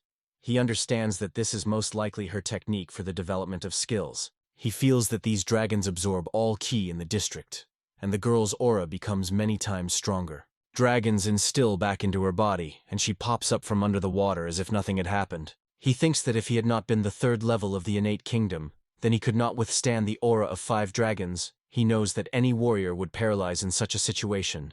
The girl dresses and leaves, and Huantian wants to find out who this charming girl is. Huantian monitors the girl. He thinks that for such a single girl it is too dangerous to walk in these mountains, because among them is full of monsters of the 3rd level. A monster runs up behind. He is very aggressive, and Tian grabs the handle of the sword to protect the girl. The monster looks at the girl, but for some reason she turns her eyes off and leaves. It looks rather strange. Huan Tian cannot understand why the third-level monster left her alone and left without a fight. He also thinks that this girl looks strange. He notes that in this territory there are a lot of monsters and bosses of the third level. He cannot assume how the girl will react to them if he meets someone like this or stronger. He notices the hunters who hunted him. They are still in these forests. They communicate about Huan Tanya. One of them thinks that he died in the valley, because they were looking for him for 10 days, but they could not find the slightest trace. But the second hunter answers him that this is most likely not so. They hear that someone is coming. This girl is going with a calm gait, not noticing anything. They notice her extraordinary beauty and want to do bad things with her, because recently they have worked a lot. One of the hunters objects. He tells them that she will be only her. He will take her home and make her maid. He warns the rest that he will figure out those who prevent him from taking her. Huan Tian sees them. He knows that one of them is Qian Danfen, and when he gets out of the forests, he will find out from which clan they are from, and will force them to pay for all the crimes that they committed. They continue to argue about the girl. One of them asks, does he still kidnap the girls and makes them his maids? He asks how many of them he already has, which the hunter just laughs for. One of them says that they found it 3 and he cannot take it to himself. He asks what they will do to him if he takes her. Will they really dare to argue with him? He says that they should show respect for the elder and prevent the guy from escaping, and he will take care of the girl. They agree. He jumps from a tree and blocks the path of the girl. He asks where she goes. She answers him that this is certainly not his business, and he can go to hell. He notes that she is the 3rd level of the innate kingdom. Despite her age, he asks her a question. She would not want to become his maid. She again sends him to hell and asks how he talks to her. He is angry and says that she is a very bold girl and he likes her. He says that she will definitely make her her own and make her happy as a fairy. Huan Tian gets between them and says to fall off from the girl, while asking if he is looking for her. He laughs and says that he finally appeared. Now he will first turn out with him, then he will have fun with the girl. He asks the girl to leave, because he himself will be able to cope with the hunters. She understands that he was following her all this time, but she did not feel him. She thinks that he saw her by the lake. The hunter releases a signal sign into the sky, attracting all hunters in the district to help. The 6th level rejoices that they could finally find Huan Tanya and hurries to them. Hunters rejoice that they no longer have to look for him throughout the district and by the bushes, to which Huan Tian replies to them that there were only 3 of them, and they were going to deal with him. The girl notices that he is only a 2nd level, and his opponents, these are warriors of the 4th and 5th levels of the innate kingdom. The 5-level hunter thinks that Tian was able to get out of the Death Valley alive and sound. They should be careful with him and not rush. The 4-year-old hunter does not think so, and rushes into battle, asking what he is waiting for, because they will quickly deal with him without any problems. The 5-level one tries to stop him. Huan Tian is preparing for an attack. He takes his sword by the handle and is going to use the skill of a shadow sword. He uses the shadow sword cutting body, and shares the body of a 4-hubby hunter into 2 parts. The 5-level hunter shows from what he saw. He understands that Tian can deal with him with 1 blow, and his strength is comparable to the warrior of the 6th level of the innate kingdom. The girl is very surprised at how strong Huan Tian became, although he is the 2nd level. The 2 remaining hunters attack him at once, but he beats off their attacks, thereby causing a huge explosion. Hunters fly out of a smoke curtain, but Huan Tian follows right behind them, without a step behind them. He overtakes one of the hunters and immediately uses the shadow sword cutting body on it. The girl sees all this, and cannot say anything. She is impressed with his power. A 5-level hunter thinks that even if Huan Tian dealt with him, he will take him to hell. He attacks him with 2 blows, but Tian does not even perceive them for blows, and easily evades his attacks. Tian enters the hunter behind his back and quickly goes to the rapprochement to hit a 5-level one. He uses the shadow sword, piercing heart, and the hunter falls to the ground. He stands on 1 knee and understands that he could not do anything with him, because his heart seems to be pierced with something. He thinks that it was an illusory attack. He does not understand what kind of skill it was, because the pain was like a reel. Huan Tian puts his sword to his throat, and once again asks what clan they are from and why they haunt him, but the hunter refuses to speak. Then he makes the assumption that they are from the Dan Fei clan, and the first student in Tianjian holds offense at him, and he is friends with Chu Fan.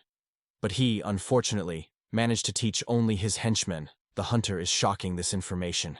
The hunter laughs and says Huan Tanya so that he does not rejoice, because soon his partners will come and kill him. Tien at a lightning speed makes a small wound on the shoulder of a 5-level hunter and again asks him to speak. The girl looks at him with a serious look, and Huan Tian asks again whether he is from the Dan clan. The 5-level hunter is shaking and holding onto the shoulder, saying that he will tell him everything. Tien asks him what his team is called, how many of them and why they haunt him and try to kill him. He decides to tell him everything. He says that they have 4 warriors of 6th level, he and 2 more warriors of the 5th level, and another 4th. Huan Tian asks who ordered him and what is the name of the one who dared to do this. The hunter answers him that the leader of the Dan, Van Lu, did this. He ordered them to kill him at all costs. Tien scares him that he will deal with everyone he listed and he will start with him. A mournful prayer for forgiveness flashes through the forest, and Huan Tan goes away, leaving the girl alone. She thinks that on the one hand he stood up for her, and on the other, he seems bloodthirsty for her, and she should be careful. Meanwhile, he searches the pockets of a 5-level hunter before burying his body. He finds a lot of pills in his pockets. He thinks that the larger the enemy, the more his reward becomes. He even takes their mysterious swords into his spatial ring. The girl cannot understand what he is doing. Complete silence reigned in the air. Huan Tian comes to her with a happy face. He did not think that he could earn so much from these hunters. Now he thinks that the 5-level hunter managed to send the distress signal to his partners, and they are about to come. He decides that he will wait for them and deal with them, thereby finding out more information about Dan's clan. The girl approaches Huan Tanya and greets him. He is silent, and thinks how to answer her better. He asks how she feels and whether everything is in order with her. He really pretends to be worried about her. She combs her hair and says that she would like to thank him for saving her from terrible hunters. He says that she had nothing to worry about and thank him. He says that it was easy for him, along the way, remembering what he had seen in the lake. She asks him why he is sitting on a stone and who he is waiting for. He replies to her that she does not need to know who he is waiting. She is interested in why he is waiting for someone and for what purpose he needs him. To which he answers her that he must deal with him. The girl seems to be like Xian. She asks his name and how he was in this place, to which he answers her that his name is Huan Tian and he came to deal with his enemies. He is surprised and tells her that he had never heard of this meeting before Xi's name. Xian answers him that this is her name, not the surname, and he thinks that she is a very interesting girl. He thinks that perhaps he made a mistake when he told her the name of his clan, because perhaps she hid her to avoid unnecessary problems. He asks how he can know that she tells the truth, and this is her real name, to which she abruptly replies to him that she is not lying. She says that her father told her that a good person always tells the truth and keeps a promise, even if he is close to death. And if a person is lying, then he is a bad person. He asks her who her father is, to which she again abruptly replies that she cannot tell him about it. He asks her about her age and how she could be in such a dangerous place. The girl answers him that she is 14 and she lives here. Huan Tanya becomes uncomfortable due to the fact that she is younger than him, and she is already at the 3rd level. He dares to assume that this girl can be stronger than Chu Feng, because each clan has a student blessed by heaven, and the power of this girl is huge. He once again asks her if she really lives in this place, to which she replies to him that she and her Uncle Van really live here. He rejoices that she is not a monster, but asks her who Uncle Van is. The girl replies to him that he is a person who raised her. To Huan Tanya comes the realization that she is not a student of one of the clans, but her uncle is most likely a monk. He is interested in where she got such a force. Huan Tian asks the girl if she is not afraid of walking alone in such a dangerous place. She answers him that she is not at all afraid, and shows him a trinket, namely a bell on a rope. Tian tells her that this is just an ordinary bell, but she replies to him that if she is in danger, she calls the bell 3 times and her uncle comes to her aid. Tian asks her why she did not use him when hunters began to pester her. She calmly replies to him that she was not afraid of them, because they were not an equal, her uncle told her. Then her blood awakened too late, and if she had awakened 2 years earlier, she would have surpassed him. And now she only approaches to its level. It surprises him. He asks whether he heard everything correctly, but specifically about the awakening of blood. She tells him that she cannot explain it to him. He knowingly asks if this is the secret. He recalls the dragons, whom he is a video, and thinks that they are in the same situation as he. They are forced to hide from opponents and spend time, training in isolation from the world. She tilts her head a little and asks Huan Tanya why he decided to save her. Tien replies to her that they were his enemies and he had to deal with them, so he helped her. She again asks him a question. She asks how long he followed her and why she did not notice him, he thinks. She asks, is it really his special skill? but Tian replies to her that he cannot tell her about it. She thanks him and says that it's okay that he did not tell her. She is grateful for his help. He tells her that she would be better off, because there are still enemies here, and they will soon come for him. It will be dangerous for her to stay with him. She refuses and says that he is not a bad guy, and those who hunt him are bad, so she will remain and help him with them. Huan Tian accepts the fact that he has no other choice and involuntarily agrees with her. The hunters are approaching them. He asks Xian to stand behind him while he dealt with them. The 5th level hunter is surprised that they came to the Qiangfeng signal, but he is not there. He also does not understand that the girl is next to Huan Tanya. He asks him where everyone else, to which they answer him that he dealt with all of them and soon they will go after them. The 5-level hunter orders his subordinates to be ready for battle. They want to defeat Huan Tanya and bring his head to their boss, a 6-level hunter. 2 4-level hunters rush forward at Huan Tanya and Xian. Tian shouts to her be careful, but she says that everything is fine and she can handle them. He speaks to the attack, taking his small sword from the scabbard. He sends them with one blow of 2 attackers into a flight. He sees that 2 hunters hung on Xian and decides to help her. He uses the shadow sword, cutting body. In an instant, he cuts both hunters in the eyes of the girl. She does not have time to do something. 2 hunters remains against them, whom Huan Tian discarded. One of them was very wounded. They understand that all that they can be detained as much as they can. Until the rest arrive, they attack together at once. They are sure that Huan Tian could not cope with this combo attack, but they relax early. He comes behind them and deal with one of the remaining hunters with one blow. The remaining hunter attacks Huan Tian, but he cannot get on him because he dodges all his attacks. The 5 level 1 thinks about how it could be that Tian has become so strong. He calls him abnormal. The abnormal tells him that he will not allow them to leave and he will definitely deal with all of them. A 5 level 1 is trying to escape and asks for help from a just run in 6 level. Huan Tian is ready to attack. He uses the steps of the dragon and the tiger and continues to be persecuted for a 5 level hunter. He soars into the air and flies right behind the 5 level hunter. He is not going to let him go. He approaches him and is going to deal with him with one blow. He uses blades of gusty wind, stormy style. The 6 level hunter is sure that Tian will do nothing with this attack and says that this is a useless attempt. The 5 level hunter decides to stop his attack. He substitutes his sword and is sure that he will be able to win the time before the other hunters approach. Huan Tian breaks his sword and thereby defeats him, leaving him not a chance to win. The 6 level hunter dodges his attacks, and Tian lands on the ground and asks if he is looking for him. They are left alone, together with the watching girl. The 6 level hunter screams the name Huan Tian. The watching girl thinks that even she could not stop this attack. Although the level of Tian is lower than her, his strength is simply huge. 6 level asks where his warriors. He cannot believe that they are all defeated. Huan Tian confirms that he figured out everyone. He asks how they, namely Dan's clan, dares to pursue the students of the Tianjian clan. The 6th level is very surprised and asks how Tian was able to find out what they were from the Dan clan. Tian answers him and says that he has no reason to hate Dan Fei, but he wants to become a minister of Chu Fan. He wants to use him to kill him, and it is simply outrageous. The 6th level hunter takes off the mask and says that Tian is too self-confident and he will kill him. Huan Tian says that he could not defeat him the last time, and where he got such confidence in what he would do. The girl notes that, a hunter of a 6th level, she does not understand how Tian could escape from him. The hunter says that he underestimated him for the first time, but now he will not give him the opportunity to escape. They stand in front of each other and each of them is preparing for the battle. They are both seriously tuned. Tian says that he no longer needs to hide all his strength. He says that the hunter will be the first to try it on. The hunter notes that Huan Tian reached the 3rd level of the innate kingdom. He does not understand when he could have time. Huan resolutely says that you need to stop fluttering and immediately uses the heavenly fiery sword.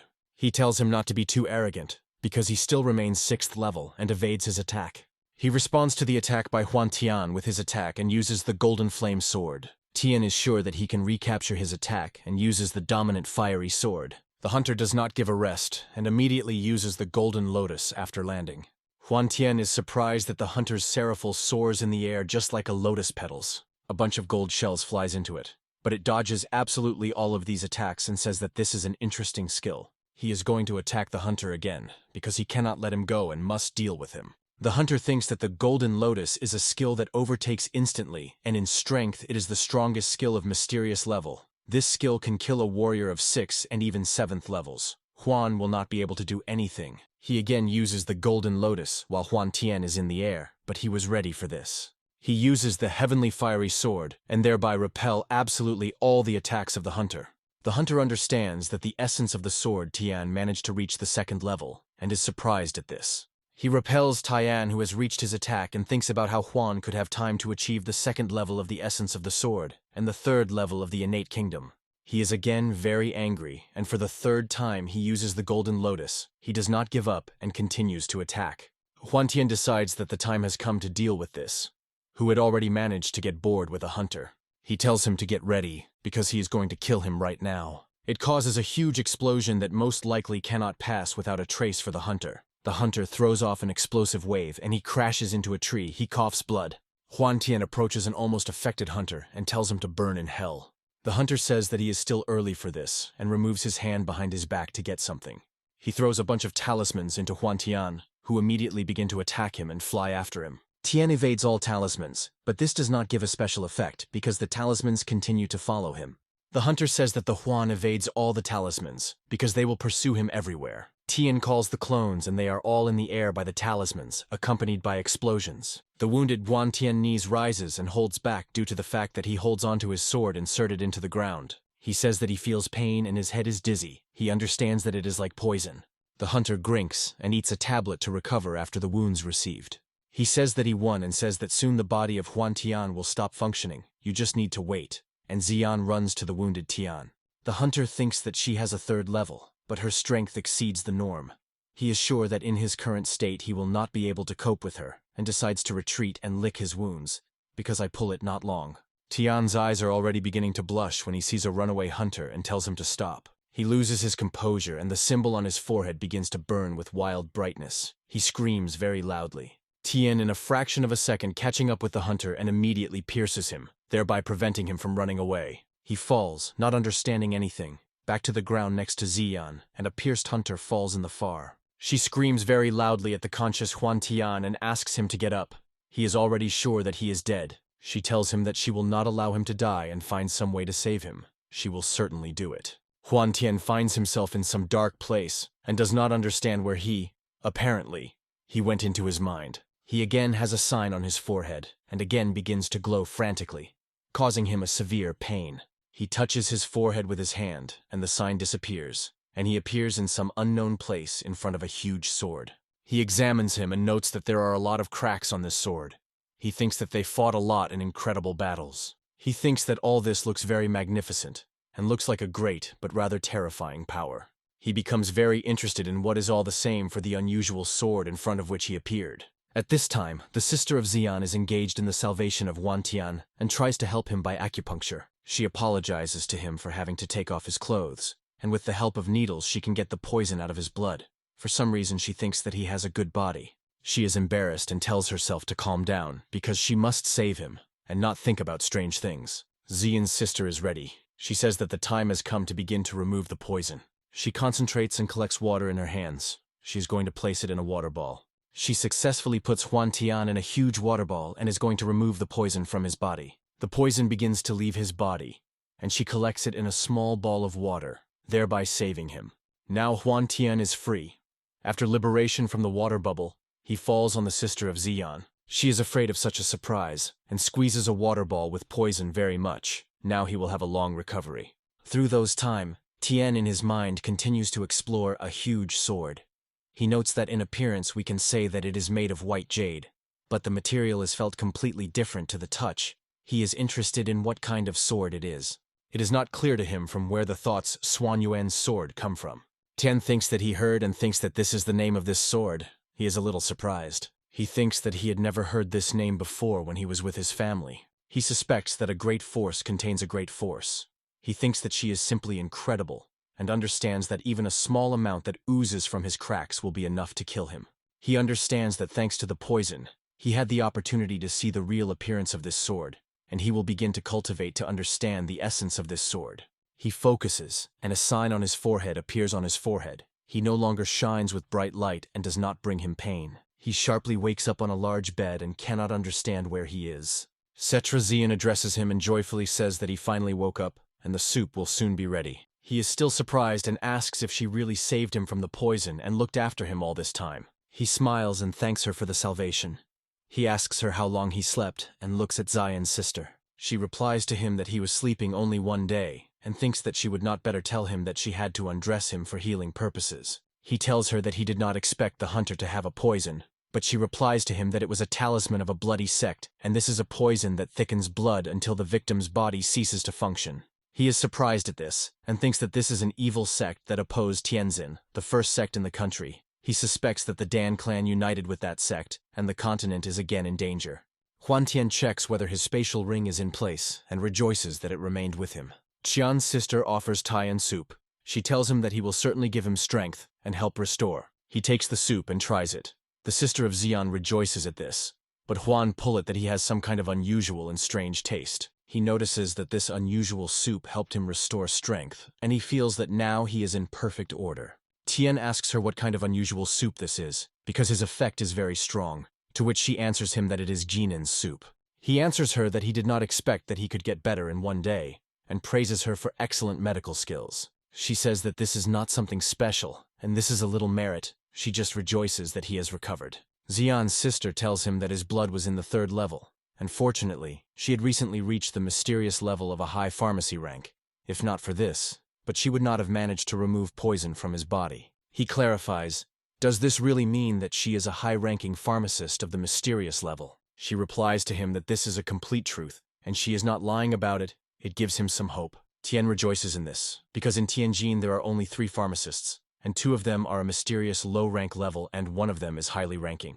He notes that she is 14 years old, and she already has a mysterious level of high rank in pharmacy, and we can confidently say that she has no equal in this matter, because she will soon reach the ground. He continues to reflect on Jin's strength, capable of treating the wounds of the innate kingdom, but only a heavenly level person can cure the heavenly level wounds, and she will not be able to cure his father's wounds, but can help him go into the innate kingdom. He hopes that his father, uncle, and grandfather can improve their levels of innate kingdom, and then their clan will become very strong and invincible.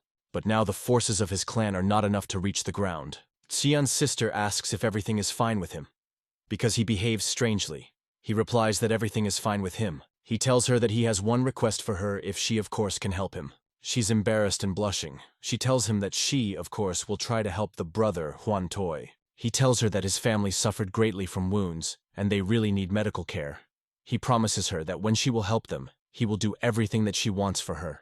She says that she wants to help, but her uncle told her that she should not leave this place, and the outside world is very dangerous. He says that he understands all this and says that she is right about this and loses her peppy mood. She replies to him that she can make him any medicine, and he will take them with her. He tells her that the current situation is difficult to explain. He replies that they had unusual wounds, because they were defeated by some enemy, and their bodies and strength were in terrible condition. Tizian's sister answers him that this is very bad, because warriors would not have survived these wounds below the ground. Huan Tian tells her that his father was the strongest warrior of the heavenly level. It shocks her. He tells her that if she does not like to lie, he will tell her the truth, but she should not tell anyone, otherwise his family will die, and she promises him that she will not tell anyone about it. She tells him that since he shared this with her, she will tell him the name of her clan. She calls her clan. This is the clan Xian Lun. He's shocked from this information about the Lun clan. He already heard this name when he was small. It was a story about a large clan in the east, which was called the Moon. They were very strong, and he did not expect that Xian's sister was one of them. He says that then he will call her Xian, and she agrees with this. She rejoices at this. Huan Tian takes a dragon grass from his spatial ring, which he found in the mountains, and asks her to say whether it is mysterious or not. She is very surprised that he was able to find her, but quickly calms down after he asks if everything is fine with her. She says that this grass is 28 years old. It is an average mysterious level and is considered the best grass. Huan Tian rejoices at this, and says that her effect can help him in building up his strength. She confirms this, but she knows how to make a drug with an even more powerful effect. And, in addition to the dragon of grass, she will need another mysterious grass, namely the dragon essence. This is very motivated, and he asks her where he can find this mysterious grass. Sister Xian says that the dragon essence is very rare, and she was looking for her for a very long time, but she could not find it. Huan Tian confirms that it is really difficult to find, but she says that she knows the place where she can be found. He lights up with this idea and becomes very serious. He asks where this place is. She tells him that this is a place where monsters of the 4th level are found, and it is difficult to win them.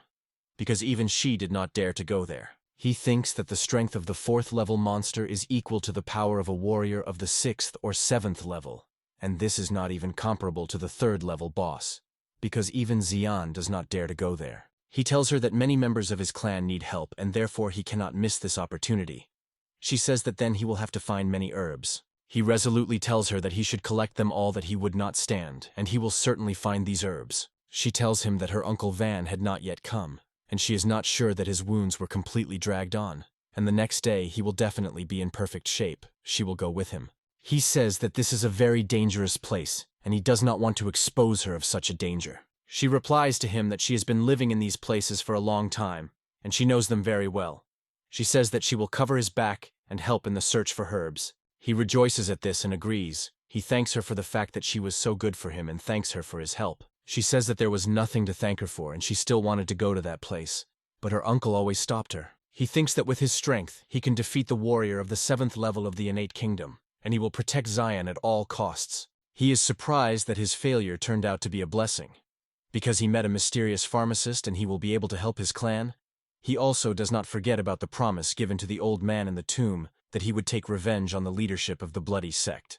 They get out for a sortie and Cetra Xian tells him to follow her. A bunch of monsters go along the bottom and look for their victims. These are all monsters of the 3rd level and do not pose a danger to them. He says that even though it is not cool that she is now a leader, but with her speed, they will be able to avoid many monsters. 1 hour later, they resort to a weakly trodden path in the forest, which leads deep into the forest. Huantian asks if this is a place with the herbs he needed, about which the sister of Qian spoke. She answers him that they have not yet reached, and this is not the place. They should go even further into the forest. They hear the howl of a wolf. This is a boss of the 3rd level, namely the Silver Moon Wolf. He does not attack them, which is strange, and the sister of Xian says Huantiani to follow her. 1 hour later, they go along the path further. He notes that in this place the rich aura of the sky and the earth and asks her sister about it. She answers him that this is true. He says that there is something strange, because in this place there is so much vital energy in this place, but they still have not met a single monster. She tells him that although at the entrance to this place there are often bosses of 3rd levels, they do not dare to enter it. He asks why she thinks so. She looks at him with a slightly strange look, and says that they do not come in because a monster of the 4th level of low rank lives in a cave near them, and it is called a giant blue lizard. Huan says that it is good that this boss has a low rank of 4th level, and it will not be easy for him to defeat such a monster. Cetra Chan thinks that Tien is the same level as she, but he has a unique force, and this makes him a special person. She tells him that they should be careful, because she has little energy, but it is difficult to win because of the poison and the warrior that she will bite. He will not be able to survive it. He asks her how to defeat her then. She gives him a bottle and says that he would take it, because it will protect him from the poison. He understands that this is a tablet of divine protection. They go further, and he notices the clearing with the mysterious foggy grass on it. Xian asks him not to go there, but he does not listen to her. He notices the yellow key grass and wants to collect it. He sits down to collect it, and at that moment huge yellow eyes appear behind him. Huan Tian feels this. He understands that this is a gigantic bloody lizard, the same low-ranking boss of the 4th level. Saliva drips out of her mouth and immediately burns everything that she concerns. Huan Tian decides that he should be very careful, because her saliva is very toxic. He is surprised that she does not attack him. Instead, she looks at Xian's sister. His sister asks him not to move, because the lizard looks at her. Huan thinks that apparently only girls attract this monster, but there are no guys. Xian's sister tells him that her level is enough to escape from her. She will try to distract her, and he should wait for the opportunity to attack. He understands that because of his secret technique, which hides his aura, the lizard looks only at Xian, who has the 3rd level. She concentrates and calls around her huge water dragons, which Tian saw then in the lake. She absorbs the dragons inside herself, and they form a water ball around her. The dragon sign appears on her neck, and her eyes become like lizards. Huan Tian notes that her strength increased, and it has become comparable in strength to the 6th level. The lizard looks at this. They stand opposite each other, and look into each other's eyes. The lizard rushes sharply at her, and is going to bite her with his open poisonous mouth. She skillfully and without any problems dodges the attack. The water ball in which she is located follows her. Tian thinks that this monster of the 4th level and this is equal to the power of the 7th warrior. He is sure that with the help of Xian he will be able to kill this lizard. Xian's sister is not going to give up. She uses the shadow fist of the dragon and attacks the lizard on both sides. Huan Tian understands that this is his chance. He uses the essence of a second-level sword and uses the skill of Heavenly Sword. His blow reaches a lizard and inflicts a significant wound right around her neck. Her neck begins to bleed. He says that her blood is very toxic and decides to use a pill of divine protection. Sister Chan tells him that he in no case can let him leave, because they put a lot of efforts to win over her. The lizard in fear runs into the cave, and they pursue it in order to finally win and get resources from it. Huan Tian notes that the aura inside the cave is much stronger than outside, and she was killed there to lick wounds. My sister is sure that this is a good chance to finish off this lizard. He decides to catch up with her, and uses the steps of the dragon and the tiger to quickly catch up with the lizard. He catches up with her and becomes in her way. He says that she would not escape him, because he is not finished. He says that now she will try the taste of the flame of his sword, and uses the heavenly fiery sword. He gets his attack on it, right along the neck, and traces of the explosion break out from the entrance to the cave. Qian's sister notes that it was a strong fiery attack, and she causes a lizard damage. But he is not enough to finish the lizard, and she will help him. She uses the dragon shadow fist and attacks the lizard with many attacks. She also causes her damage. The lizard is all in the wounds on earth.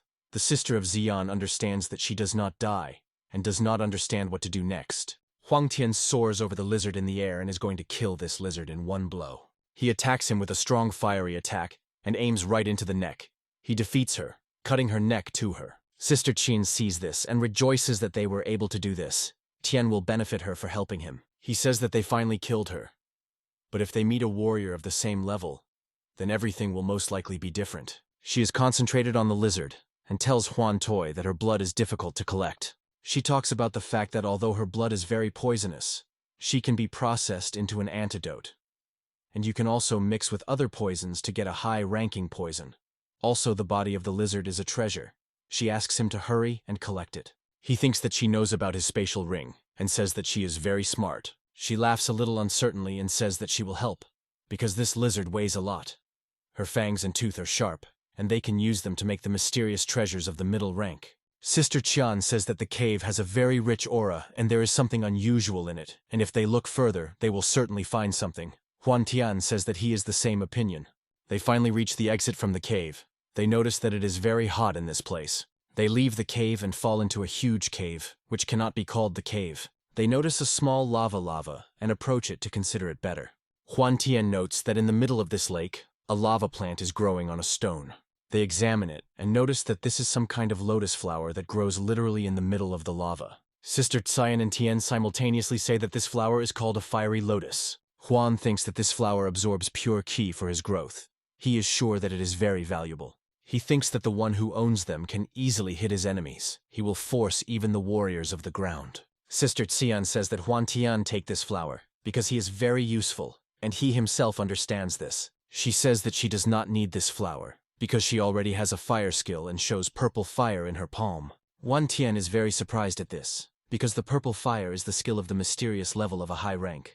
Xian smiles, taking a fire as it were in both palms, and says that this is true. He is surprised at this and thinks that he was in vain worried about her, because her skills are just some kind of madness. He says that it is better for them to postpone it for later and look for why they came to this place. He says that first of all, they must find medical herbs, and Sister Xian agrees with him. They find many old special herbs, namely the purple jade flower, which is 22 years old, the tears of grass, which is 26 years old, the king of tears, which is 28 years old, and Uitskinky grass, which is 29 years old. They go out at the cave with very valuable herbs. The sister of Xian says that something is wrong, because there are many rare herbs, but there are not a single one over 30 years old. She cannot understand this. Perhaps they were eaten by a blue lizard, or just 30 years ago someone came and gathered everything in this place. Huan Tian says that both options are possible, but the sister says that this is not important, because now there should be so many spiritual herbs that they will be enough for mysterious medications for more than a dozen people. She offers to move on and look for the grass further. They are still looking for the essence of the dragon. Tian agrees with her. He notices unusual grass growing in the middle of the clearing. Xian is very happy, because this is exactly what they were looking for, the essence of the dragon. Tian collects this grass and rejoices that he was finally able to find this dragon essence so necessary for him. The sister tells him that this grass is 10 years old, and soon it will turn into high-quality spiritual grass, which is the best average rank grass. He says that they will be able to make high-ranking tablets from the dragon of grass, and asks if this is true. She chuckles and says that this is true. Huan is very happy about this news. She says that now only morning and they should go and look for even more herbs. Huan says that this is excellent because they have a large harvest today. He asks what effect the dragon's essence grass has. She replies to him that this grass contains particles of the blood of the dragon, which help the monsters become stronger. She continues to talk about the grass, and says that this is why the blue lizard lived in this area. Because having reached the age of 30 years, this grass becomes high-ranking spiritual grass, and Heyo would increase to 1 level. He says that this is a very powerful effect, and it is very surprised at how much this grass can give. Jian's sister says that the grass that they found for 25 years, and if she eats her, this will help her dragon veins stabilize and change in a few months, and she could reach the 6th level. He is still surprised. Now he is surprised that even for her this is a great effect. He says that since this grass is very useful for it, he cannot afford to take it. She thanks him for being so kind to her and tells him that she will definitely take her. She offers him to collect all the spiritual herbs in this place, and then go for a 7-line fiery lotus. He agrees to this. A few hours later, they gathered 35 herbs of the dragon's essence, 47 herbs linaceae, and a dozen more flowers of schwannanin, as well as other valuable herbs. All the spiritual herbs that were here, they gathered. Huan Tian tells Xian that he will take a fiery lotus, and she should engage in cleaning and absorption of the dragon essence. She agrees, and asks him to be careful. She sits on the ground and concentrates. The essence of the dragon begins to take off in front of her. She transforms this grass into a certain heagled small sphere, which is suitable in order to eat it. She holds this sphere and eats it. She feels a sharp surge of strength and remains to sit on the ground. Huan Tian returns to this fiery lotus and is going to collect it and pick it up. He stands in front of him and thinks that this fiery lotus can protect the body from deadly attacks, except for the final stage of the warrior attack. The basic fiery attribute of congenital martial arts can slowly improve to the original fiery attribute of congenital nature, but requires a high level. Its attribute is perfect, which simplifies the process. He is trying to use the shadow essence of the sword to collect and impress the fiery lotus, but this does not work. This is not so simple to hit and collect the fiery lotus, because the first attack does not work. He tries to get into him again, but his attacks do not reach his goal again, and it is very angry with him. Huan Tian is not going to give up so easily. He will try as many times as it will be required to achieve his goal. Tian sits opposite the lotus and absorbs fiery energy from it. They are connected by a stream. Huan believes that to absorb the effect of fiery lotus, he needs to use a lot of inner fire, and thanks to the perfect level of the element of fire and chi tablets, he can do this all day. He says that for people with the basic level of the element of fire, you need 10 full days and a large supply of ki in order to absorb such an effect. Above the place where Xian absorbed the essence of the dragon, a huge dome shirt appeared. He understands that Xian most likely finished with the absorption of the dragon's blood, and will soon reach a 6th level. He does not give up and says that he will continue to cultivate better, because he is not going to give up, seeing how she increases his level. The night is replaced by the day, and he says that he was left very little, and he will be able to absorb the power of the lotus. The lotus is already soaring in the air and goes to Huan Tian. He was already able to absorb most of his strength. The lotus is located between his palms, and he collapses them, thereby absorbing his strength. He rejoices that he managed to unite the fire of the lotus with his inner fire. He says that this will become his trump card. His fire will turn into the ashes of the warriors of the innate kingdom, and the warriors of the heavenly level and level of the earth will avoid him.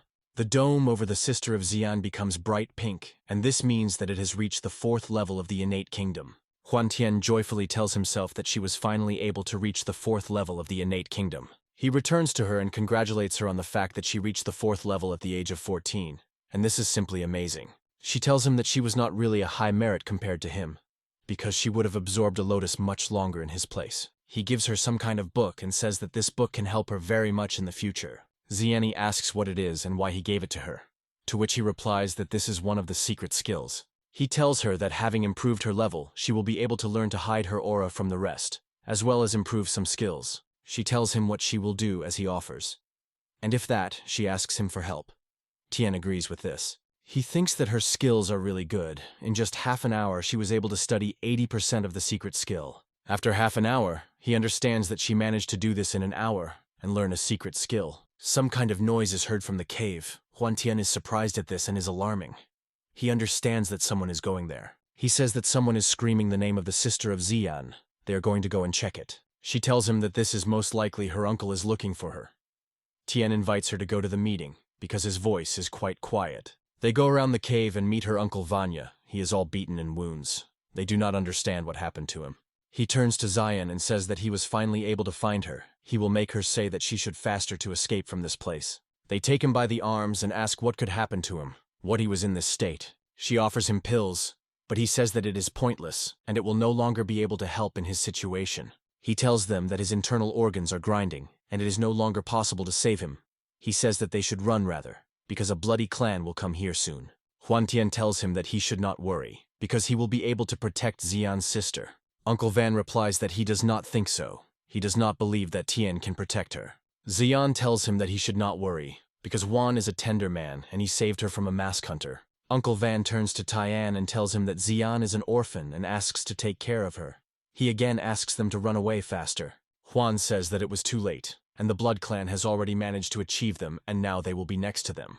Huan Tian, Uncle Van, and the sister of Xian stand in the middle of the cave, and soon a bloody clan will overtake them. Tian thinks that even Uncle Van is seriously wounded.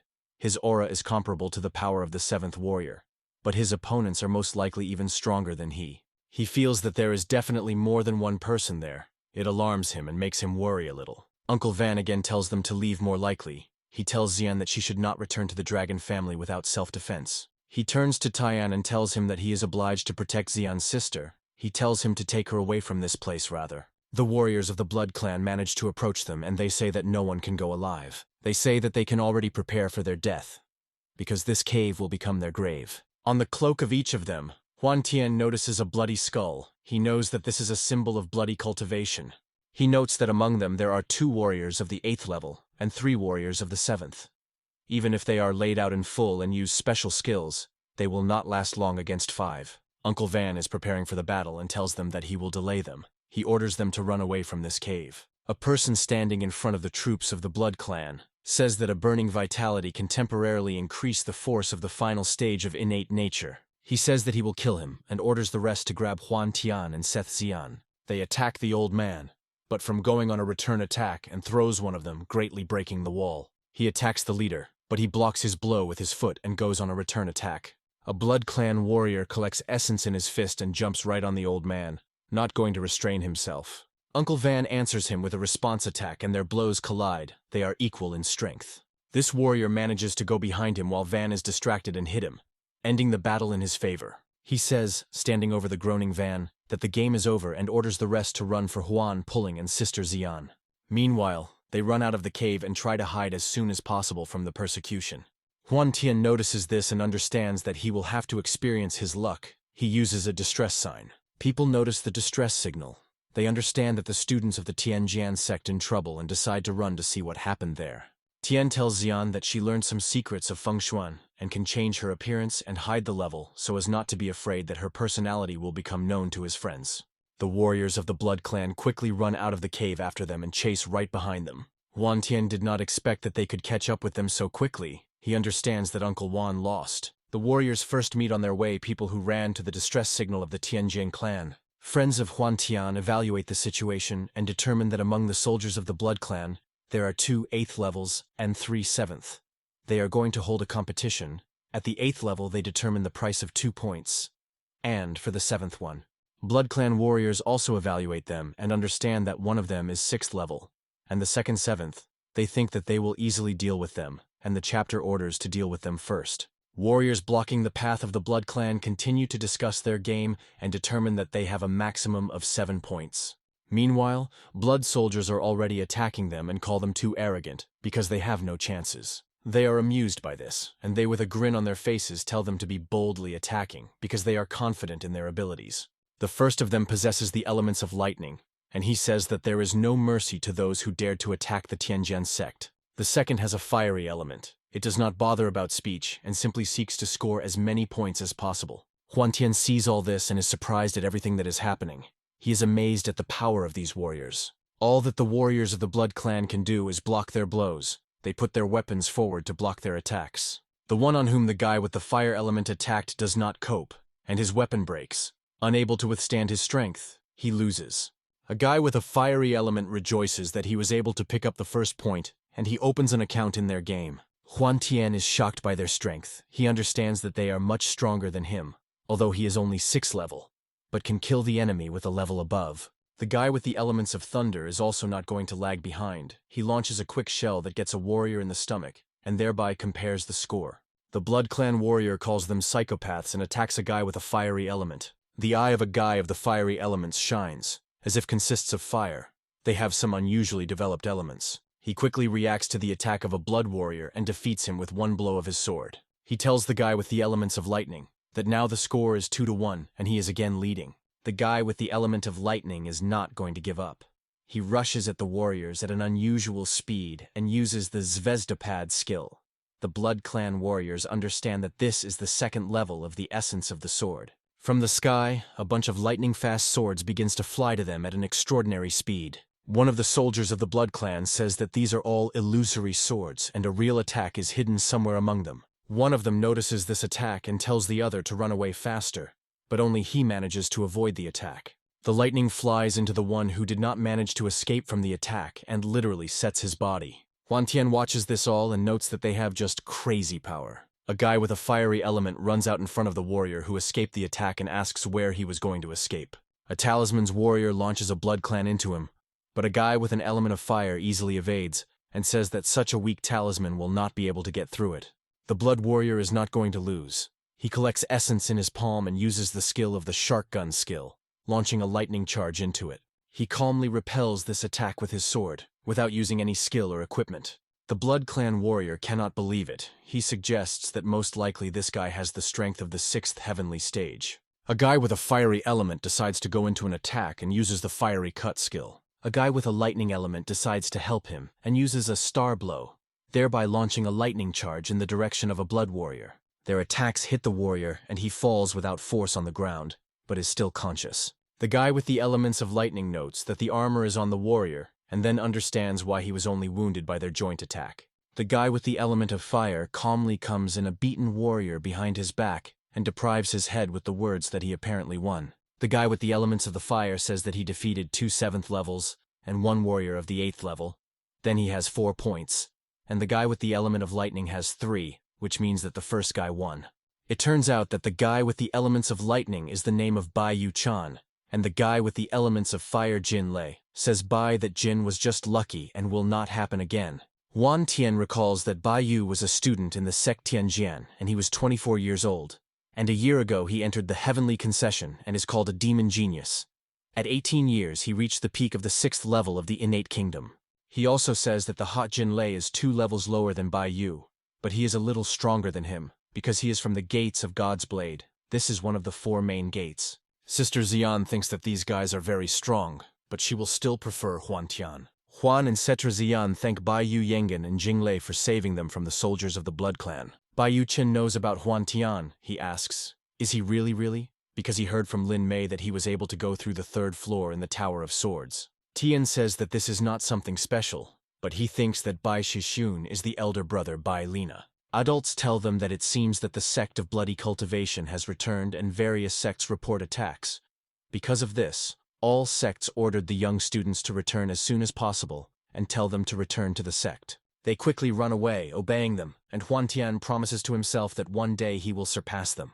Jinle addresses Bai Yushen and says that he had never seen him so happy. He replies to him that he recognizes the defeat. He says that the students of Tianjian are not as good as the disciples of God's Blade. But he calls Huan Tian a genius and says that he can once change everything. Jinlo says that the forces of Chu Feng is not enough, and he never considered him an opponent. But Huan looks strong. He says that Tian began late, and even if he reaches something, then only a few years later. He states that this year God's Blade will be the number of 4 gates in the competition, and he is sure that they will make 10 victories in a row, and this will become a new record for 50 years of the Sword Dynasty. Bai Wei tells him that he was happy early, because before the start of the competition is another 4 months and some miracle can happen. And Ji Loi says that in order for this to happen, a super demon should appear. He says Bai Yu Yan that since he says so, then he offers to wait for this miracle, because now he is a 6th level. But when he gets home, he will definitely take the 7th. He says that he needs to reach the 9th level, so that their strengths are equal to the competition. Bai Yu thinks that he will not be able to reach the 9th level in 4 months, and this is generally impossible. He has no confidence in this. He tells him that they should not linger in this place, and says that they should return to their gates. He looks at him and says that Jin Lei is fighting better. But he is better than him in other areas, and their rivalry has not yet been completed. He is angry and says that he is really good in eliminating people, but he will not lose to him in anything. He is going to catch up with him. Huan Tian and Sister Xian are standing next to the grave of Uncle Vanya. Tian tells her that he wanted her to live happy and not sad, and she replies to him that besides him she no longer had relatives. Huan Tian tells her that she is mistaken, because he is next to her and he will become her close. She cries and calls him his brother Huan Pul, thereby recognizing him with his own soul. She hugs him, and he tells her that she should not be afraid. He will be her brother and will call her Zi-Er. He tells her that he would take her with him. He will take her into the Tianjian clan and take care of her. She agrees. Huan Tian returns to the clan, and everyone meets him with joy. They rejoice that he has returned. Everyone pays attention to Zi-Er. They say that its level of cultivation is higher than that of Tian. The elder stops him and says to wait a bit. Tian greets him and says he returned. The elder says that he, as the first student, needs only the permission of the master for settlement, but Zer needs to register as a student to stay in the clan. Huan Tian asks if she should really follow these rules because she is his sister. All students are very surprised that this is his sister, and they say that he has a very strange family. He asks the elder whether Li Feng, Sun, Ai Tzu, and Gai Zianju returned, but the elder answers him that he had no records of their return. Huan Tian is horrified by the fact that they have not yet returned and enters a state of rage. All students suddenly feel a very strong thirst for blood and a desire to kill. Tian thinks that half a month ago they fell into the hands of Lin Yun-sun, Lin Lo-fen, and Zhang Guanand, and if he finds out that they died there, he will destroy their sects. Everyone welcomes Dan Fei, and Huan Tian enters with the words that he was looking for him, but he came to him.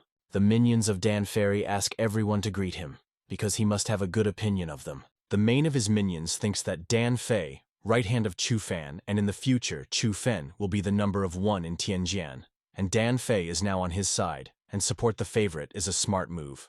Huan Tian completely ignores his words and passes past him with the sister of Qier. The minister turns to Tian and asks if he heard him. He again tells him to greet Dan Fei. Huan Tian turns and says a loud phrase that for a dog dared to yell in his direction. The rest of the minions understand that this is Huan Tian and scare, because they both lost to him. The main one rushes to hit him. He asks with anger how he dares to call him a dog. He tells him that he is too arrogant. Huan Tian with all his strength beats the dog in the face, and he flies away at a great speed and flies towards Dan Fei. He goes along the corridor, and absolutely all students greet him. He says that all these honors are not worth it. His minister flies into him, and he changes his flight path, simply repulsing him with his hand. He sees his minister lying unconscious on the floor, and asks what the bastard dared to do this. Huan Tian enters the room and greets him with the words that they had not seen each other for a very long time. Dan Fei recognized Huan Tian's voice and was surprised at his appearance. He does not understand how Huan was able to survive after the attack of 4 elders and warriors of the innate kingdom and escape. Teen smiles and says that apparently he is surprised to see him alive again, because he knows that the Dan family was behind all this. Fei thinks that he knows everything that they were behind this. He cannot let him tell about it, otherwise he will be destroyed. Dan Fei says that he heard that Tian had reached great progress, exploring Mount Yanfeng, and he wants to see what he had achieved, and Huan Tian agrees to fight him. Dan Fei thinks that Tian is an arrogant person, and he will deliver the trouble to his family in the future, and they must kill him before everything is opened, and if he kills him, he will be punished. But Dan's family will be safe, and the problem of Chu Fan will solve. Huan Tian thinks that he immediately wanted to talk about what Dan had done, but he himself asked for Tian to kill him. He says that he would kill Dan Fei himself, and then he would deal with his family. Dan Fei attacks Huan Tian, but he calmly dodges his blow and is going to attack him in response. Tian uses a fire blow and flies directly on Dan Fei. He is going to defeat him with this blow. Dan Fei defends himself and uses QI energy. He creates a shield in front of him, which somehow restrains the power of the fiery strike by Huan Tian. He is very surprised that Tian was able to break through his ki barrier with his fiery blow. Huan looks at him with disappointment and a grin. He asks, "Is it really the power of his family? Or is it only he and Van are a little weak?" He comes in fury and thinks that this would be impossible if Huan Tian could deal with 4 elders, and says that it is unforgivable. Out of anger, he uses the tiger's blow and attacks her Tian, but he beats his attack with his fire. Pupils understand that it is dangerous, and see that someone is flying out of the explosion arranged by the meeting of Atas Huan Tian and Dan Fei. It was Dan Fei. He cannot contrast Tian's strength. It looks like a beating. Huan Tian looks at him and says that he just started, and cannot believe that this is all that Dan's brother is capable of. The students are shocked by what is happening, because Dan Fei is the 3rd level, but even the 4th level will not be able to cope with him, and his brother Tian is only a 2nd level, but can resist him. They all think that their real power is much larger than the one that should be at their levels. Dan Fei does not understand how Tian can be so strong. He is afraid that he really can be stronger than Chu Feng. Huan Tian calls him garbage and takes out his sword. He is very determined and is going to kill him. The beaten Dan Fei calls him a madman and cannot budge, because his essence of the sword is too strong. All participants experience a strange feeling. They all have such a feeling as if their bodies froze. Dan Fei seemed to yell from very severe pain, and after that it coughs with blood. It is very difficult for him to stay. He thinks that Huan Tian was able to master the essence of the sword at that age, and he wounded him. Using only the essence of the sword, he believes that even if he dies on this day, he will take him with him. Pupils say that it was only an illusory attack, but she really injured. Dan Fei takes out his sword and is preparing to deal with pulling. He believes that he will become a great threat in the future.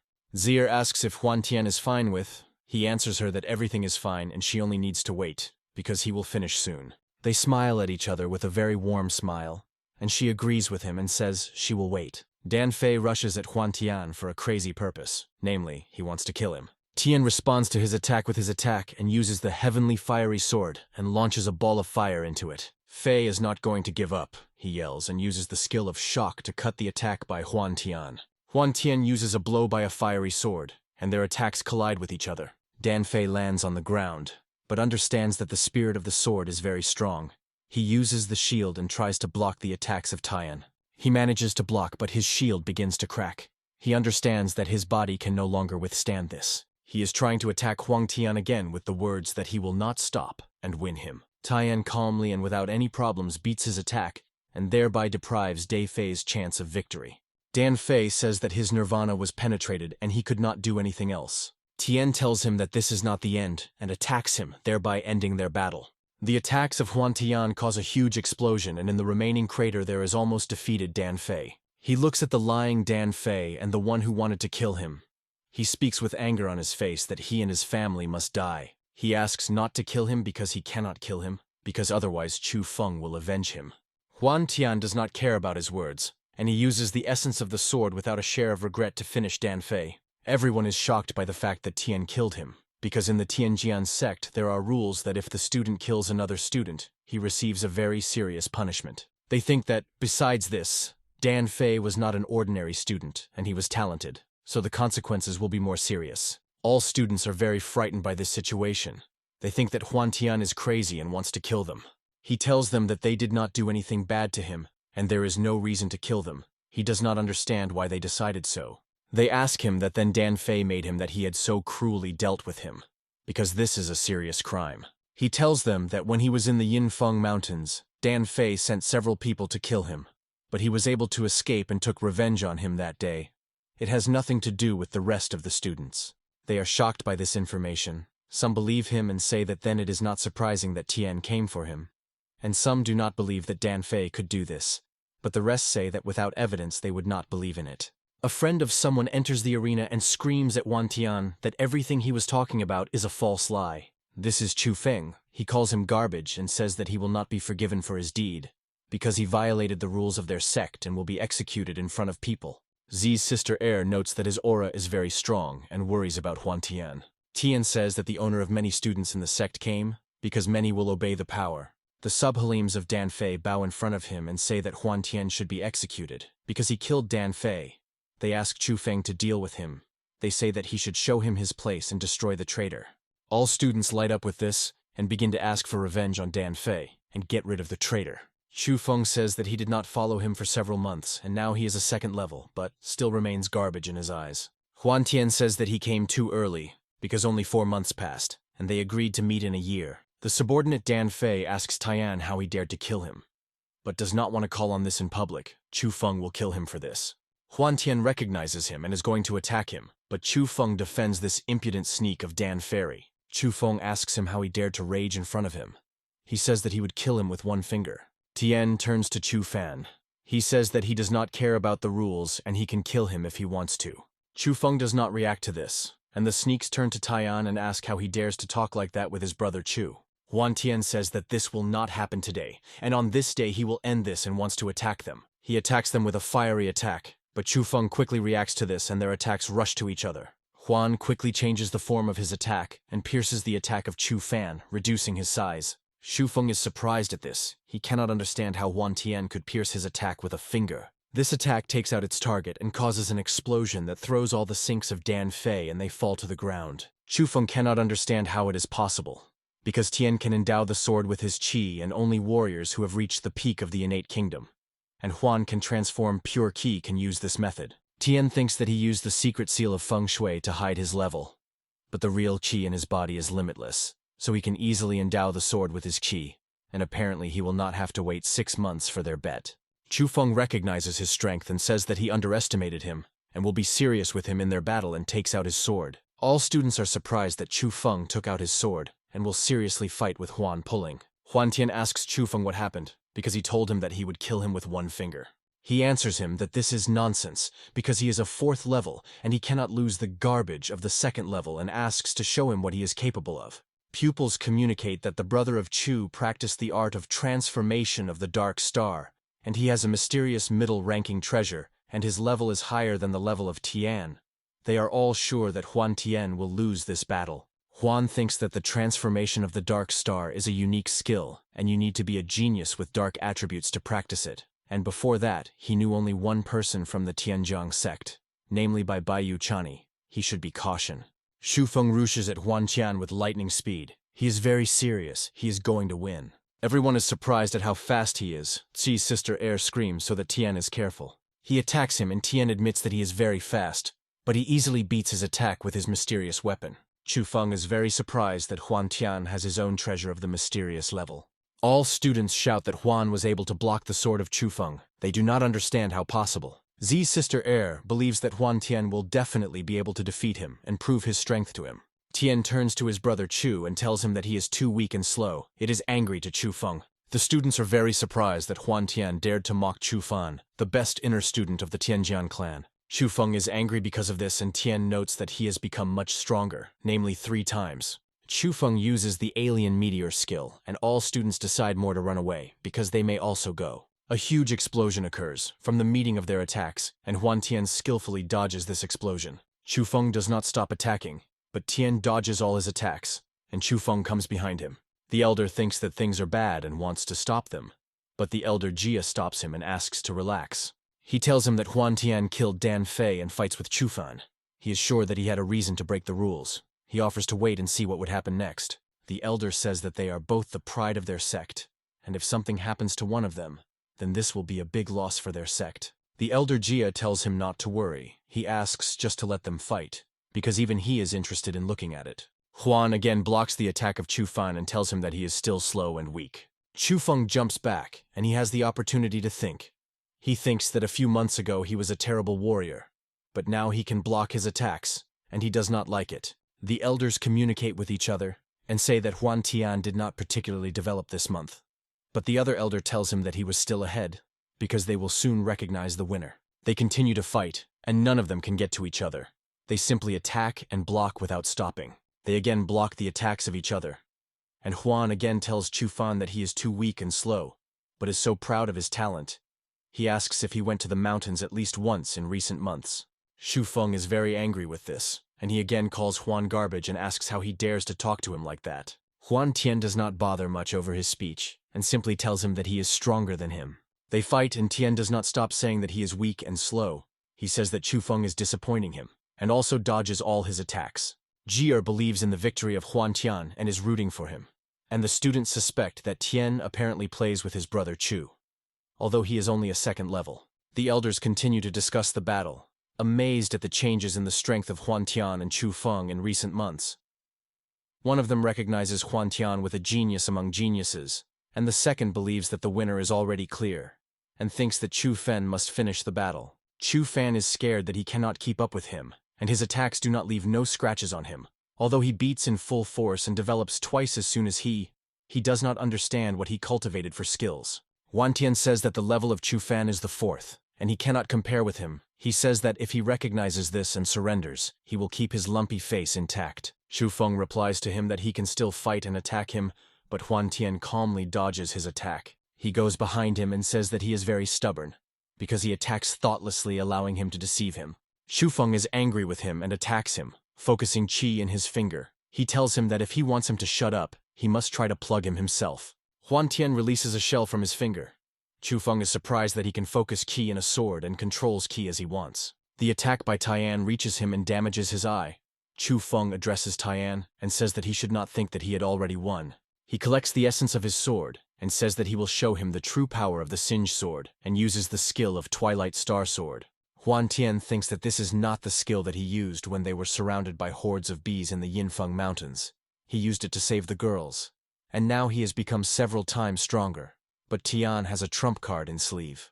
The elders talk about the attack of Chufan, a wide radius and great power, and other students will not be able to run away in time and the damage will be terrible. The second elder says that it is stupid.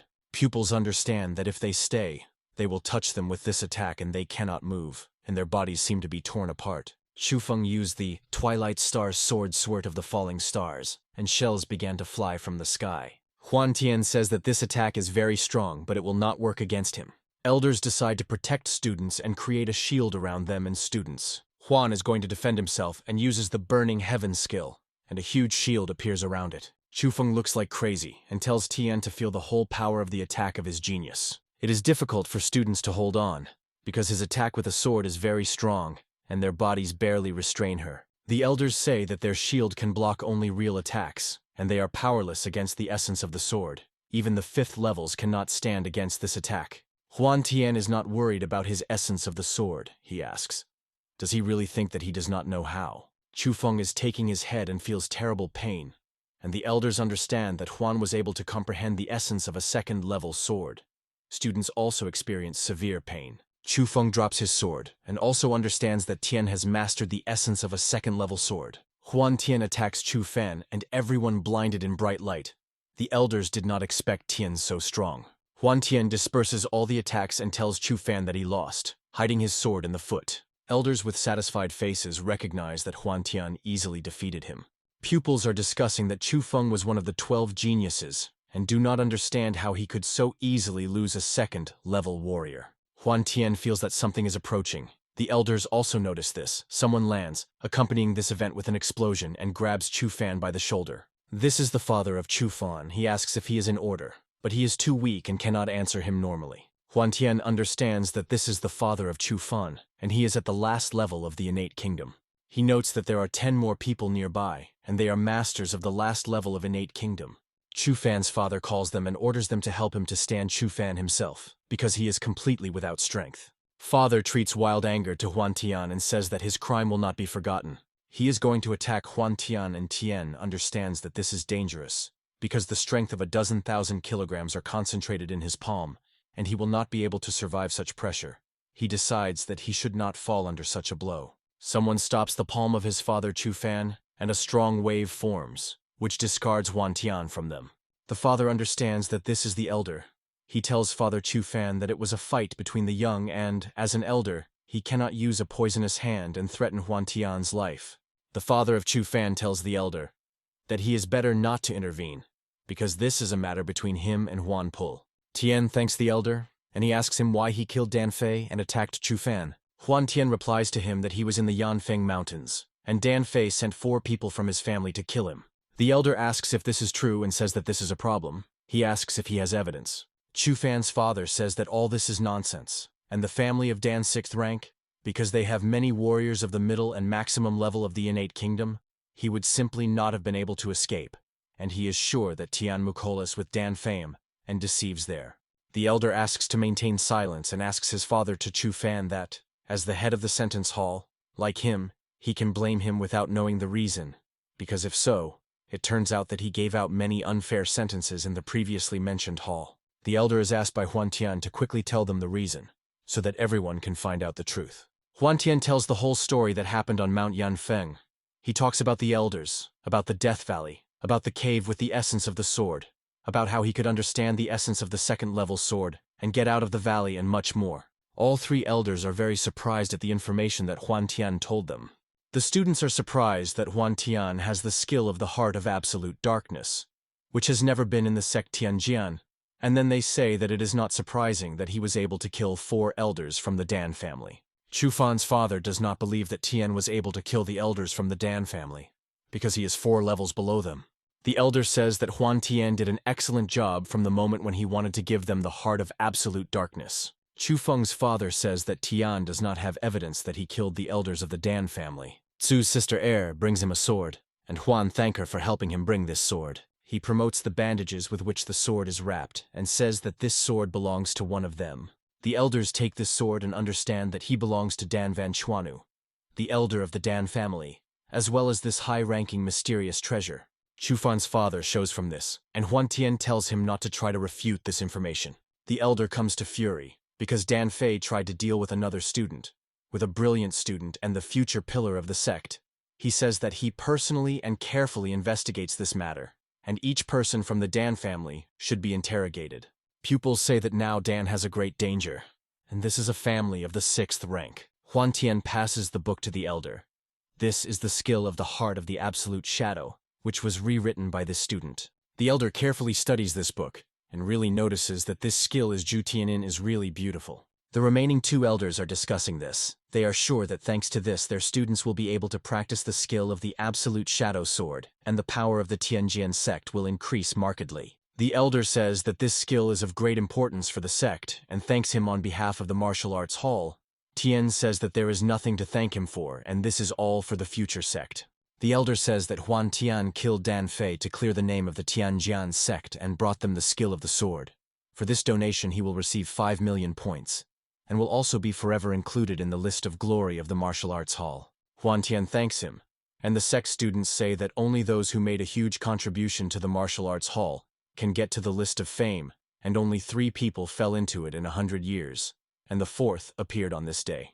Chu Feng's father speaks with anger that Tian contributed to a sect, killing people and injuring his son.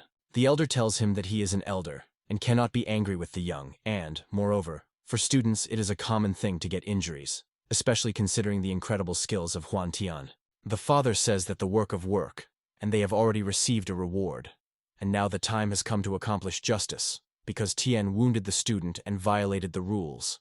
He insists that he should be punished in his sentence. Huan Tian says that he is innocent because, firstly, Chu Feng attacked the first, and Tian answered his attack several times, but he ignored the safety of the rest because he wanted to kill him. But fortunately, the elders managed to protect people in time.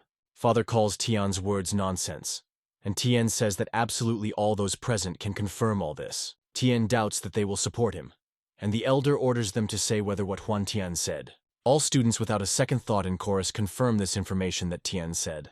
The elder says that he himself heard everything, and Tian says that his son always considered himself talented and did not take seriously other students, and in this battle, he definitely wanted to kill him.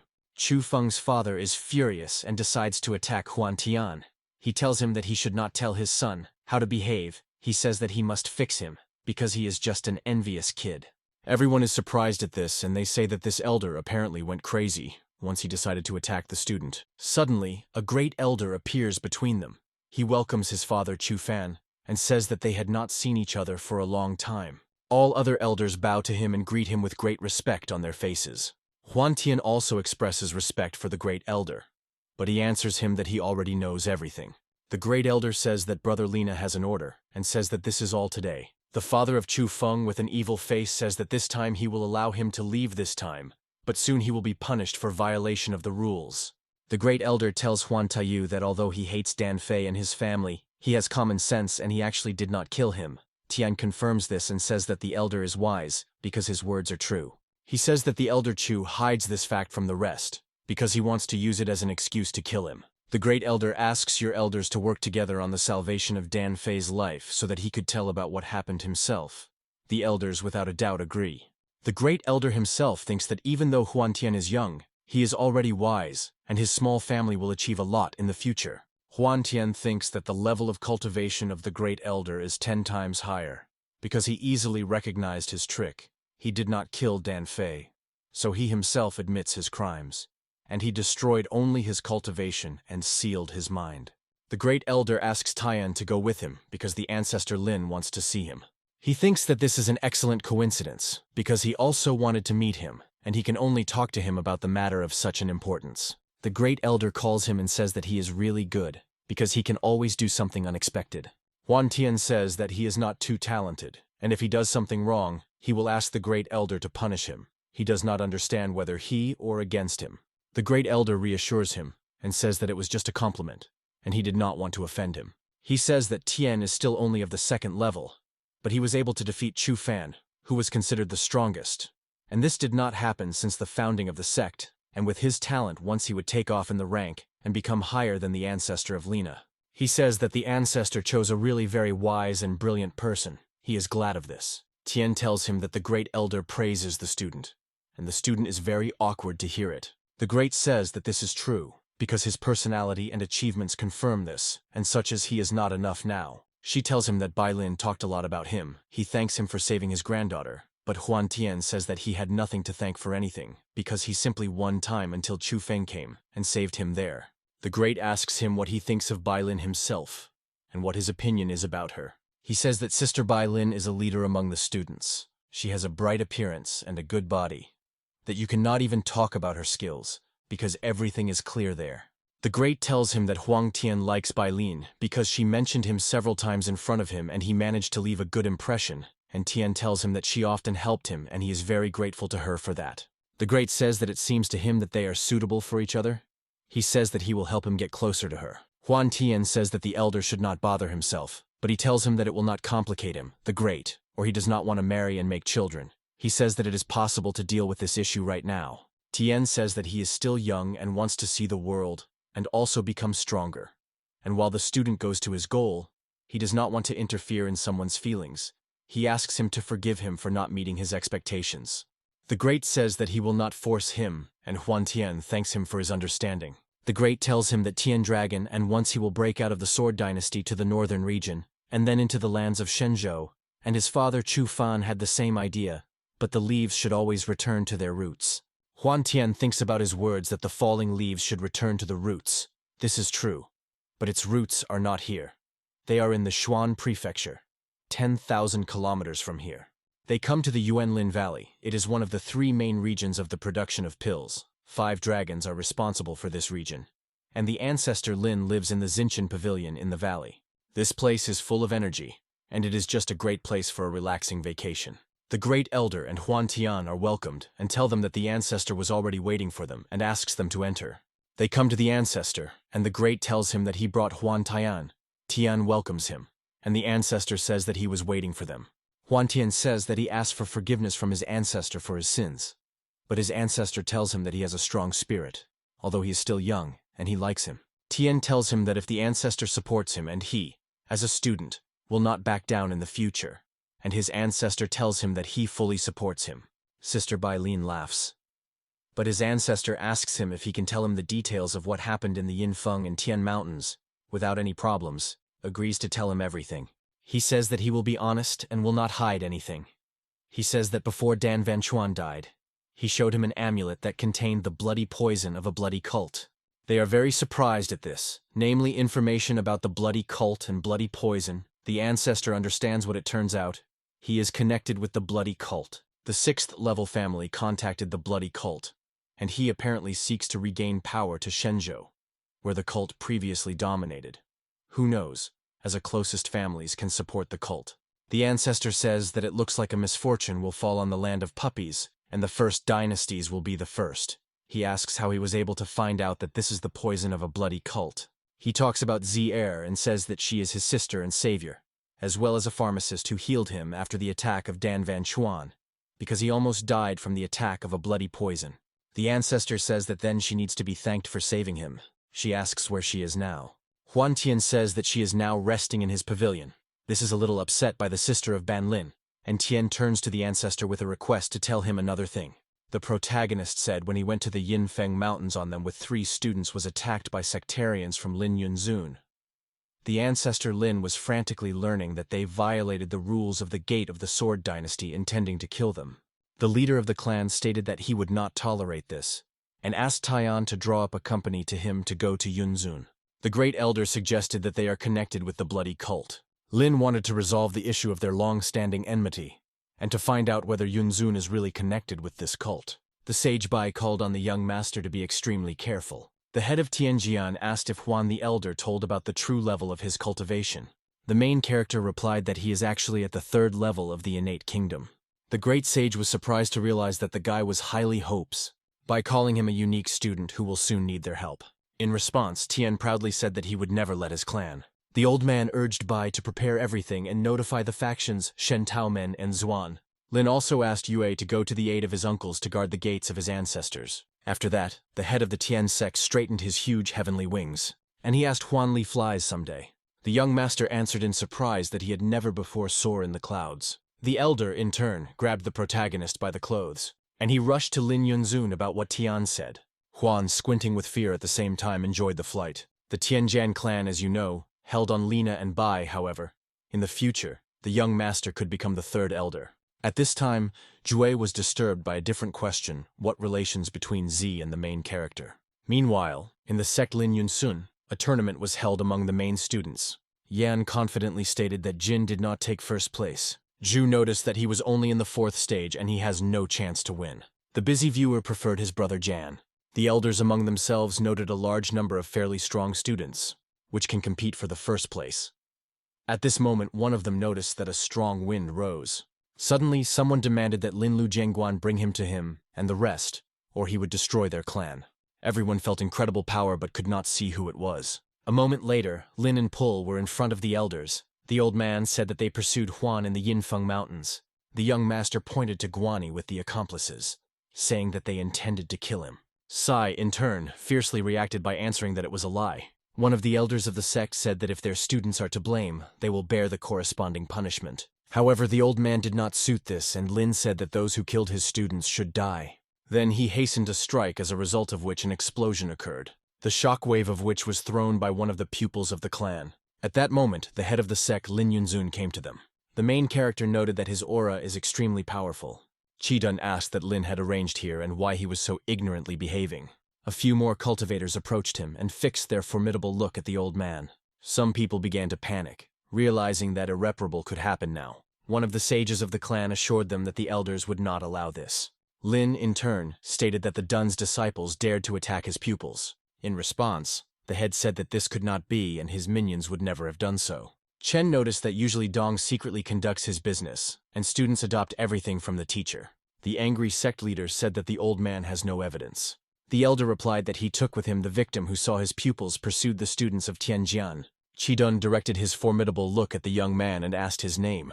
The young master looked at the ruler and replied that he was Huan Tian. Dun asked his minions to bring those 4 students, having spoke to the protagonist that if he is lying, he is waiting for irreversible consequences. In response, Huan said that if he turns out to be right, all 4 would be punished. The head of the sect understood that the guy was gifted and he could not be left alive. 4 friends, in turn, accused Taiyan of attacked them in the mountains, having asked Qidun to make the right decision about the young man. The ruler Lin Yunzun noticed the chief student could not defeat the newcomer. That is a shame. Guan stated that without managing the young master, they left. Dong asked that they knew about the disappearance of their students. Another suggested that they may have found a treasure, because of which they killed each other and now blame them. The embittered head of the clan began to blame for Taiyan. Huan, in turn, said that Luo was lying and most likely holding his brothers somewhere. This version of what happened did not like Qidun. Elder Lin said that he was always deciding to punish his students with his own hands. Dong urged his pupils not to interfere in the duel. I saw Huan that he should prepare for the battle. Hua Tei and Ming Chanxin were the 1st level of Qidun of the 2nd and old man Lin of the 3rd. He was always the strongest of the majority, but once Chen lost his hand and became weaker than Dong for this and counting on, the leader of the Tianjian clan instantly attacked them. Chan and Hua realized that his power was extremely powerful, because the old man had the 4th level of the essence of the sword. The main character himself was surprised by Lina so tangible by force. The warriors of Yunzun prepared for death. The ruler of the sect suddenly tore his cloak, saying that Chen was extremely weak. Lin, in turn, noticed that Dong really became stronger. However, at that moment, the thugs sensed the true power of the old man. After a second, a huge magic blade flew between them. The young master had not previously seen such a strong cultivator. The adherents of the Yunzun clan did not feel similar power. Jinghua and Qidun immediately began to attack the elder's sword. The bandits actively used their abilities fighting Lin. As a result, there was an explosion that damaged one of the buildings. The present students of Yunzun were dumbfounded, and in turn, hurried to deliver another blow. The minions of the Duna began to realize that the old man would not be so simple. Lin understood that he could only not give time for thought and attack them. The masters of the sect only managed to fight off at the same time without inflicting any damage to the Chen. They activated the protective barrier through which the old man made his way easily. Once again, attacked them. Dong was more and more angry with helplessness. Having generated a magic blade, he continued to fight off from the attacks of the tank, applying their skills and naively believing that he would still cope with Lin. Subsequently, numerous explosions covered the settlement of Yunzun. The exhausted and wounded Hua and Chan could not help their lord, which in turn was surprised at the stamina and strength of the old man. Chen, without stopping for a moment, continued to attack them. Chi-dun refused to believe that Lin was stronger than him and walked ahead. The main character noted that he should not intervene since his strength against the background of the elder is simply insignificant. Suddenly, Dong urged his minions to create a barrier. Chen was behind the warriors, however. They managed to install a shield. At that moment, a magical arrow flew past. Lin turned sharply and saw an unexpected guest, due to the sudden appearance of another master. The leader of the Tianjian clan generated the blade and began to repel his attacks. It was a bloody swordsman, Len Yue, who noticed that he and Chen had not seen each other for a long time. The old man also recognized the old acquaintance. But Len has already reached the level of the earthly kingdom of which he announced. Kei replied that the cultivation of the elder has not changed much. In fact, in the sect Lin Yunzun, there were not few strong masters, unlike Tianjian, and the death of Lin will negatively affect the relationship between Jin clans and a heavenly sword. But the old man still urged Lina to fight him in an honest duel. Yusu with pleasure accepted the challenge and exposed his blade. The sword that Len held in his hands ignited by fire. The elder realized that this is a weapon of a mysterious level, and can increase the power of the owner. The bloody swordsman noticed that the old man appreciated his blade. Meanwhile, Dong and his minions hastened to finish the activation of the barrier. And after a moment, a magic shield declared a small area. Len with the head of the Tianjian clan entered a fierce battle. Yusu confidently inflicted lightning attacks by the elder. However, Lin skillfully blocked them without leaving the swordsman for victory. As a result of several attacks, Len has broken his mysterious sword. But since he had the properties of independent restoration of the blade again, the old man noticed that he had a good weapon. The bloody swordsman understood that it was so easy to defeat. Lin, in turn, resorted to an immediate attack. At that very moment, a magic sword appeared above the head of a self-confident Lina, who fell upon him, but Wu Si-pav on his knees still restrained his blow. The earth under his feet literally split and the blade was again broken. A second later, Len again held a precious weapon in his hands. At this time, the elder went around him from the back to deliver a hidden blow. However, at the last moment he managed to react and recapture the attack. Dong urged everyone to protect the students and sect Lin Yunzun. He himself, together with Chan and Hua, began to help Wu Sui. Lin, in turn, began to apply his secret abilities. All cultivators understood that the old man conceived something dangerous. After that, the four at the same time rushed to kill the elder. The protagonist noted that now it will be extremely difficult for Chenya to withstand four opponents. The head of Tianjian praised the Yunkazun sect, saying that they became stronger. Adding that he intends to play with them later, the old man generated a certain magical mass, which after a moment turned into a deadly weapon. Len shouted that it was Zichuan, a magical sword of the prefectural level. Lin invited them to bring and punish those four, and this will all end or he will destroy everyone. Dun said that Lin Yunsun is not the place where he might indicate. The bloody swordsman said that the old man has no chance of winning. The elder decided to find out what Yusu is capable of. Len noticed that his death would also affect and on his clan, therefore, it is better for him not to risk it. But the embittered chapter of the Tianjin sect could not be stopped. In this connection, I aimed to bring down the city of his attacks on the bandits. One of the masters, Lin Yunsun, urged to immediately activate the barrier. As a result, all the blows fell into a magic shield, which soon began to crack at the seams, and after the next attack completely collapsed. The warriors realized that they were in a disadvantage. The young master wanted to help Lin, but the cultivators were much stronger than him, and he had to observe. At that moment, unknown people appeared behind the elders in heaven. Chi-dun was surprised and shouted loudly that they were. These were the leaders of the other two sects of Chazan Idao and Kuntu. They asked why Chen behaved inappropriately. Tian was perplexed by the notice that the lords were able to fly, which means their power is rather great. Lin asked them to make them. If their pupils killed Kun, replied that he would force the perpetrators to suffer. The old man stated that his students were killed by warriors from Yunzun. The bloody swordsman objected. saying that Tian defeated his servants and they could not kill the members of the Jin clan, adding that he heard the version of his pupil of Huan and did not even examine the scene. Chazan Idao decided to personally talk with the main character by asking how he can prove his innocence and communion of members of the Lin Yunzun clan. The young master realized that in fact, 2 elders are not interested in understanding the business of 3 students. And I called Tian not to worry and say as it is. Huan said that he initially heard about talented students in Yunzun, but this turned out to be not true, and he wanted to personally fight the 4 warriors of the elders in bewilderment. The angry Dong noticed that the guy has no right to talk to them like that. Having considered the guy a madman after all to fight against 4, this suicide. The bloody swordsman was the same opinion that the young man takes a lot of himself. Kun noted the unnecessary courage of the Malts, saying that he should have sufficient force besides courage. The elder Chazantian seemed an interesting person. Huan turned to the Dun and asked if they were ready to bring the culprits so that he would deal with them. The head of the sect agreed to his conditions by saying that no one should interfere in the duel. Old Man Lin added that he will kill the one who dares to interfere with them. Chi Dun, meanwhile, called Linu Kankan, Li Yanfei, and Kai Jingnanya in the arena. After a couple of minutes, the soldiers went to a mortal duel against Taiyan. The bandits said that the guy apparently went crazy once decided to fight against 4. One of them noticed that Brother Lin reached the 4th level of the innate kingdom, and he would kill a young man. The other began to smile, saying that now arrogant Huan would die. Kunya was interested in how the young master would come out of this situation, because his opponents are higher in level. Idao also looked forward to a mortal battle. Chen urged the protagonist not to hide his true power and show what he is capable of. Members of the Lin Yunzun clan naively believed that their masters would overcome the self-confident young man. 4 thugs instantly pounced on Taiyan. However, they noticed that he had the essence of the sword developed to the 2nd level. The protagonist confidently stated that they were not worthy of fighting with him. Then he began to apply his crushing blows with a fiery sword. As a result, the students of Yunzun received significant damage and subsequently died. Duntin was amazed to say that Huan dared to kill his pupil. Elder Lin extremely convincingly urged him not to intervene. The bloody swordsman Shui, in turn, also ordered Dun to sit still. He himself was well aware that the power of a young man is comparable to the 6th level of the innate kingdom. The old man Chen was pleasantly surprised by the incredible power of the young master, who hurried to finish the remaining students of the sect. Standing to cut one of them, Tian headed for Lo. Feng asked not to kill, saying that he knew where his 3 friends were holding.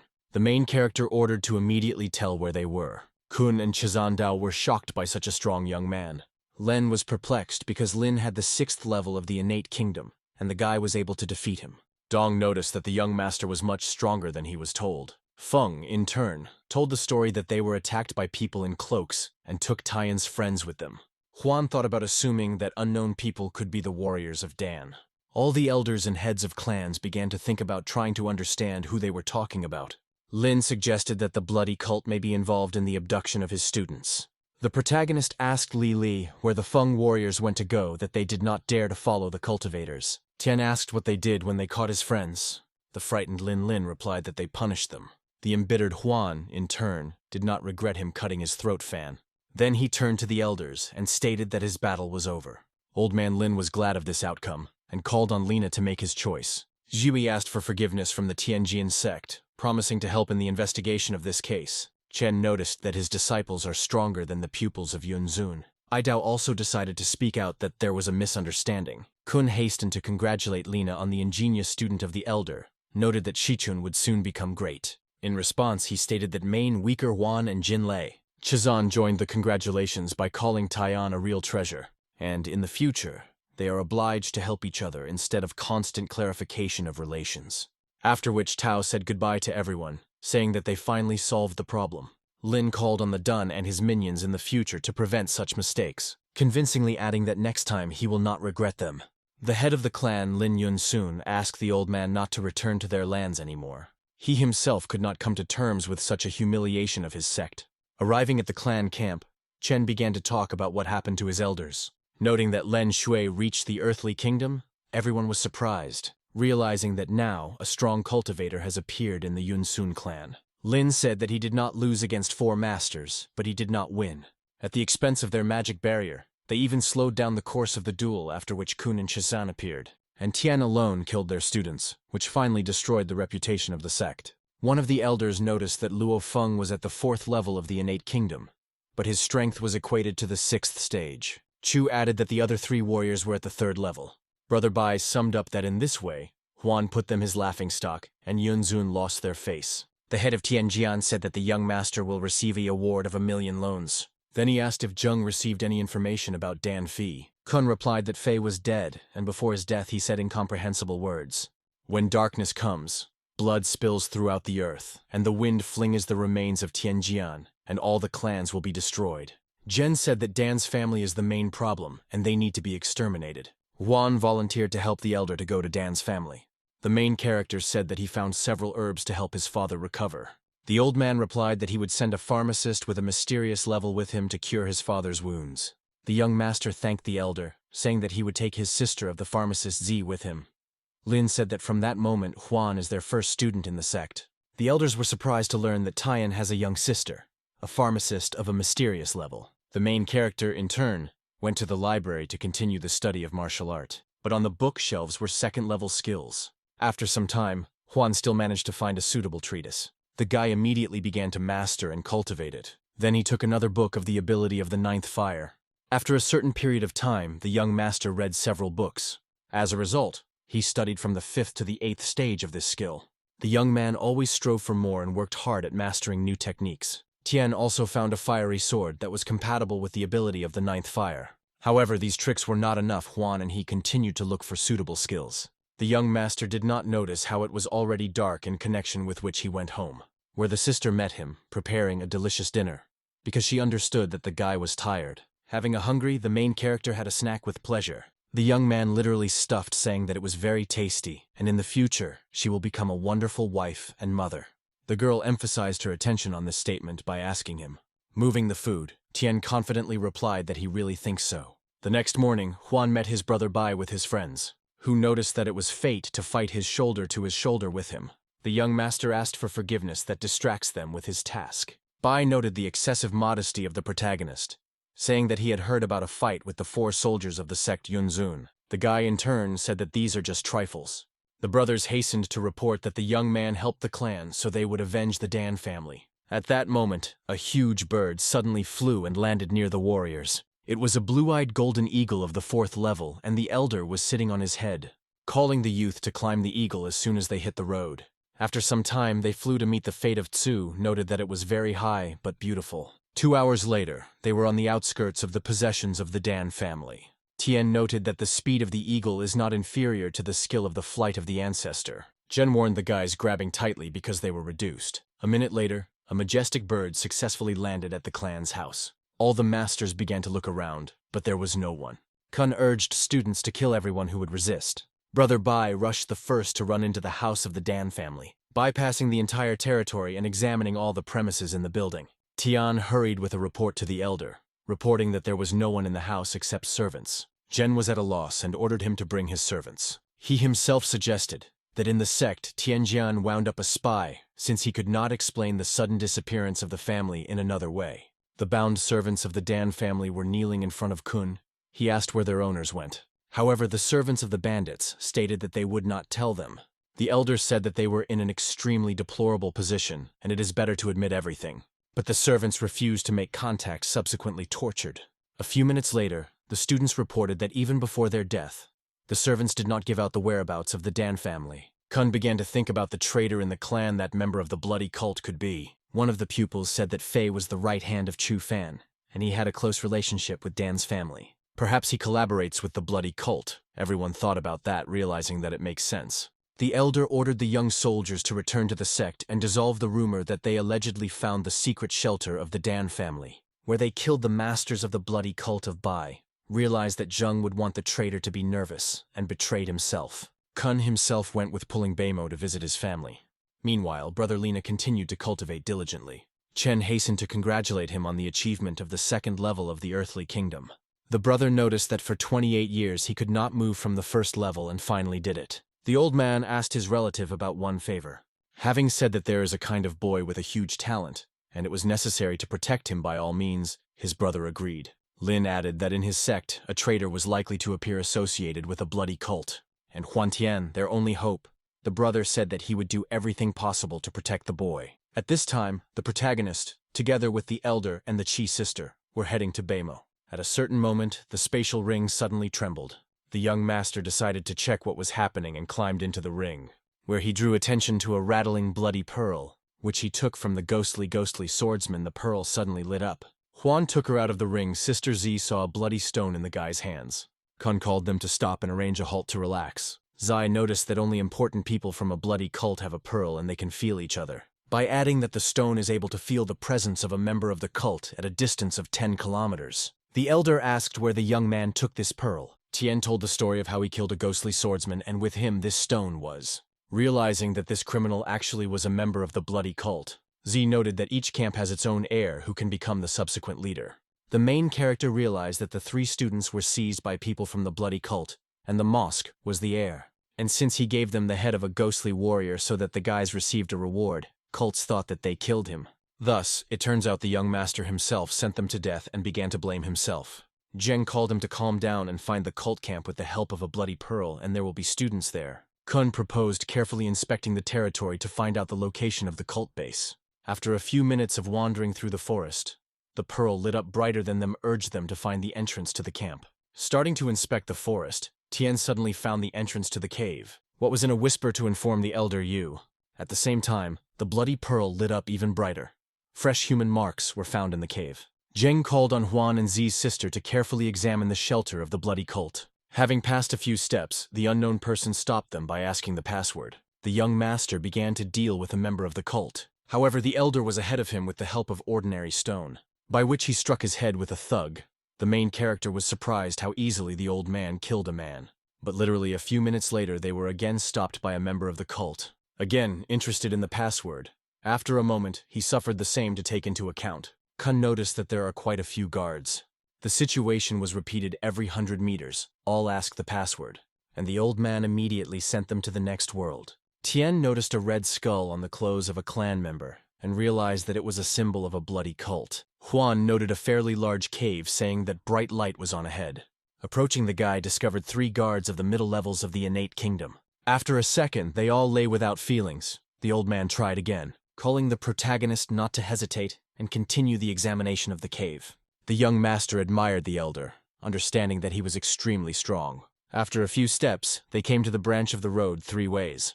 The pearl was again lit up, which means they were very close, but which path is true to understand? Jen suddenly heard steps from the middle passage about which he informed the disciples. Tien felt the presence of a man of the 7th level of the innate kingdom. At that moment, an unknown voice suddenly called out to them. Elder Kun began to eliminate a member of the cult. However, the guy dodged, only damaging his blade. But the next attack, as a result of which an explosion occurred, the old man still got rid of the guard. Tien once again became convinced that the old man is really dangerous. Members of the bloody cult fled to the noise. Zhen called everyone to prepare. Having noticed that 10 people run from the central passage, and one of them of the 8th level from the side of 4 people. After a second, the cave filled the warriors of the bloody clan, closing their brothers to destroy uninvited guests. Kun, in turn, inflicted a powerful blow to the ground. As a result, most thugs died. The brave young master began to defend C's sister, destroying the crowd of unlucky members. Zai also repulsed the bandits, scattering them in different directions. With the help of her water magic, the sister successfully suppressed the enemy's strengths. Huan drew attention to the guy who fought Z. The main character called on her to immediately stop attacking him, because he recognized in him one of the pupils was Feng brother. Tien avoided a fight with him in every possible way, and evaded his blows, then lightly hit Feng with his palm. Huan understood that Sun and Qian probably also turned into zombies. Z reported that he was poisoned by a mysterious poison of low rank and can be saved. The young master urged to kill all the members of the cult and then find and save friends. At that moment, the bandits who attacked him arrived behind him. However, the main character easily eliminated the attackers. The elder Zheng also inflicted her lightning attacks by the boaters of the bloody clan. At this time, several more cults ran into the cave. Qi, in turn, helped in the fight against sensible bandits, applying their water abilities, as a result of which it destroyed a couple of members of the cult. Suddenly, one of them attacked her from behind. The girl was at a loss. But in time, the Tien who arrived in time instantly eliminated the threat. Among the remaining 3 thugs, Huan recognized his brother Sunya, which was also subject to poison and turned into a thoughtless creature. The young master asked Qi not to touch his rest. It was worth killing him. The sister at the same time activating the skill dealt with 2 members of the cult. The zombie son tried to attack the protagonist. However, the guy was much more agile and walked from the back. Then he did not have significant damage to his brother in this way. Sun lost consciousness. Z noticed that he would also be able to save him because his brother was poisoned with the same low-rank poison. Hearing the steps in the cave, Tien suggested a possible meeting with the Ju. Kun, meanwhile, killed the last attacked bandit. Then the leader came up to him and stated that he would take revenge on his students. The leader was at the 9th level of the innate kingdom. The distraught thug Thumley looked at the elder of W. Then the old man deftly dodged his blows into the attack instantly. Jen suddenly found himself behind the leader of the group and inflicted a mortal blow. Huan and the sister continued to defend themselves from the magical techniques of the members of the cult. At that moment, the head of the Dan family suddenly appeared and stated that the main character destroyed his clan, and he would pay for this soon. The young master understood that he could not cope with him. As a result, they missed the elder of the criminal family. Tien sadly said that he could not stop the head of the Dan family. Kun, in turn, said that he killed a leader and found a bloody pearl from him, and a letter that they did not have time to send. Huan asked if he had seen the sister of Qianzhou. The elder answered sadly that she was not there. The young man was shocked because he did not understand what they could do with her. Jen asked what condition Sun and Feng now. The protagonist replied that they were poisoned by a low-rank poison, and Su could cure them. The young master suggested going to his house because he was close, and there they will be able to place the students. The old man agreed to notice that it was necessary to do this as soon as possible. After some time, the boy saw in the distance Tian and informed the family about his return. The whole family went out to meet a young traveler. The guy introduced his guest to Jen, and Z greeted the Huan clan. In response, Yanqin said that for them, the great honor to accept the elder. Kun added that his grandson was the best student in Tianjian, and he came personally to get acquainted with his family. Having passed into the house, my mother asked her son, really this girl, his future wife? With this question, Yui was awkward the young man. The guy replied that they were just friends. Mom smiled and mysteriously looking at her son said that she believes him. Then everyone sat down at the table to properly reinforce. Yanqin poured wine and invited the elder to Zheng to try. The old man at slow sips enjoyed a quality product. He was amazed at how tasty the wine was about and hastened to report. Then the head of Huan offered him a few more glasses. Kun kindly agreed. Adding, the student told him that his family needs cure and he will help. Yanqin thanked the elder, saying that everything was in order with them, and soon they would completely recover.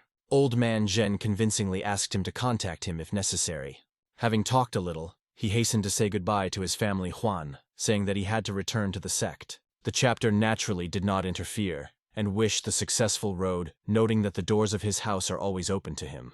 Upon returning to the clan, Kun thought about what unusual family Huan, where there are a couple of 7th levels. Thus, this clan was on the 8th rank. It is difficult to imagine what force the family had previously. Returning to the house, Yanqin said that the grandson did not let him down, and at such a young age is the first in Tianjiang. Uncle Shan noticed that in the future the guy would become a powerful cultivator. Tian said that he had prepared a surprise to them, having said that Z is a pharmacist of the mysterious level and she can cure them. The young master urged her to show her true cultivation. A modest girl began to cultivate a water ball in her palm. Yanqin noted that such a pharmacist as it is difficult to find. The protagonist said that Z is also a high-ranking pharmacist. What shocked his family? Because no one saw such masters. Xuan understood that in all of China you would not find a 14-year-old high-ranking pharmacist. The head of Huan was delighted, since with the help of a girl it was possible to achieve the maximum level of innate kingdom. Yanqin previously thanked Ci for the assistance provided. A modest girl replied that she promised her brother Piaya about it. The young master drew attention to the smiling mom and dad. Huan asked his grandfather to give him a place to train, and that Z could prepare elixirs. Yanqin said that not far from here is a valley that is full of vital energy, and there is the private territory of their family. After a certain time, Z and the main character came to the indicated place and admired the beautiful look. Tien said that he would live in a small house, and if she needs something, then she can turn to him at any moment. The sister went to the house to cure Feng and Sunya. Huan went to cultivate and develop his skills to move to the next level. At the same time, the guy actively worked out his abilities in the forest. His magic techniques have significantly improved. The fiery shadow sword became much more powerful than the former. Sun and Feng, in turn, very slowly but confidently went recovering. Zi's sister was sincerely glad that she succeeded in curing them. Meanwhile, Xuan said to Yui that the elixirs of the sister are extremely effective and his meridians are restored. After some time, stubborn training and cultivation, Tien reached the 4th level of the innate kingdom. The guy was happy realizing that his power increased several times. Huan began to literally destroy the forest, checking his skills. The young master did not stop training, realizing that this was an integral part of success. Having reached the peak form, the main character became easier to control the sword of La Denjue. In addition, he could now improve the blue blade. Why immediately and began going into the blacksmith. After not a long period of time, the young man created the blue sword of the mysterious level. Thus, he had 2 weapons of the mysterious level of low and high rank. After that, Tian was collecting to find out the secrets of the Thunder Mountain with the help of the map that he took from the thunderous swordsman. Having gathered on the road, Huan saw the brothers Sunya and Feng. They in turn were glad to see their savior. The brothers began to thank the young master for the assistance provided. At that moment, the smiling sistress Z came up to them. The main character asked when she switched to the 5th level. Of the girl answered that this happened a month ago. Tian confidently stated that he took revenge. Lin Lo and the rest of the brothers thanked him once again. Huan asked a question if they were where they are, where the sister of Qianzhou. Feng replied that she was taken by a certain demon by name walking in the shade. The guy in turn thought for him. It seemed to him this name is familiar. Tian asked where this walking in the shade came from.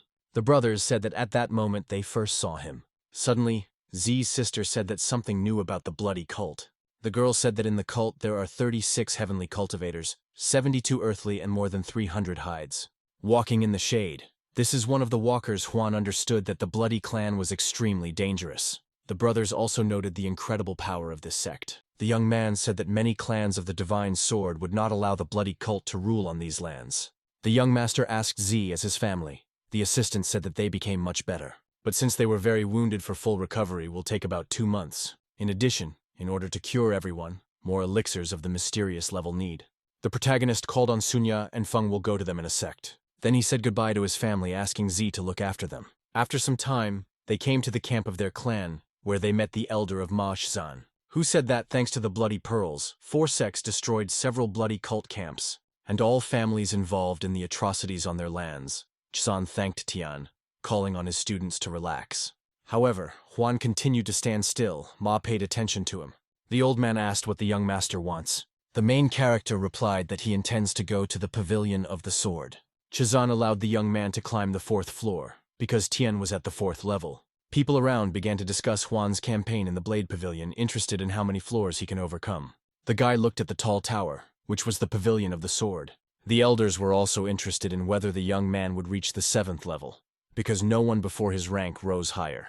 However, this master was the most talented student of the sect for its entire existence. According to legend, if the cultivator of the 4th level rises to the 7th floor, then he will receive the treasure left by his ancestor. Since no one had previously admitted people who know what kind of treasure is there. Meanwhile, the main character hurried to pass the test. He understood that on the 7th floor of the tower, the level of complexity, respectively, would reach the 7th level of the innate kingdom. Tian easily could overcome 6 floors of the sword pavilion. Having chopped off all the dolls, Kun noticed that he did not count on less, adding that Huan is the 8th pupil who passed the 6th floor. But the dolls on the 7th floor are extremely dangerous and unknown to whom are controlled. If the young master passes on the 7th floor, then he will be the first to achieve such a result. The protagonist was determined and continued the test. Having reached the 7th floor, Tian felt the power of dolls, which moved with lightning speed and also quickly struck. Huan in turn managed to only evade attacks. Realizing that the complexity of this floor is incredibly high, the young man bravely fought with extremely dangerous robots. Elder Kun was extremely surprised by the power of a young master, which continued to repulse overly fast dolls. At the same time, actively using their magical abilities, opponents tirelessly attacked the protagonist, preventing him from breathing in. However, at a certain moment, the guy was still behind one of the battle dolls, realizing that this is his only chance of victory. The fearless Tian rushed into the attack and was able to throw back one of the rivals. However, having struck 20,000 kilograms on the doll, there was no damage. Huan again attacked a series of attacks on opponents. As a result, a loud explosion occurred, but the robots continued to fight. The young master realized that he should not overcome them. Therefore, he should resort to cunning. Subsequently, the main character created shadow ghostly clones, thereby distracted the attention of robots, who began to fight with clones, and Tian broke through to the exit. However, the dolls nevertheless caught up with Huan and tried to attack. With the help of his abilities, the guy drove them away. Then he hurried to the exit. The young man sighed.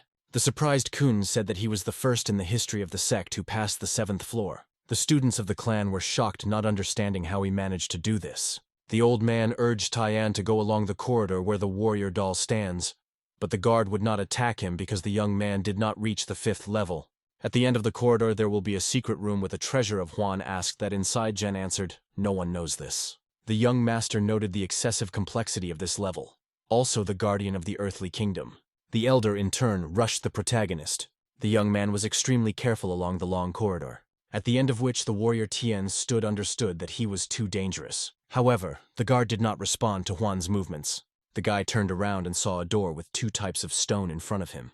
Juan Tien is located next to the room in which there is a secret treasure and wants to enter. He stands next to them and understands that the doors are made of induction stones of the elements of metal and fire, and they are very durable. He thinks about whether he needs the possession of the elements of metal and fire to open these doors, because this test left by man who created the doors and Tien, fortunately, completely owns both elements. He orders them to open and they easily open in front of him, opening it with a small room, and in it, there is nothing but a polygonal table and a long wooden box. He thinks that the box looks some kind of special. He suspects that there may be a secret treasure in it. He notices some kind of inscription on the box and erases the dust from it so that the symbols are readable. The inscription says that this is a valuable sword of the spirit of an earthly level that gives power but attracts enemies and misfortunes, and only the cultivator of the 4th level can reach it, which passed the 7th floor and owns the elements of metal and fire. It also says that this sword contains the first part of the imperial sword technique, and it can be combined with the body. It serves as a connection with the technique of the imperial sword, and it is said that it should not often be used, otherwise it will attract strong people and destruction. Tien thinks that this sword of the spirit can be combined with the body, but even with the treasures of the heavenly level, you cannot do so. He suspects that this is the main feature of the sword of the spirit. He thinks that a small sword in his head is also a sword of spirit, and he must carefully examine it. He opens a box with a treasure, and from him blows a cold. Tien notes that he is not much different from a regular sword, but he does not have a handle. He takes out his fiery lotus and says that he will process it. He uses fire and the box turns into ashes, but the sword still remains untouched, and Tien still feels the chill that comes from it. Juan Tien is furious from this and screams at the sword, saying that he already belongs to him and he must surrender to him and become him completely. The sword reacts to this, and the chill disappears from him, but he still can't process it. He cannot believe it. He takes the sword but cuts about him. He does not understand why he is so sharp. But something suddenly happens and the sign on the forehead of Juan Tien is activated. He does not understand what happened because he almost lost consciousness, and the sword disappeared somewhere. He thinks that the sword disappeared, and this means that he managed to unite the sword with his body. He looks at his finger from which blood is coming. He understands that this sword apparently needed blood to find the owner, and apparently the artifact has a blood connection. Juan Tien decides to try new power and orders the sword to appear, but he begins to move frantically. Tien orders him to stop and his sword obeys Juan. He is happy that he still managed to process him, but he can so far move his sword of the spirit only by a meter. He orders him to disappear, and he is drawn into his elongated hand, and Tien thinks that the sword is hidden in his body and no one will notice it. He concentrates and sees the symbols that appear in his head.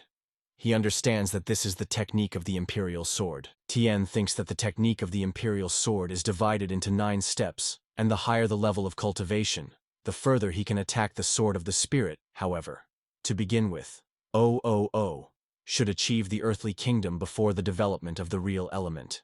He understands that he is still far from the earthly kingdom, but he can slightly control the sword. He thinks that with the help of this technique, he will be able to learn to fly when he will gain the power of the earthly kingdom.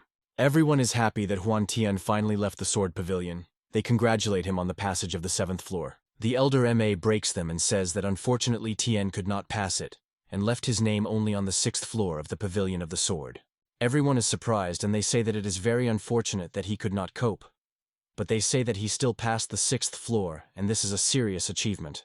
Juan Tien is embarrassed and says that everything is fine, and he thinks that the elder defends him because if people find out that he has passed the 7th floor and received a treasure, then rumors will spread about him and he will not be greeted. The elder releases everyone and Tien tells him that he will also go. The elder thinks that Juan Tien is waiting for a great future. Tien comes to the ancestor Lin to talk to the ancestor, addresses him, and says that he wants to introduce him to the person who is his second brother. His name is Mo Lu Sin. Tien welcomes him and says that for him it is an honor to get to know him. But Mo Lu Sin says that he is just an old man and should not appeal to him so much. Juan Tien understands that the ancestor of Mo Lu Sin is very strong, and he has the level of earthly kingdom. The ancestor Lin turns to Tian and says that thanks to him, they were able to interrupt the forces of the bloody cult in the dynasty of the Divine Sword, and the great members of the mountain villa Ajiang are also grateful to him. They sent a lot of people to their sect, Tianjin. Huan Tian is grateful to him for the praise, but he says that he simply fulfills his duty to fight the bloody cult, like all sects of the Divine Sword dynasty. Mo Luxin says that he actually deserves the title of best student in the Tianjian sect. Huan thinks that the mountain villa Ajiang is a sect of the third rank, and if the Huan family meets them, it will end poorly. He tells his ancestor that he came to him to ask him for permission to leave the dynasty of the Divine Sword and go to Thunder Mountains on the border of the Divine Sword dynasty and the Xiao dynasty. Mo Luxin says that Tian just returned and is already going to a new adventure, and notes that the young generation is now bold and full of energy. The ancestor Lin says that in those lands there are many families of the 5th and 6th rank. He asks Tian why he wants to go there. Huan Tian replies to him that he has an ideal disposition to the element of lightning, and heard that a thunderstorm is going on over the Thunder Mountains, and this means that there is a thunder power, and he wants to experience luck and look for something there. The ancestor Lin says that Tian should be extremely careful, because the Tianjian sect will not be able to protect him outside the dynasty of the Divine Sword. He says that Tian may not worry about his family because they will protect them, and therefore he may not worry and go train. The ancestor lets it go and asks Mo Lucina to go for Huan, pulling it to what he promises him that he will defend him, and he has nothing to worry about. The ancestor continues to speak and tells that in those lands they will probably meet people from the sect of Xiaoyao Jisan, and asks to try not to contact them because they are a sect of the 4th rank. Do you ask the ancestor? The ancestor is still offended by them because of his hand. But the ancestor replies to him that that man probably raised his level of cultivation and still hates the Tianjian sect, but says that he will not be better from hatred and insults. Huan Tian arrives in the city and remains in the Bada Tiger for the night, and, meanwhile, the family of Dan 2 hunters are preparing an attack in which room he stopped in. One of the hunters asks a man named Xu Hongfei to turn his brother Tian into a bloody Kulu. Sui Hongfei himself says that he has nothing to worry about because the miserable inner student of the Tianjian sect will not run away from his skill of the palm of the bloody poison, and midnight, the ideal moment for the attack. They burst into the room where Huan Tian and Xu Hongfei stop that he will turn him into a bloody doll, but he is not in bed. Huan Tian appears behind them and they understand that it is a trap. He uses a sword of shadows gagging style against them. One of the hunters tries to block his blow but instantly loses his hand because of this. One of them is a guide that they howl and is surprised that Tian managed to reach the 4th level of the innate kingdom. Huan Tian is not going to let them go. He is going to kill them for daring to go against him. Tian attacks the second hunter, but he uses the steps of the ghostly shadow to avoid his attack. Huan Tian sees that he created 32 clones, and Tian is afraid that he could develop the skill to the 5th foot, and he would have to kill them all. Tian uses the heavenly fiery sword, and defeats all the clones. Remains only one. And Tian is sure that this is a real hunter. He notices a hunter who was left without a hand and understands that he is he who uses a sword of a fiery shadow and wins him a moment. Tian notices that a hunter under a jacket was hidden by a skill book. He takes it to himself and calls it an interesting find. The second hunter runs away from Tian, and Tian thinks that his aura was very similar to the leader of the Dan family. He did not see how he escaped from the hotel, and this means that he was hiding somewhere. He abruptly opens the door to the room, and there are a couple in bed with great shame. He takes out his sword and uses the sword of fiery shadow, cutting the bed of the lover of a couple. Under their bed is the hunter.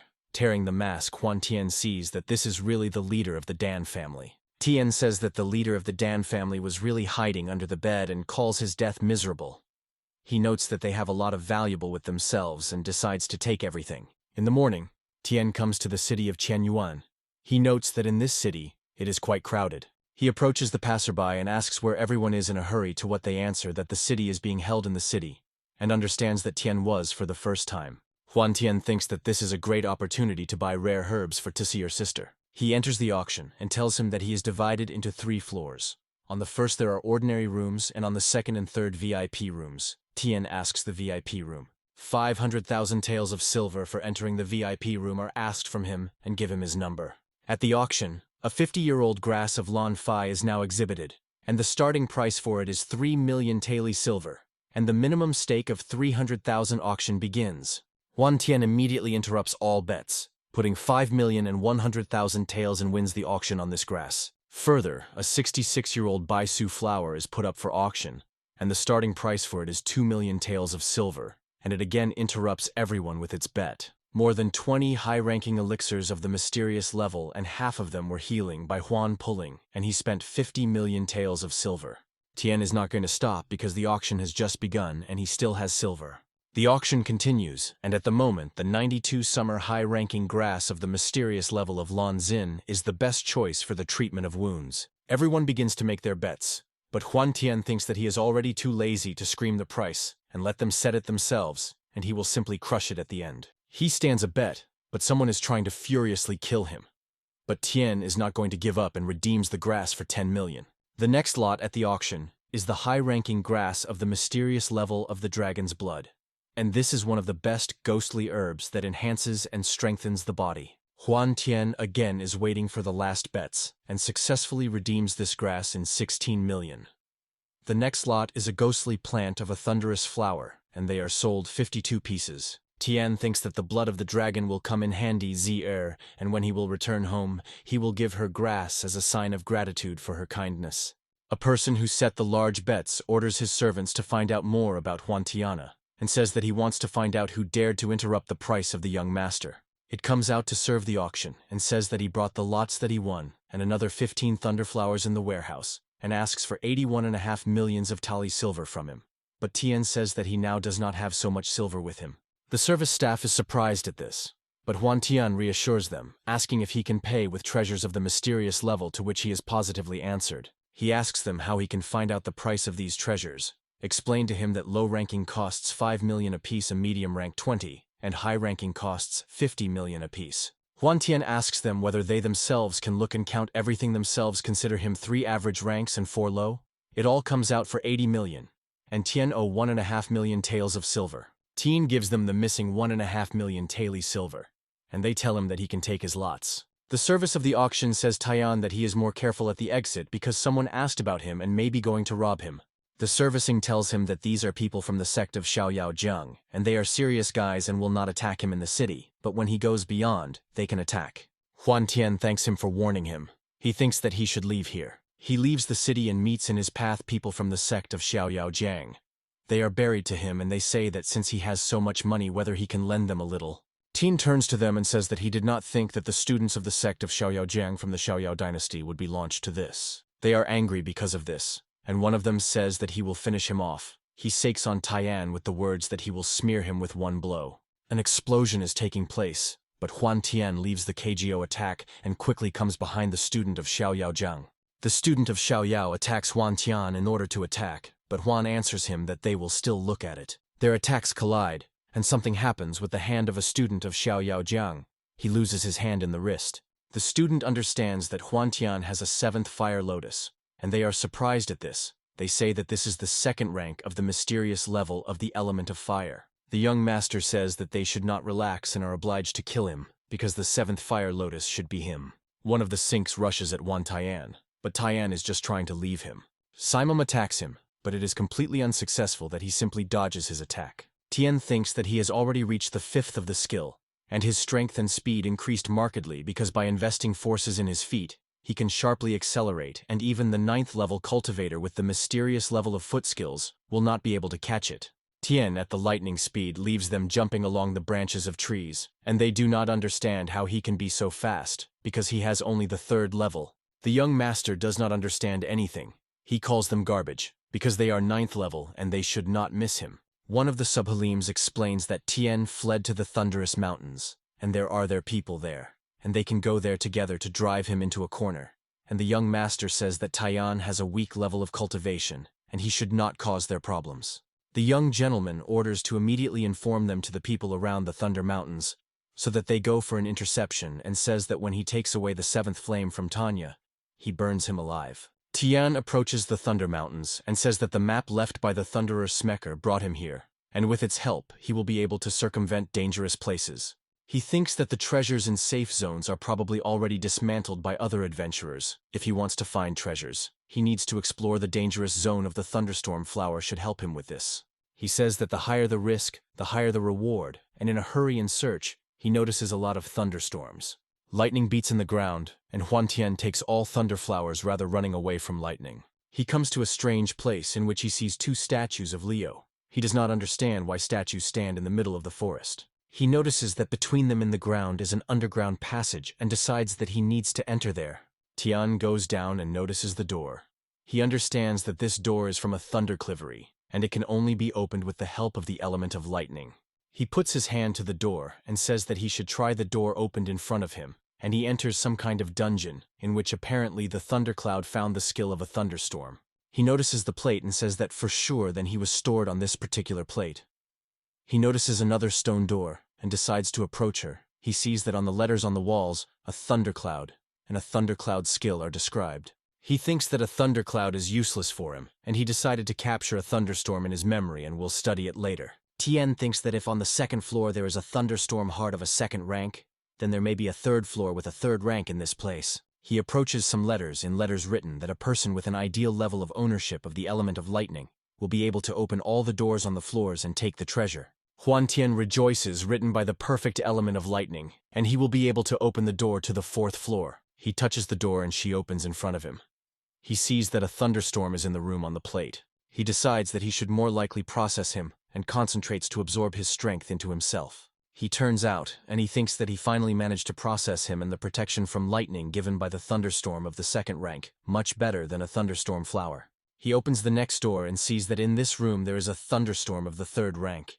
He decides to process it, and it turns out he becomes much stronger. He thinks about what then he can find on the fourth floor and is going to go to him. Tien passes to the fourth floor and hears his voice. He thinks that there is someone else in this cave, but he does not feel his aura.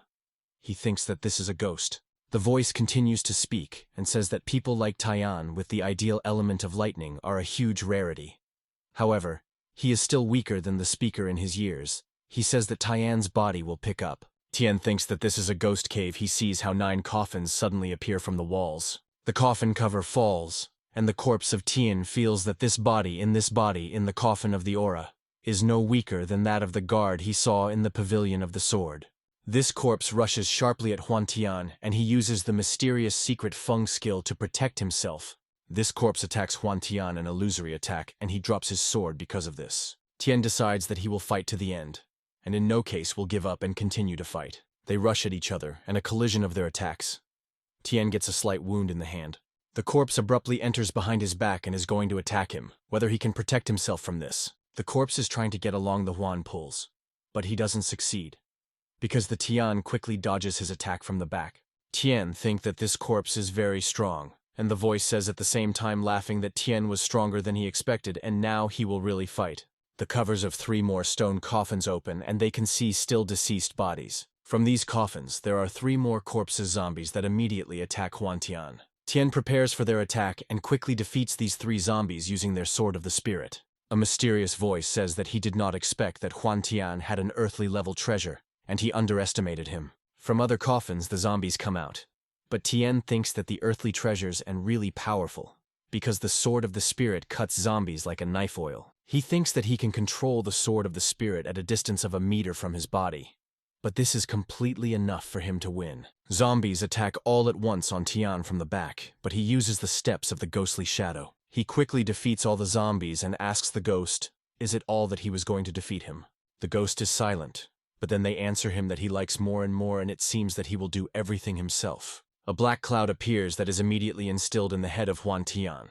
Tien is trying to use the essence of the sword, but the cloud says that the essence of the second level does not work against him, and he should not resist, because his body now belongs to him. A gold cloud flies out of the forehead, which asks who was enough for the courage to prevent him from sleep.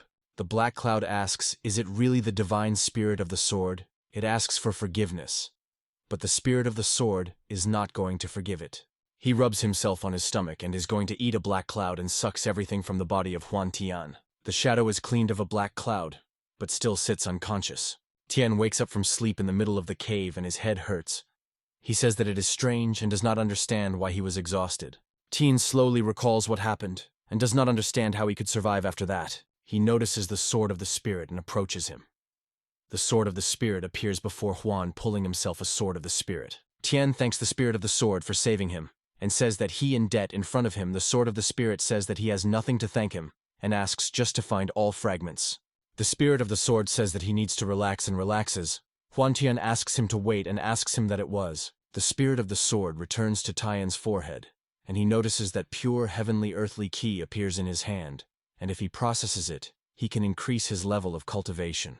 It concentrates and begins to process the heavenly and earthly ki and reaches the 5th level of the innate kingdom.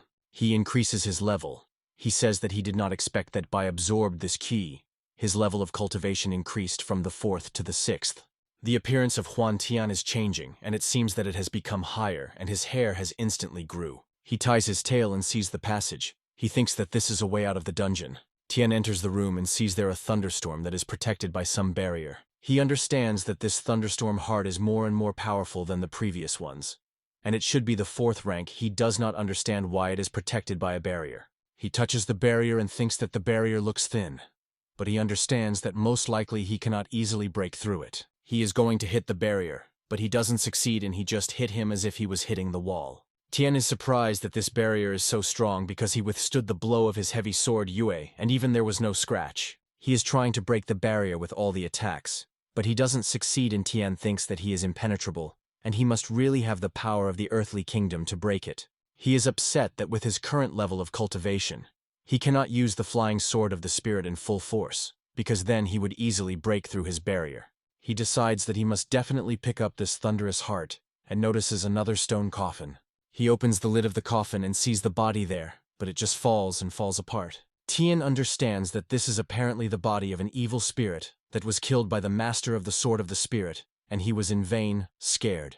He decides that he will return later when he reaches the level of the earthly kingdom to break the barrier and pick up a thunderous heart. He thinks that this place is an excellent place to train thunderstorm skills, because it is saturated with thunderstorms, and he has a full version of the thunderstorm skill, and he decides to train in this place. After 20 days of training, Huan Tian finishes his training thanks to the Thunder Heart of the 3rd rank. He was able to develop the skill of a thunderstorm to the 8th level. He notices some unusual sign on the floor. He thinks that it is very similar to some kind of rune. He notices some altar. He does not understand where he came from. He approaches him and thinks about what he can be intended for.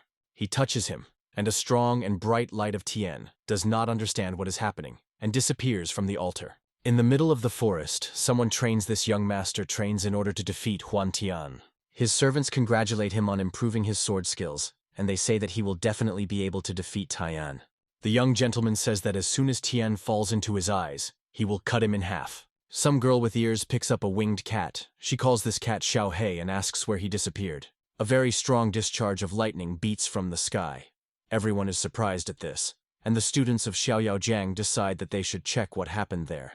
Huan Tian appears on the 2nd altar. It is all accompanied by a very strong and bright light. He understands that he apparently teleported, and understands that he should be careful and uses the mysterious secret Feng skill. A cat appears from behind him who rushes at him. Tian does not understand what kind of beast it is, because he is so fast. He sees that this is a winged cat and understands that she somehow looks a little like a tiger. Huan Tian notes that the cat is really like a tigerka, but for some reason it seems to him that he had already seen him somewhere. The cat sits on the ground and the wings of her disappear.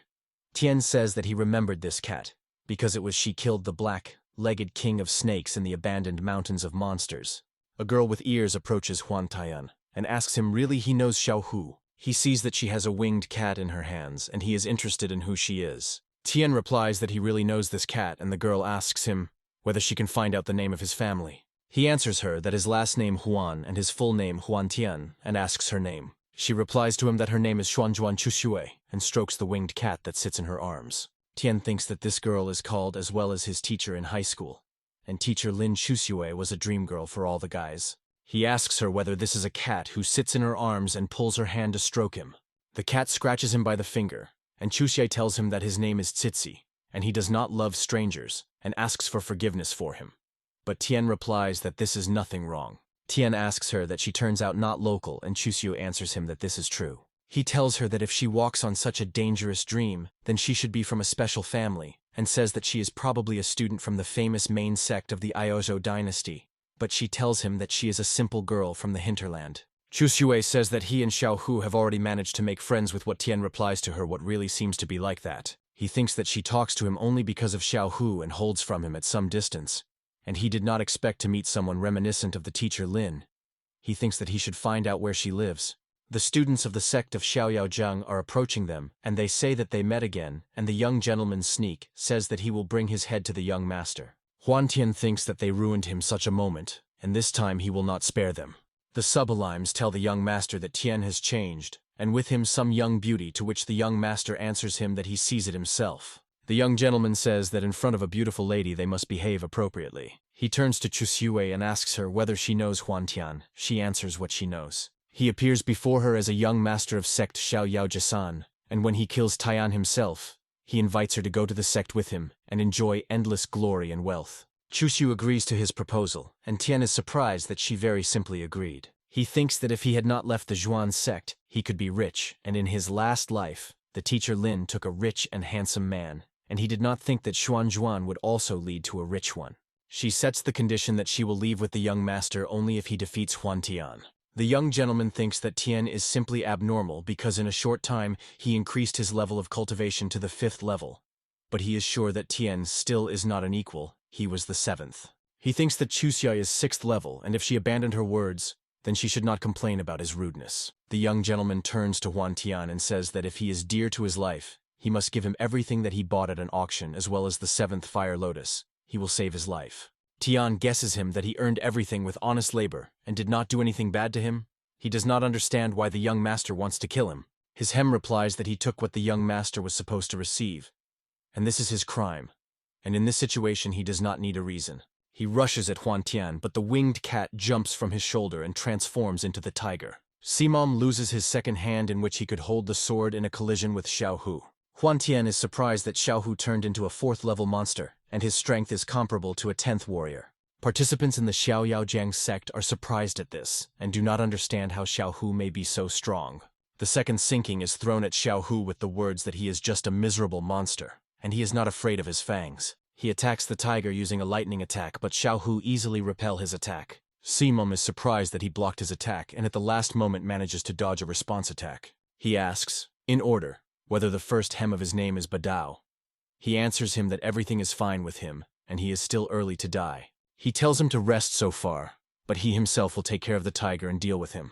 He uses the heavenly thunderous blow, but Tian sees that this is already a dangerous attack and decides to block it. Tian calmly beats his attack and says that this attack is very weak and says that now his turn is used by the heavenly fiery sword. Simom in response uses a thunderous incision, and their attacks fly to each other. Their collision causes a huge explosion, and the sneak of sinking backs from him, thereby giving the tiger the opportunity to injure him. Xiao Hu does not lose this opportunity and touches his leg, thereby depriving him of his past mobility. This is the young master, and he uses the skill Diving Wild Lightning to defeat Huan Tian. A lot of lightning shells flies into it. He is going to recapture this attack with his fire. He concentrates and uses a soaring fire to repel all the shells that fly into it. The young master is surprised that this attack did not act on him because it was his strongest attack. Huan Tian tells him that it was weak because he repelled his attack using only the element of the lightning of his sword. The tiger of Xiaoku finishes the second sneak of young Mr. Lodge on him, his paw. But Tao tells the young master that he should rather run from here because they will not be able to cope with them. The tiger enters the badao behind his back and deprives his head with a very fast and accurate blow. The young gentleman did not expect this to his Huang Tian entered his back and says that his turn came. He uses the skill of 100 steps bent shadow sword and directs his attack right in the young master. Someone stops his attack without any problems is some kind of silhouette of a certain person. He is called Han Zhengjiamu and is a grandfather of the young master. He promises to kill the whole family of the one who dared to attack his grandson. Huan Tian understands that this illusion was created from the essence of the sword above the 6th level, and is surprised at this. The young master looks pretty at Tian and says that he will regret everything that he did. Tian asks, does he really think that it will save him from death? And the young master asks, is really Tian is not afraid that his whole family will be killed. Huan Tian tells him that he is enough to tremble and asks the tiger, Xiao Hu, stop him. Xiao Hu quickly bounces to the young master and waves his huge paw at him. The young gentleman quickly creates a barrier from the essence of the sword and blocks his attack. Tian thinks that, as expected, the essence of the sword again blocked his attack. He understands that Han Zhenyana has an excellent understanding of the essence of the sword, and his strength should be huge. He says that now he will see how much his barrier of the essence of the sword is enough, and uses a fiery shadow sword.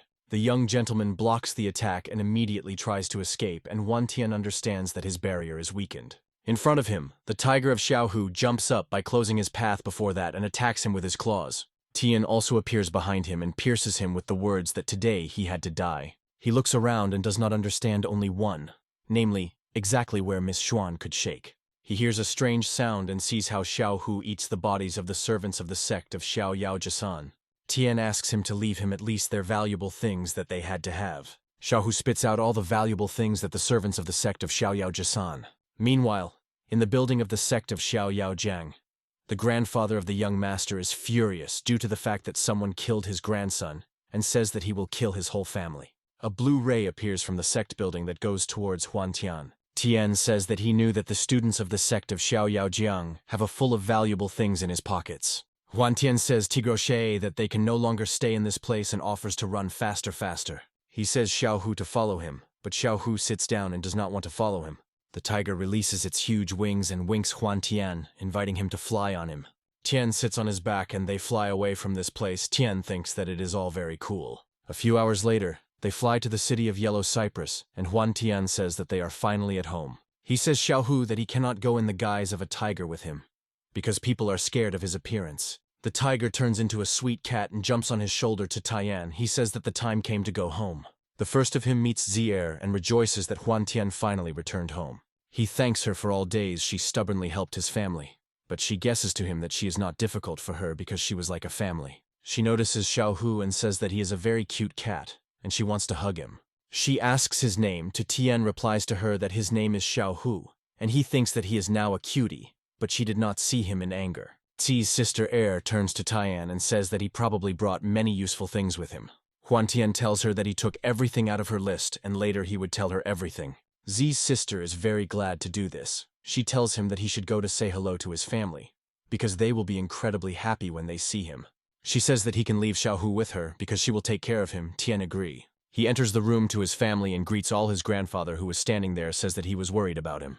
He tells him that Tian left for a short while, but he changed very much because he not only became higher, but his level of cultivation increased markedly. Tian tells them that during his adventures in the Thunderclaws, he found treasures thanks to which he improved his cultivation and bought high-ranking healing grass at an auction that will help in the treatment of their wounds. He asks his father whether he once heard about the family of Xuanzhuan from Shenzhou. Father answers him that he did not hear about her, because Shenzhou is huge and he does not know anything about him. He says that perhaps the Xuanzhuan family is in Shenzhou. Then Huantian asks whether his father had ever heard about the Xuanyuan sword. Father answers him that at first he asked about this family, and then about the sword with the same name. He asks him what happened. He says that when he was in the thunderstorms, he met a man from the Xuanzhuan family, and during training he studied the Xuanyuan sword, and he still does not know if they were tied. And he says that he met a man who died 1,000 years ago. The father says that how much he knows the Xuanzhuan sword is not included in the 10 most famous swords, and perhaps this is an ancient sword, and whose man he met was resurrected by a secret skill from ancient times.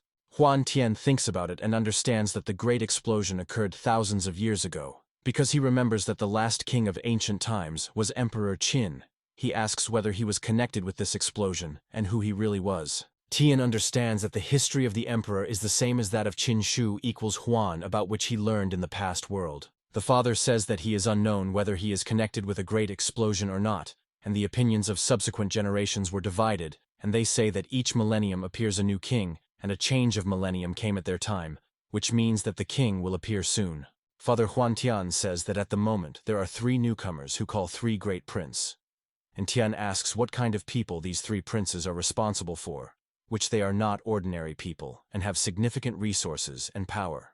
The father says that the first prince was born in the first rank of the first-rank pavilion Sin, and when he was 16, he comprehended the heavenly kingdom, and at 19 years he reached the 3rd level of heavenly kingdom, and even Emperor Qin would not have compared with him. Huantian thinks that when his father was 20 years old, he comprehended the heavenly kingdom, and was the first person from the Huan family who did this, and was famous in the western region. But he was far from the first prince. Tian says that with such a huge talent, this person really deserves the title of the first prince. The father says that many say that he was talented and promising from childhood, and began to cultivate at 6, and at 9, he suffered an innate kingdom, and changed his own name to the first prince, and only the chosen ones know his real name. He says that he called himself so to show that he was the first king, and no one could compare with him.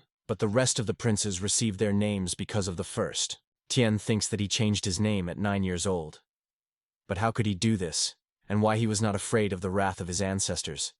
Because he changed his name only to avoid troubles, and the name of his mother's family, Huan.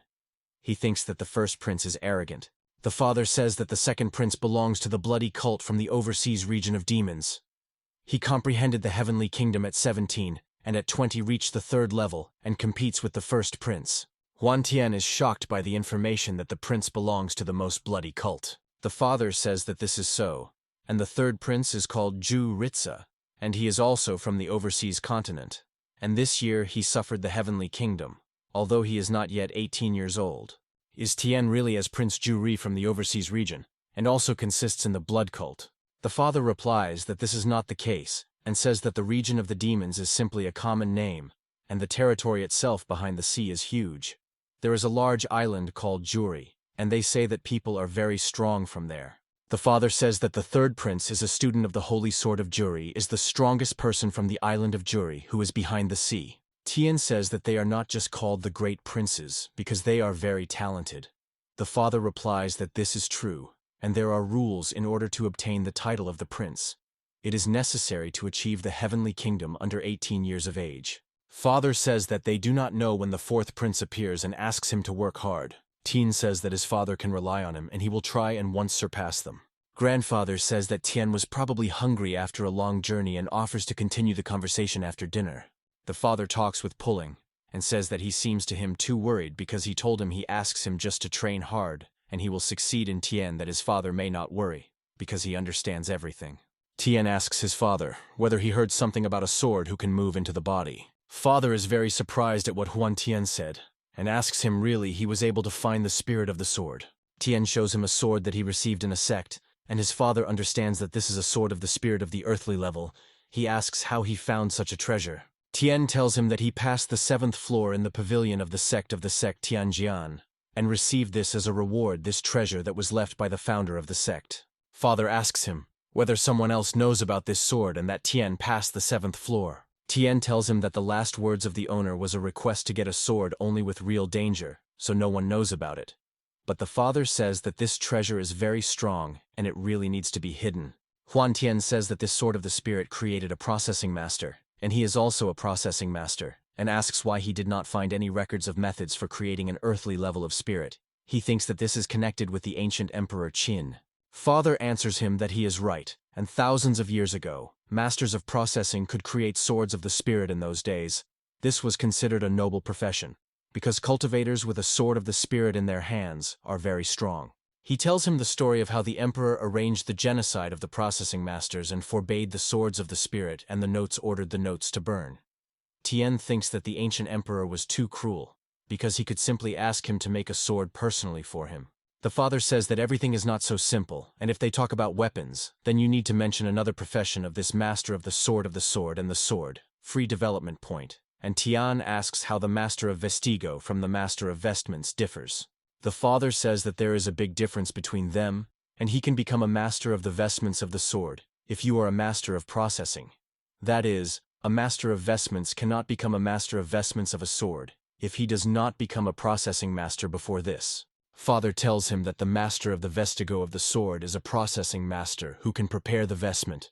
They hide the sword of the spirit in their body and establish vestments, and they are very strong. They have no weaknesses. Tian understands that he saw the vestment of 6 swords Ju Win, because he died many years ago, and his vesting of the sword is still very strong. He rejoices that no one controlled him then. The father talks about the fact that the swordsmen are already the best cultivators. Therefore, the masters of the sword of vestments should be considered an elite, and thousands of years ago they were like the devils for ordinary cultivators. Tian asks it turns out that the ancient emperor Qin killed all the processing masters and burned all the notes on the methods of creating swords of the spirit because the father confirms this. He tells the story of how one master of Vestigo pursued the emperor. It was the then first prince. He says that then during the flight the emperor was lucky, and he found something that helped him to increase the level of cultivation, and as soon as he reached the heavenly level, he was able to defeat that master of vestments. Even after the murder of all the masters of the vestments of the sword, the emperor could not calm down and ordered all the processing masters to burn all the letters about the methods of creating swords of the spirit, and still did not appear who could become a master of vestments. The grandfather of the deceased young master comes to the battlefield and yells into the air the phrase, "Who dared to kill his grandson?" Meanwhile, Huan Tian communicates with his father. He asks whether it was that there were many masters of vestments thousands of years ago, and even if they died, but after them there were many swords of the spirit. But his father answers him that this is not entirely true. He explains that when a processing master creates a sword of the spirit, his body becomes a stove, and his blood controlling, and when the sword becomes one with the body, then a spiritual connection with the body of the blacksmith is created, and they are connected with the owner of the cover. Tian asks why then the sword of the earthly kingdom is still a whole, although he does not have a master. The father tells that there is another way to maintain the sword of the spirit. Alive is to sacrifice himself and give all himself. Only in this way the sword will retain its strength even after the death of the owner. And in the future, this sword will wait for a new master. Huan Tian says that then everything is clear, but his father tells him that others can also take advantage of this way and asks him to be careful. Tian agrees with him, and the father says that until he becomes strong enough and must hide this sword. Tian tells him that he may not worry, he will not forget about it, and his father accepts this promise from him. Father tells him that the path of the cultivator is full of difficulties, and he must be patient and do everything that he can. Tian trains cultivation and feels something strange. He turns and understands that Zier broke through again. Around her, her water dragons soar, and Tian feels just a huge strength emanating from her. He recalls their first meeting. She was only the 4th level of the innate kingdom, and her body was great. Huan Tian hits himself on the head, returning himself to reality, and tells himself what he only thinks about. Xi's sister Er notices that Tian is watching her, and he congratulates her and says that she was very successful in cultivation. She thanks him for his attention, and asks if he found ghostly herbs that she asked, and he said that he found them all, and moreover, he found 92 summer grasses, and she says that this is just excellent, because this is the best high-ranking grass, and with her help, the father's wound will drag out faster, and its level of cultivation will rise to the 10th. She notices that Huan Tian reached the peak of the 6th level of the innate kingdom, but Tian says that he was just lucky. He holds out to her some kind of box. She asks for her whether it is, and is interested in that he hid there. Tian tells her that she can open, and she agrees to see herself, and takes out the grass of the dragon's grass from her. She is very grateful to him. But Huan Tian apologizes to her, and says that he should not have been lying to her. She was surprised. He tells her that he lied about his family name, and in fact, he is Xuan.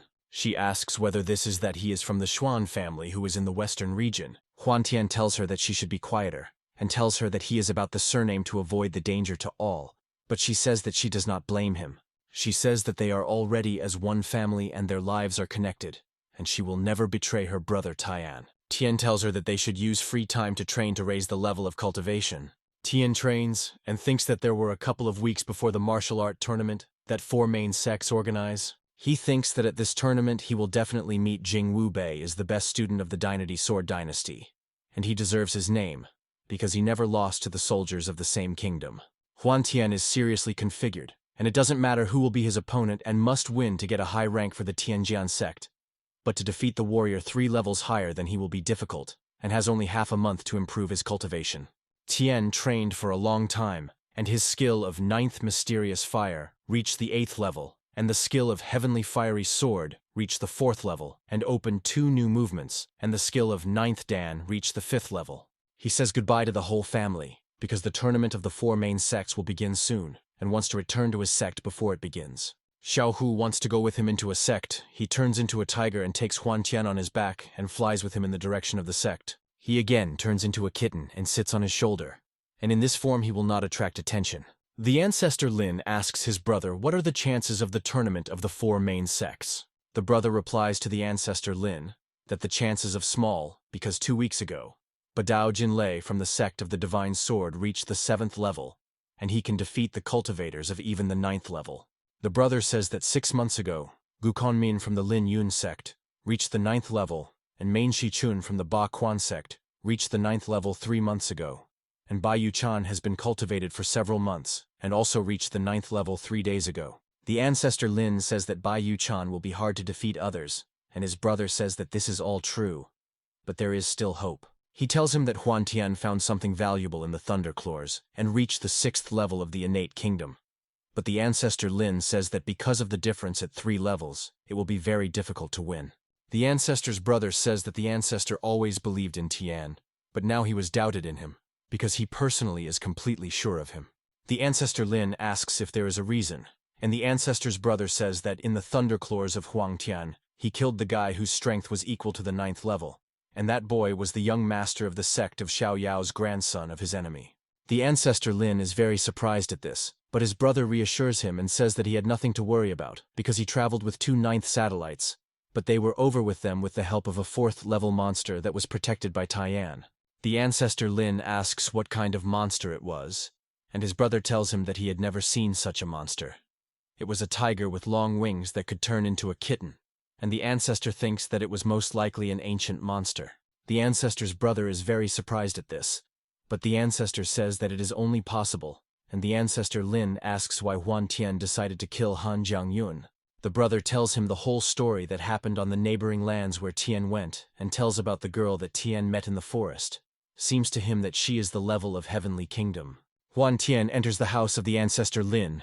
He says that he came to see Lin's ancestor and let him go. He greets his ancestor, and his ancestor Lin tells him that he was just in time because they just decided that he would represent them at the tournament of 4 main sects.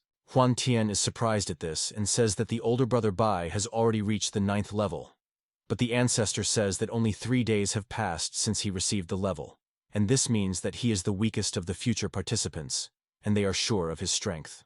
They tell him that this time the dynasty of the Divine Sword will give out 10 cities to the winners, the first 4 and the third and 4th in 2 cities, and this tournament will determine the future of the 4 main sects, and they hope for 2nd place. Tian tells them that they have no reason to worry, because he will do everything possible to compete for the 1st place. The ancestor Lin agrees with this and says that in the southern part of the Gulo dynasty there is ancient ruins. It looks small, but there is a large cave in it. Various treasures are hidden, and many more values, and people call this Dream Palace. Tian asks if the tournament in martial arts with this place is. The ancestor Lin confirms this, and says that the Dream Palace appears every 50 years, and the places for entering there are limited. Tian thinks that if it is an ancient palace, then there he will find ancient books about the creation of a sword of spirit, and he has a chance to become a master of the vestments of the sword. The ancestor Lin says Huan Toya that in order to take the 2nd place, he will have to fight with 3 students, and tells him about the students whom they discussed with his brother. But Tian says that there are still some 7th level of Demon Jinya Badao and Jin Lei.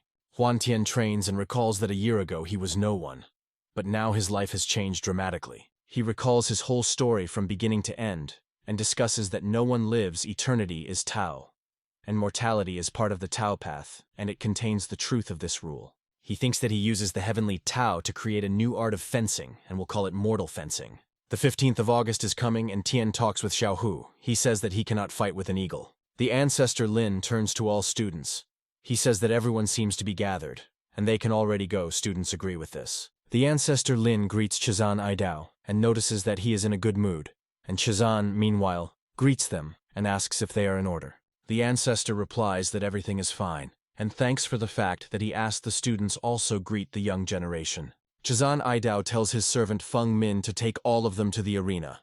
He certainly obeys him. The elders go to some other place, and Huan Tian notes that there are a lot of new faces in this place, and they answer him that these are the best students from the main sects. Feng Ming tells the rules. Each sect can expose 4 students. This means that 16 students participate in the tournament, and to win, you need to knock the enemy from the arena or force them to surrender. He explains that the tournament will be held in 5 rounds, and in the first round 8 battles, and the next round passes 8 winners, 4 winners in the third. He calls the opponents of Huan Tian out in the 7th match against Duan Xuan, and declares the beginning of the first round.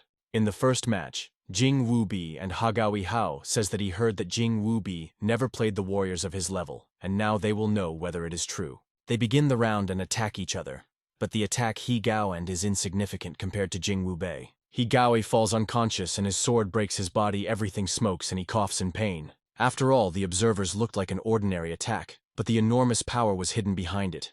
This skill of Sword Fen Lan and He Gaoi was defeated by 1 blow, and therefore Jing Wubai really deserves his reputation. Feng Ming announces that Jing Wubai from the sect of the Divine Sword won the first match. Huan Tian cannot but notice how strong he is, and Feng Min declares the second tone between Bai Yu Chain and Chen Inxi. Chen Inshu uses the skill Magic Shadow Palm and rapidly attacks Bai Yu Chani.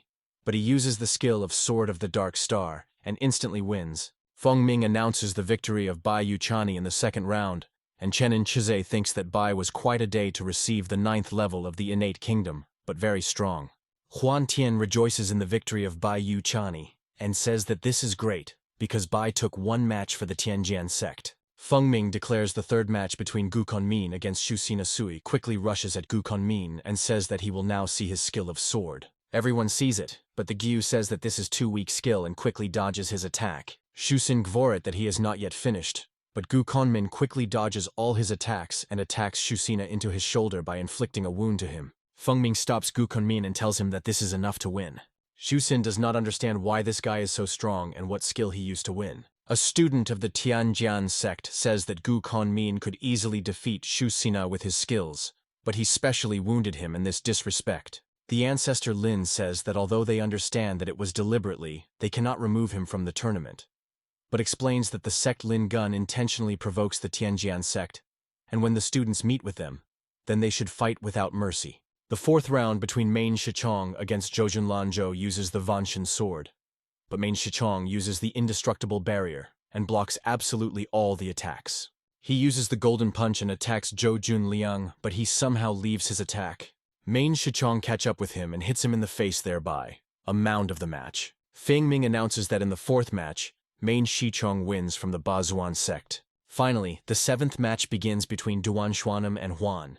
Pulling the observers say that they heard that Tian is only 6th level and did not believe in his victory. Duan Xuan does not understand why Tian came to this battle. He thinks that he was tired of living.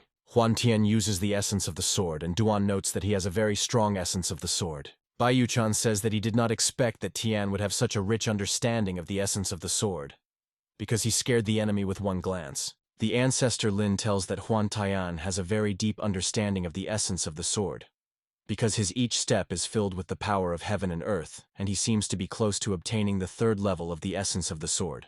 Duan Xuan falls to the ground with the words that he cannot lose to the cultivator of the 6th level. He thinks that his essence of the sword is simply insignificant. Huan Tian attacks him and uses the heavenly fiery sword to attack the weakened Duan Shu Yuan.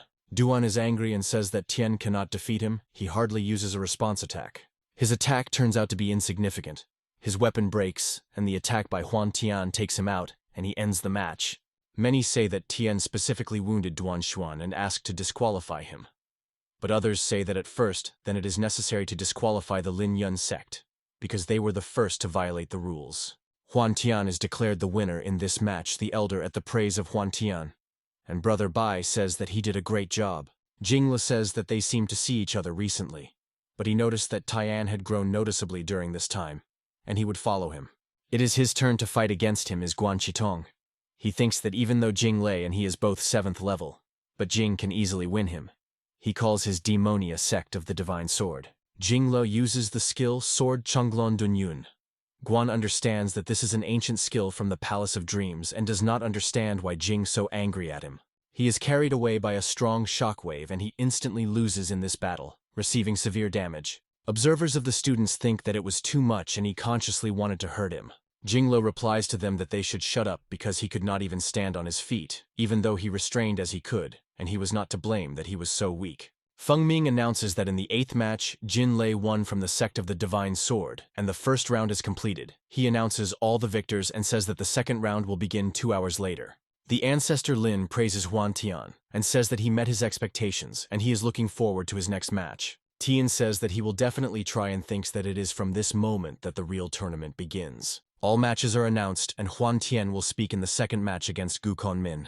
The observant says that he did not expect Tian to go through because he is only 6th level. He is sure that he could not go further, but they answer him that Tian is also Demon Genia, and he will be able to enter that 4. The first match of the second round between Su Li Zhou and Main Shichun begins, and the observing students say that they are both very strong, and this fight should be very interesting. Su Li Zhou decides the first to attack Meng Shichun using his speed, but Main Shichong easily stops him with his attack. Su Li Zhou in response again tries to attack Main. Shun Chun simply arranges a huge explosion of which repulses all his attacks. He immediately attacks the Li Zhou, but he blocks his attack, but understands that he has just a terrifying power. Su Li Zhou makes a decision to surrender, and jumps out of the arena. Main Shichong says that it was a great solution. In the first match, Main Shichun is announced by the winner, and everyone understands that his strength is incredible, and no one expected that Su Lizhou would lose so quickly. The second match begins between Huan Puls, and Gukunmin Tian immediately says that he will destroy the last hope of the sect Lin Yun.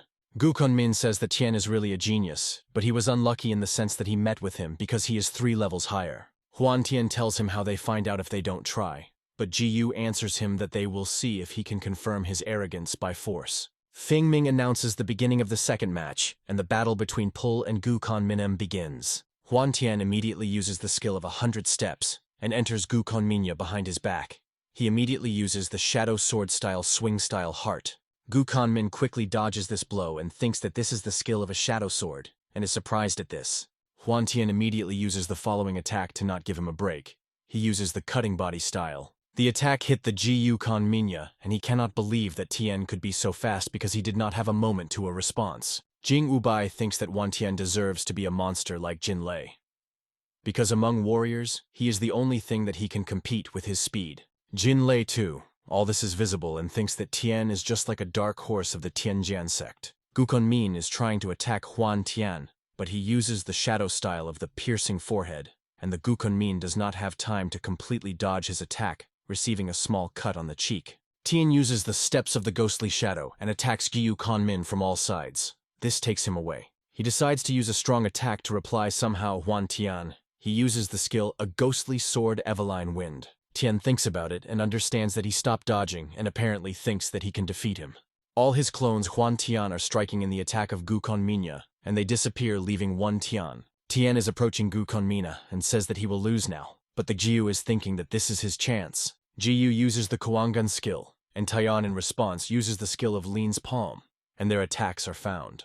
Gukunmin cannot believe it, and a collision of their attacks causes a strong explosion that hurts him. He lies without strength in a huge crater, and Huan Tian from the Tianjian sect is declared the winner. Tian tells Gukunmin that he lost, and in the future he should not be so self-confident only because he is 9 level. Jiu cannot understand how Huan Tian can be so strong because he is only at the 6th level. He thinks that his sword aura is simply stunning, and he still feels how she destroys his body. Jinlo says that it is really difficult to defeat the enemy 3 levels higher and calls Huan Tian a demon. The observers understand that the guess has lost, and this means that the Lin Yun sect did not get into the best 4 sects, and they say that the Tianjian sect is very strong. Feng Ming announces the third match in which Bai Yu Chan and Jin Lei will fight. Jin Lo addresses Bai Yu Chani. He says that Bai does not disappoint him because he was able to reach the 9th level and can fight him. And he also says that he never surpassed him. Bai Yu Chan tells him that in this ring there is someone who surpasses him, and if Jin Lei will win him, he will get the opportunity to fight him. Jin Lo asks Li Bai Yu Chan about Huan Tian, says, and tells him that he will defeat him. Jin Lei uses the sword of Zanlong Denyun and attacks Bai Yu Chan. Bai notes that Jin Lei has become much stronger. Jin quickly comes behind him and attacks Bai Yu Chan, quickly soars into the air and uses the falling light of the stars. Jin is high that everything has happened, so since he will play with him, and his sword turns into a shield that protects him from the attack of Bai Yu Chani. Bai Yu is very surprised at this, and Jin Lei says that it was a very good skill, but this is not enough to defeat him. He uses some kind of strong attack, speaking the phrase, snows of the sky and everything that is in this world. Jin Lo wins in this duel and says that he will be disappointed in what will happen later.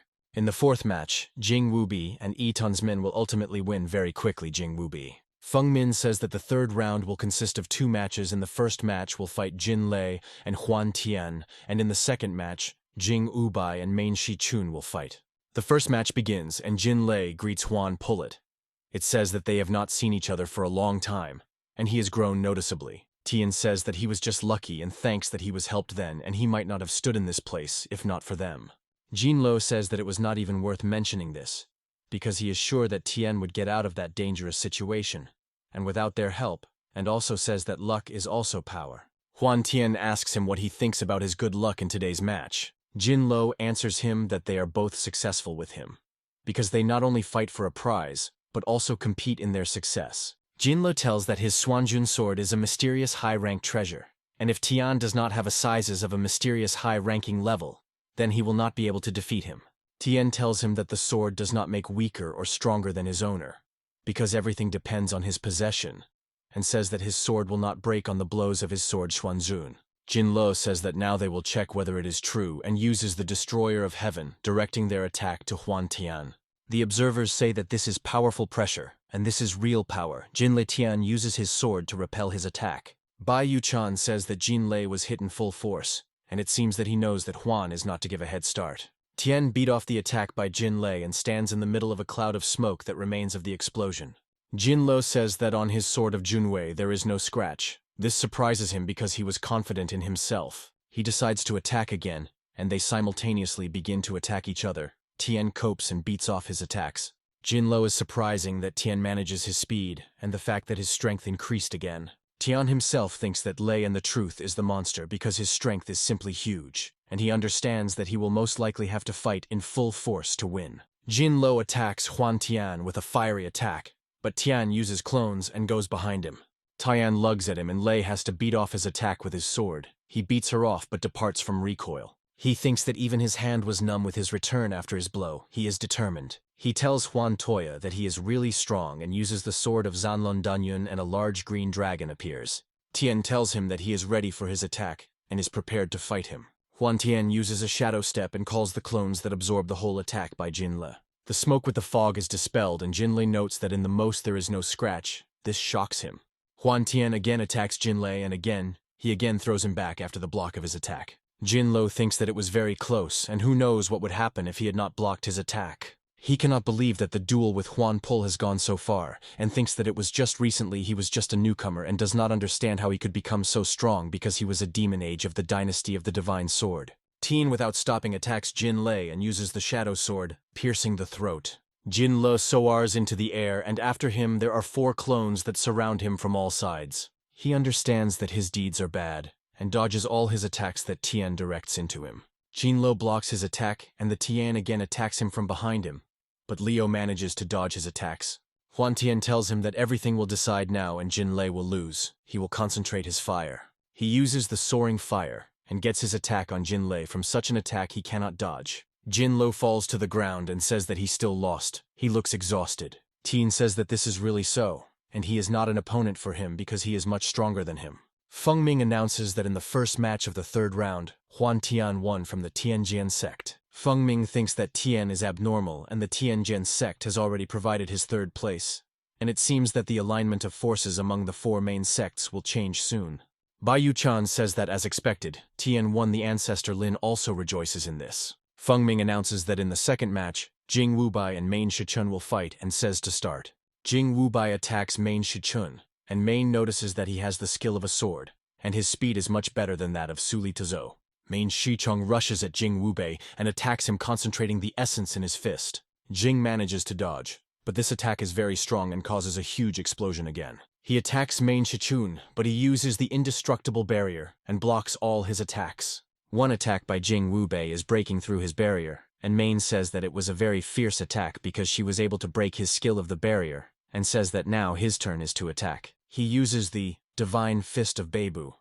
As soon as he uses this skill, everyone understands that this particular skill of the Bazuan sect found in the Dream Palace, and no one could learn to use it, and they see that the power of this skill is simply shocked. The ancestor Lin believes that the sect Bazuan hid that someone managed to learn this skill, and it seems that the Bazuan sect would take 1st place in the tournament. Another elder says that the range of the Divine Beibu Fist attack allows you to cover the whole arena, and he will see how Jing Wubai will cope with this. Jing Wubai decides to attack to fight back from this attack. They are heading for each other. None of them suffered from the attack of another. Main Shichun stands in the middle of smoke after meeting their attacks. Jing Wubai is surprised that he can defend himself and attack at the same time, but Main says that Jing will not be able to quickly break through his defense, and he thinks that he will be enough only a few attacks, and he is doomed to defeat. Jing says that he overestimates himself, and Main feels a very strong key sword. Jing uses the Destroyer of Heaven. Everyone is surprised that Jing Wubi also studied the skill of sword Chanlong Dunyan, and Jessen Li understands that his attack power is even more than him.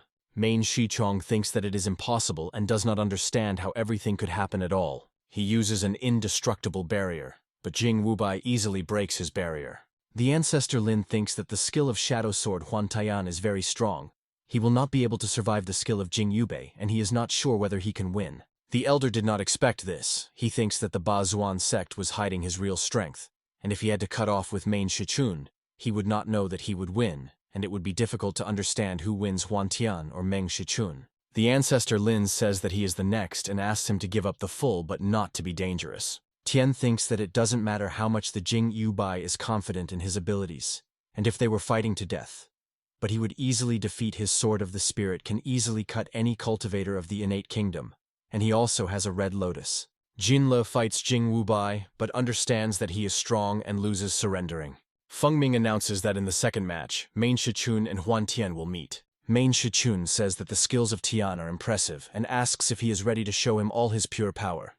He says that they will only have 3 movements to determine the strongest Tian. Main Shichun attacks him, but Tian understands that he attacked not in full strength, but the power of this attack is enormous. Main is preparing for the second attack and strikes, but Huan Tian calmly blocks this attack with his sword. Main Shichun says that it was very well because Tian was able to withstand his 2 blows calmly. Huan Tian tells him that it was time to show his real power on the 3rd blow to him. Jing Wubai says that, in the framework of the pure power, Main Shichong cannot defeat Tian, although he has only the 6th level. Jin Lo thinks that Tian did not fight him at full strength and says that the speed of his cultivation is simply incredible. Tian asks Main Shichun to try on his last blow, and Main says that he would not lift his nose and tells him to prepare his furious fire to prepare. Main Shichong again attacks Huan Tian and tells him to try to stop this blow. Tian jumps in his direction, and their attacks are found each of them blocks each other's attack. Main Shichun says Huan Tiami that he is really strong, but he should not rejoice, because the real fight is just beginning. He uses the skill of beating the golden bell. The elder is surprised at this and understands that it is dangerous, but Tian repels this attack. He says that this attack was non-balance, because he even lost his balance for a moment. Main Shichun calls him an upstart and attacks him again, but Tian holds a response faster and tells him to try his sword. Absolutely all the thunder attacks of Huan Tian fall into it. He does not have time to block them. Main Shichun says that Tian almost caught him because he did not expect that he owns the element of lightning. Jing Wubai thinks that the thunderstorm attack of Huan Tian is comparable in strength with a thunderstorm of the 2nd category. But fortunately, the defense of Main Shichun is quite strong, and he is afraid that ordinary cultivators of the innate kingdom would not withstand this attack. Tian again attacks him with a thunderous attack, and says that he wants to see if his barrier can be able to stop his attack. Main Shichong uses an indestructible barrier and says that he will not break his barrier and eventually he will lose. Tian says that he is still happy to rejoice at this, and Main uses the skill Divine Fist Beibu, and he flies to Huan Tian. Tian without problems dodges his attack, and Main Shichu says that he is an upstart, and his barrier, he still does not break, and Tian tells him that he will still try. He easily breaks his barrier, and his attack takes out Main Shichun. He cannot believe that he was breaking through his barrier. Tian thinks that the human body contains static electricity, and each thunderclave is accumulating it to cause an electric blow. Main Shichong loses this battle, and Feng Ming announces that in the 2nd match of the 4th round, Huan Tian wins from the Tianjian sect. The ancestor Lin says that he is proud of Huan Pul, and he calls him the real hope of the sect Tianjian. Jing Wubai understands that Tian has the perfect element of lightning, and this is simply impressive. The elder says Huan Tiani that he was able to provide them with 2nd place, and the sect will have no problems with cities and resources, because this is a great achievement, and when he returns to the sect will be rewarded, and Tian promises that he will do everything possible. Pupils say that now they should call him an older brother, and they think that he can take 1st place. Tian rejoices what the elder said at the reward, because with those points of his merits, he will be able to go to the martial art pavilion and learn even more skills. Feng Ming thinks that with Huan we pull the sect Tianjian's alignment of forces may change, and the dynasty can be renamed in honor of the Tianjian sect. He announces that in the last match the tournament will meet Jing Wubi and Huan Tian himself. Jing Wubai rushes at Tian in order to attack, and he notices that he has a very high speed. Huan Tian easily blocks his attack, and Jing Wubi cannot believe it because he so easily blocked it. Jing Wubai thinks that it is difficult to find the binding points of Qi Tian, and his thundercloud attacks are really very strong. But he tells him that his thundering attacks will not work against him. Tian thinks that it doesn't matter how much the cultivator is, because everyone has weaknesses. And Jing Wubei, although a strong congenital Qi, but he also has the binding points of Qi, and this is his weakness. The ancestor Lin understands that Tian is quite intelligent to find the weaknesses of Jing Wubei, and even though he is 3 levels higher, then Huan Tian will be able to defeat him because he is a real dragon. Jing Wubai attacks Huan Tian, and Tian notices vulnerability in him and answers him with a counterattack. Jing Wubai says that he should admit that he is the first person who forced him to show the true form of Sword Chanwai. Tian thanks him for the compliment, and the crowd of the observers is surprised at the true form of the sword Chan Ai. Jing Wubai attacks Tian and says that he will see the power of his sword now, but Tian tells him that his speed is useless against him. Tian dodges his attacks and easily blocks his attack without straining. Jing Wubai attacks Huan Tian by several attacks. He decides to concentrate and says that although his attacks are strong, they will not work on him. Tian blocks his attack and reflects it. Observers feel the whole power of the reflected attack, and surprised at this. Jing Wubai is surprised that Tian blocked his attack again and uses the Destroyer of Heaven. Huan Tian fights off this attack, but Jing Wubi says that if he meets with his absolute force, he will definitely lose. Tian replies to him that he was really strong, and if they met a few days ago, he would not have coped with him. But on this day, he has no chance to win. Observers say that they are not sure whether Huan Tian can block the new Jing Wubei attacks. A black smoky dragon appears over Jing Wubei, and Tian thinks that because of severe pressure, he cannot move freely, and thinks that this is the real power of Jing Yubei. Jing Wubai says that this is the end for Huan Tian and uses the skill Kangun Dunyun's sword. A huge dark smoky dragon heads towards Tian, and he cannot calmly move. Jin Li understands that the skill of Jing Yubei is several times stronger than him, and is horrified by this. The ancestor Lin thinks that everything is over, and says that he hopes that Huan Tian is fine. Huan Tian decides to concentrate. Everyone thinks that Tian surrendered, because he cannot be dodged with this attack. Tian plunges into consciousness and thinks that life is finite, and it takes place and falls unpredictable, and the path of Tao says that there is no way back, and you can't retreat. Tian uses some unknown attack and pierces the dark dragon. Jing Wubai cannot believe in it. He does not understand what kind of skill it is. He jumps away from the explosion, but Tian surrounds him with his clones and is going to attack him. Jing Wubai repels his attacks with his essence of the sword, and says that the essence of the second-level sword will not work on him. He understands that in fact this is the essence of the third-level sword, and contains the truth of the great Tao. Tian sets his sword to the neck of Jing Wubei, and says that this is the end, and he lost. Jing Wubei is surrendering, and Fei Min announces who, according to the results of the 5th round, Huan Tian from the Tianxing sect, takes first place in the tournament of the 4 main sects. Jing Wubi asks what fencing he used. What Tian answers him that he used mortal fencing. Jing asks how strong it is and where it appeared, because the Tianjin sect should not have such a powerful fencing. Tian says that he does not know what level it is, because he himself discovered it, and named Jing is surprised at this. He says that he simply took and created his fencing, and then it is not surprising that he lost. Tian tells his ancestor Lin that he hopes that he met expectations, and his ancestor answers him that he is well done, and made a huge contribution to the sect. The ancestor says that from that moment Tian is put by a real dragon, and in the future he will soar into heaven, and he can simply call him Uncle Lin. Tian says that he is a student of the Tianjian sect, and whether he will violate the rules in this way. But the ancestor tells him that they establish the rules, and he will give him this privilege, and the rules of the sect itself do not apply to him anymore. The ancestor thinks that sooner or later Tian will leave the sect and go to another dynasty, and the fact that he started the path in their sect is already enough for him. Uncle Lin tells him that as soon as he picks up the city of Baichen from the sect of the Divine Sword, he will cancel the tax for his family while there is a Tianjian dynasty. Tian thanks him for this, and the elder says that finally, after 45 years, the dynasty returned the name of Tianjian, and his contribution will be forever inscribed in the Book of Honor and will continue to be transmitted to future generations. Everyone congratulates Tian on the victory, and Brother Bai says that he is simply amazing and should be the first student of the Tianjian sect. The ancestor says that an important person from Villa Aozian watched the tournament, and he wants to meet him, and this is a rare opportunity, and tells him not to miss her. Tian thinks that this sect is a huge beast compared to the Tianjian sect, because he wanted to see him. He thinks that he should be careful in the sect of the ruling sword, of otherwise the Xuan and Huan family will be in danger. Because before the sects of the ruling sword and Xuanji, the conflict has been raised.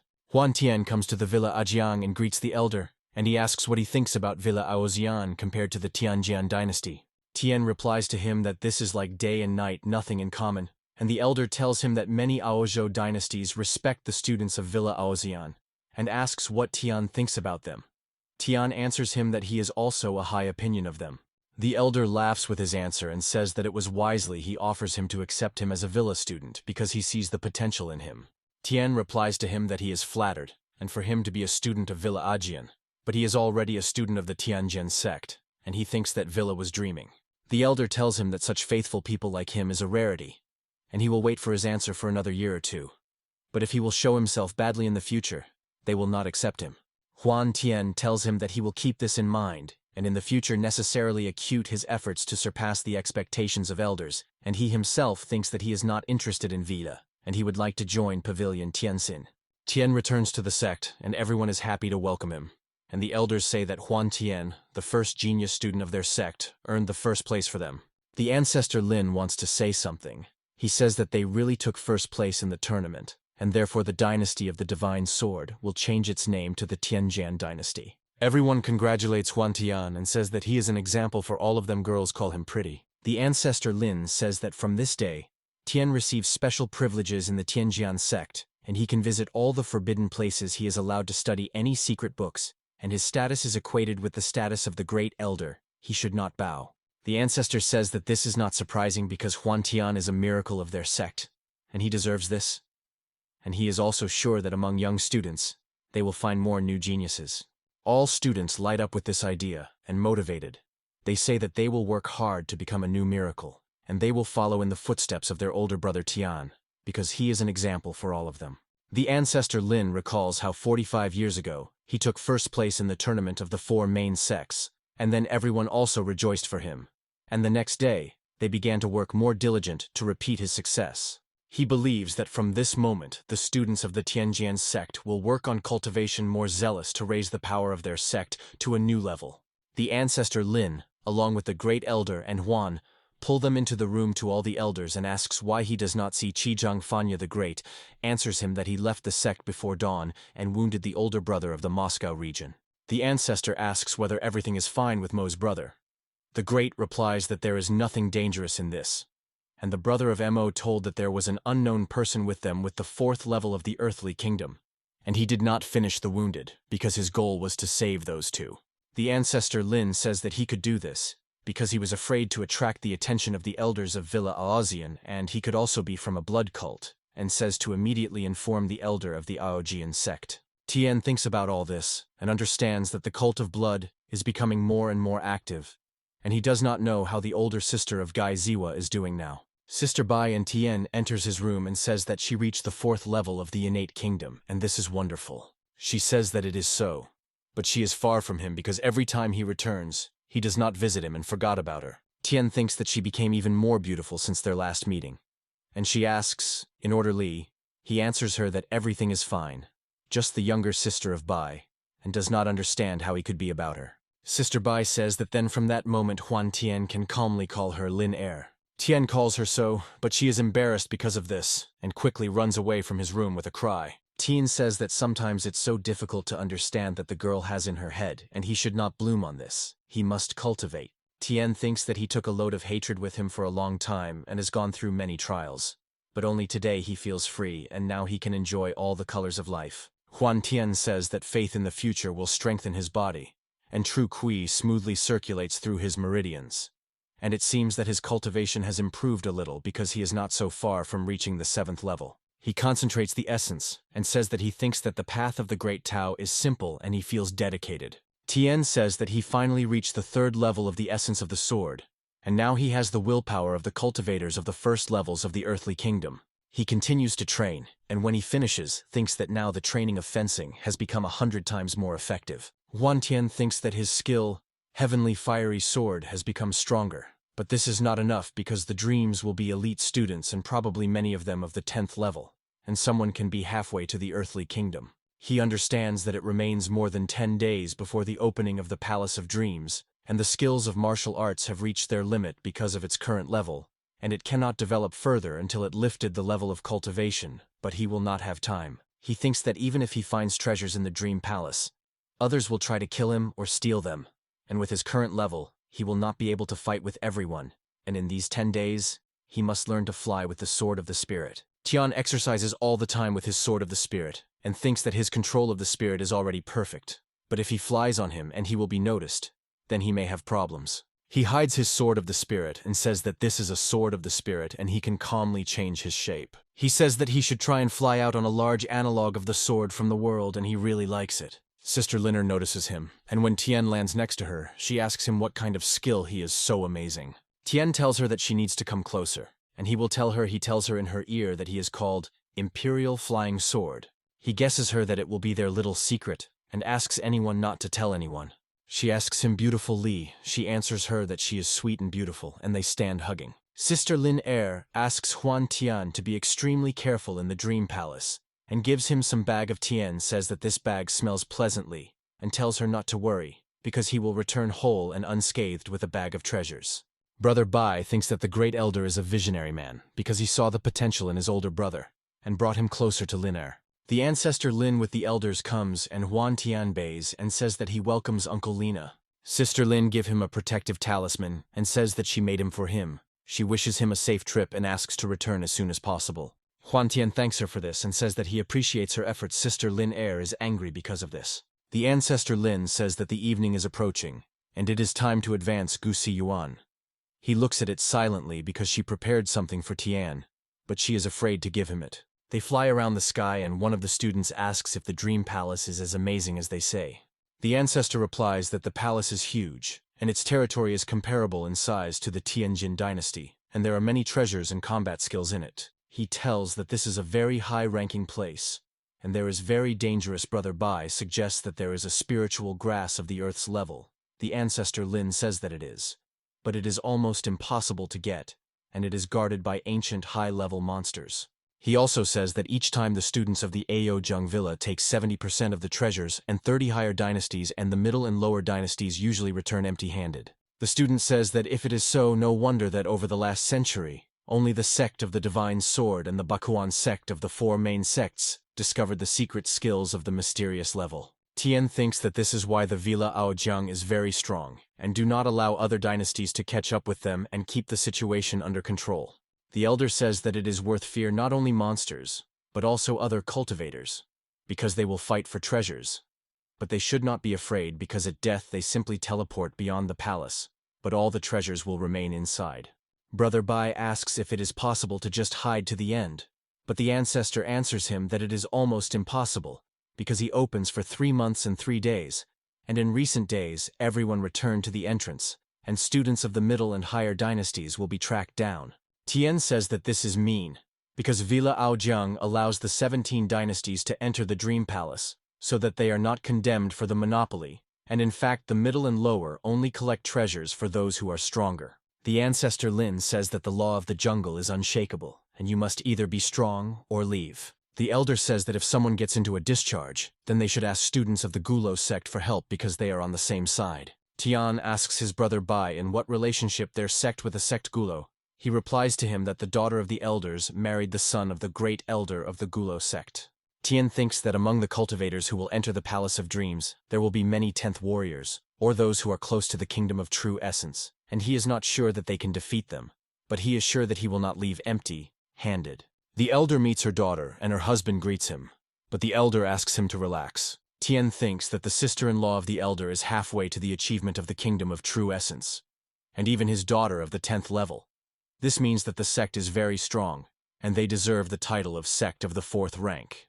The ancestor Lin says that only 400 students will enter the Palace of Dreams, and the rest are simply spectators. Tian thinks that if there are so many people here, then among them there may be a cultivator who can get into the palace without an invitation. The ancestor tells that in these mountains, 28 peaks, and these are 7 peaks on each side of the world, and now they are on the first southern top, on which the sect is dominated by the sect, and on others, the lower and middle dynasties with observers.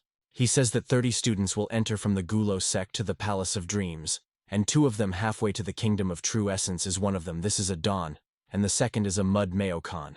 The ancestor says that in addition to them there are students of the 10th level of the Innate Kingdom and below, and the weakest of them of the 8th level. He says that the students of the sect of Xiaojiang are a little stronger than the students of the Ghoul sect, and among them 2 people 25 years old are close to the achievement of the Kingdom of True Essence.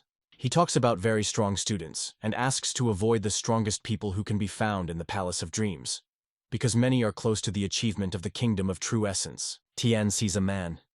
He thinks that he has a very strong aura, and he felt the same when he tried to kill Han Jianyun, and the essence of the sword appeared. He understands that this is Han Zhenyang, and whether he knows that he had killed his grandson, but his ancestor asks not to pay attention to him. The ancestor Lin again tells about the strongest students of different sects, and many of them on the way to achieve true essence. But Tian thinks that they will not be compared to 3 princes. The students say, Huan Pul, that all these geniuses are older than him, and he is most likely a genius among geniuses, and will certainly surpass them. But Tian asks them to calm down. The ancestor Lin thinks that I was only 15 years old, and he is already at the peak of 6th level. And with such data, he will reach the kingdom of true essence as quickly as Feng Xiaoyun. The ancestor is again asked about other geniuses, and he tells in detail who, when he reached and approached the kingdom of true essence, Brother Bai says that Villa Aojiang is quite powerful and so strong that all the dynasties will not be compared to her. The ancestor Lin talks about the fact that thousands of years Villa Aojiang occupy the resources of the entire Aozhou, collecting tribute from all dynasties, and every time the Dream Palace opens into their hands, 70% of prey falls. He says that if in the Dream Palace they meet with the students of Villa Aojiang and asks to beware of them because there is no chance against them, and the main task is to survive. The ancestor hopes that Tian will make another miracle and bring something from the Palace of the Dream. The earth shudders, and this means that the Palace of Dreams opened all in a hurry to quickly at the entrance. But something strange happens when someone enters the sphere. People who tried to enter the palace simply turned into ashes as soon as they went into the sphere of light, and the rest decide to escape. Huan Tian thinks that these cultivators do not know about the restrictions on age and level of cultivation for those who want to enter the Palace of Dreams and died just like that. All selected students went into the sphere without problems, and Tian also decides to go to them. Pupils see some large circle and understand that this is the first territory, and notice something strange because they do not understand what they are talking about. The gates of dreams appear, and Tian thinks that they are simply huge, and asks the question of how to open them. A guy appears and tells them to be without panic and listen to him. He tells that the dream gates are very strong and powerful protective spells are imposed on them, and only with the help of work together, they will be able to get into the Dream Palace.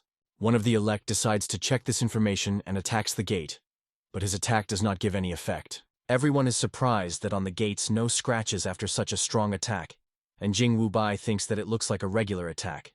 But a huge power was invested in it, and this is even stronger than his Kanlun Dunyun sword. Feng Xiaojun asks Feng Xiaoyou to try to break through the gates, but he also doesn't succeed, although he put all his strength into this attack and is a 10th warrior. Feng Xiaozun was silent for him, and Huan Tian knew that these gates would not succumb so simply. The cultivators striving for the kingdom of true essence left only a small crack on the gates of dreams, but unfortunately, the gates are self-heal. Tian understands that the power of his attack is 10 times greater than that of Feng Xiaoyu, but the result is the same, and he is close to the kingdom of true essence. The brother of Ao says that he hopes that everyone understood that only together to concentrate their power, they will be able to break through the gates of a dream.